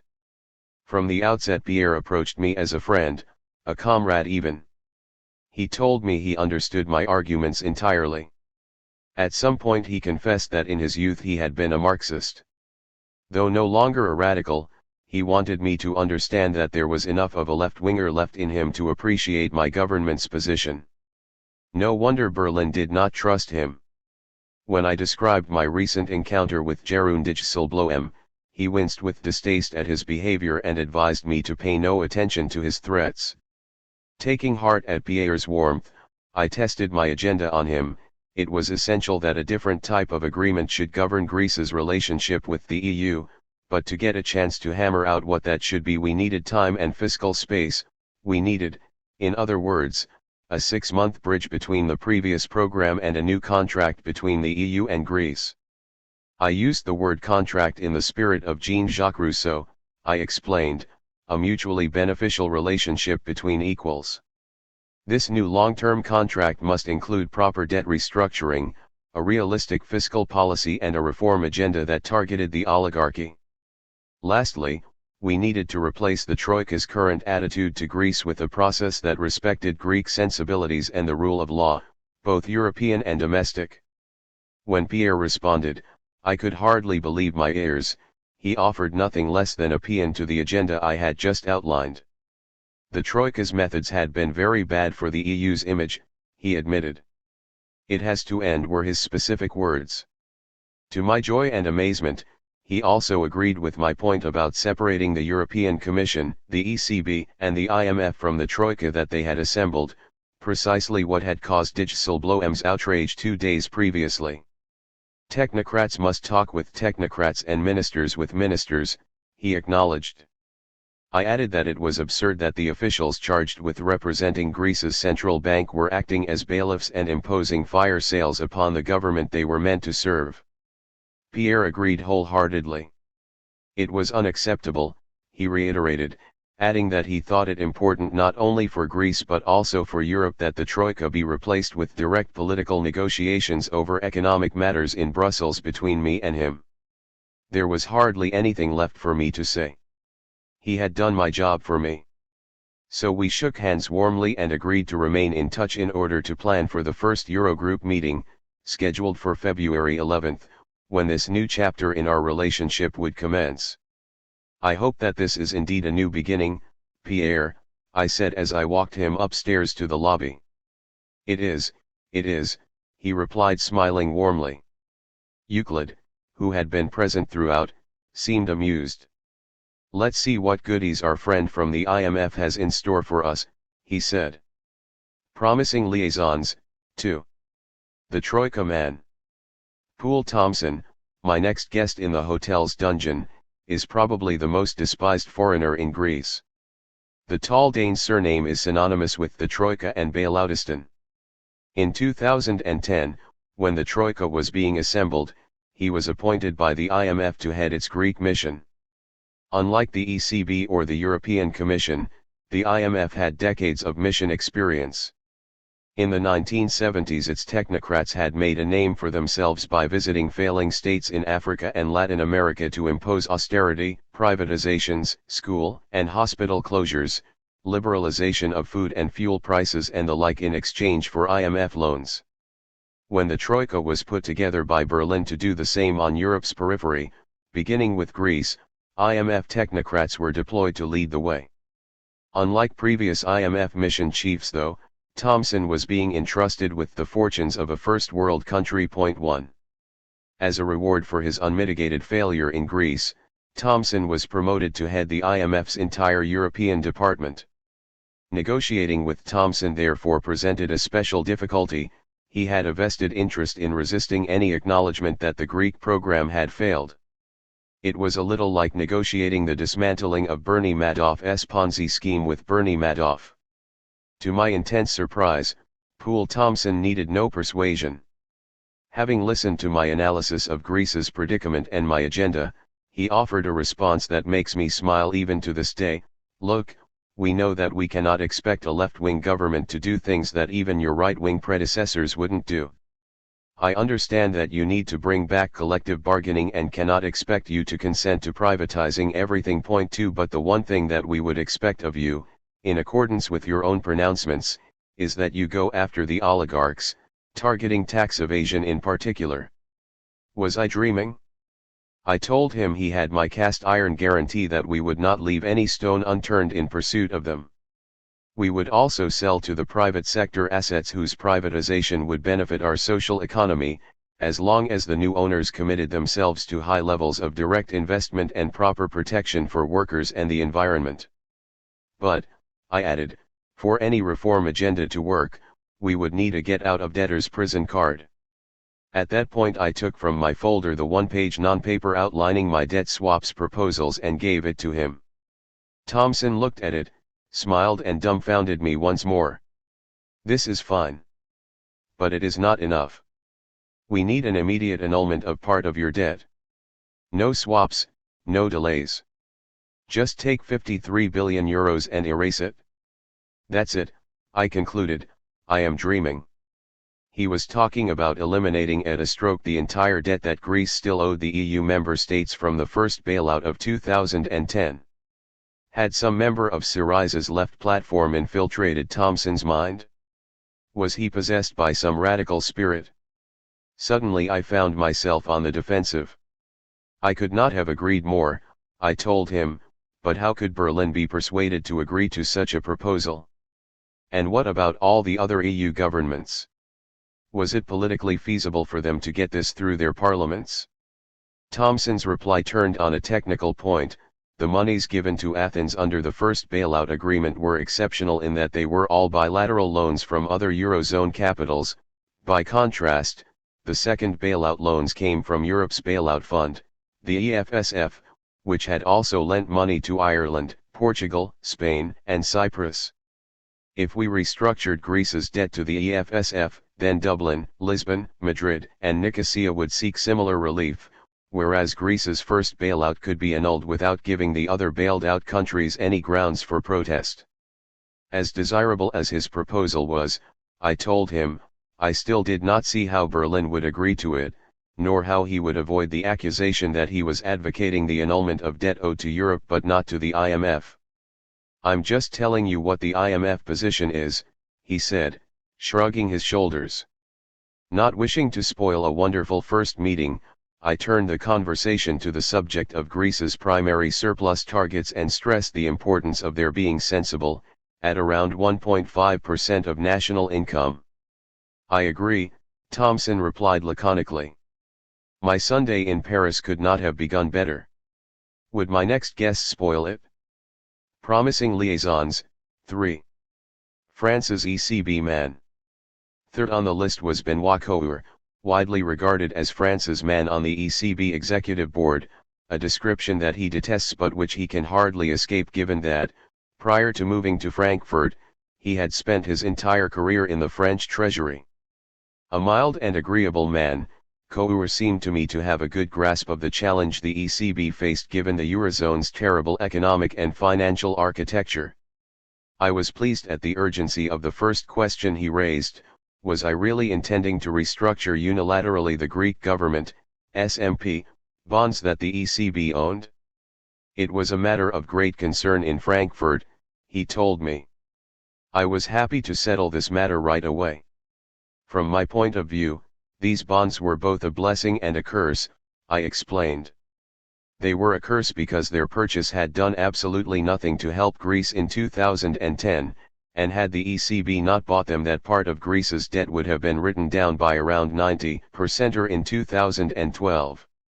Having to borrow now from EU taxpayers to pay the ECB for bonds that it should not have purchased in the first place is ridiculous to say the least, I said.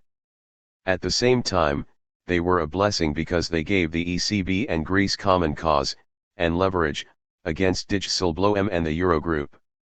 If the ECB threatened to close down our banks at Dijsselbloem's behest, we would reply with a counter-threat to write down the SMP bonds unilaterally. Neither the ECB nor Greece wanted this. My simple proposal was, let's not threaten one another. If Benoît told Jeroen that the ECB would not be part of a coup against the Athens government, then we, the Athens government, would not even consider any unilateral moves in relation to these bonds. Can we agree on this? I asked. He smiled. Of course there should be no threats, he agreed. We moved on to the debt swaps I was proposing. I gave him my non-paper and briefly talked through it. He thanked me for it, though it was evident he had studied my proposals already. He thought they were sound, but the main concern of the ECB executive board was that they should not be seen to violate their own rulebook. I claimed that swapping SMP bonds for a new perpetual bond or equivalent debt instrument was perfectly consistent with the ECB charter. He thought about it for a moment and, while he remained concerned, came to the conclusion that, yes, this might work. Last we discussed the burning issue of liquidity. Our government would need a few months of breathing space in which to conduct negotiations, which meant some way of meeting the repayments to the IMF that were imminent without having to scrape the bottom of the barrel of the Greek public sector, endangering pensions and civil service salaries.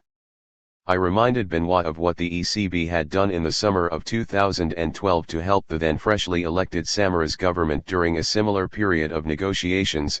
It had raised their credit card limit, in treasury bills, from €15 billion to €18.3 billion in order to enable them to make the repayment then due to the ECB. 3. Benoît remembered. And he agreed that something of the sort would have to be done. Except that, instead of doing this, you have been tightening the noose around our necks even before we were elected, I said to him. Benoît pretended not to understand. So I reminded him of Stirner's remarkable statement on December 15, 2014, which had begun the bank run. This was an act of war against the next government, a uniquely offensive dereliction of duty in the annals of central banking, I said. Benoit lowered his head and told me that he too thought that Stirner's statement had been inappropriate and inexplicable. And I do not think that Stirner's acted without the okay from Frankfurt, Benoit. No one believes this in Athens, I added. Benoit said nothing. Filling the silence, I continued, if the ECB didn't do what was necessary to end a bank run of its own making, if it didn't extend to us the helping hand we needed in order to conduct our negotiations, many would see it as political intervention by the ECB, one set of standards for the Samaras government, another for ours.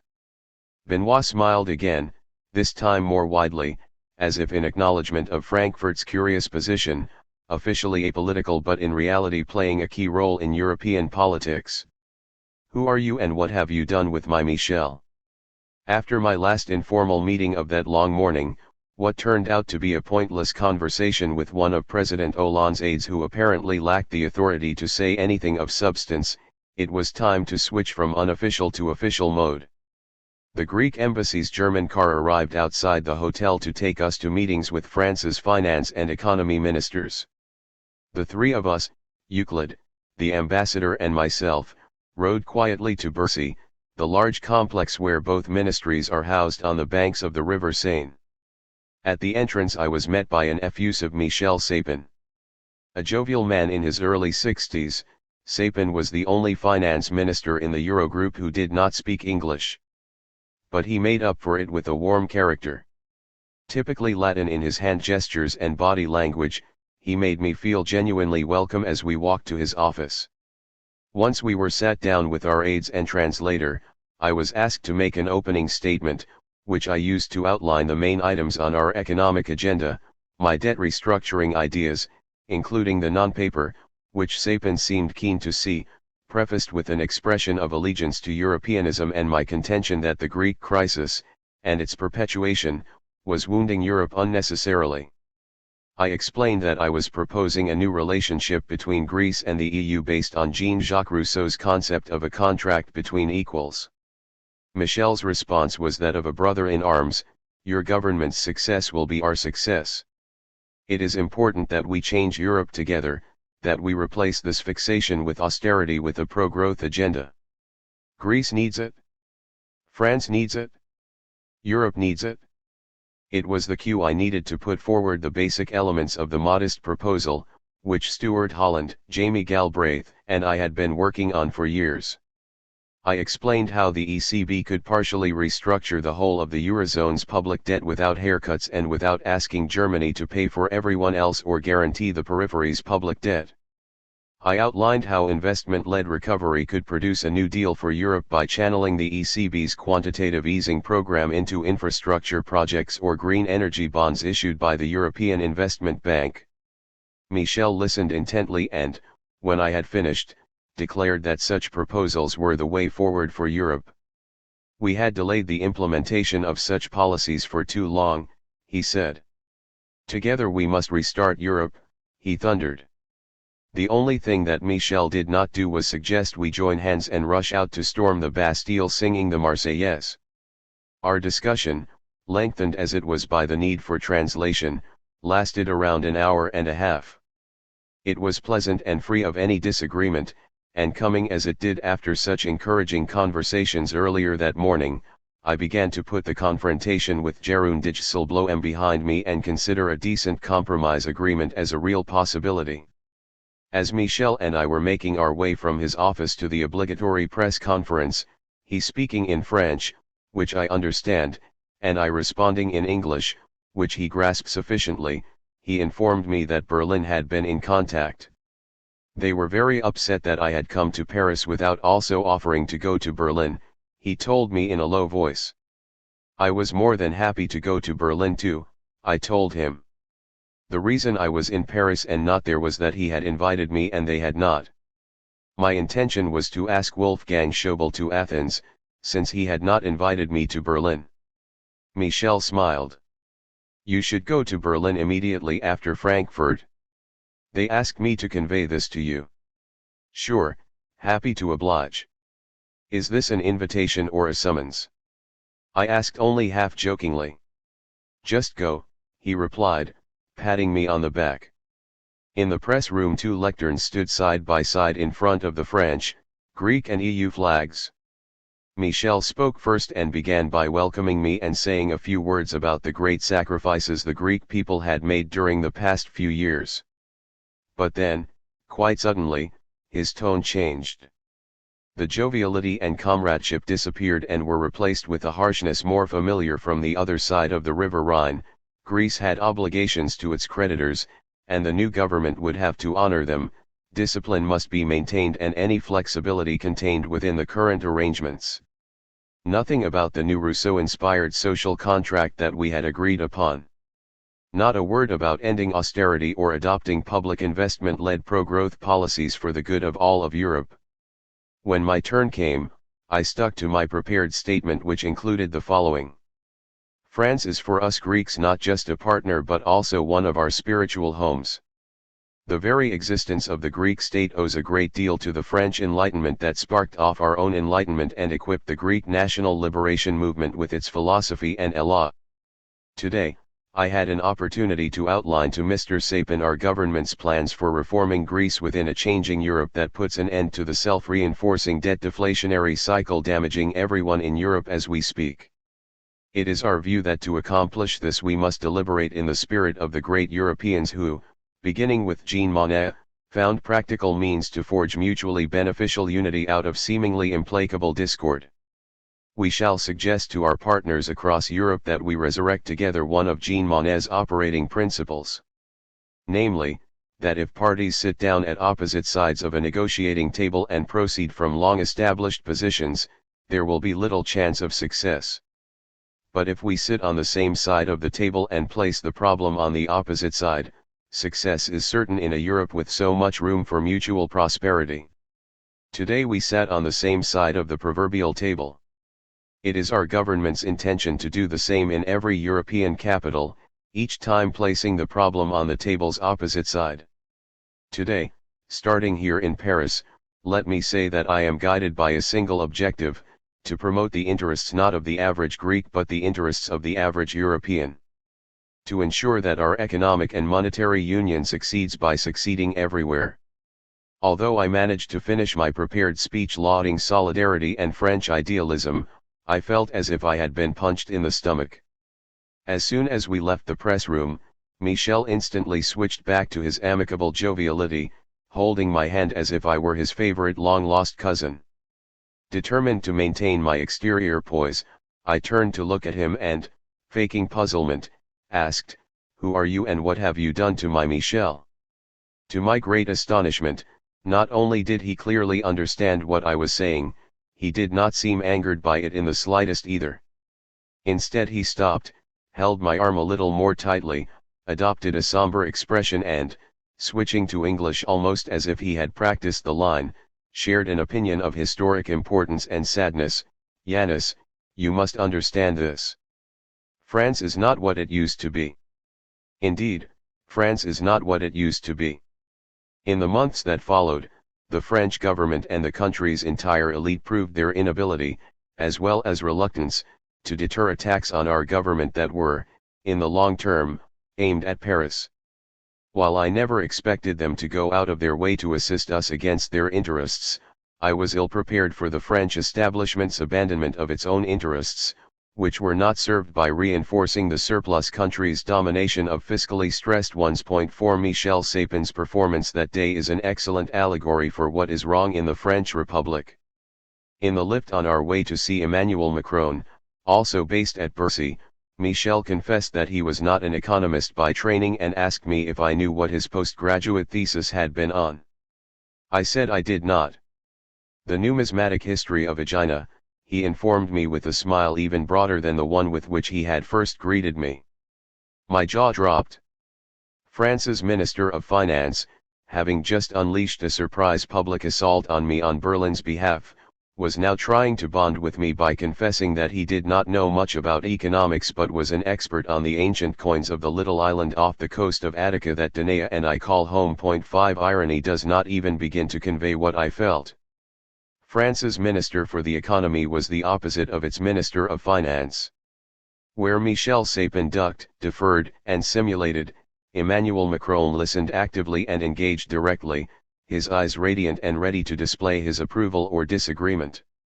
The fact that he had good English and a grasp of macroeconomics as well meant we were soon on the same page regarding Europe's need for a genuine investment program that would put its trillions of idle savings to work for the collective good. From my first meeting with him, I regretted dearly that it was Sapin who represented France in the Eurogroup and not Macron. Had they swapped roles, things might have ended up differently. Finally, after a long day, Euclid and I were ready to leave Bercy.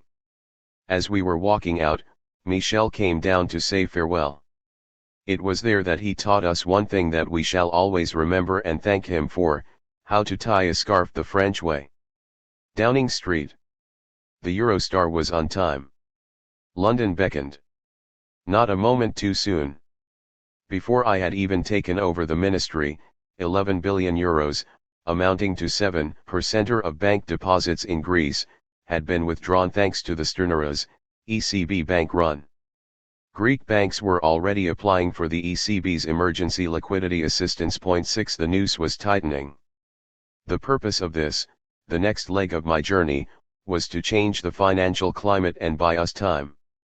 Early on Monday, February 2, 2015, I breakfasted with Martin Wolf, economics editor of the Financial Times. Within minutes he had agreed with my broader macroeconomic objectives and debt restructuring proposals, expressing concern only about Europe's political will to embrace them. Afterwards I met Norman Lamont and several key economists and financiers, an event put together by Norman's friend David Marsh, head of the official Monetary and Financial Institutions Forum, a central banking think tank. The purpose was the same: to brief them and win them over to my proposals. It seemed straightforward, given their moderation and common sense. My appointment with George Osborne was for 11 a.m. Greece's ambassador to London, a seriously clever man who had served as head of Greek intelligence before Rubitus, accompanied me and Euclid. Downing Street's iron gate was opened by smiling coppers, and the embassy's aging Jaguar pulled up 30 meters or so from the door of number 11. It was a bright but bitterly cold Monday morning. Should I wear the rather striking leather coat our ambassador in France had lent me, or should I take it off and, wearing only my light black jacket, risk shaking with cold in front of the masked photographers? Preoccupied with more substantive matters, I got out of the car as I was. 4 days thereafter images circulated throughout the media of a leather-clad finance minister arriving to meet George Osborne. Before I arrived in London, Norman Lamont, who had acted as something of a go-between, had signaled that Osborne would be grateful if I refrained from criticizing his economic policies in public. We are in a pre-election period and the atmosphere is very sensitive, Norman had told me. Given that I'm seeking George's support, I have no interest in criticizing his policies, I replied. In advance of our meeting, Osborne's office had explained to the press why he had good cause to hold talks with me. It was the Chancellor's view that Greece's debt crisis posed the greatest risk to the global economy. Thanks to these preparations, the visit went perfectly smoothly. Inside 11 Downing Street the conversation was friendly and to the point. Things got interesting when Osborne began to offer a mildly critical assessment of his own handling of the British economy. I had not expected there to be any expression of self-doubt in front of a left-wing finance minister, and this facility for self-reflection warmed me to him. He acknowledged how important it had been to have the support of the Bank of England every step of the way, and smiled sympathetically at my predicament, which could not have been more different in that respect.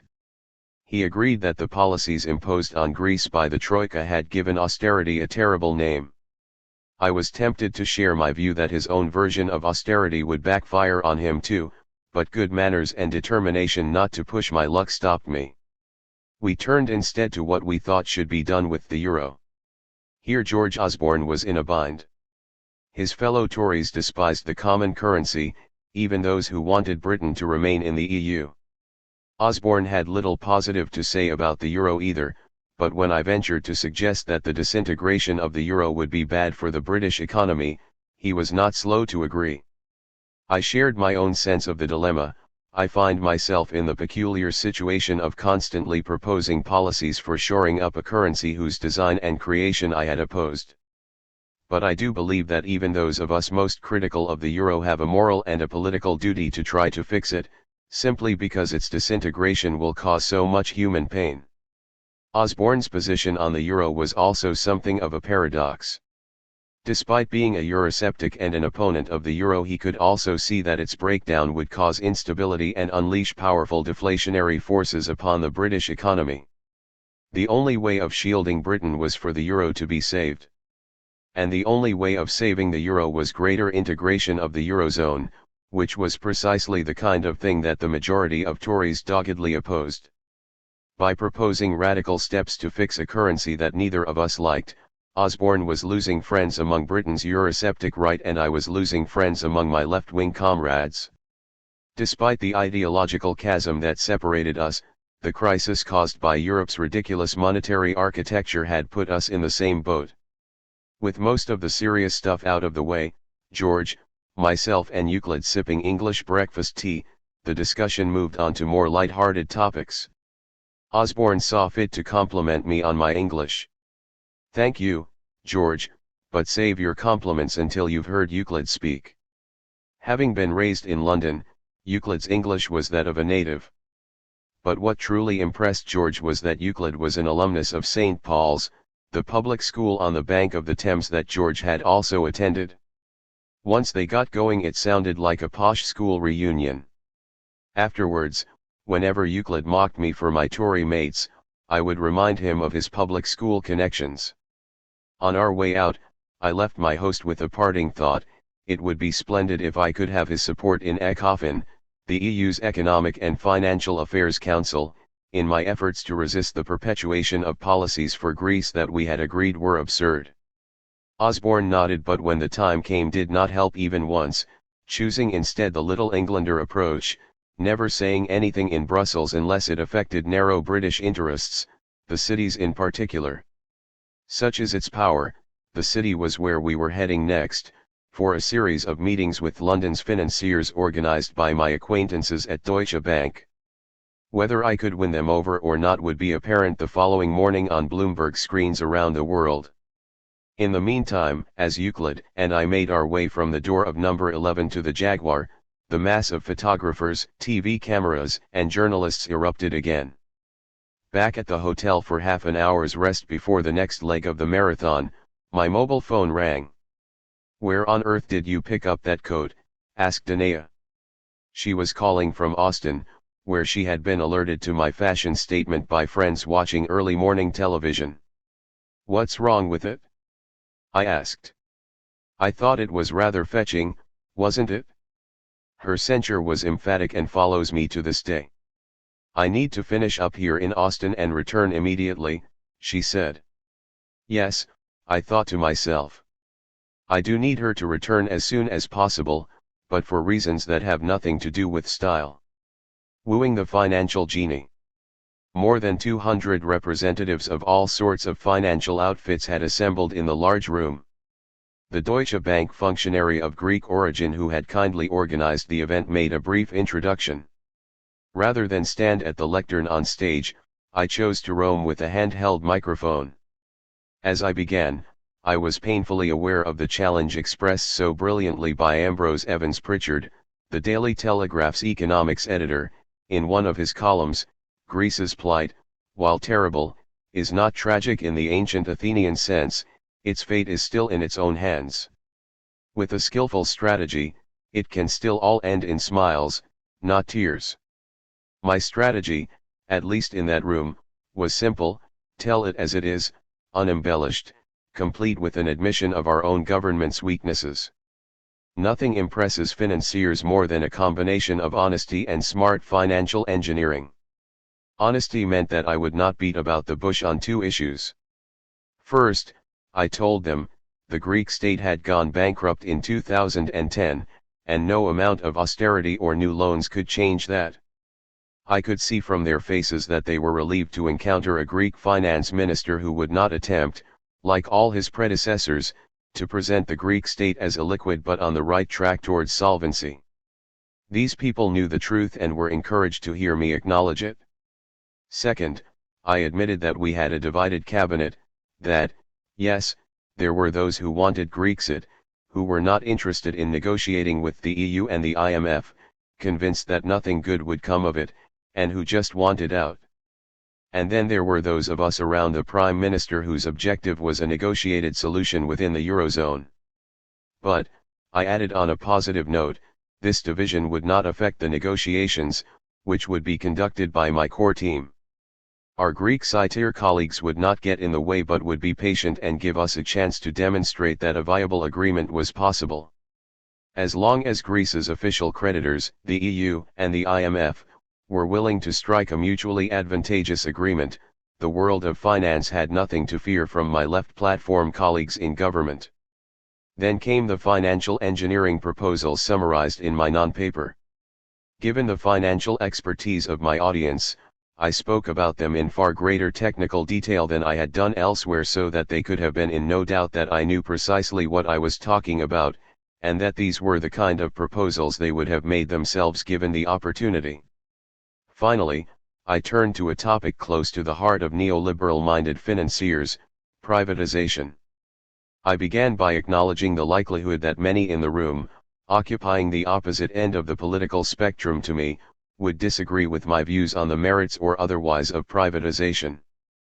But what I was sure we would agree on, I said, was that it is silly to sell assets off when prices have fallen through the floor, that fire sales to buyers who had no plans to invest but were only interested in asset stripping were a terrible idea. Given the dire circumstances in which we found ourselves, I assured them that our government was not going to be ideological about this. If I was asked whether I was in favor of or against privatization, my answer would be, it depends on the asset in question, a port, a railway, a beach, an electricity company. Beaches I would never sell, I told them, just as I would never sell the Parthenon. And the privatization of electricity grids reliably leads to environmentally and socially suboptimal outcomes. But when it came to ports and airports, I would form a view based on 4 criteria: how much the buyer was committing to invest in the asset, the buyer's commitment to workers' rights to union representation and decent wages and conditions, environmental standards, and the extent to which the buyer would be obliged to leave room for and encourage the benefit of small and medium local businesses. If these 4 criteria were met, then I would be more than happy not only to consent to privatization but also to promote it energetically. A sea of hands was raised when I invited questions. For more than 2 hours I made my way around the room, answering each and every one of them. Some were hostile, others friendlier. I made a point of dealing exhaustively with them all. Judging by the warm applause at the end of the session, I felt that the job had been done. As our hosts accompanied Euclid and me on our way out, 3 or 4 of the most influential city players in the room approached to say they were impressed. "You will see this reflected in the markets tomorrow," one of them assured me while shaking my hand cordially. In other circumstances, I would be compiling my report to the Central Committee with the recommendation that you are dispatched to the Gulag, joked Euclid.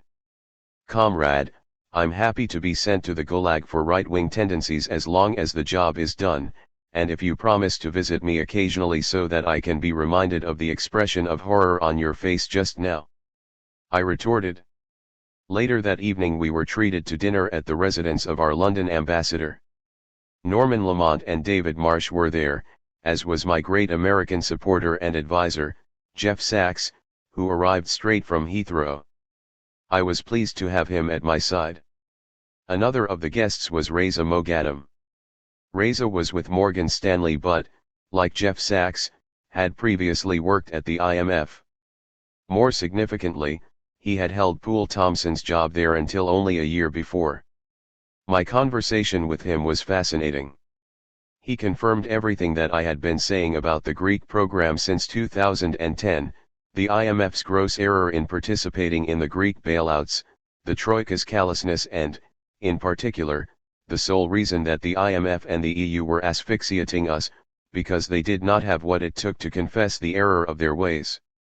As I remarked to Euclid, who had been listening with incredulity, it was one thing for us lefties to be saying all this, it was quite another to be hearing it from the horse's mouth, from the guy who had actually been implementing the Greek program until only a few months ago. Over coffee and after dinner drinks I wondered if maybe my proposals had done the trick. London-based financiers, Tory politicians, influential journalists, and former members of the IMF all appeared to see my point. Yes, we were a left-wing government, but all we were asking was for some basic common sense to prevail at the center of European power. That night the mainstream press coverage of my visits to Paris and London seemed positive. The BBC reported, the economist-turned-finance minister seeking to renegotiate Greece's huge debt obligations says his priority is the well-being of all Europeans and has ruled out accepting more bailout cash. He said, "We have resembled drug addicts craving the next dose. What this government is all about is ending the addiction." 7. The message was getting through at last. But as I turned out the lights for a few hours sleep in advance of my flight to Rome, I was anxious what the next morning would bring. Would the Athens Stock Exchange rebound? I desperately needed a boost in the money markets to provide a signal to investors and other EU governments that we had what it took to create a wave of optimism, to plant the idea in the minds of the EU and IMF that they would benefit from a deal with us. An inconvenient achievement. At 8 a.m., after the first cup of coffee of the day, I received a phone call with a most peculiar message. My menu of debt swap proposals had received the enthusiastic approval of the Adam Smith Institute, ACI, the think tank founded in 1977 that paved the way for Margaret Thatcher's neoliberal project and which to my mind represented everything I had opposed during my years in the UK. The statement by ACI fellow Lars Christensen read: "The European Central Bank's job is to ensure nominal stability in the Eurozone economy. The ECB should not bail out governments and banks. Unfortunately, again and again over the past 6 years the ECB has been forced to bail out Eurozone states. Hence, the ECB has repeatedly conducted credit policy, rather than monetary policy, to avoid Eurozone countries defaulting. By linking Greece's EU and ECB debts to Greek nominal GDP, as Varoufakis has suggested, Greece's public finances would be less vulnerable to monetary policy failure in the Eurozone. The Chancellor George Osborne should be an enthusiastic supporter of Varoufakis's debt plan as it would cut the cost of the ECB's tight money policies and reduce the danger of another major Eurozone crisis. 8. Of course it made perfect sense, swapping outstanding debt for growth-linked bonds accompanied by a crackdown on tax evasion and moderate budget surpluses was more a libertarian's cup of tea than a left-winger's. As I had remarked to the city's financiers the previous day, it was a measure of the depth of the euro crisis that it took a radical left-wing government to table mainstream liberal proposals for its solution. The ACI was all well and good, but how would the markets respond? The answer was magnificently. Bloomberg's headline could not have been more gratifying: Greek stocks going nuts. Greek stocks are soaring Tuesday on hopes of a resolution to the debt standoff between Greece's new radical government and its creditors. As of 3:12 p.m. GMT, 10:12 a.m. ET, the Athens Stock Exchange General Index is up 11.2%. The news comes after Greece's new finance minister Yanis Varoufakis told the Financial Times that instead of requesting a write-off of its €315 billion, £237 billion, $357 billion, foreign debt, the government would ask to swap Greek debt for 2 new types of bonds linked to growth. A quick phone call back to Athens confirmed the good news. Not only had the stock exchange gone up by 11.2% but, more importantly, shares in Greece's banks had risen by more than 20% and thousands of depositors were returning the cash under their mattresses to the bank. It was a short-term achievement but an important one. it demonstrated that our narrative of real reforms and sensible debt restructuring had the potential to win over markets and citizens. It was time to fly to Rome. Italian tip. I was escorted from Rome's Fiumicino airport to the finance ministry by 2 police cars and 2 motorcycles, sirens blaring. But stuck as we were in Rome's thick traffic, all our escort managed to achieve was noise pollution, irritating other road users and my own embarrassment. Creating more noise than substance, they brought Matteo Renzi's government to mind. Pier Carlo Padoan, Italy's finance minister and formerly the OECD's chief economist, is in many ways a typical European social democrat, sympathetic to the left but not prepared to rock the boat.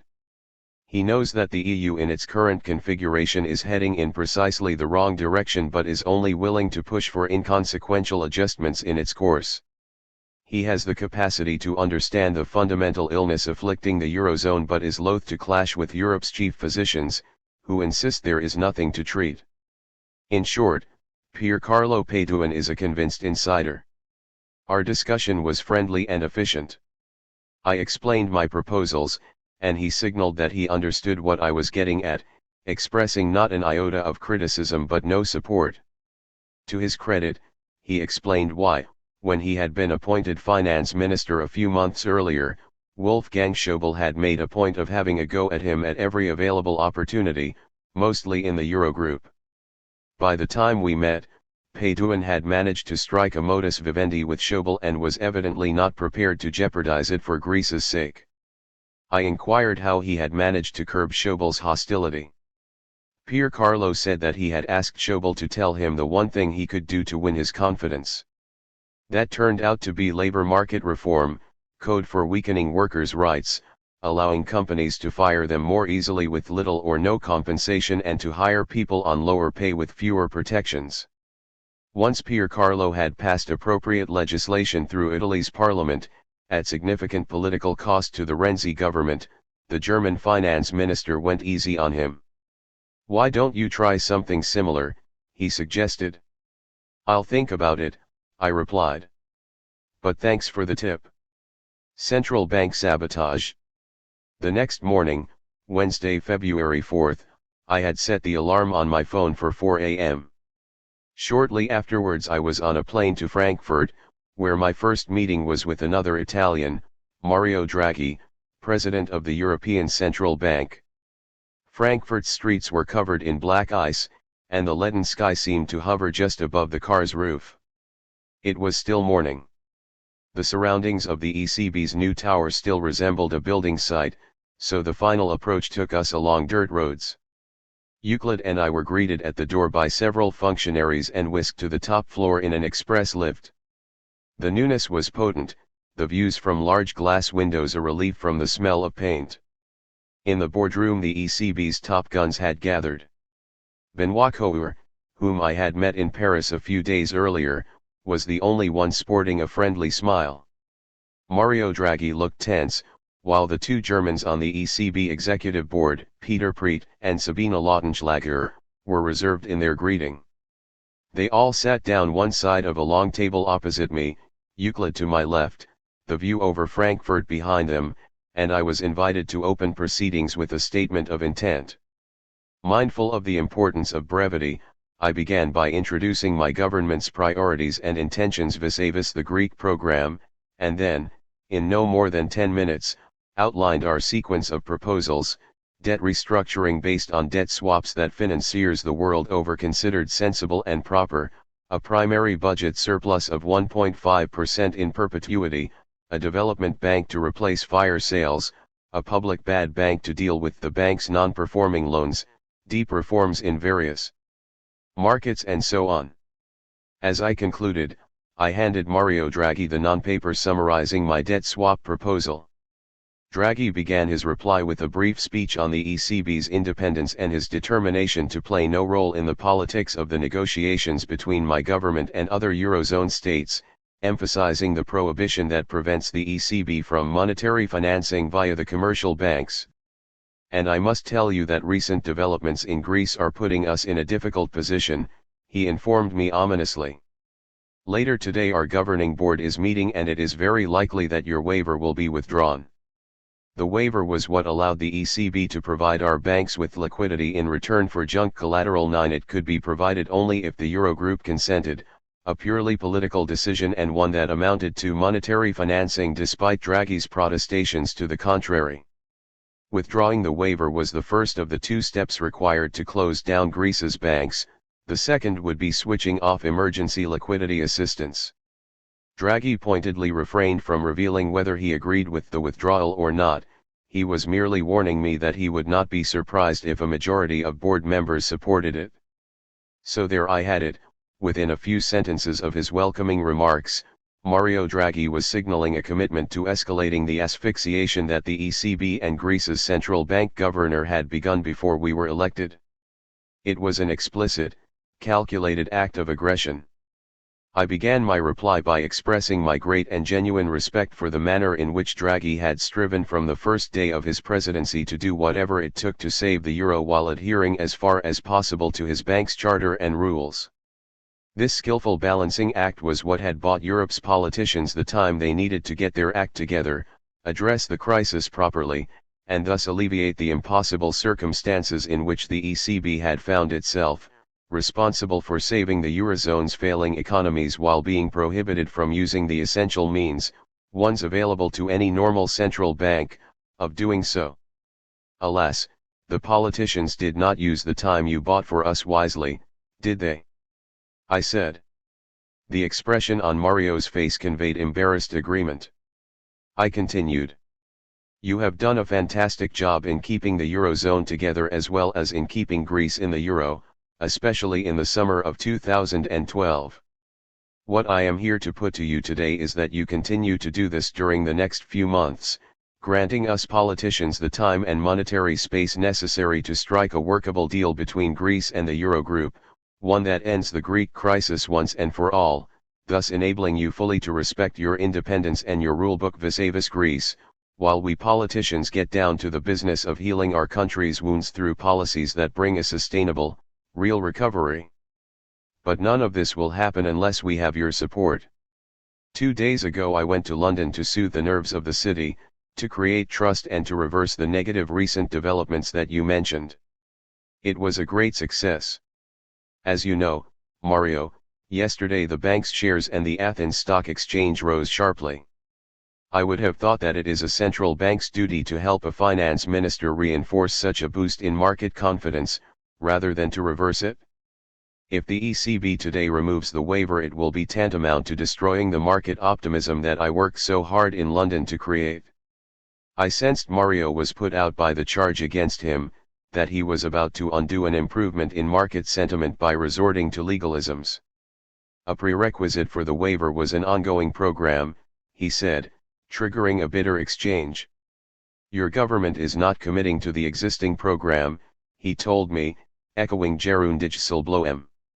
All we are doing is seeking to renegotiate the program to make it viable, I retorted.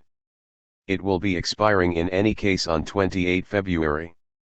Fine. Why don't you wait until after the next Eurogroup meeting scheduled for Wednesday, February 11th before you pull the waiver and undo the good work I did in London? Mario, we won government with only 4 weeks in which to renegotiate the program. This deadline is so short as to be ridiculous. But to have it curtailed today by 3 weeks by our central bank is unacceptable. It does not matter much, Yanis, when we pull the waiver since the Greek banks have run out of most eligible collateral. He spoke as if the waiver decision was inevitable, beyond his control, an act of God. If it did not matter when they pulled the waiver, I argued, then there was no need to do it that very afternoon. Why not wait for the Eurogroup meeting only a few days away? Why snuff out the gains I just made in London? His only comeback was to insist that it was not he who was proposing the waiver be removed, implying again that it was out of his hands. At this point I could have lambasted the president of Europe's central bank for washing his hands of a major decision taken by his own board that would destroy precisely the thing that central banks were created to shore up, market confidence. But I did not, partly because there was a slim chance that he did oppose the waiver's removal but was unable to stop it. Instead I told him that I trusted he would be able to prevail upon the ECB Governing Council to keep the waiver and thus not jeopardize yesterday's Athens Stock Exchange revival, just as I trusted that he would support my debt restructuring proposals. I am saying this here, at the ECB, because it is in this building, not in Brussels, that Europe has the experts capable of understanding and supporting them. The first item in my non-paper was the proposal to swap the SMP bonds held by the ECB for a new Greek government perpetual bond. This was sensitive ground. The SMP bonds were, as we both knew, the backbone of my deterrence strategy and his Achilles heel. If Greece unilaterally wrote them down, we would in all probability wreck his quantitative easing program. I wondered what he would have to say about them. His tactic was to skirt around the issue, dismissing the idea of a swap as a form of monetary financing and therefore impossible. I begged to differ. A write-down might, I conceded, be interpreted strictly as an indirect form of monetary financing, but my proposal was for swapping one kind of debt, short-term, for another, infinitely long-dated. The Greek government would continue to owe the ECB 27 billion euros, but instead of repaying that capital within a few years, it would undertake to make regular if small interest payments to the ECB ad infinitum. No write-down, no monetary financing. This is something that the authors of the ECB rules could not have banned simply because they had never considered it, I concluded. Unexpected help came from Benoît Coeur. He turned to Draghi to say that my proposal had merit and should not be dismissed. Even if the ECB was reluctant to accept a new Greek perpetual bond in return for its remaining SMP bonds, maybe we could triangulate. The European Stability Mechanism, ESM, the EU's bailout fund, could give 27 billion euros in cash to the ECB in order to redeem the SMP bonds, while Greece could issue its perpetual bond, with a face value of 27 billion euros, and give it to the ESM. I immediately recognized a further merit of Benoît's idea, which was that by leaving no Greek bonds on the ECB's books, perpetual or SMP, Greece would qualify for Draghi's forthcoming round of quantitative easing. Point 10. Quickly changing the subject, Draghi complained that my public comments about the insolvency of the Greek banks were making it hard for him to keep them open, given that his rulebook banned him from keeping insolvent banks afloat. I responded by pointing out that the waiver the Greek banks had been granted was itself a clear admission that they were insolvent. Why grant it otherwise? The problem was that this temporary fix had become permanent as a result of our collective failure to deal with the underlying insolvency. Surely our task now is to end the death embrace, the doom loop, between insolvent banks, that the ECB is forced to keep afloat against its rules, and an insolvent state at which Europe's taxpayers keep throwing good money after bad. Peter Preet and Sabina Lautenschlager, sitting on Mario's left, looked aghast, not because what I was saying was preposterous but, I am convinced, because it was very close to their own criticism of the Greek bailouts and the ECB's role in them. Preet began to question me on privatizations. I gave the same answers as I had in London when addressing my city friends. They seemed satisfied with the argument but unhappy with the reality on the ground in Greece, my feelings entirely. After a few more questions and a short statement from Euclid, which was a little more combative than mine, the meeting drew to a close. As we were leaving, Mario approached me and together we left the boardroom. Walking along a corridor, away from others' ears, he attempted to mollify me on the issue of the possible withdrawal of our waiver by the ECB's Governing Council that afternoon. I would have none of it. Mario, I shall hold you personally responsible if the waiver is removed on the day after I pushed the bank's shares up by 20%. If you do this, it will be a first in the history of central banking, a central bank working to undermine a finance minister's success at improving market sentiment. Draghi looked coy. Again, he protested that it was really not up to him, that he did not control the ECB Governing Council. Once more he argued that I was not helping him keep the waiver by continuing to speak of his Achilles heel, the possibility of a unilateral haircut of the SMP bonds. All I wanted was for us to work together, I reassured him. Not only will I not haircut those bonds unilaterally, I will not even think of it, as long as you do not close down our banks, I promised. I will do my best, he replied. But it is not always up to me.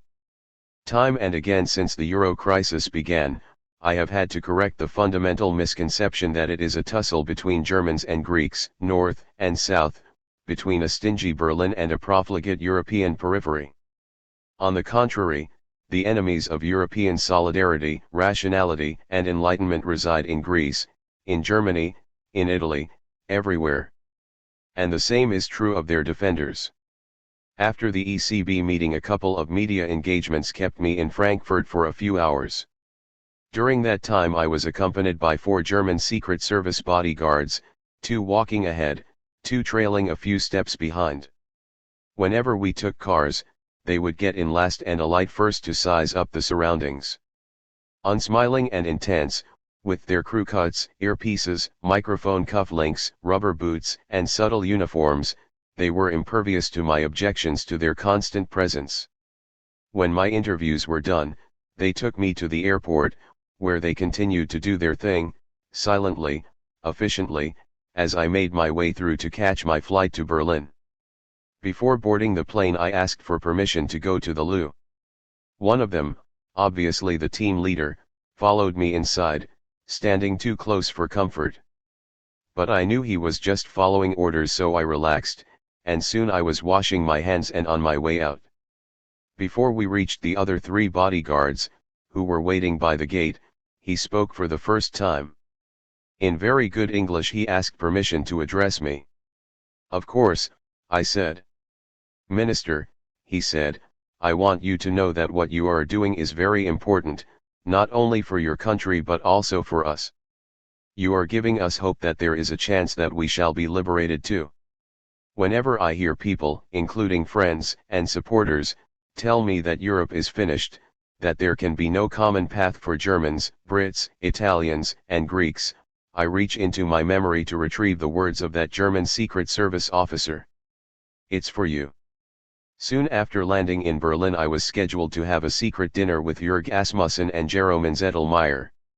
Asmussen was the junior minister for labor affairs, but a key figure in the German political system with close contacts at the ECB, where he had been a member of the executive board until a year before, and a power broker within the Social Democrats, SPD, the federal government's junior coalition partners. Zettelmeier worked directly for Sigmar Gabriel, the vice-chancellor of the federal government, economy minister, and SPD leader. The purpose of the dinner was ostensibly to build bridges between the Syriza government and the section of the German government controlled by the Social Democrats. They presented themselves as our allies and supporters within the Berlin administration, offering me advice and protection from the big bad wolf, as one of them jokingly referred to Wolfgang Schäuble.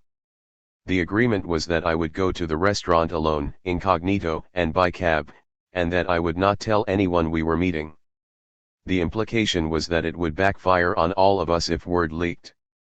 Let's keep this just among ourselves, Jeroen had said to me on the phone. Of course the fact that he called my mobile meant that it was already quasi-public knowledge, as Yanis, our government's head spook, had explained to me. Just as I was ready to leave my hotel room, I received an email from Jeroen telling me that they had changed the restaurant booking because the original choice was too public, confirming once more the importance of discretion. Partly because of this emphasis on secrecy, and partly because I was exhausted and looking forward to disconnecting for a couple of hours, I left my mobile phone in my room. I found a taxi in a cold dark street nearby and gave the driver the address of the out-of-the-way pizzeria where we were now meeting. On arrival, as per my instructions, I walked upstairs to the first floor, which had been reserved just for us. Over pizza and red wine a friendly discussion developed. Jörg and Jeroen spoke to me like friends, comrades even. It was becoming a pattern among Social Democrats, I thought, recalling my encounter with Michel Sapin. The objective, as they put it, was to create a common Syriza, SPD agenda sophisticated and sensible enough to make it hard for Angela Merkel and Wolfgang Schäuble, their Christian Democrat colleagues in government but political opponents in general, to oppose. It sounded good to me. Too good, to be honest. Then again, if a decent agreement could be hammered out with Jurg's and Jeromen's help, fine. If not, what did I have to lose? As our discussion drifted from one topic to another, the basic plan I was proposing seemed to satisfy them. The question that preoccupied them was what objections the Christian Democrats would make and how these could be addressed. The more we talked, the more I felt as if I was having dinner with a pair of consultants working for my government. Until, that is, Jurg's phone rang. He answered it, put the phone to his ear, then looked at me seriously and, without speaking a single word into the phone, said, "It's for you. Mario wants to speak to you." So much for the secrecy of our meeting. These people don't even try to keep up the pretense, I thought to myself. I got up, took Jurg's phone and walked out into the dark corridor above the pizzeria's kitchen, immersed in pleasant smells and noises. "Hello, Mario, what can I do for you?" "I wanted to let you know, Yanis," Draghi said in a steady voice, "before you learn it from the media, that as I foreshadowed this morning, the Governing Council voted to withdraw your bank's waiver. But this does not mean much since your banks will continue to be supported by your central bank via emergency liquidity assistance. I appreciate you going through all sorts of interesting channels to find me and inform me in person, Mario," I said. "Since you are giving me the opportunity to respond in person on the telephone, allow me to say that this decision, the withdrawal of the waiver a day after I single-handedly lifted the bank's shares and reversed the bank run, a week after our election, indeed a week before my first Eurogroup meeting, and 3 whole weeks before the expiry of the program extension, can only be interpreted as a hostile, deeply political move by the ECB against my government." Draghi made a faint attempt to deny that there was anything political about this move, but I would have none of it. It was a decision, I told him, that would be interpreted in Athens as an unwarranted, over-hasty and aggressive move concerted with the Eurogroup president's ultimatum. When I returned to the table I found Jurg and Jeromen in a different mood. I put on a brave face, pretending that nothing much had happened, but of course they knew better. Gone was the atmosphere of comradeship, of sharing in a joint project to rejig the Greek program against Schäuble and Merkel's designs. So I stopped pretending and let them have my assessment of the ECB's decision. Asmussen replied as if he was still on the ECB's executive board, whispering unconvincing excuses. All the heroic talk of a Syriza, SPD collaboration had evaporated with a single phone call that exposed the whole dinner for what it was, a clumsy setup. They were not bad people either. I returned to my hotel at around midnight, switched on my phone and called Alexis to tell him Draghi had pulled the waiver. "Be uncompromising but see if Gabriel can be of any help," he advised me, sounding unperturbed. "Judging by his 2 messengers last night, Alexei, I am not hopeful," I said. "We needed to signal persistently our determination to activate our deterrent the moment they pulled the ELA on our banks," I told him. "Get some sleep now. You have to be fresh for Schäuble," Alexis replied lightheartedly. "First I had to write a press release to soften the blow of the waiver withdrawal. The happy task of the finance minister," I ruminated, packaging a shock as a non-event. Meanwhile, upon hearing the news, the ever-vigilant and helpful Glenn Kim sent me an email with his analysis of its immediate financial effects.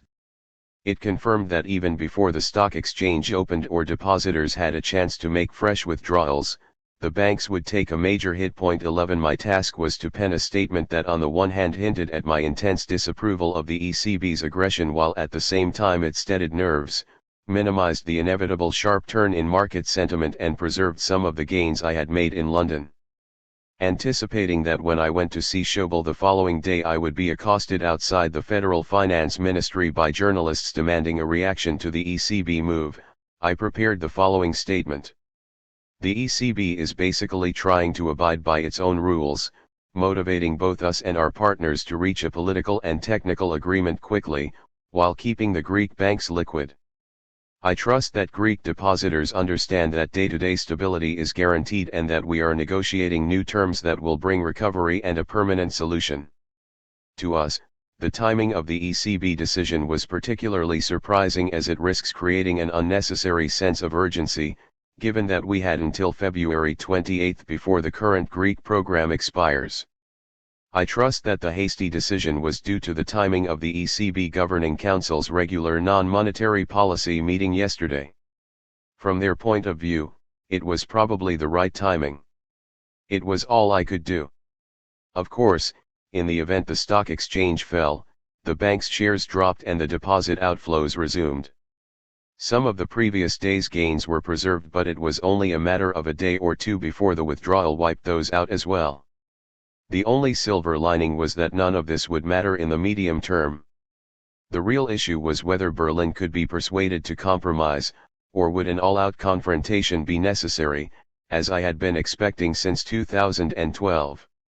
On the way to the Federal Finance Ministry, I noticed 2 emails had arrived on my phone.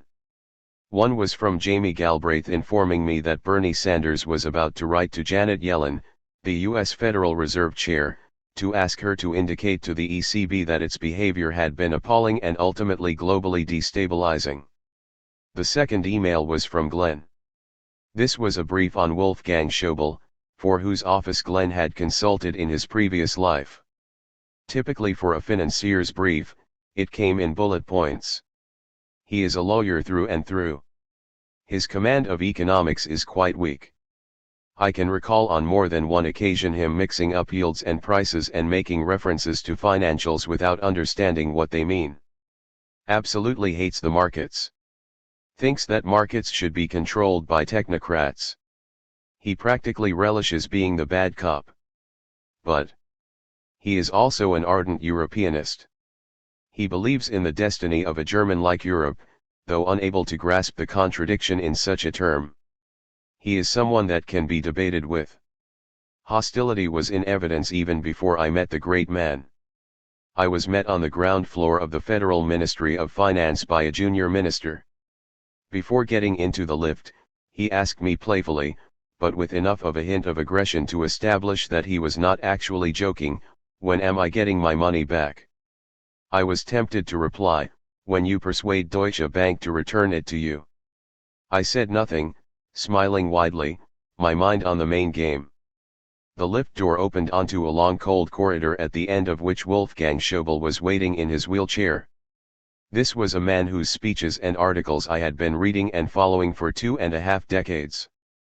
I fully understood that to him I was a damned nuisance, but the smile on my face and the hand I extended towards him were meant with genuine respect and in the secret hope that we might establish a decent, civilized modus vivendi.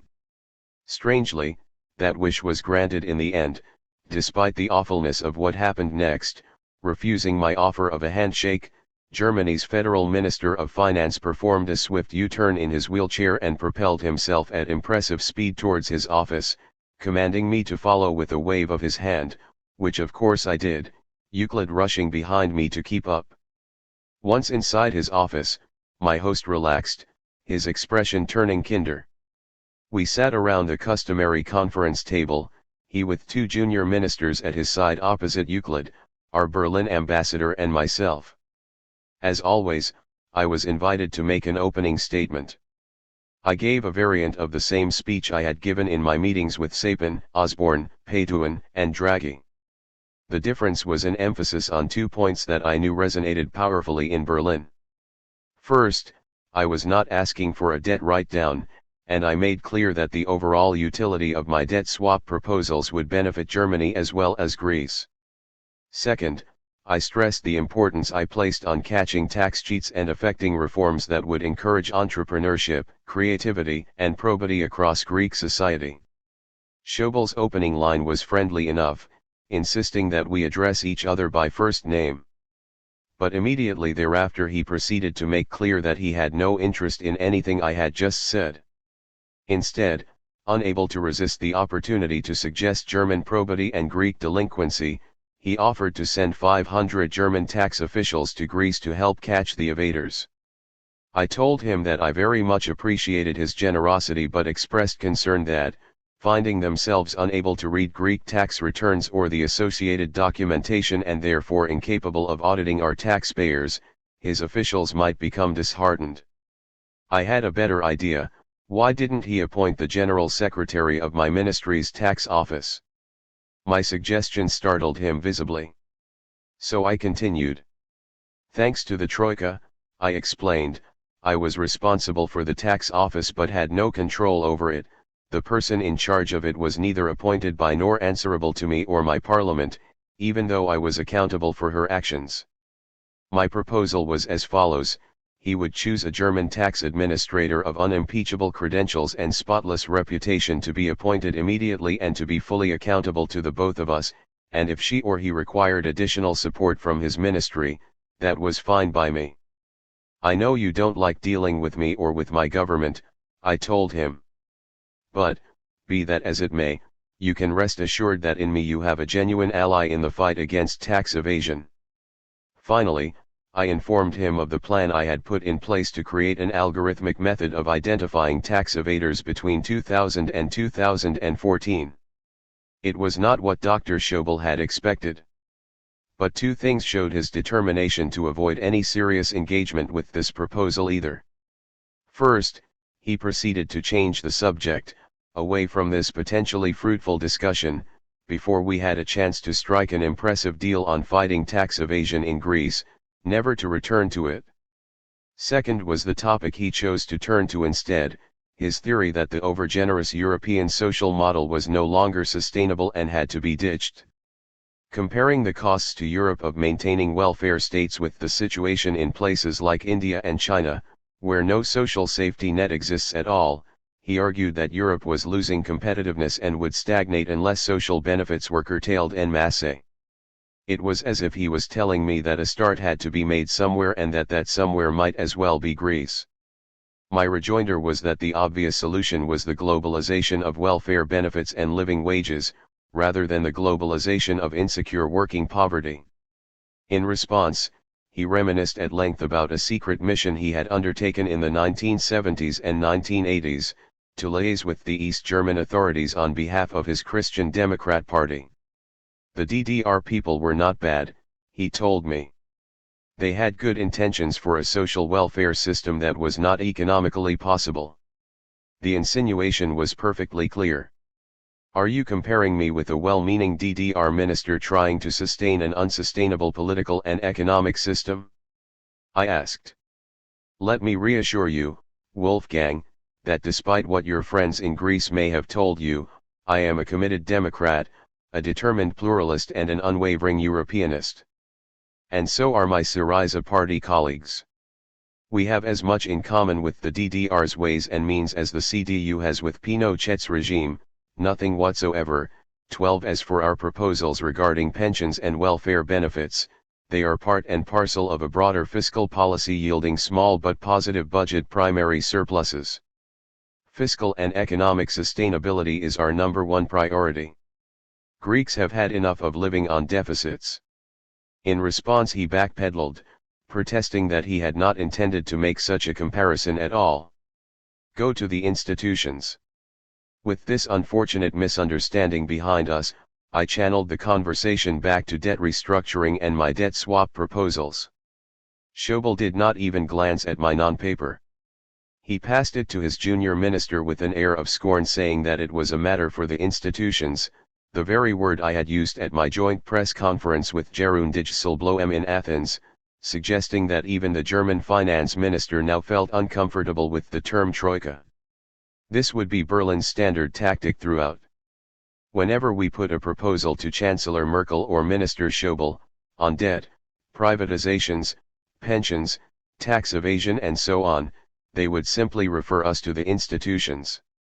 The implication was that there would be no negotiation between Berlin and Athens, it was simply not their job. Point 13. At this point Euclid made an excellent intervention. On the German side, no one other than Wolfgang had spoken. In elegantly structured sentences Euclid pointed out the irresponsibility of leaving matters of great political importance to technocrats with a proven record of mishandling the Greek fiscal, debt, and social crisis, revealing the absurdity of Schobel's response. It was wonderful to have Euclid on my side, upping the ante and allowing me to make a placatory suggestion. If I were to go to the institutions with my proposals, to have any chance of hammering out a workable deal, it would be in everyone's interest to allow for a period of peace and quiet, of financial stability. Wolfgang nodded as if in agreement. This was in contrast to the Eurogroup president's attitude. I described how he had threatened me with bank closures, in my office, a mere 3 days after I had moved into it. Not exactly a convivial move, I said dryly. Wolfgang reacted angrily. He had no reason to go to Greece. He had no mandate. Not a man to fake emotion. Schobel convinced me that Dijsselbloem must have acted alone. If he had done so in the hope of an easy win on his master's behalf, it was fair to say that he had failed. His master was evidently not pleased. Stunned by the reproach, aghast at the praise. At the customary press conference afterwards, Wolfgang adopted his stern public persona, telling the gathered media that we had had a cordial meeting during which he had explained that Greece had obligations that must be respected regardless of which party was in government. We agreed to disagree, Schobel said, dispelling any notion that our discussion had reached any common ground. We did not even agree on that, I interjected. I wanted to make clear that my host had been unwilling to debate anything, but also that things had changed. Greece now had a minister of finance who would not be pushed around just because the Greek state was insolvent. Having established this, I made a statement aimed at healing the rift that was developing between ordinary Germans and Greeks. Some are tempted to imagine that the solution lies in the separation of our peoples, I said. Thankfully, today I did not just visit the finance minister of Europe's powerhouse economy. Above all else, I visited a European statesman for whom European unity is a lifelong project and whose work and efforts to unify Europe I have been following with great interest since the 1980s. Today, my message to Minister Schobel was that in this government he has a potential partner in the search for European solutions to a variety of problems afflicting not only Greece but the Union more broadly. Turning to my host, I said, "From our government you can expect a frenzy of reasonableness. You can expect proposals that are aimed not at the interest of the average Greek but at the interest of the average European, the average German, Slovak, Finn, Spaniard, Italian. You can expect from us an unwavering commitment to telling it as it is, without tactical stratagems or subterfuge. These are our commitments. What we request is perhaps the most precious of commodities, time. A short space of time during which our government can present to our partners, to the IMF, to the ECB, to the European Commission, comprehensive proposals and a road map for the very short term, for the medium term, and for the long term. On the challenges facing the EU more generally, I suggested that we respect established treaties and processes without crushing the delicate bud of democracy. When I visited Paris, I said, I had told the French Minister of Finance that it had felt like a homecoming, that I was returning to one of Greece's spiritual homes. In Berlin I expressed the same feeling and described how for almost 2 centuries the land of Goethe, Beethoven, Hegel, and Kant had been a source of inspiration to Greeks across the political spectrum. But there was something more that bound Greece and Germany together, I continued. As finance minister in a government facing emergency circumstances caused by a savage debt deflationary crisis, I feel that the German nation is the one that can understand us better than anyone else. No one understands better than the people of this land how a severely depressed economy combined with ritual national humiliation and unending hopelessness can hatch the serpent's egg within one's society.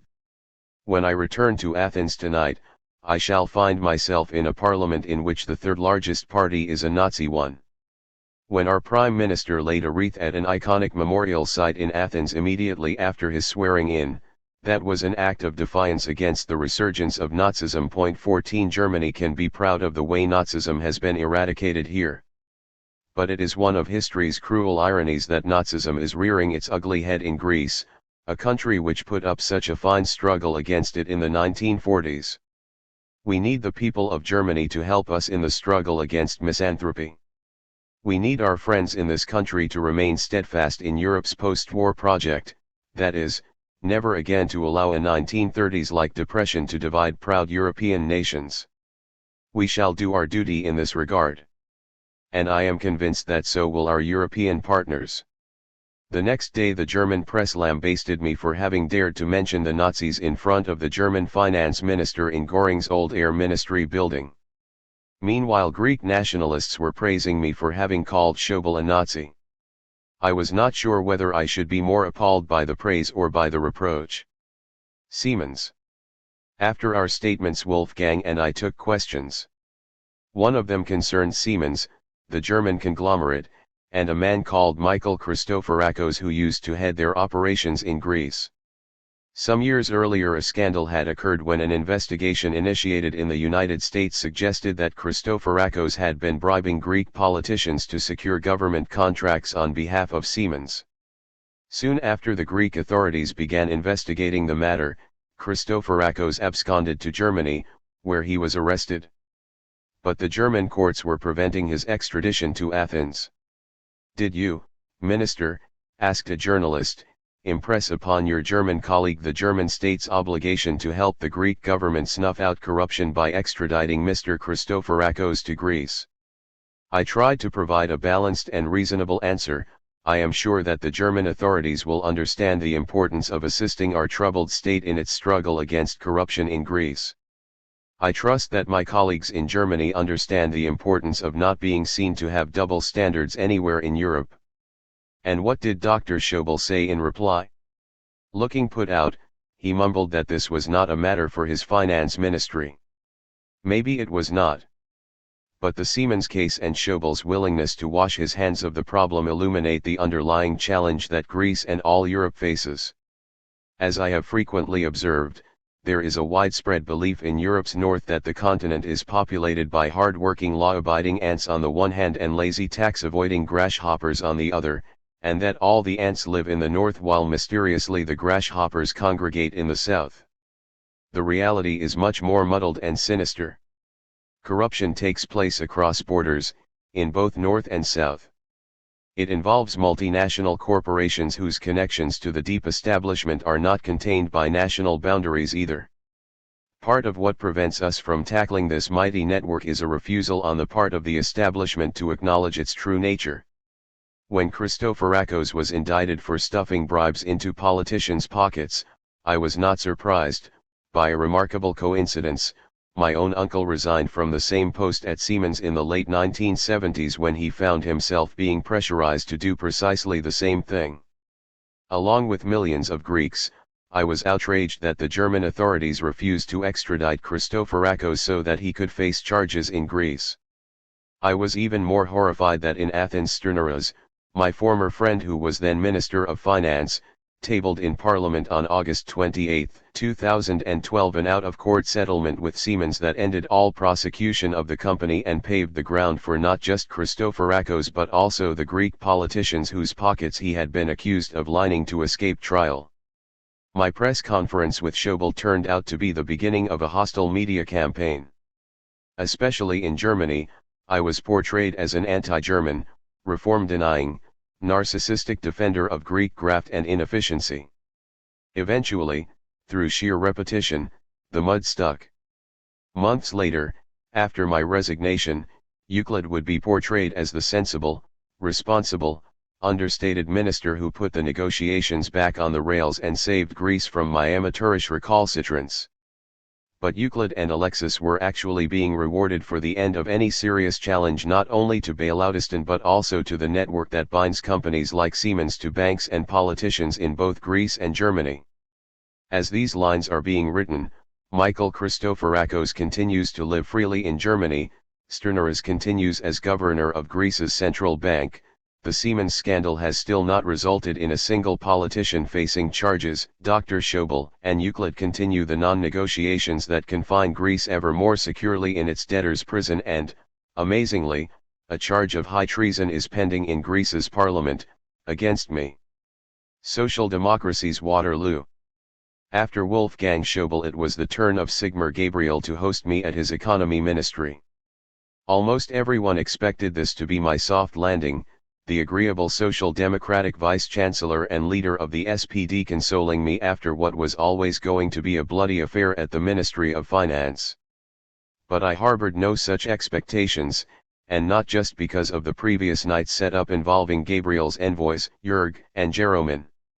The meeting at Gabriel's office, with Jurg, Jeroman, Euclid, and our Berlin ambassador also present, went splendidly. It was almost a carbon copy of my meeting with Michel Sapin a few days earlier in Paris. The same platitudes were aired, the same vows of undying solidarity. "Your success will be our success," Sigmar told me early on in the meeting. He added, without my prompting, that what had been done to Greece was sinful and would stigmatize Europe for a long time, blaming it on the Christian Democrats' domination of EU politics at the time of the 2010 Euro crisis.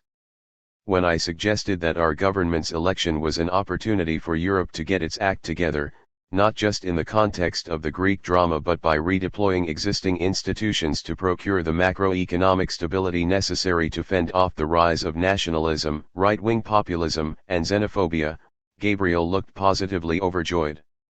He even listened intently while I explained the basic elements of our modest proposal, promising to look into them in detail. Then the conversation moved to matters specifically Greek. I made my pitch for debt swap operations, handing over my non-paper. He seemed well disposed and even went so far as to say that a debt restructuring was long overdue. But his preference was to focus on tax evasion and industrial development. That was fine by me, as it gave me the opportunity to explain what I was trying to do with my team of untouchables and their algorithmic pursuit of tax cheats, as well as my plans for a development bank that would use Greece's remaining public assets to elicit homegrown investment as part of an industrial policy targeting Greece's most promising sectors. Gabriel seemed satisfied with the direction of the conversation but wanted to raise a practical point. While yachting in Greece the previous summer he had been appalled at how difficult it was upon mooring his yacht in almost any of the island harbors to pay his mooring fees. He would approach the Coast Guard officer in charge only to be told, "It's okay. There's no hurry, give me whatever you wish," with no receipt for payment or indeed any sign of due process. I agreed that informality used to cover up petty corruption, which cumulatively affects the economy and society as a whole, was a major problem that my ministry simply had no resources to address. I also related to Gabriel how in the summer of 2014 the number of people arriving in Mykonos and Santorini, the two Cycladic islands most popular with tourists, had doubled, and yet during the same period VAT receipts had declined by 40%. When I put this scandalous situation to the man heading my ministry's economic crime fighting unit, I was told that as a result of years of austerity cuts and attempts by the Troika to sideline the ECFU, his staff had been reduced to no more than 100 people for the whole of Greece. When he dispatched officers to Mykonos or Santorini, the culprits would get word that they were heading their way even before their ferry boat had left Piraeus harbor. To get to the bottom of these corrupt practices, I told Gabriel, we needed innovative methods that put the fear of God into tax cheats. He agreed and suggested that probity would return only if proprietors were worried their next customer might be working for the tax office. I told him that I was already considering authorizing the tax office to employ outside personnel whose job would be to pose as regular customers at bars, restaurants, petrol stations, doctors' surgeries, and the like. Lacking enforcement authority, their job would simply be to record transactions electronically so that the authorities could then work out if there were grounds for investigation or prosecution. Once the word spread that the tax office had eyes that saw and ears that heard, a gigantic amount of petty tax evasion would end, with tremendous benefits to the state's finances. Gabriel was keen on the idea, and as we were walking to the press room for yet another joint press conference put his arm around me and encouraged me to implement it. Once at our respective lecterns in front of the cameras, the microphones, and assorted journalists, it was déjà vu. More specifically, it was Paris all over again. Gabriel was a changed man. Once again a European social democrat attempted to out-Schauble in public. All the talk about a joint social democratic project for Greece and Europe vanished. The common ground we had established on industrial policy, ending austerity and debt restructuring gave way beneath my feet. The meeting of minds regarding strategies for tackling tax evasion evaporated. All was replaced with aggression towards my government and a harsh lecture on my obligations to our creditors, which were paramount and beyond negotiation. To add insult to injury, he added a reference to the Troika's flexibility. With my by now outstandingly low expectations of Europe's social democrats further downgraded by my previous night's experience with Jurg and Jeroman, I continued unperturbed and gave my standard spiel about our government's quest for sustainability by means of moderate proposals to recalibrate radically the Troika's failed Greek program. But as we were leaving the press room, I asked Sigmar how easy it was for him to say one thing in private and quite another in public. "It is something that I'm finding very hard," I added. He claimed not to understand what I was referring to but did say that being in coalition with the Christian Democrats was constraining. I responded that he should learn the lesson of PASOK, the Greek Social Democratic Party, which had had a similar habit of adapting their narrative to suit their coalition with the New Democracy conservatives. They crashed from 40% to 4%. "I would not want to see the party of Willy Brandt go the same way," were my last words to him. 15. A month later I proposed to the institutions the idea of Greece's tax department employing outside personnel in an attempt to shift Greek social norms away from habitual petty tax evasion, just as I had discussed with Sigmar Gabriel that day. This was just one of many reforms to the tax office that I put forward, the most important being enforced digitization of transactions and a limit of €50 on cash dealings. Troika officials leaked the proposal to the press, which went to town. Instead of the serious reforms demanded by the Troika, such as raising VAT rates in a broken economy where people evaded VAT, I was portrayed as putting forward foolish proposals involving wired-up tourists and housewives encouraging Greeks to snitch on their neighbors. Did Sigmar Gabriel or any in his circle defend the proposal that he had seemed so keen to see me implement? The answer may not surprise you. If anything, his office helped spread the propaganda. If anyone wonders about the nature and causes of the general Waterloo now facing European social democracy, this story may provide some clues. Of course, compared to the way Sigmar Gabriel was to behave 4 months later, during the last week of June 2015, this change of heart does not even register on the Richter scale of cowardice. 8. The frenzy before the storm. I returned to Athens late on Thursday night. My first Eurogroup meeting was scheduled for the following Wednesday, February 11th. We had a long weekend in which to prepare. For 3 days and nights the sixth floor of the ministry teamed with a group of people sent by Lazard and my own close associates, which included Glenn Kim, Elena Panarithi, former PhD students and other technical experts who had volunteered to help. At the top of the agenda were 3 crucial documents that had to be tabled at the Eurogroup: an up-to-date debt sustainability analysis, DSA, demonstrating how the debt swaps I was proposing were not only consistent with recovery but indispensable for returning Greece to sustainable growth, a list of proper, progressive reforms to replace the Troika's program, and a proposal for a more rational and efficient process for monitoring Greece's progress. At the same time, Jamie Galbraith arrived from the United States and took up residence in a small office hidden within the ministerial suite. I greeted him with a hug and the words, "Welcome to the poisoned chalice." 1, 2. The quality and volume of everyone's work was impressive and the source of great optimism. But to put together a comprehensive policy document for nationwide reform, the team required input from the other ministries too. Early on Friday morning I had put a call out to each of my cabinet colleagues, asking them to send through a complete set of the reforms they were planning to implement. Once they had arrived on the 6th floor, the team assessed these contributions and came to see me in my office. It was not looking good. Most were simply slightly edited versions of Syriza's pre-election policy proposals, half-baked and badly written up. We would need to put a great deal of work into them before they were presentable in Brussels. Of course that was as it should be, We were a new government and needed what most new governments need, a honeymoon period in which pre-election plans could be developed with the help of experienced civil servants into implementable policies. We did not have that privilege, perhaps because ours was less a government and more a committee planning a mass escape from Bailoutistan. While sifting through the material that would go into my submission to the Eurogroup, I received an email from Willem Buiter, Citigroup's global chief economist, offering to help in any way he could and expressing his amazement and anger at the ECB's move to withdraw the waiver so early. Hours later, Paul Krugman addressed the same issue in his New York Times column. Maybe the Germans imagine that they can replay the events of 2010, when the central bank coerced Ireland into accepting an austerity program by threatening to cut off its banking system. But that's unlikely to work against a government that has seen the damage wrought by austerity, and was elected on a promise to reverse that damage. This was precisely what I was hoping, that our government stayed steadfast against Berlin's attempt to deploy the ECB against us.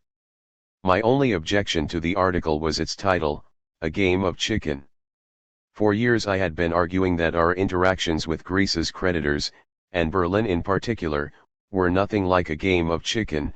If the one who blinks first loses, it only makes sense to hold your ground if you think that in the end your opponent will back down. In our case, however, as Krugman himself admitted, we had every reason to stay unswerving even if we thought Chancellor Merkel and President Draghi would do the same. This was the essence of my covenant with Alexis. In the meantime, the high noon narrative was particularly damaging to our cause because it distracted public opinion worldwide from what was really at stake, the common interests of all Europeans. To address this, I authored an op-ed for the New York Times entitled No Time for Games in Europe. Point 3. In it I made 3 points. First, as finance minister of a bankrupt small nation, I lacked the moral right to bluff.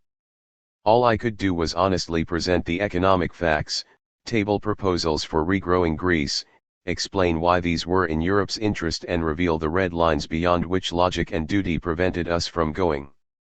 Second, as I used to tell my students, game theory only applies when you can take the player's motives for granted. In poker or blackjack this assumption is unproblematic, but in the current deliberations, I wrote, the whole point is to forge new motives. To fashion a fresh mindset that transcends national divides, dissolves the creditor-debtor distinction in favor of a pan-European perspective, and places the common European good above petty politics, dogma that proves toxic if universalized, and an us versus them mindset. But what if refusing to back down brought the Greek people much pain? My third point was simply that there are circumstances when we must do what is right, not as a strategy but simply because it is right. One may think that this retreat from game theory is motivated by some radical left agenda. Not so. The major influence here is Immanuel Kant, the German philosopher who taught us that the rational and the free escape the empire of expediency by doing what is right. In addition to writing this article and the frenzy of preparation for the Eurogroup, I had 2 other distractions to contend with. One was my first appearance in Parliament, on the occasion of the election of the new Speaker, and my and Euclid's belated swearing-in, delayed because of our travels. The second was a visit from the U.S. ambassador, who would be accompanied by a delegation from the U.S. Treasury. At midday on Friday, February 6, I walked to Parliament alone, stopping briefly to speak with well-wishers as I crossed Syntagma Square. Entering the House as an elected MP filled me with pride. A tall policewoman realized I was a novice and gave me directions through the building's unfamiliar corridors to the minister's entrance to the chamber. Walking through that door, I found myself suddenly amid the ministerial benches, with the podium to my left and the speaker's bench towering above. In front of me, arranged like an amphitheater, were 300 seats, one for each member, the same number as there were Spartans at the famous Battle of Thermopylae. On the far right, appropriately, I couldn't help but recognize the 17 MPs of the Golden Dawn, so keen were they to dress and look like Nazis. The decision to appoint Zoe Konstantopoulou Speaker was rich in symbolism. Over the previous 2 parliamentary terms, this impressively tall and uncompromising Syriza MP had single-handedly exposed the gross violations of procedure employed by previous governments to pass the legislation dictated by the Troika. Voting her in as the Speaker was a joy and a statement that never again would Parliament be reduced to rubber-stamping its own servitude. And when a few moments later Zoe called upon me to affirm my allegiance to the Constitution and thus become formally an MP, I felt impervious to the slings and arrows already being aimed at me from Brussels, Berlin, and Frankfurt. It was in this mood that I walked back across Syntagma Square to the Ministry to receive the U.S. Ambassador and the delegation that Jack Lew, the U.S. Treasury Secretary, had dispatched from Washington, D.C. Jeff Sachs and Jamie Galbraith had been hard at work lobbying key U.S. officials such as Janet Yellen at the Fed, Samantha Power at the UN and David Lipton at the IMF to help secure us a 90-day breathing space free of threats to our banking system or deadlines for impossible repayments in which to conduct our negotiations. Given President Obama's helpful public statement shortly after our election, not to mention Bernie Sanders's exquisite letter to Christine Lagarde, I felt confident that the United States would be an important source of support. Alas, my meeting with the ambassador put paid to that particular expectation. Nothing of what the ambassador said was in sync with Barack Obama's publicly stated view that you cannot keep on squeezing countries that are in the midst of depression. On the contrary, he went to some lengths to lecture me on how important it was to accept the parameters of the program and to go along with the IMF. I did not see how I could do both, I informed him, since the IMF had been saying for a while now that the Greek program could not work without serious debt restructuring and the relaxation of current levels of austerity. Indeed, the IMF's European chief, Poul Thomsen, had told me explicitly at our meeting in Paris that we needed to erase €53 billion of Greece's public debt immediately and recalibrate the program to minimize austerity and rewrite the reform agenda. With the ambassador looking uncomfortable, I turned to the U.S. Treasury delegation and asked them for their opinion on the matter. Their response seemed much more in tune with Obama's line, but within minutes the ambassador was interjecting to restate his uncompromising message. There was no doubt that, for whatever reason, America's ambassador to Athens was following a line different to that of the White House and possibly of the U.S. Treasury. But as time went by, I would discover that Jack Lew's Treasury was also edging closer to the views of the ambassador than those of the president. The fact that Lew did not invite me to Washington during those first weeks, contrary to President Obama's suggestion to Alexis, should have alerted me to this rift. At that moment though only one thing mattered. When Jeroen Dijsselbloem tried to bully me into submission a few days before, I had stood up to him. Not to do the same now would have been an indefensible and anti-European double standard. Looking out of the window on that clear winter's day to where the inimitable attic sun bathed Parliament House in vibrant colors, I began by confessing to the ambassador that I had never aspired to be a minister.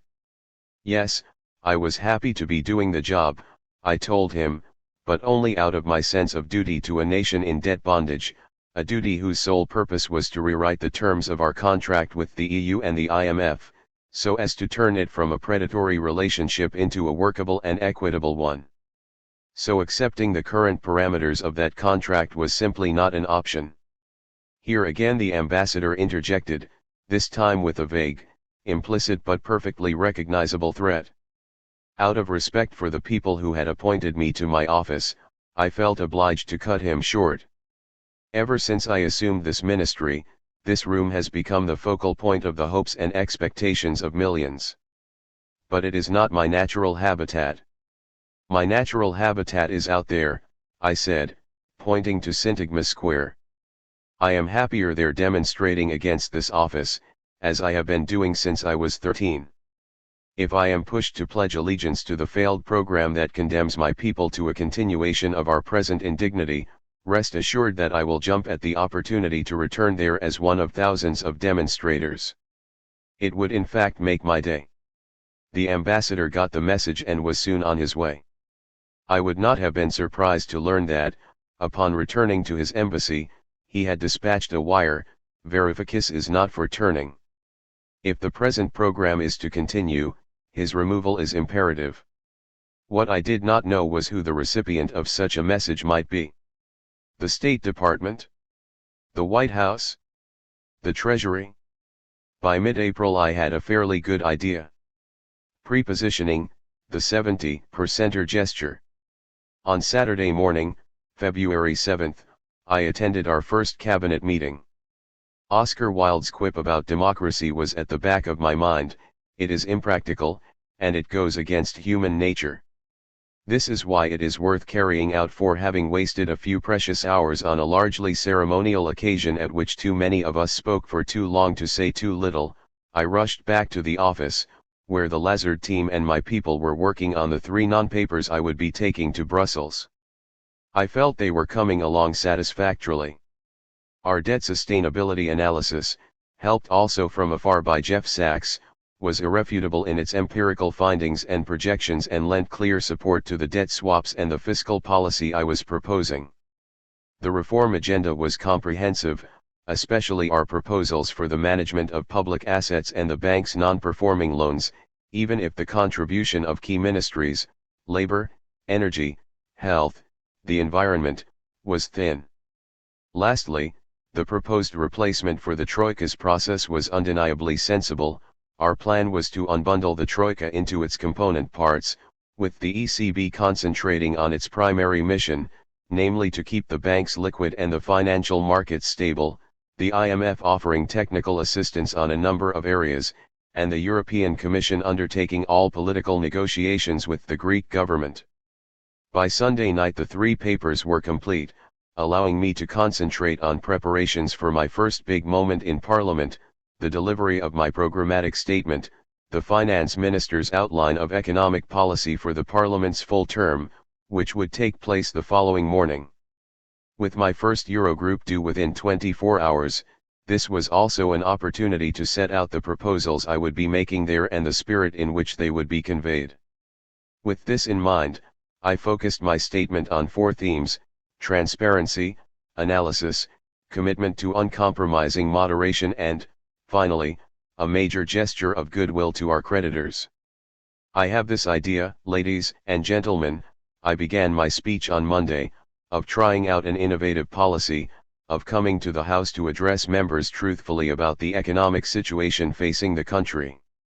Unlike previous finance ministers, who had presented our economy's terrible free fall as a success story of recovery, I promised I would continue to refer to our state as bankrupt until we achieved solvency.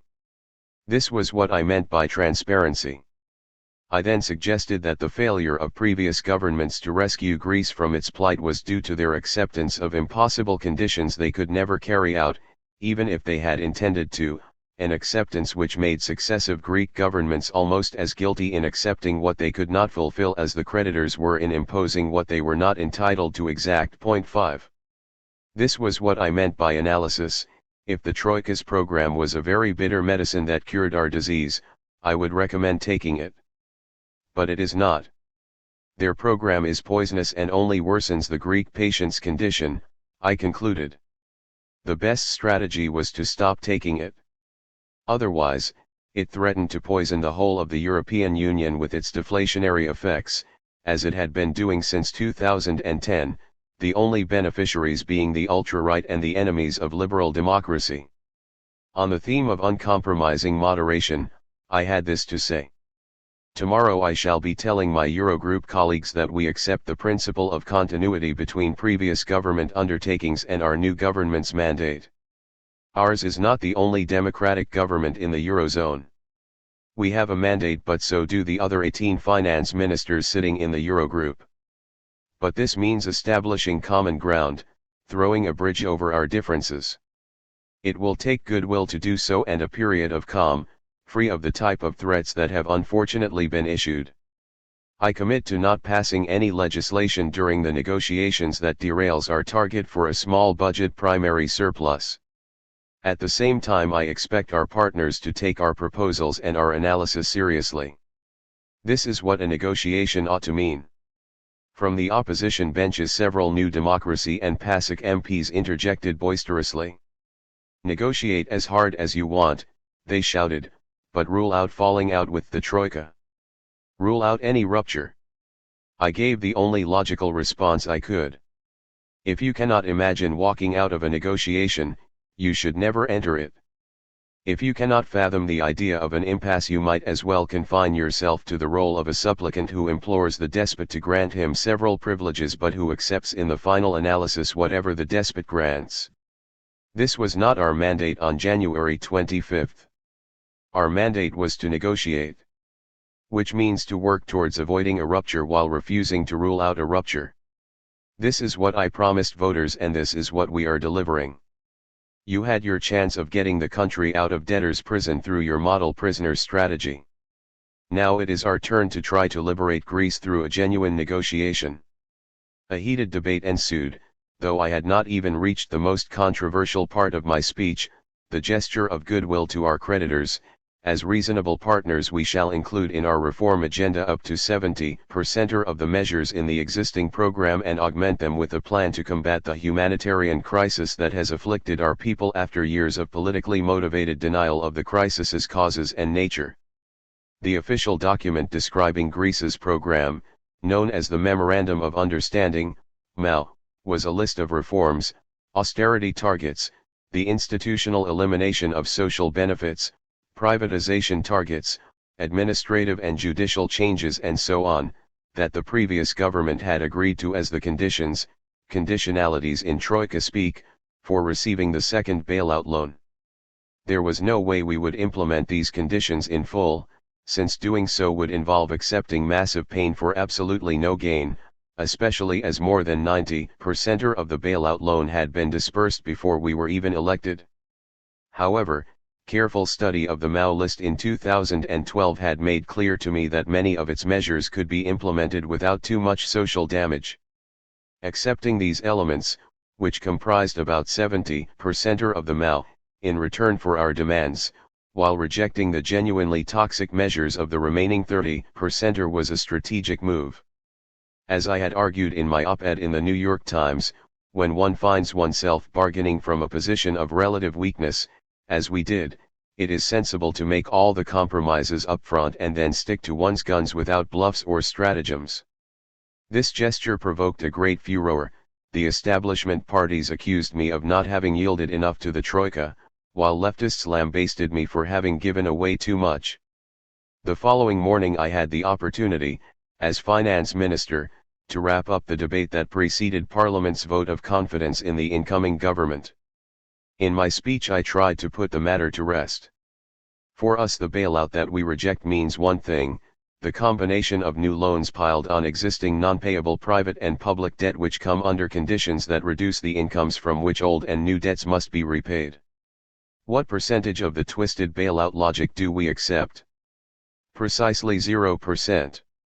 We shall not accept a single measure that reinforces the doom loop, boosting the debt-to-income ratio or the tax rates imposed on those who are already exhausted by punitive taxation. We shall not accept even one of the MOU lines that sacrifices a single Greek citizen on the altar of reality denial. But, I concluded, an agreement requires compromise on both sides.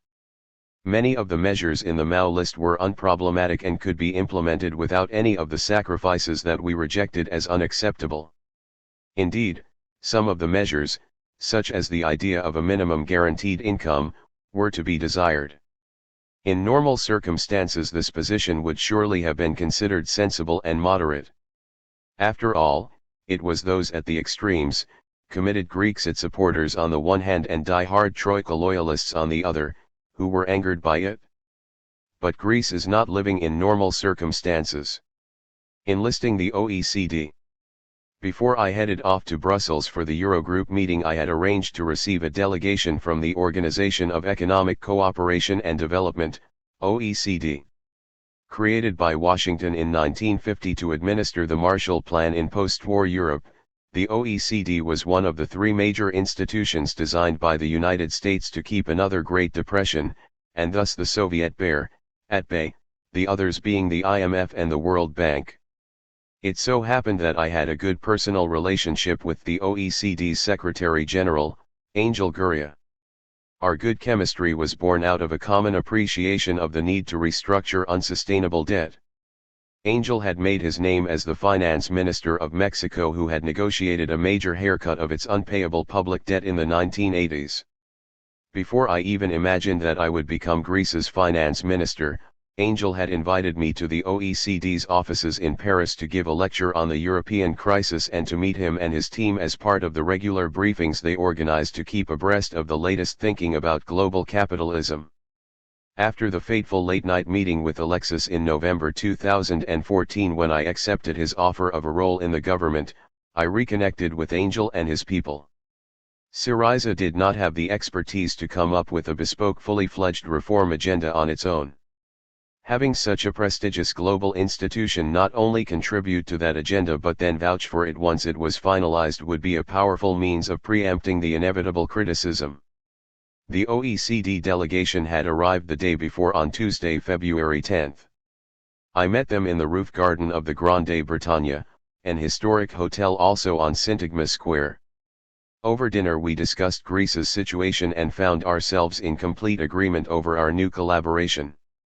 My single request was that they publicly ditch their so-called toolkits, a set of reforms that the OECD had put together at the behest of the Troika and previous Greek governments aimed at ordinary people.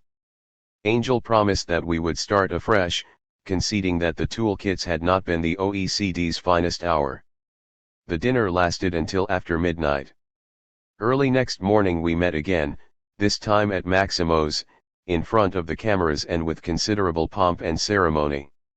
The Prime Minister welcomed the OECD's Secretary General, with myself, Deputy Prime Minister Dragazakis and Economy Minister Stathakis also present, thus formally making it known that the new Syriza government would be working closely with the Rich Countries Club to develop a new pro-growth reform agenda.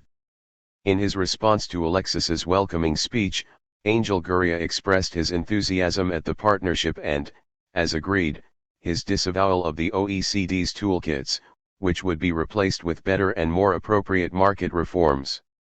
My appreciation and respect for the former Mexican finance minister grew that morning. He knew that the Troika would be displeased and that the OECD would suffer the consequences of their displeasure. But hearing him speak those words confirmed that it was possible to join forces with globally credible institutions, that it was possible to have them as partners, not antagonists, in our efforts to bring fresh air to Greece to drive away the stench of stagnation and hopelessness.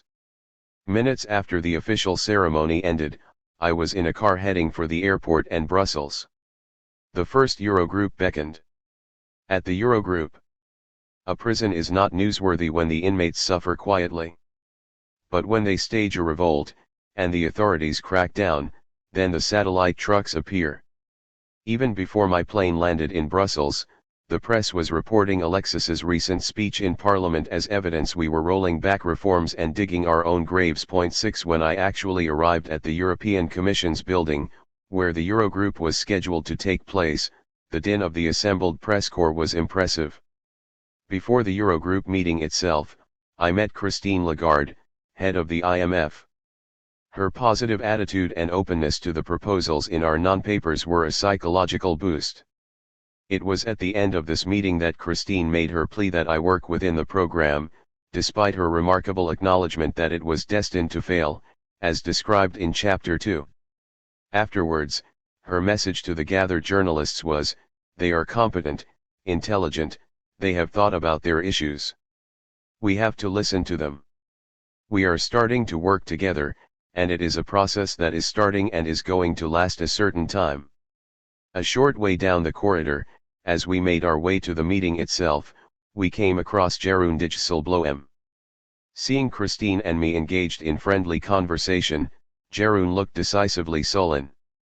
Perhaps the unhappy memory of his luckless visit to see me in Athens had sprung to mind. We entered and took our places. The Eurogroup is an interesting beast. It has no legal standing in any of the EU treaties, and yet it is the body that makes Europe's most vital decisions. At the same time, most Europeans, including most politicians, know almost nothing about it. It convenes around a huge rectangular table. Finance ministers are seated along its two longer sides, each accompanied by a single aide who also represents them in the Eurogroup working group. However, Real power sits at either end of the table. At one end, to my left, sat the Eurogroup president, Jeroen Dijsselbloem. On his right was Thomas Wieser, the Eurogroup working group president and the real power at that end of the table. On his left were the IMF representatives, Christine Lagarde and Poul Thomsen. At the other end of the table was Valdis Dombrovskis, Commissioner for the Euro and Social Dialogue, whose real job was to supervise, on behalf of Wolfgang Schäuble, Pierre Moscovici, the Economic and Financial Affairs Commissioner, who sat on the Latvians' left. On Dombrovskis' right, meanwhile, sat Benoît Cœur and beyond him Mario Draghi representing the ECB. At the same corner of the table as Draghi, but on the longer side and at right angles to him, sat Wolfgang Schäuble. Their proximity would on occasion give rise to intense heat, though never any actual light. Along the same side as Schäuble were what I came to see as his cheerleaders, the Finnish, Slovakian, Austrian, Portuguese, Slovenian, Latvian, Lithuanian and Maltese finance ministers. My seat was almost diagonally opposite Schäuble's, alongside the other profligates, nicely lined up together. To my left was Ireland's Michael Noonan, to my right Spain's Luis de Guindos, and next to de Guindos was Italy's Pier Carlo Padoan. France's Michel Sapin also sat on our side, next to Padoan. In normal Eurogroup meetings a fascinating ritual illustrated the manner in which the Troika and its processes had taken over the governance of continental Europe. One reason why Greece's appalling drama, which gave rise to the Troika, is so significant. Every time an item was tabled for discussion, for example, the French national budget or developments in Cyprus's banks, Dijsselbloem would announce the topic and then invite the representatives of the institutions to present their views in turn.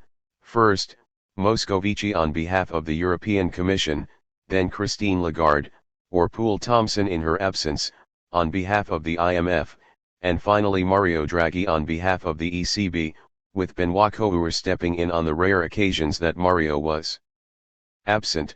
Point 7 Only after these unelected officials had given their assessment and set the tone and terms of the debate did the elected ministers get a chance to speak. Moreover, for almost all the meetings at which I was present the ministers received no substantial briefing on any of the topics under discussion. A reasonable and impartial spectator might easily have concluded that the purpose of the Eurogroup is for the ministers to approve and legitimize decisions that have already been taken by the three institutions. However, the Eurogroup meeting of February 11, 2015 was not a normal one. For the first time a country was being represented by a finance minister who had been elected on a platform of confronting the Troika, the Eurogroup's backbone. The air was filled with tension. Before the meeting Dijsselbloem had contacted Alexis with an offer to bend the Eurogroup rules that limit each member state to 2 representatives. Given this was our government's first meeting and one of such vital importance, Jeroen was keen to allow the Deputy Prime Minister to attend as well. And so, in addition to having George Chouliarakis, Dragazakis' appointee, at my side, I had Dragazakis as well. Vasily believed this was an attempt by Dijsselbloem, in cahoots with Alexis, to dilute my impact. I did not mind at all. The more the merrier, I thought. Continuity versus democracy. Finance ministers attending their first Eurogroup get the chance to present their policy priorities in a maiden speech.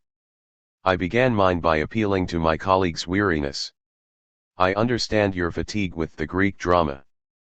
But believe me, the Greek people have had much more than enough of it too. Our government faces the task of earning a precious currency without depleting an important capital good. We must earn your trust without losing the trust of our people. For their support is an important capital good in Europe's struggle to sort Greece out and to render it stable and, indeed, normal. Next I committed our government to sound finances, deep reforms, and a wholesale assault on vested interests. Why should you expect us to deliver that which other Greek governments have not? I asked. Simply because we are not tied to any interest groups. We will not only commit to reforms, we shall deliver them. But to succeed in this we would need to have the people on our side. and this would require them to feel justly treated. This, I explained, was why we had rehired cleaners and school janitors whom the courts had judged to have been illegally dismissed by the previous government on the Troika's orders. This was why we had promised to reverse cuts to pensions for old people living beneath the extremely low Greek poverty line. This was why we were looking into ways of gradually restoring the minimum wage in the private sector. Those assembled in the Eurogroup had my commitment, I told them, that none of these small-scale measures would have a measurable fiscal impact. The price tag on these minor interventions in return for a renewed sense of justice was tiny. To think of the illegal firing of a cleaner as a reform, and her rehiring as evidence that reforms were being rolled back was unhelpful if not absurd. To demonstrate our openness to the involvement of international organizations, I mentioned our new collaboration with the OECD and proposed to work closely with the IMF and the ECB in its areas of expertise, while calling upon the European Commission to play its role as political mediator between Athens and the other capitals. On the question of privatizations and the development of public assets, I declared our government to be undogmatic, ready and willing to evaluate each and every one project on its merits alone. Quick fire sales of public property, when asset prices are deeply depressed, is not a smart policy. Instead, the government will create a development bank, which will incorporate state assets, enhance their equity value through reforming property rights and use them as collateral for the purposes of providing, in association with European investment institutions such as the European Investment Bank, funding to the private sector. In association with the ECB, we shall set up a public bank to clean up non-performing loans to render the banks able to support small business and families. What happens, I asked, in a democracy when two principles clash? Democracies find a compromise that reflects the common will. That day we were facing such a clash, I suggested. There was the principle of continuity. Our government, whether we liked it or not, had been committed by previous Greek governments to a program. But there was also the principle of democratically mandated change. Their governments, whether they liked it or not, were obliged to respect the fact that the Greek voters had given us a mandate to challenge that program. What was our duty in this European forum? To establish a new partnership that found common ground between the previously agreed Greek program and our government's fresh mandate. To that end, I invited the IMF to state clearly its views on our debt sustainability and my debt swap proposals. Jeroen Dijsselbloem had joked in Athens that the EU already had a permanent debt reduction conference, the Eurogroup. I turned this into a proposal. We welcome Mr. Dijsselbloem's recent statement in our joint press conference in Athens that the Eurogroup is the proper forum to act as a permanent European debt conference, addressing debt problems in Euro area member states. We therefore propose to create a specific Eurogroup working group gathering member states' representatives and experts. While speaking, I noticed the angry look that Schäuble gave a seemingly apoplectic Dijsselbloem and could not help but smile. I then moved from the essential business of restructuring our massive debt to the need for short-term financial stability. The Troika was demanding that the bankrupt Greek state pay J-Suts under €5 billion to the IMF by July 2015 and then, during July and August, a further €6.7 billion to its own central bank. I proposed that we begin with a modest agreement that the ECB would pay back the €1.9 billion it owed Greece from its past year's profits on our SMP bonds. 8 This was Greece's own money. If the creditors wanted us to keep up our repayments to them, the least they could do was give us access to our own money. Anything less would surely be an invitation to default. Moreover, we propose to work urgently on a bridge financing mechanism to ensure Greece's liquidity position over the coming months. Let me be very clear on this: the government asks for this, on the condition that it is the starting point for genuine negotiations in good faith for forging a different contract between us, based on a realistic primary surplus effort and efficient as well as socially just structural policies, including of course many elements of the previous program that we accept. We need assurances on this point. Such an extension cannot be taken as acquiescence to the logic of the former agenda that has been rejected by our people. After delving into some of the technicalities involved, I made my final plea.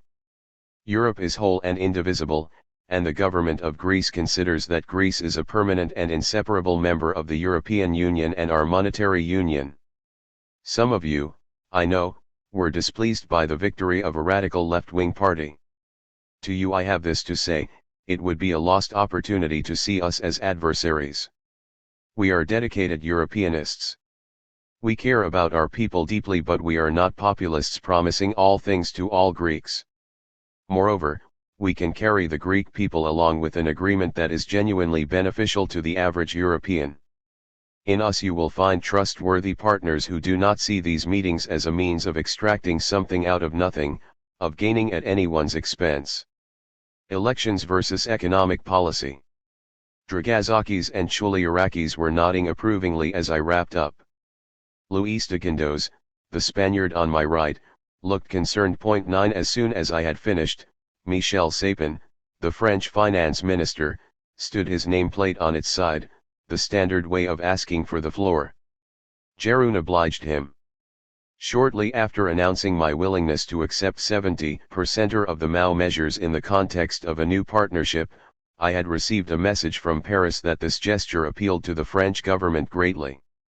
Michel now proceeded to wax lyrical about my suggestion that a bridge be built between the Greek program and our new government's plans, paving the way for a new type of contract between Greece and the Eurogroup. But before Michel concluded, Wolfgang placed his own nameplate in an ominously vertical position. Later I would realize that this was probably the first and last time Michel Sapin dared express unequivocal support in the Eurogroup for anything I said. The chain of command within the Franco-German axis was about to be established, even within the first hour of my first Eurogroup. As he spoke, Schobel directed a piercing look at Sapin. Elections cannot be allowed to change economic policy, he began. Greece had obligations that could not be reconsidered until the Greek program had been completed, as per the agreements between my predecessors and the Troika. The fact that the Greek program could not be completed was apparently of no concern to him. What startled me more than Wolfgang Schobel's belief that elections are irrelevant was his total lack of compunction in admitting to this view. His reasoning was simple: if every time one of the 19 member states changed government the Eurogroup was forced to go back to the drawing board, then its overall economic policies would be derailed. Of course he had a point. Democracy had indeed died the moment the Eurogroup acquired the authority to dictate economic policy to member states without anything resembling federal democratic sovereignty. After Dr. Schobel's speech, several of his cheerleaders took to the floor to back him, as also did the Spanish, Irish, even the Belgian and the Austrian ministers, whose premiers had shown support for our government in private meetings. 10 While some, including the Lithuanian, Slovakian and Slovenian finance ministers, clearly believed Schobel's pronouncements on economic policy to be sound and self-evident, it became apparent that even those who disagreed with the economics of austerity would support him, in the case of Italy, Spain, and Ireland, out of fear that upstart Greece might escape having to do what they had been forced to do already, in which case their own people might demand to know why they had not resisted austerity too, and in the case of a small but significant group, with France at its center, out of fear that Schobel would force austerity upon them in the future if they undermined him. When my turn came to reply, I tried to make light of Wolfgang's Platonic contempt for democracy. The notion that elections cannot be allowed to change economic policy, indeed any policy, is a gift to founder and leader of Singapore Lee Kuan Yew supporters, or indeed the Chinese Communist Party, who also believe this to be true. There is of course a long tradition of doubting the efficacy of the democratic process. But I would like to think that this tradition has been expelled long ago from the heart of democratic Europe. It now seems that the Euro crisis has brought it back. I urge you all to band together in a collective bid to resist it. Democracy is not a luxury to be afforded to the creditors and denied to the debtors. Indeed, it is the lack of due democratic process in the heart of our monetary union that is perpetuating the Euro crisis. Then again, I might be wrong. Colleagues, if you think that I am wrong, if you agree with Wolfgang, then I invite you to say so explicitly by proposing that elections should be suspended in countries like Greece until the country's program is completed. What is the point of spending money on elections and asking our people to get all fired up to elect governments that will have no capacity to change anything? Varoufakis leaned over and congratulated me. Whatever our differences, he had enjoyed hearing me make that point. But as no one else had anything to say on the matter, THIRD-WORLDISM announced, "We shall now adjourn for 10 minutes and then resume to draft the communiqué." The time was 6 p.m., 1.5 hours since the meeting began, but our work was just beginning. The communiqué was clearly all that really mattered. Communiqué sends communication. Previously I had asked the Secretariat to circulate my 3 non-papers so that all the Eurogroup ministers would be able to consider my proposals on paper and in some detail. The Secretariat now alerted me to a difficulty, and Jeroen Dijsselbloem and Thomas Wieser approached me to explain that it was not possible. Incredulous, I asked, "Are you telling me that you will prevent me from communicating to my colleagues a few pages with the gist of our proposals on key issues concerning the Greek program that is today's sole topic of conversation?" Yes, this was precisely what they were telling me. But why? What was the reason? Could there be any rationale for such a refusal? The answer came once we had reconvened, from Wolfgang. If he were to receive my proposals, he claimed, he would be legally obliged to table them in the Bundestag, Germany's federal parliament in Berlin. And then all hell would break loose as the various factions within his party and the opposition raised concerns about them. My proposals would be dead even before the institutions had had a chance to consider them. So, take your proposals to the institutions, he suggested once more. Indeed, whenever I sought to share my proposals with other ministers in various Eurogroup meetings, I would be rebuffed. On one occasion Jeroen informed me that were I to email my proposals to the other finance ministries I would be in breach of protocol, which would mean the proposals could never be considered. Not wishing to clash over everything at once and with the draft communiqué about to be distributed, I held my tongue. Eventually the draft was handed out. One glance was enough to know it was unacceptable as it explicitly committed Greece to completing the second bailout program via the implementation of the entire MAU with maximum flexibility within the program to accommodate the new Greek authorities' priorities. Maximum flexibility is the Troika's equivalent of Henry Ford's sales pitch for the Model T. You can have it in any color you wish as long as it is black. It meant that the overall level of fiscal cuts was non-negotiable, although Athens could propose an alternative distribution of the pain within the population. It was the fiscal equivalent of Sophie's choice. Taking the floor, I pointed out that Jeroen's draft constituted a wholesale rejection of the bridge we had proposed, supported by France, between the program of the MAU and our fresh mandate. To demonstrate good faith, I said I would accept it nonetheless if we could agree to the insertion of one adjective which would make an important difference. Could you add amended in front of program? I asked Jeroen. He was pleasantly surprised by my suggestion. In fact, I was making a huge concession by allowing the word program to remain. Would you be happy to commit to the completion of the amended program? He replied. I consulted briefly with Varoufakis and Yanis. While the agreement would be opposed by many of our cabinet colleagues and MPs, who would rightly react angrily to any commitment to the program, in the end it all hinged on the interpretation of the word amended. They agreed. Yes, Jeroen, we are prepared to commit to an amended program that is financially sound, fiscally sustainable, socially just and contains reforms that our people can embrace, I said. We shall adjourn briefly, the Eurogroup president announced. While waiting, I struck up a jovial conversation with my Spanish neighbor, Luis de Guindos. Despite my representing a government that constituted a deadly threat to his own, the chemistry between us was good. You should have seen what I went through when I first landed this job and our banks were collapsing. It was terrible, he said, pointing in Wolfgang's direction. It was not the beginning of a wonderful friendship between the two of us, although it would ultimately yield a fascinating exchange a few months later in his office in Madrid, but there were a few officials with whom it was easy to communicate without nastiness, pettiness, or incomprehension getting in the way. We did not agree politically or ideologically but shared a common language and the desire to get to the bottom of whatever problem was staring at us. One day I realized what they all had in common: they were all Goldman Sachs alumni. When the meeting reconvened, Jeroen looked downcast. Wolfgang could not accept the insertion of amended in front of program, he announced. Wolfgang switched his microphone on to explain that the insertion would oblige him to take the matter to the Bundestag for approval. The Greek program as prescribed in the MAU had been voted in by the German parliament, he reminded us.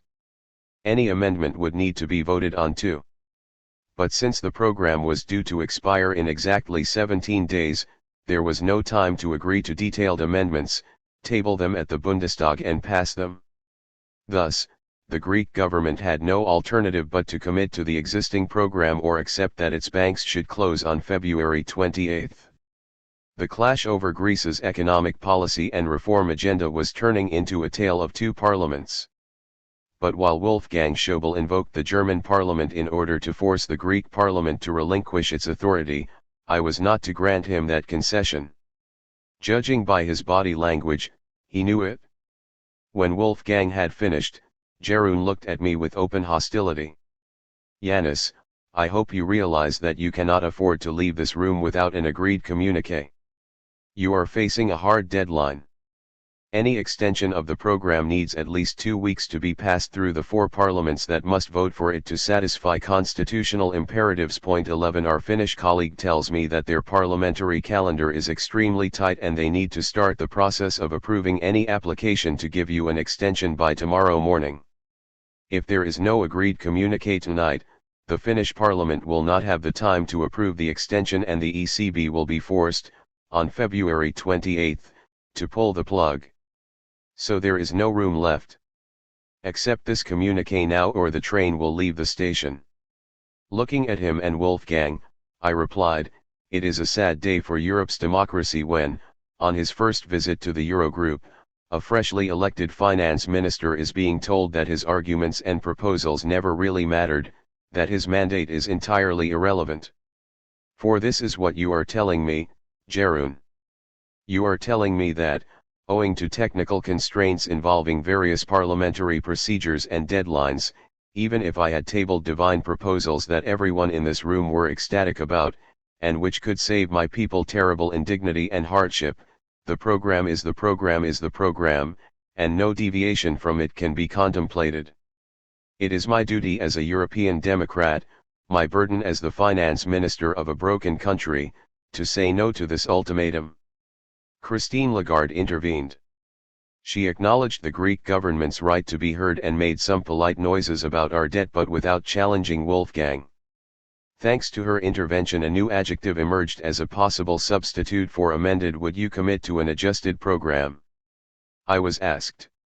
Thinking on my feet, I decided to be flexible. It was a poor alternative.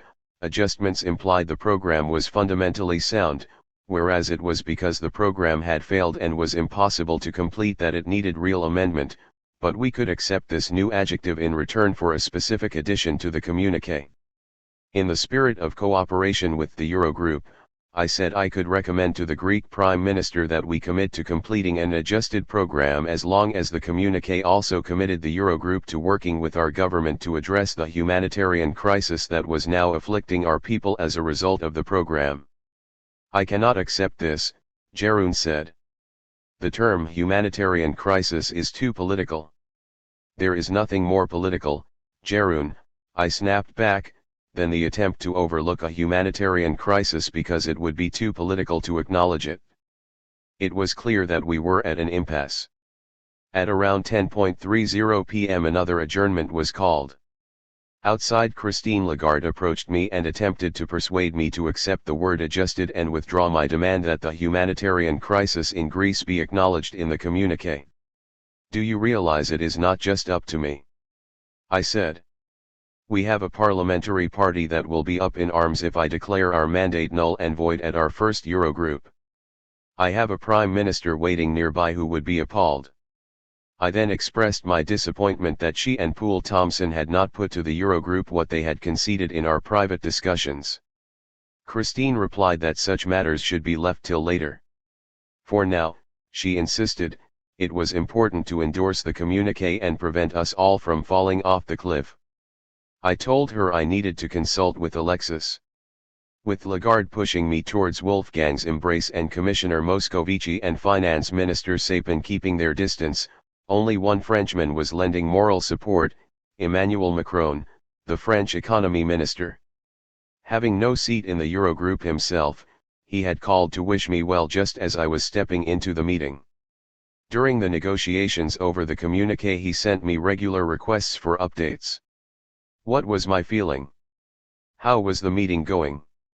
I replied that I was prepared to bend over backwards to make a decent communiqué possible. The first draft was appalling, let's hope that they will not prove ridiculously stubborn, I texted him. At 10:43 Emmanuel responded, advising me to keep cool and seek a compromise but only if they moved in our direction. At 11:02 I texted back, they are pushing us out of the door. They wanted to roll me into a communiqué that not even Samaras would have signed.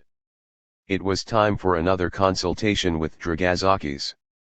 I put it to him that we could either win ourselves some time by accepting adjusted, or we risked having our banks closed down almost immediately, before we had had a chance to prepare the country for such a shock. Looking exhausted, he asked me for my opinion. I said that I was leaning towards compromise on the communiqué so that we had an opportunity to put all the plans we had agreed into operation while the banks were still open. He agreed and so did Varoufakis. All this time Alexis and Papas were holed up in their nearby hotel room, preparing for the EU summit about to take place. During the Eurogroup I had been keeping them up to date with text messages. Now it was time to talk directly to my Prime Minister. We spoke for almost an hour, even though Jeroen approached to tell me that it was not normal for a minister to call their Prime Minister while in a Eurogroup meeting. I replied that it was not normal to force a minister to make an on-the-spot decision that could lead to the instant closure of his country's banking system. It was an animated conversation, but with all the other ministers in the room talking in small groups, looking on, I had to keep a poker face. When I read Alexis the draft that featured the phrase adjusted program, he was quick to tell me that we could not get it past the cabinet, let alone pass it through parliament. I conveyed Jeroen's threat, the train will leave the station. Alexis asked me what Draghi's position was, given that the ECB would give that proverbial train the green light to do so. Draghi has said nothing. He just looks unhappy, I said. Over the course of our conversation, with my mobile phone growing hotter and my bile rising, I must have changed my mind 3 or 4 times, oscillating between stuff them, and let's accept the damned communiqué and fight the troika when it comes to defining what an adjusted program should look like. Varoufakis, meanwhile, was signaling to me that I should persuade Alexis to yield. I confess that my will wavered and I needed Alexis's steadiness at the end of the phone to bolster me. After 10 hours of continuous, confrontational deliberations in an exceedingly hostile environment, I suddenly developed an urgent need to get out of that fluorescent-lit windowless room. I had never imagined that I would crave Brussels's cold, dark, empty streets in the middle of a February night, that I could feel such a desire to rush outside and soak up the rain and breathe in the air. But that is exactly how I felt. For a fleeting instant I understood how finance ministers before me had succumbed to the pressure to sign up to Bailoutistan. On a human level I sympathized with them. Once it was all over and I was back at my hotel, I phoned Danea to share the night's burdens, including this thought: if we did not have the millions of Greeks who had believed in us, who expected that in the Eurogroup I would refuse to sign up to the hated program, I would most likely succumb too. How could Papa Constantinou, Venizelos, Sterneras resist such an irresistible pressure when all they had back home to shore them up was the oligarchs and the bankers? Alexis, on the other hand, at a distance from that cauldron of a room, was wavering a lot less, and in the end he was adamant. But with my resolve fully recovered and having received my instructions, I saw an unseemly game played out before my eyes. Schobel and the Finnish minister were leaving the room. Almost immediately after they had gone, Jeroen approached me to explain, our Finnish colleague has had to rush to the airport to catch his plane. Wolfgang has left too. There can be no further amendment to the communiqué now that they have gone. Either you accept it as is or it is all over. Not to worry, I told Jeroen. It was perhaps best that Wolfgang had left, as we could not possibly sign the communiqué. He shouldn't take it personally, we just did not have a mandate to do this. I was sure he would not have signed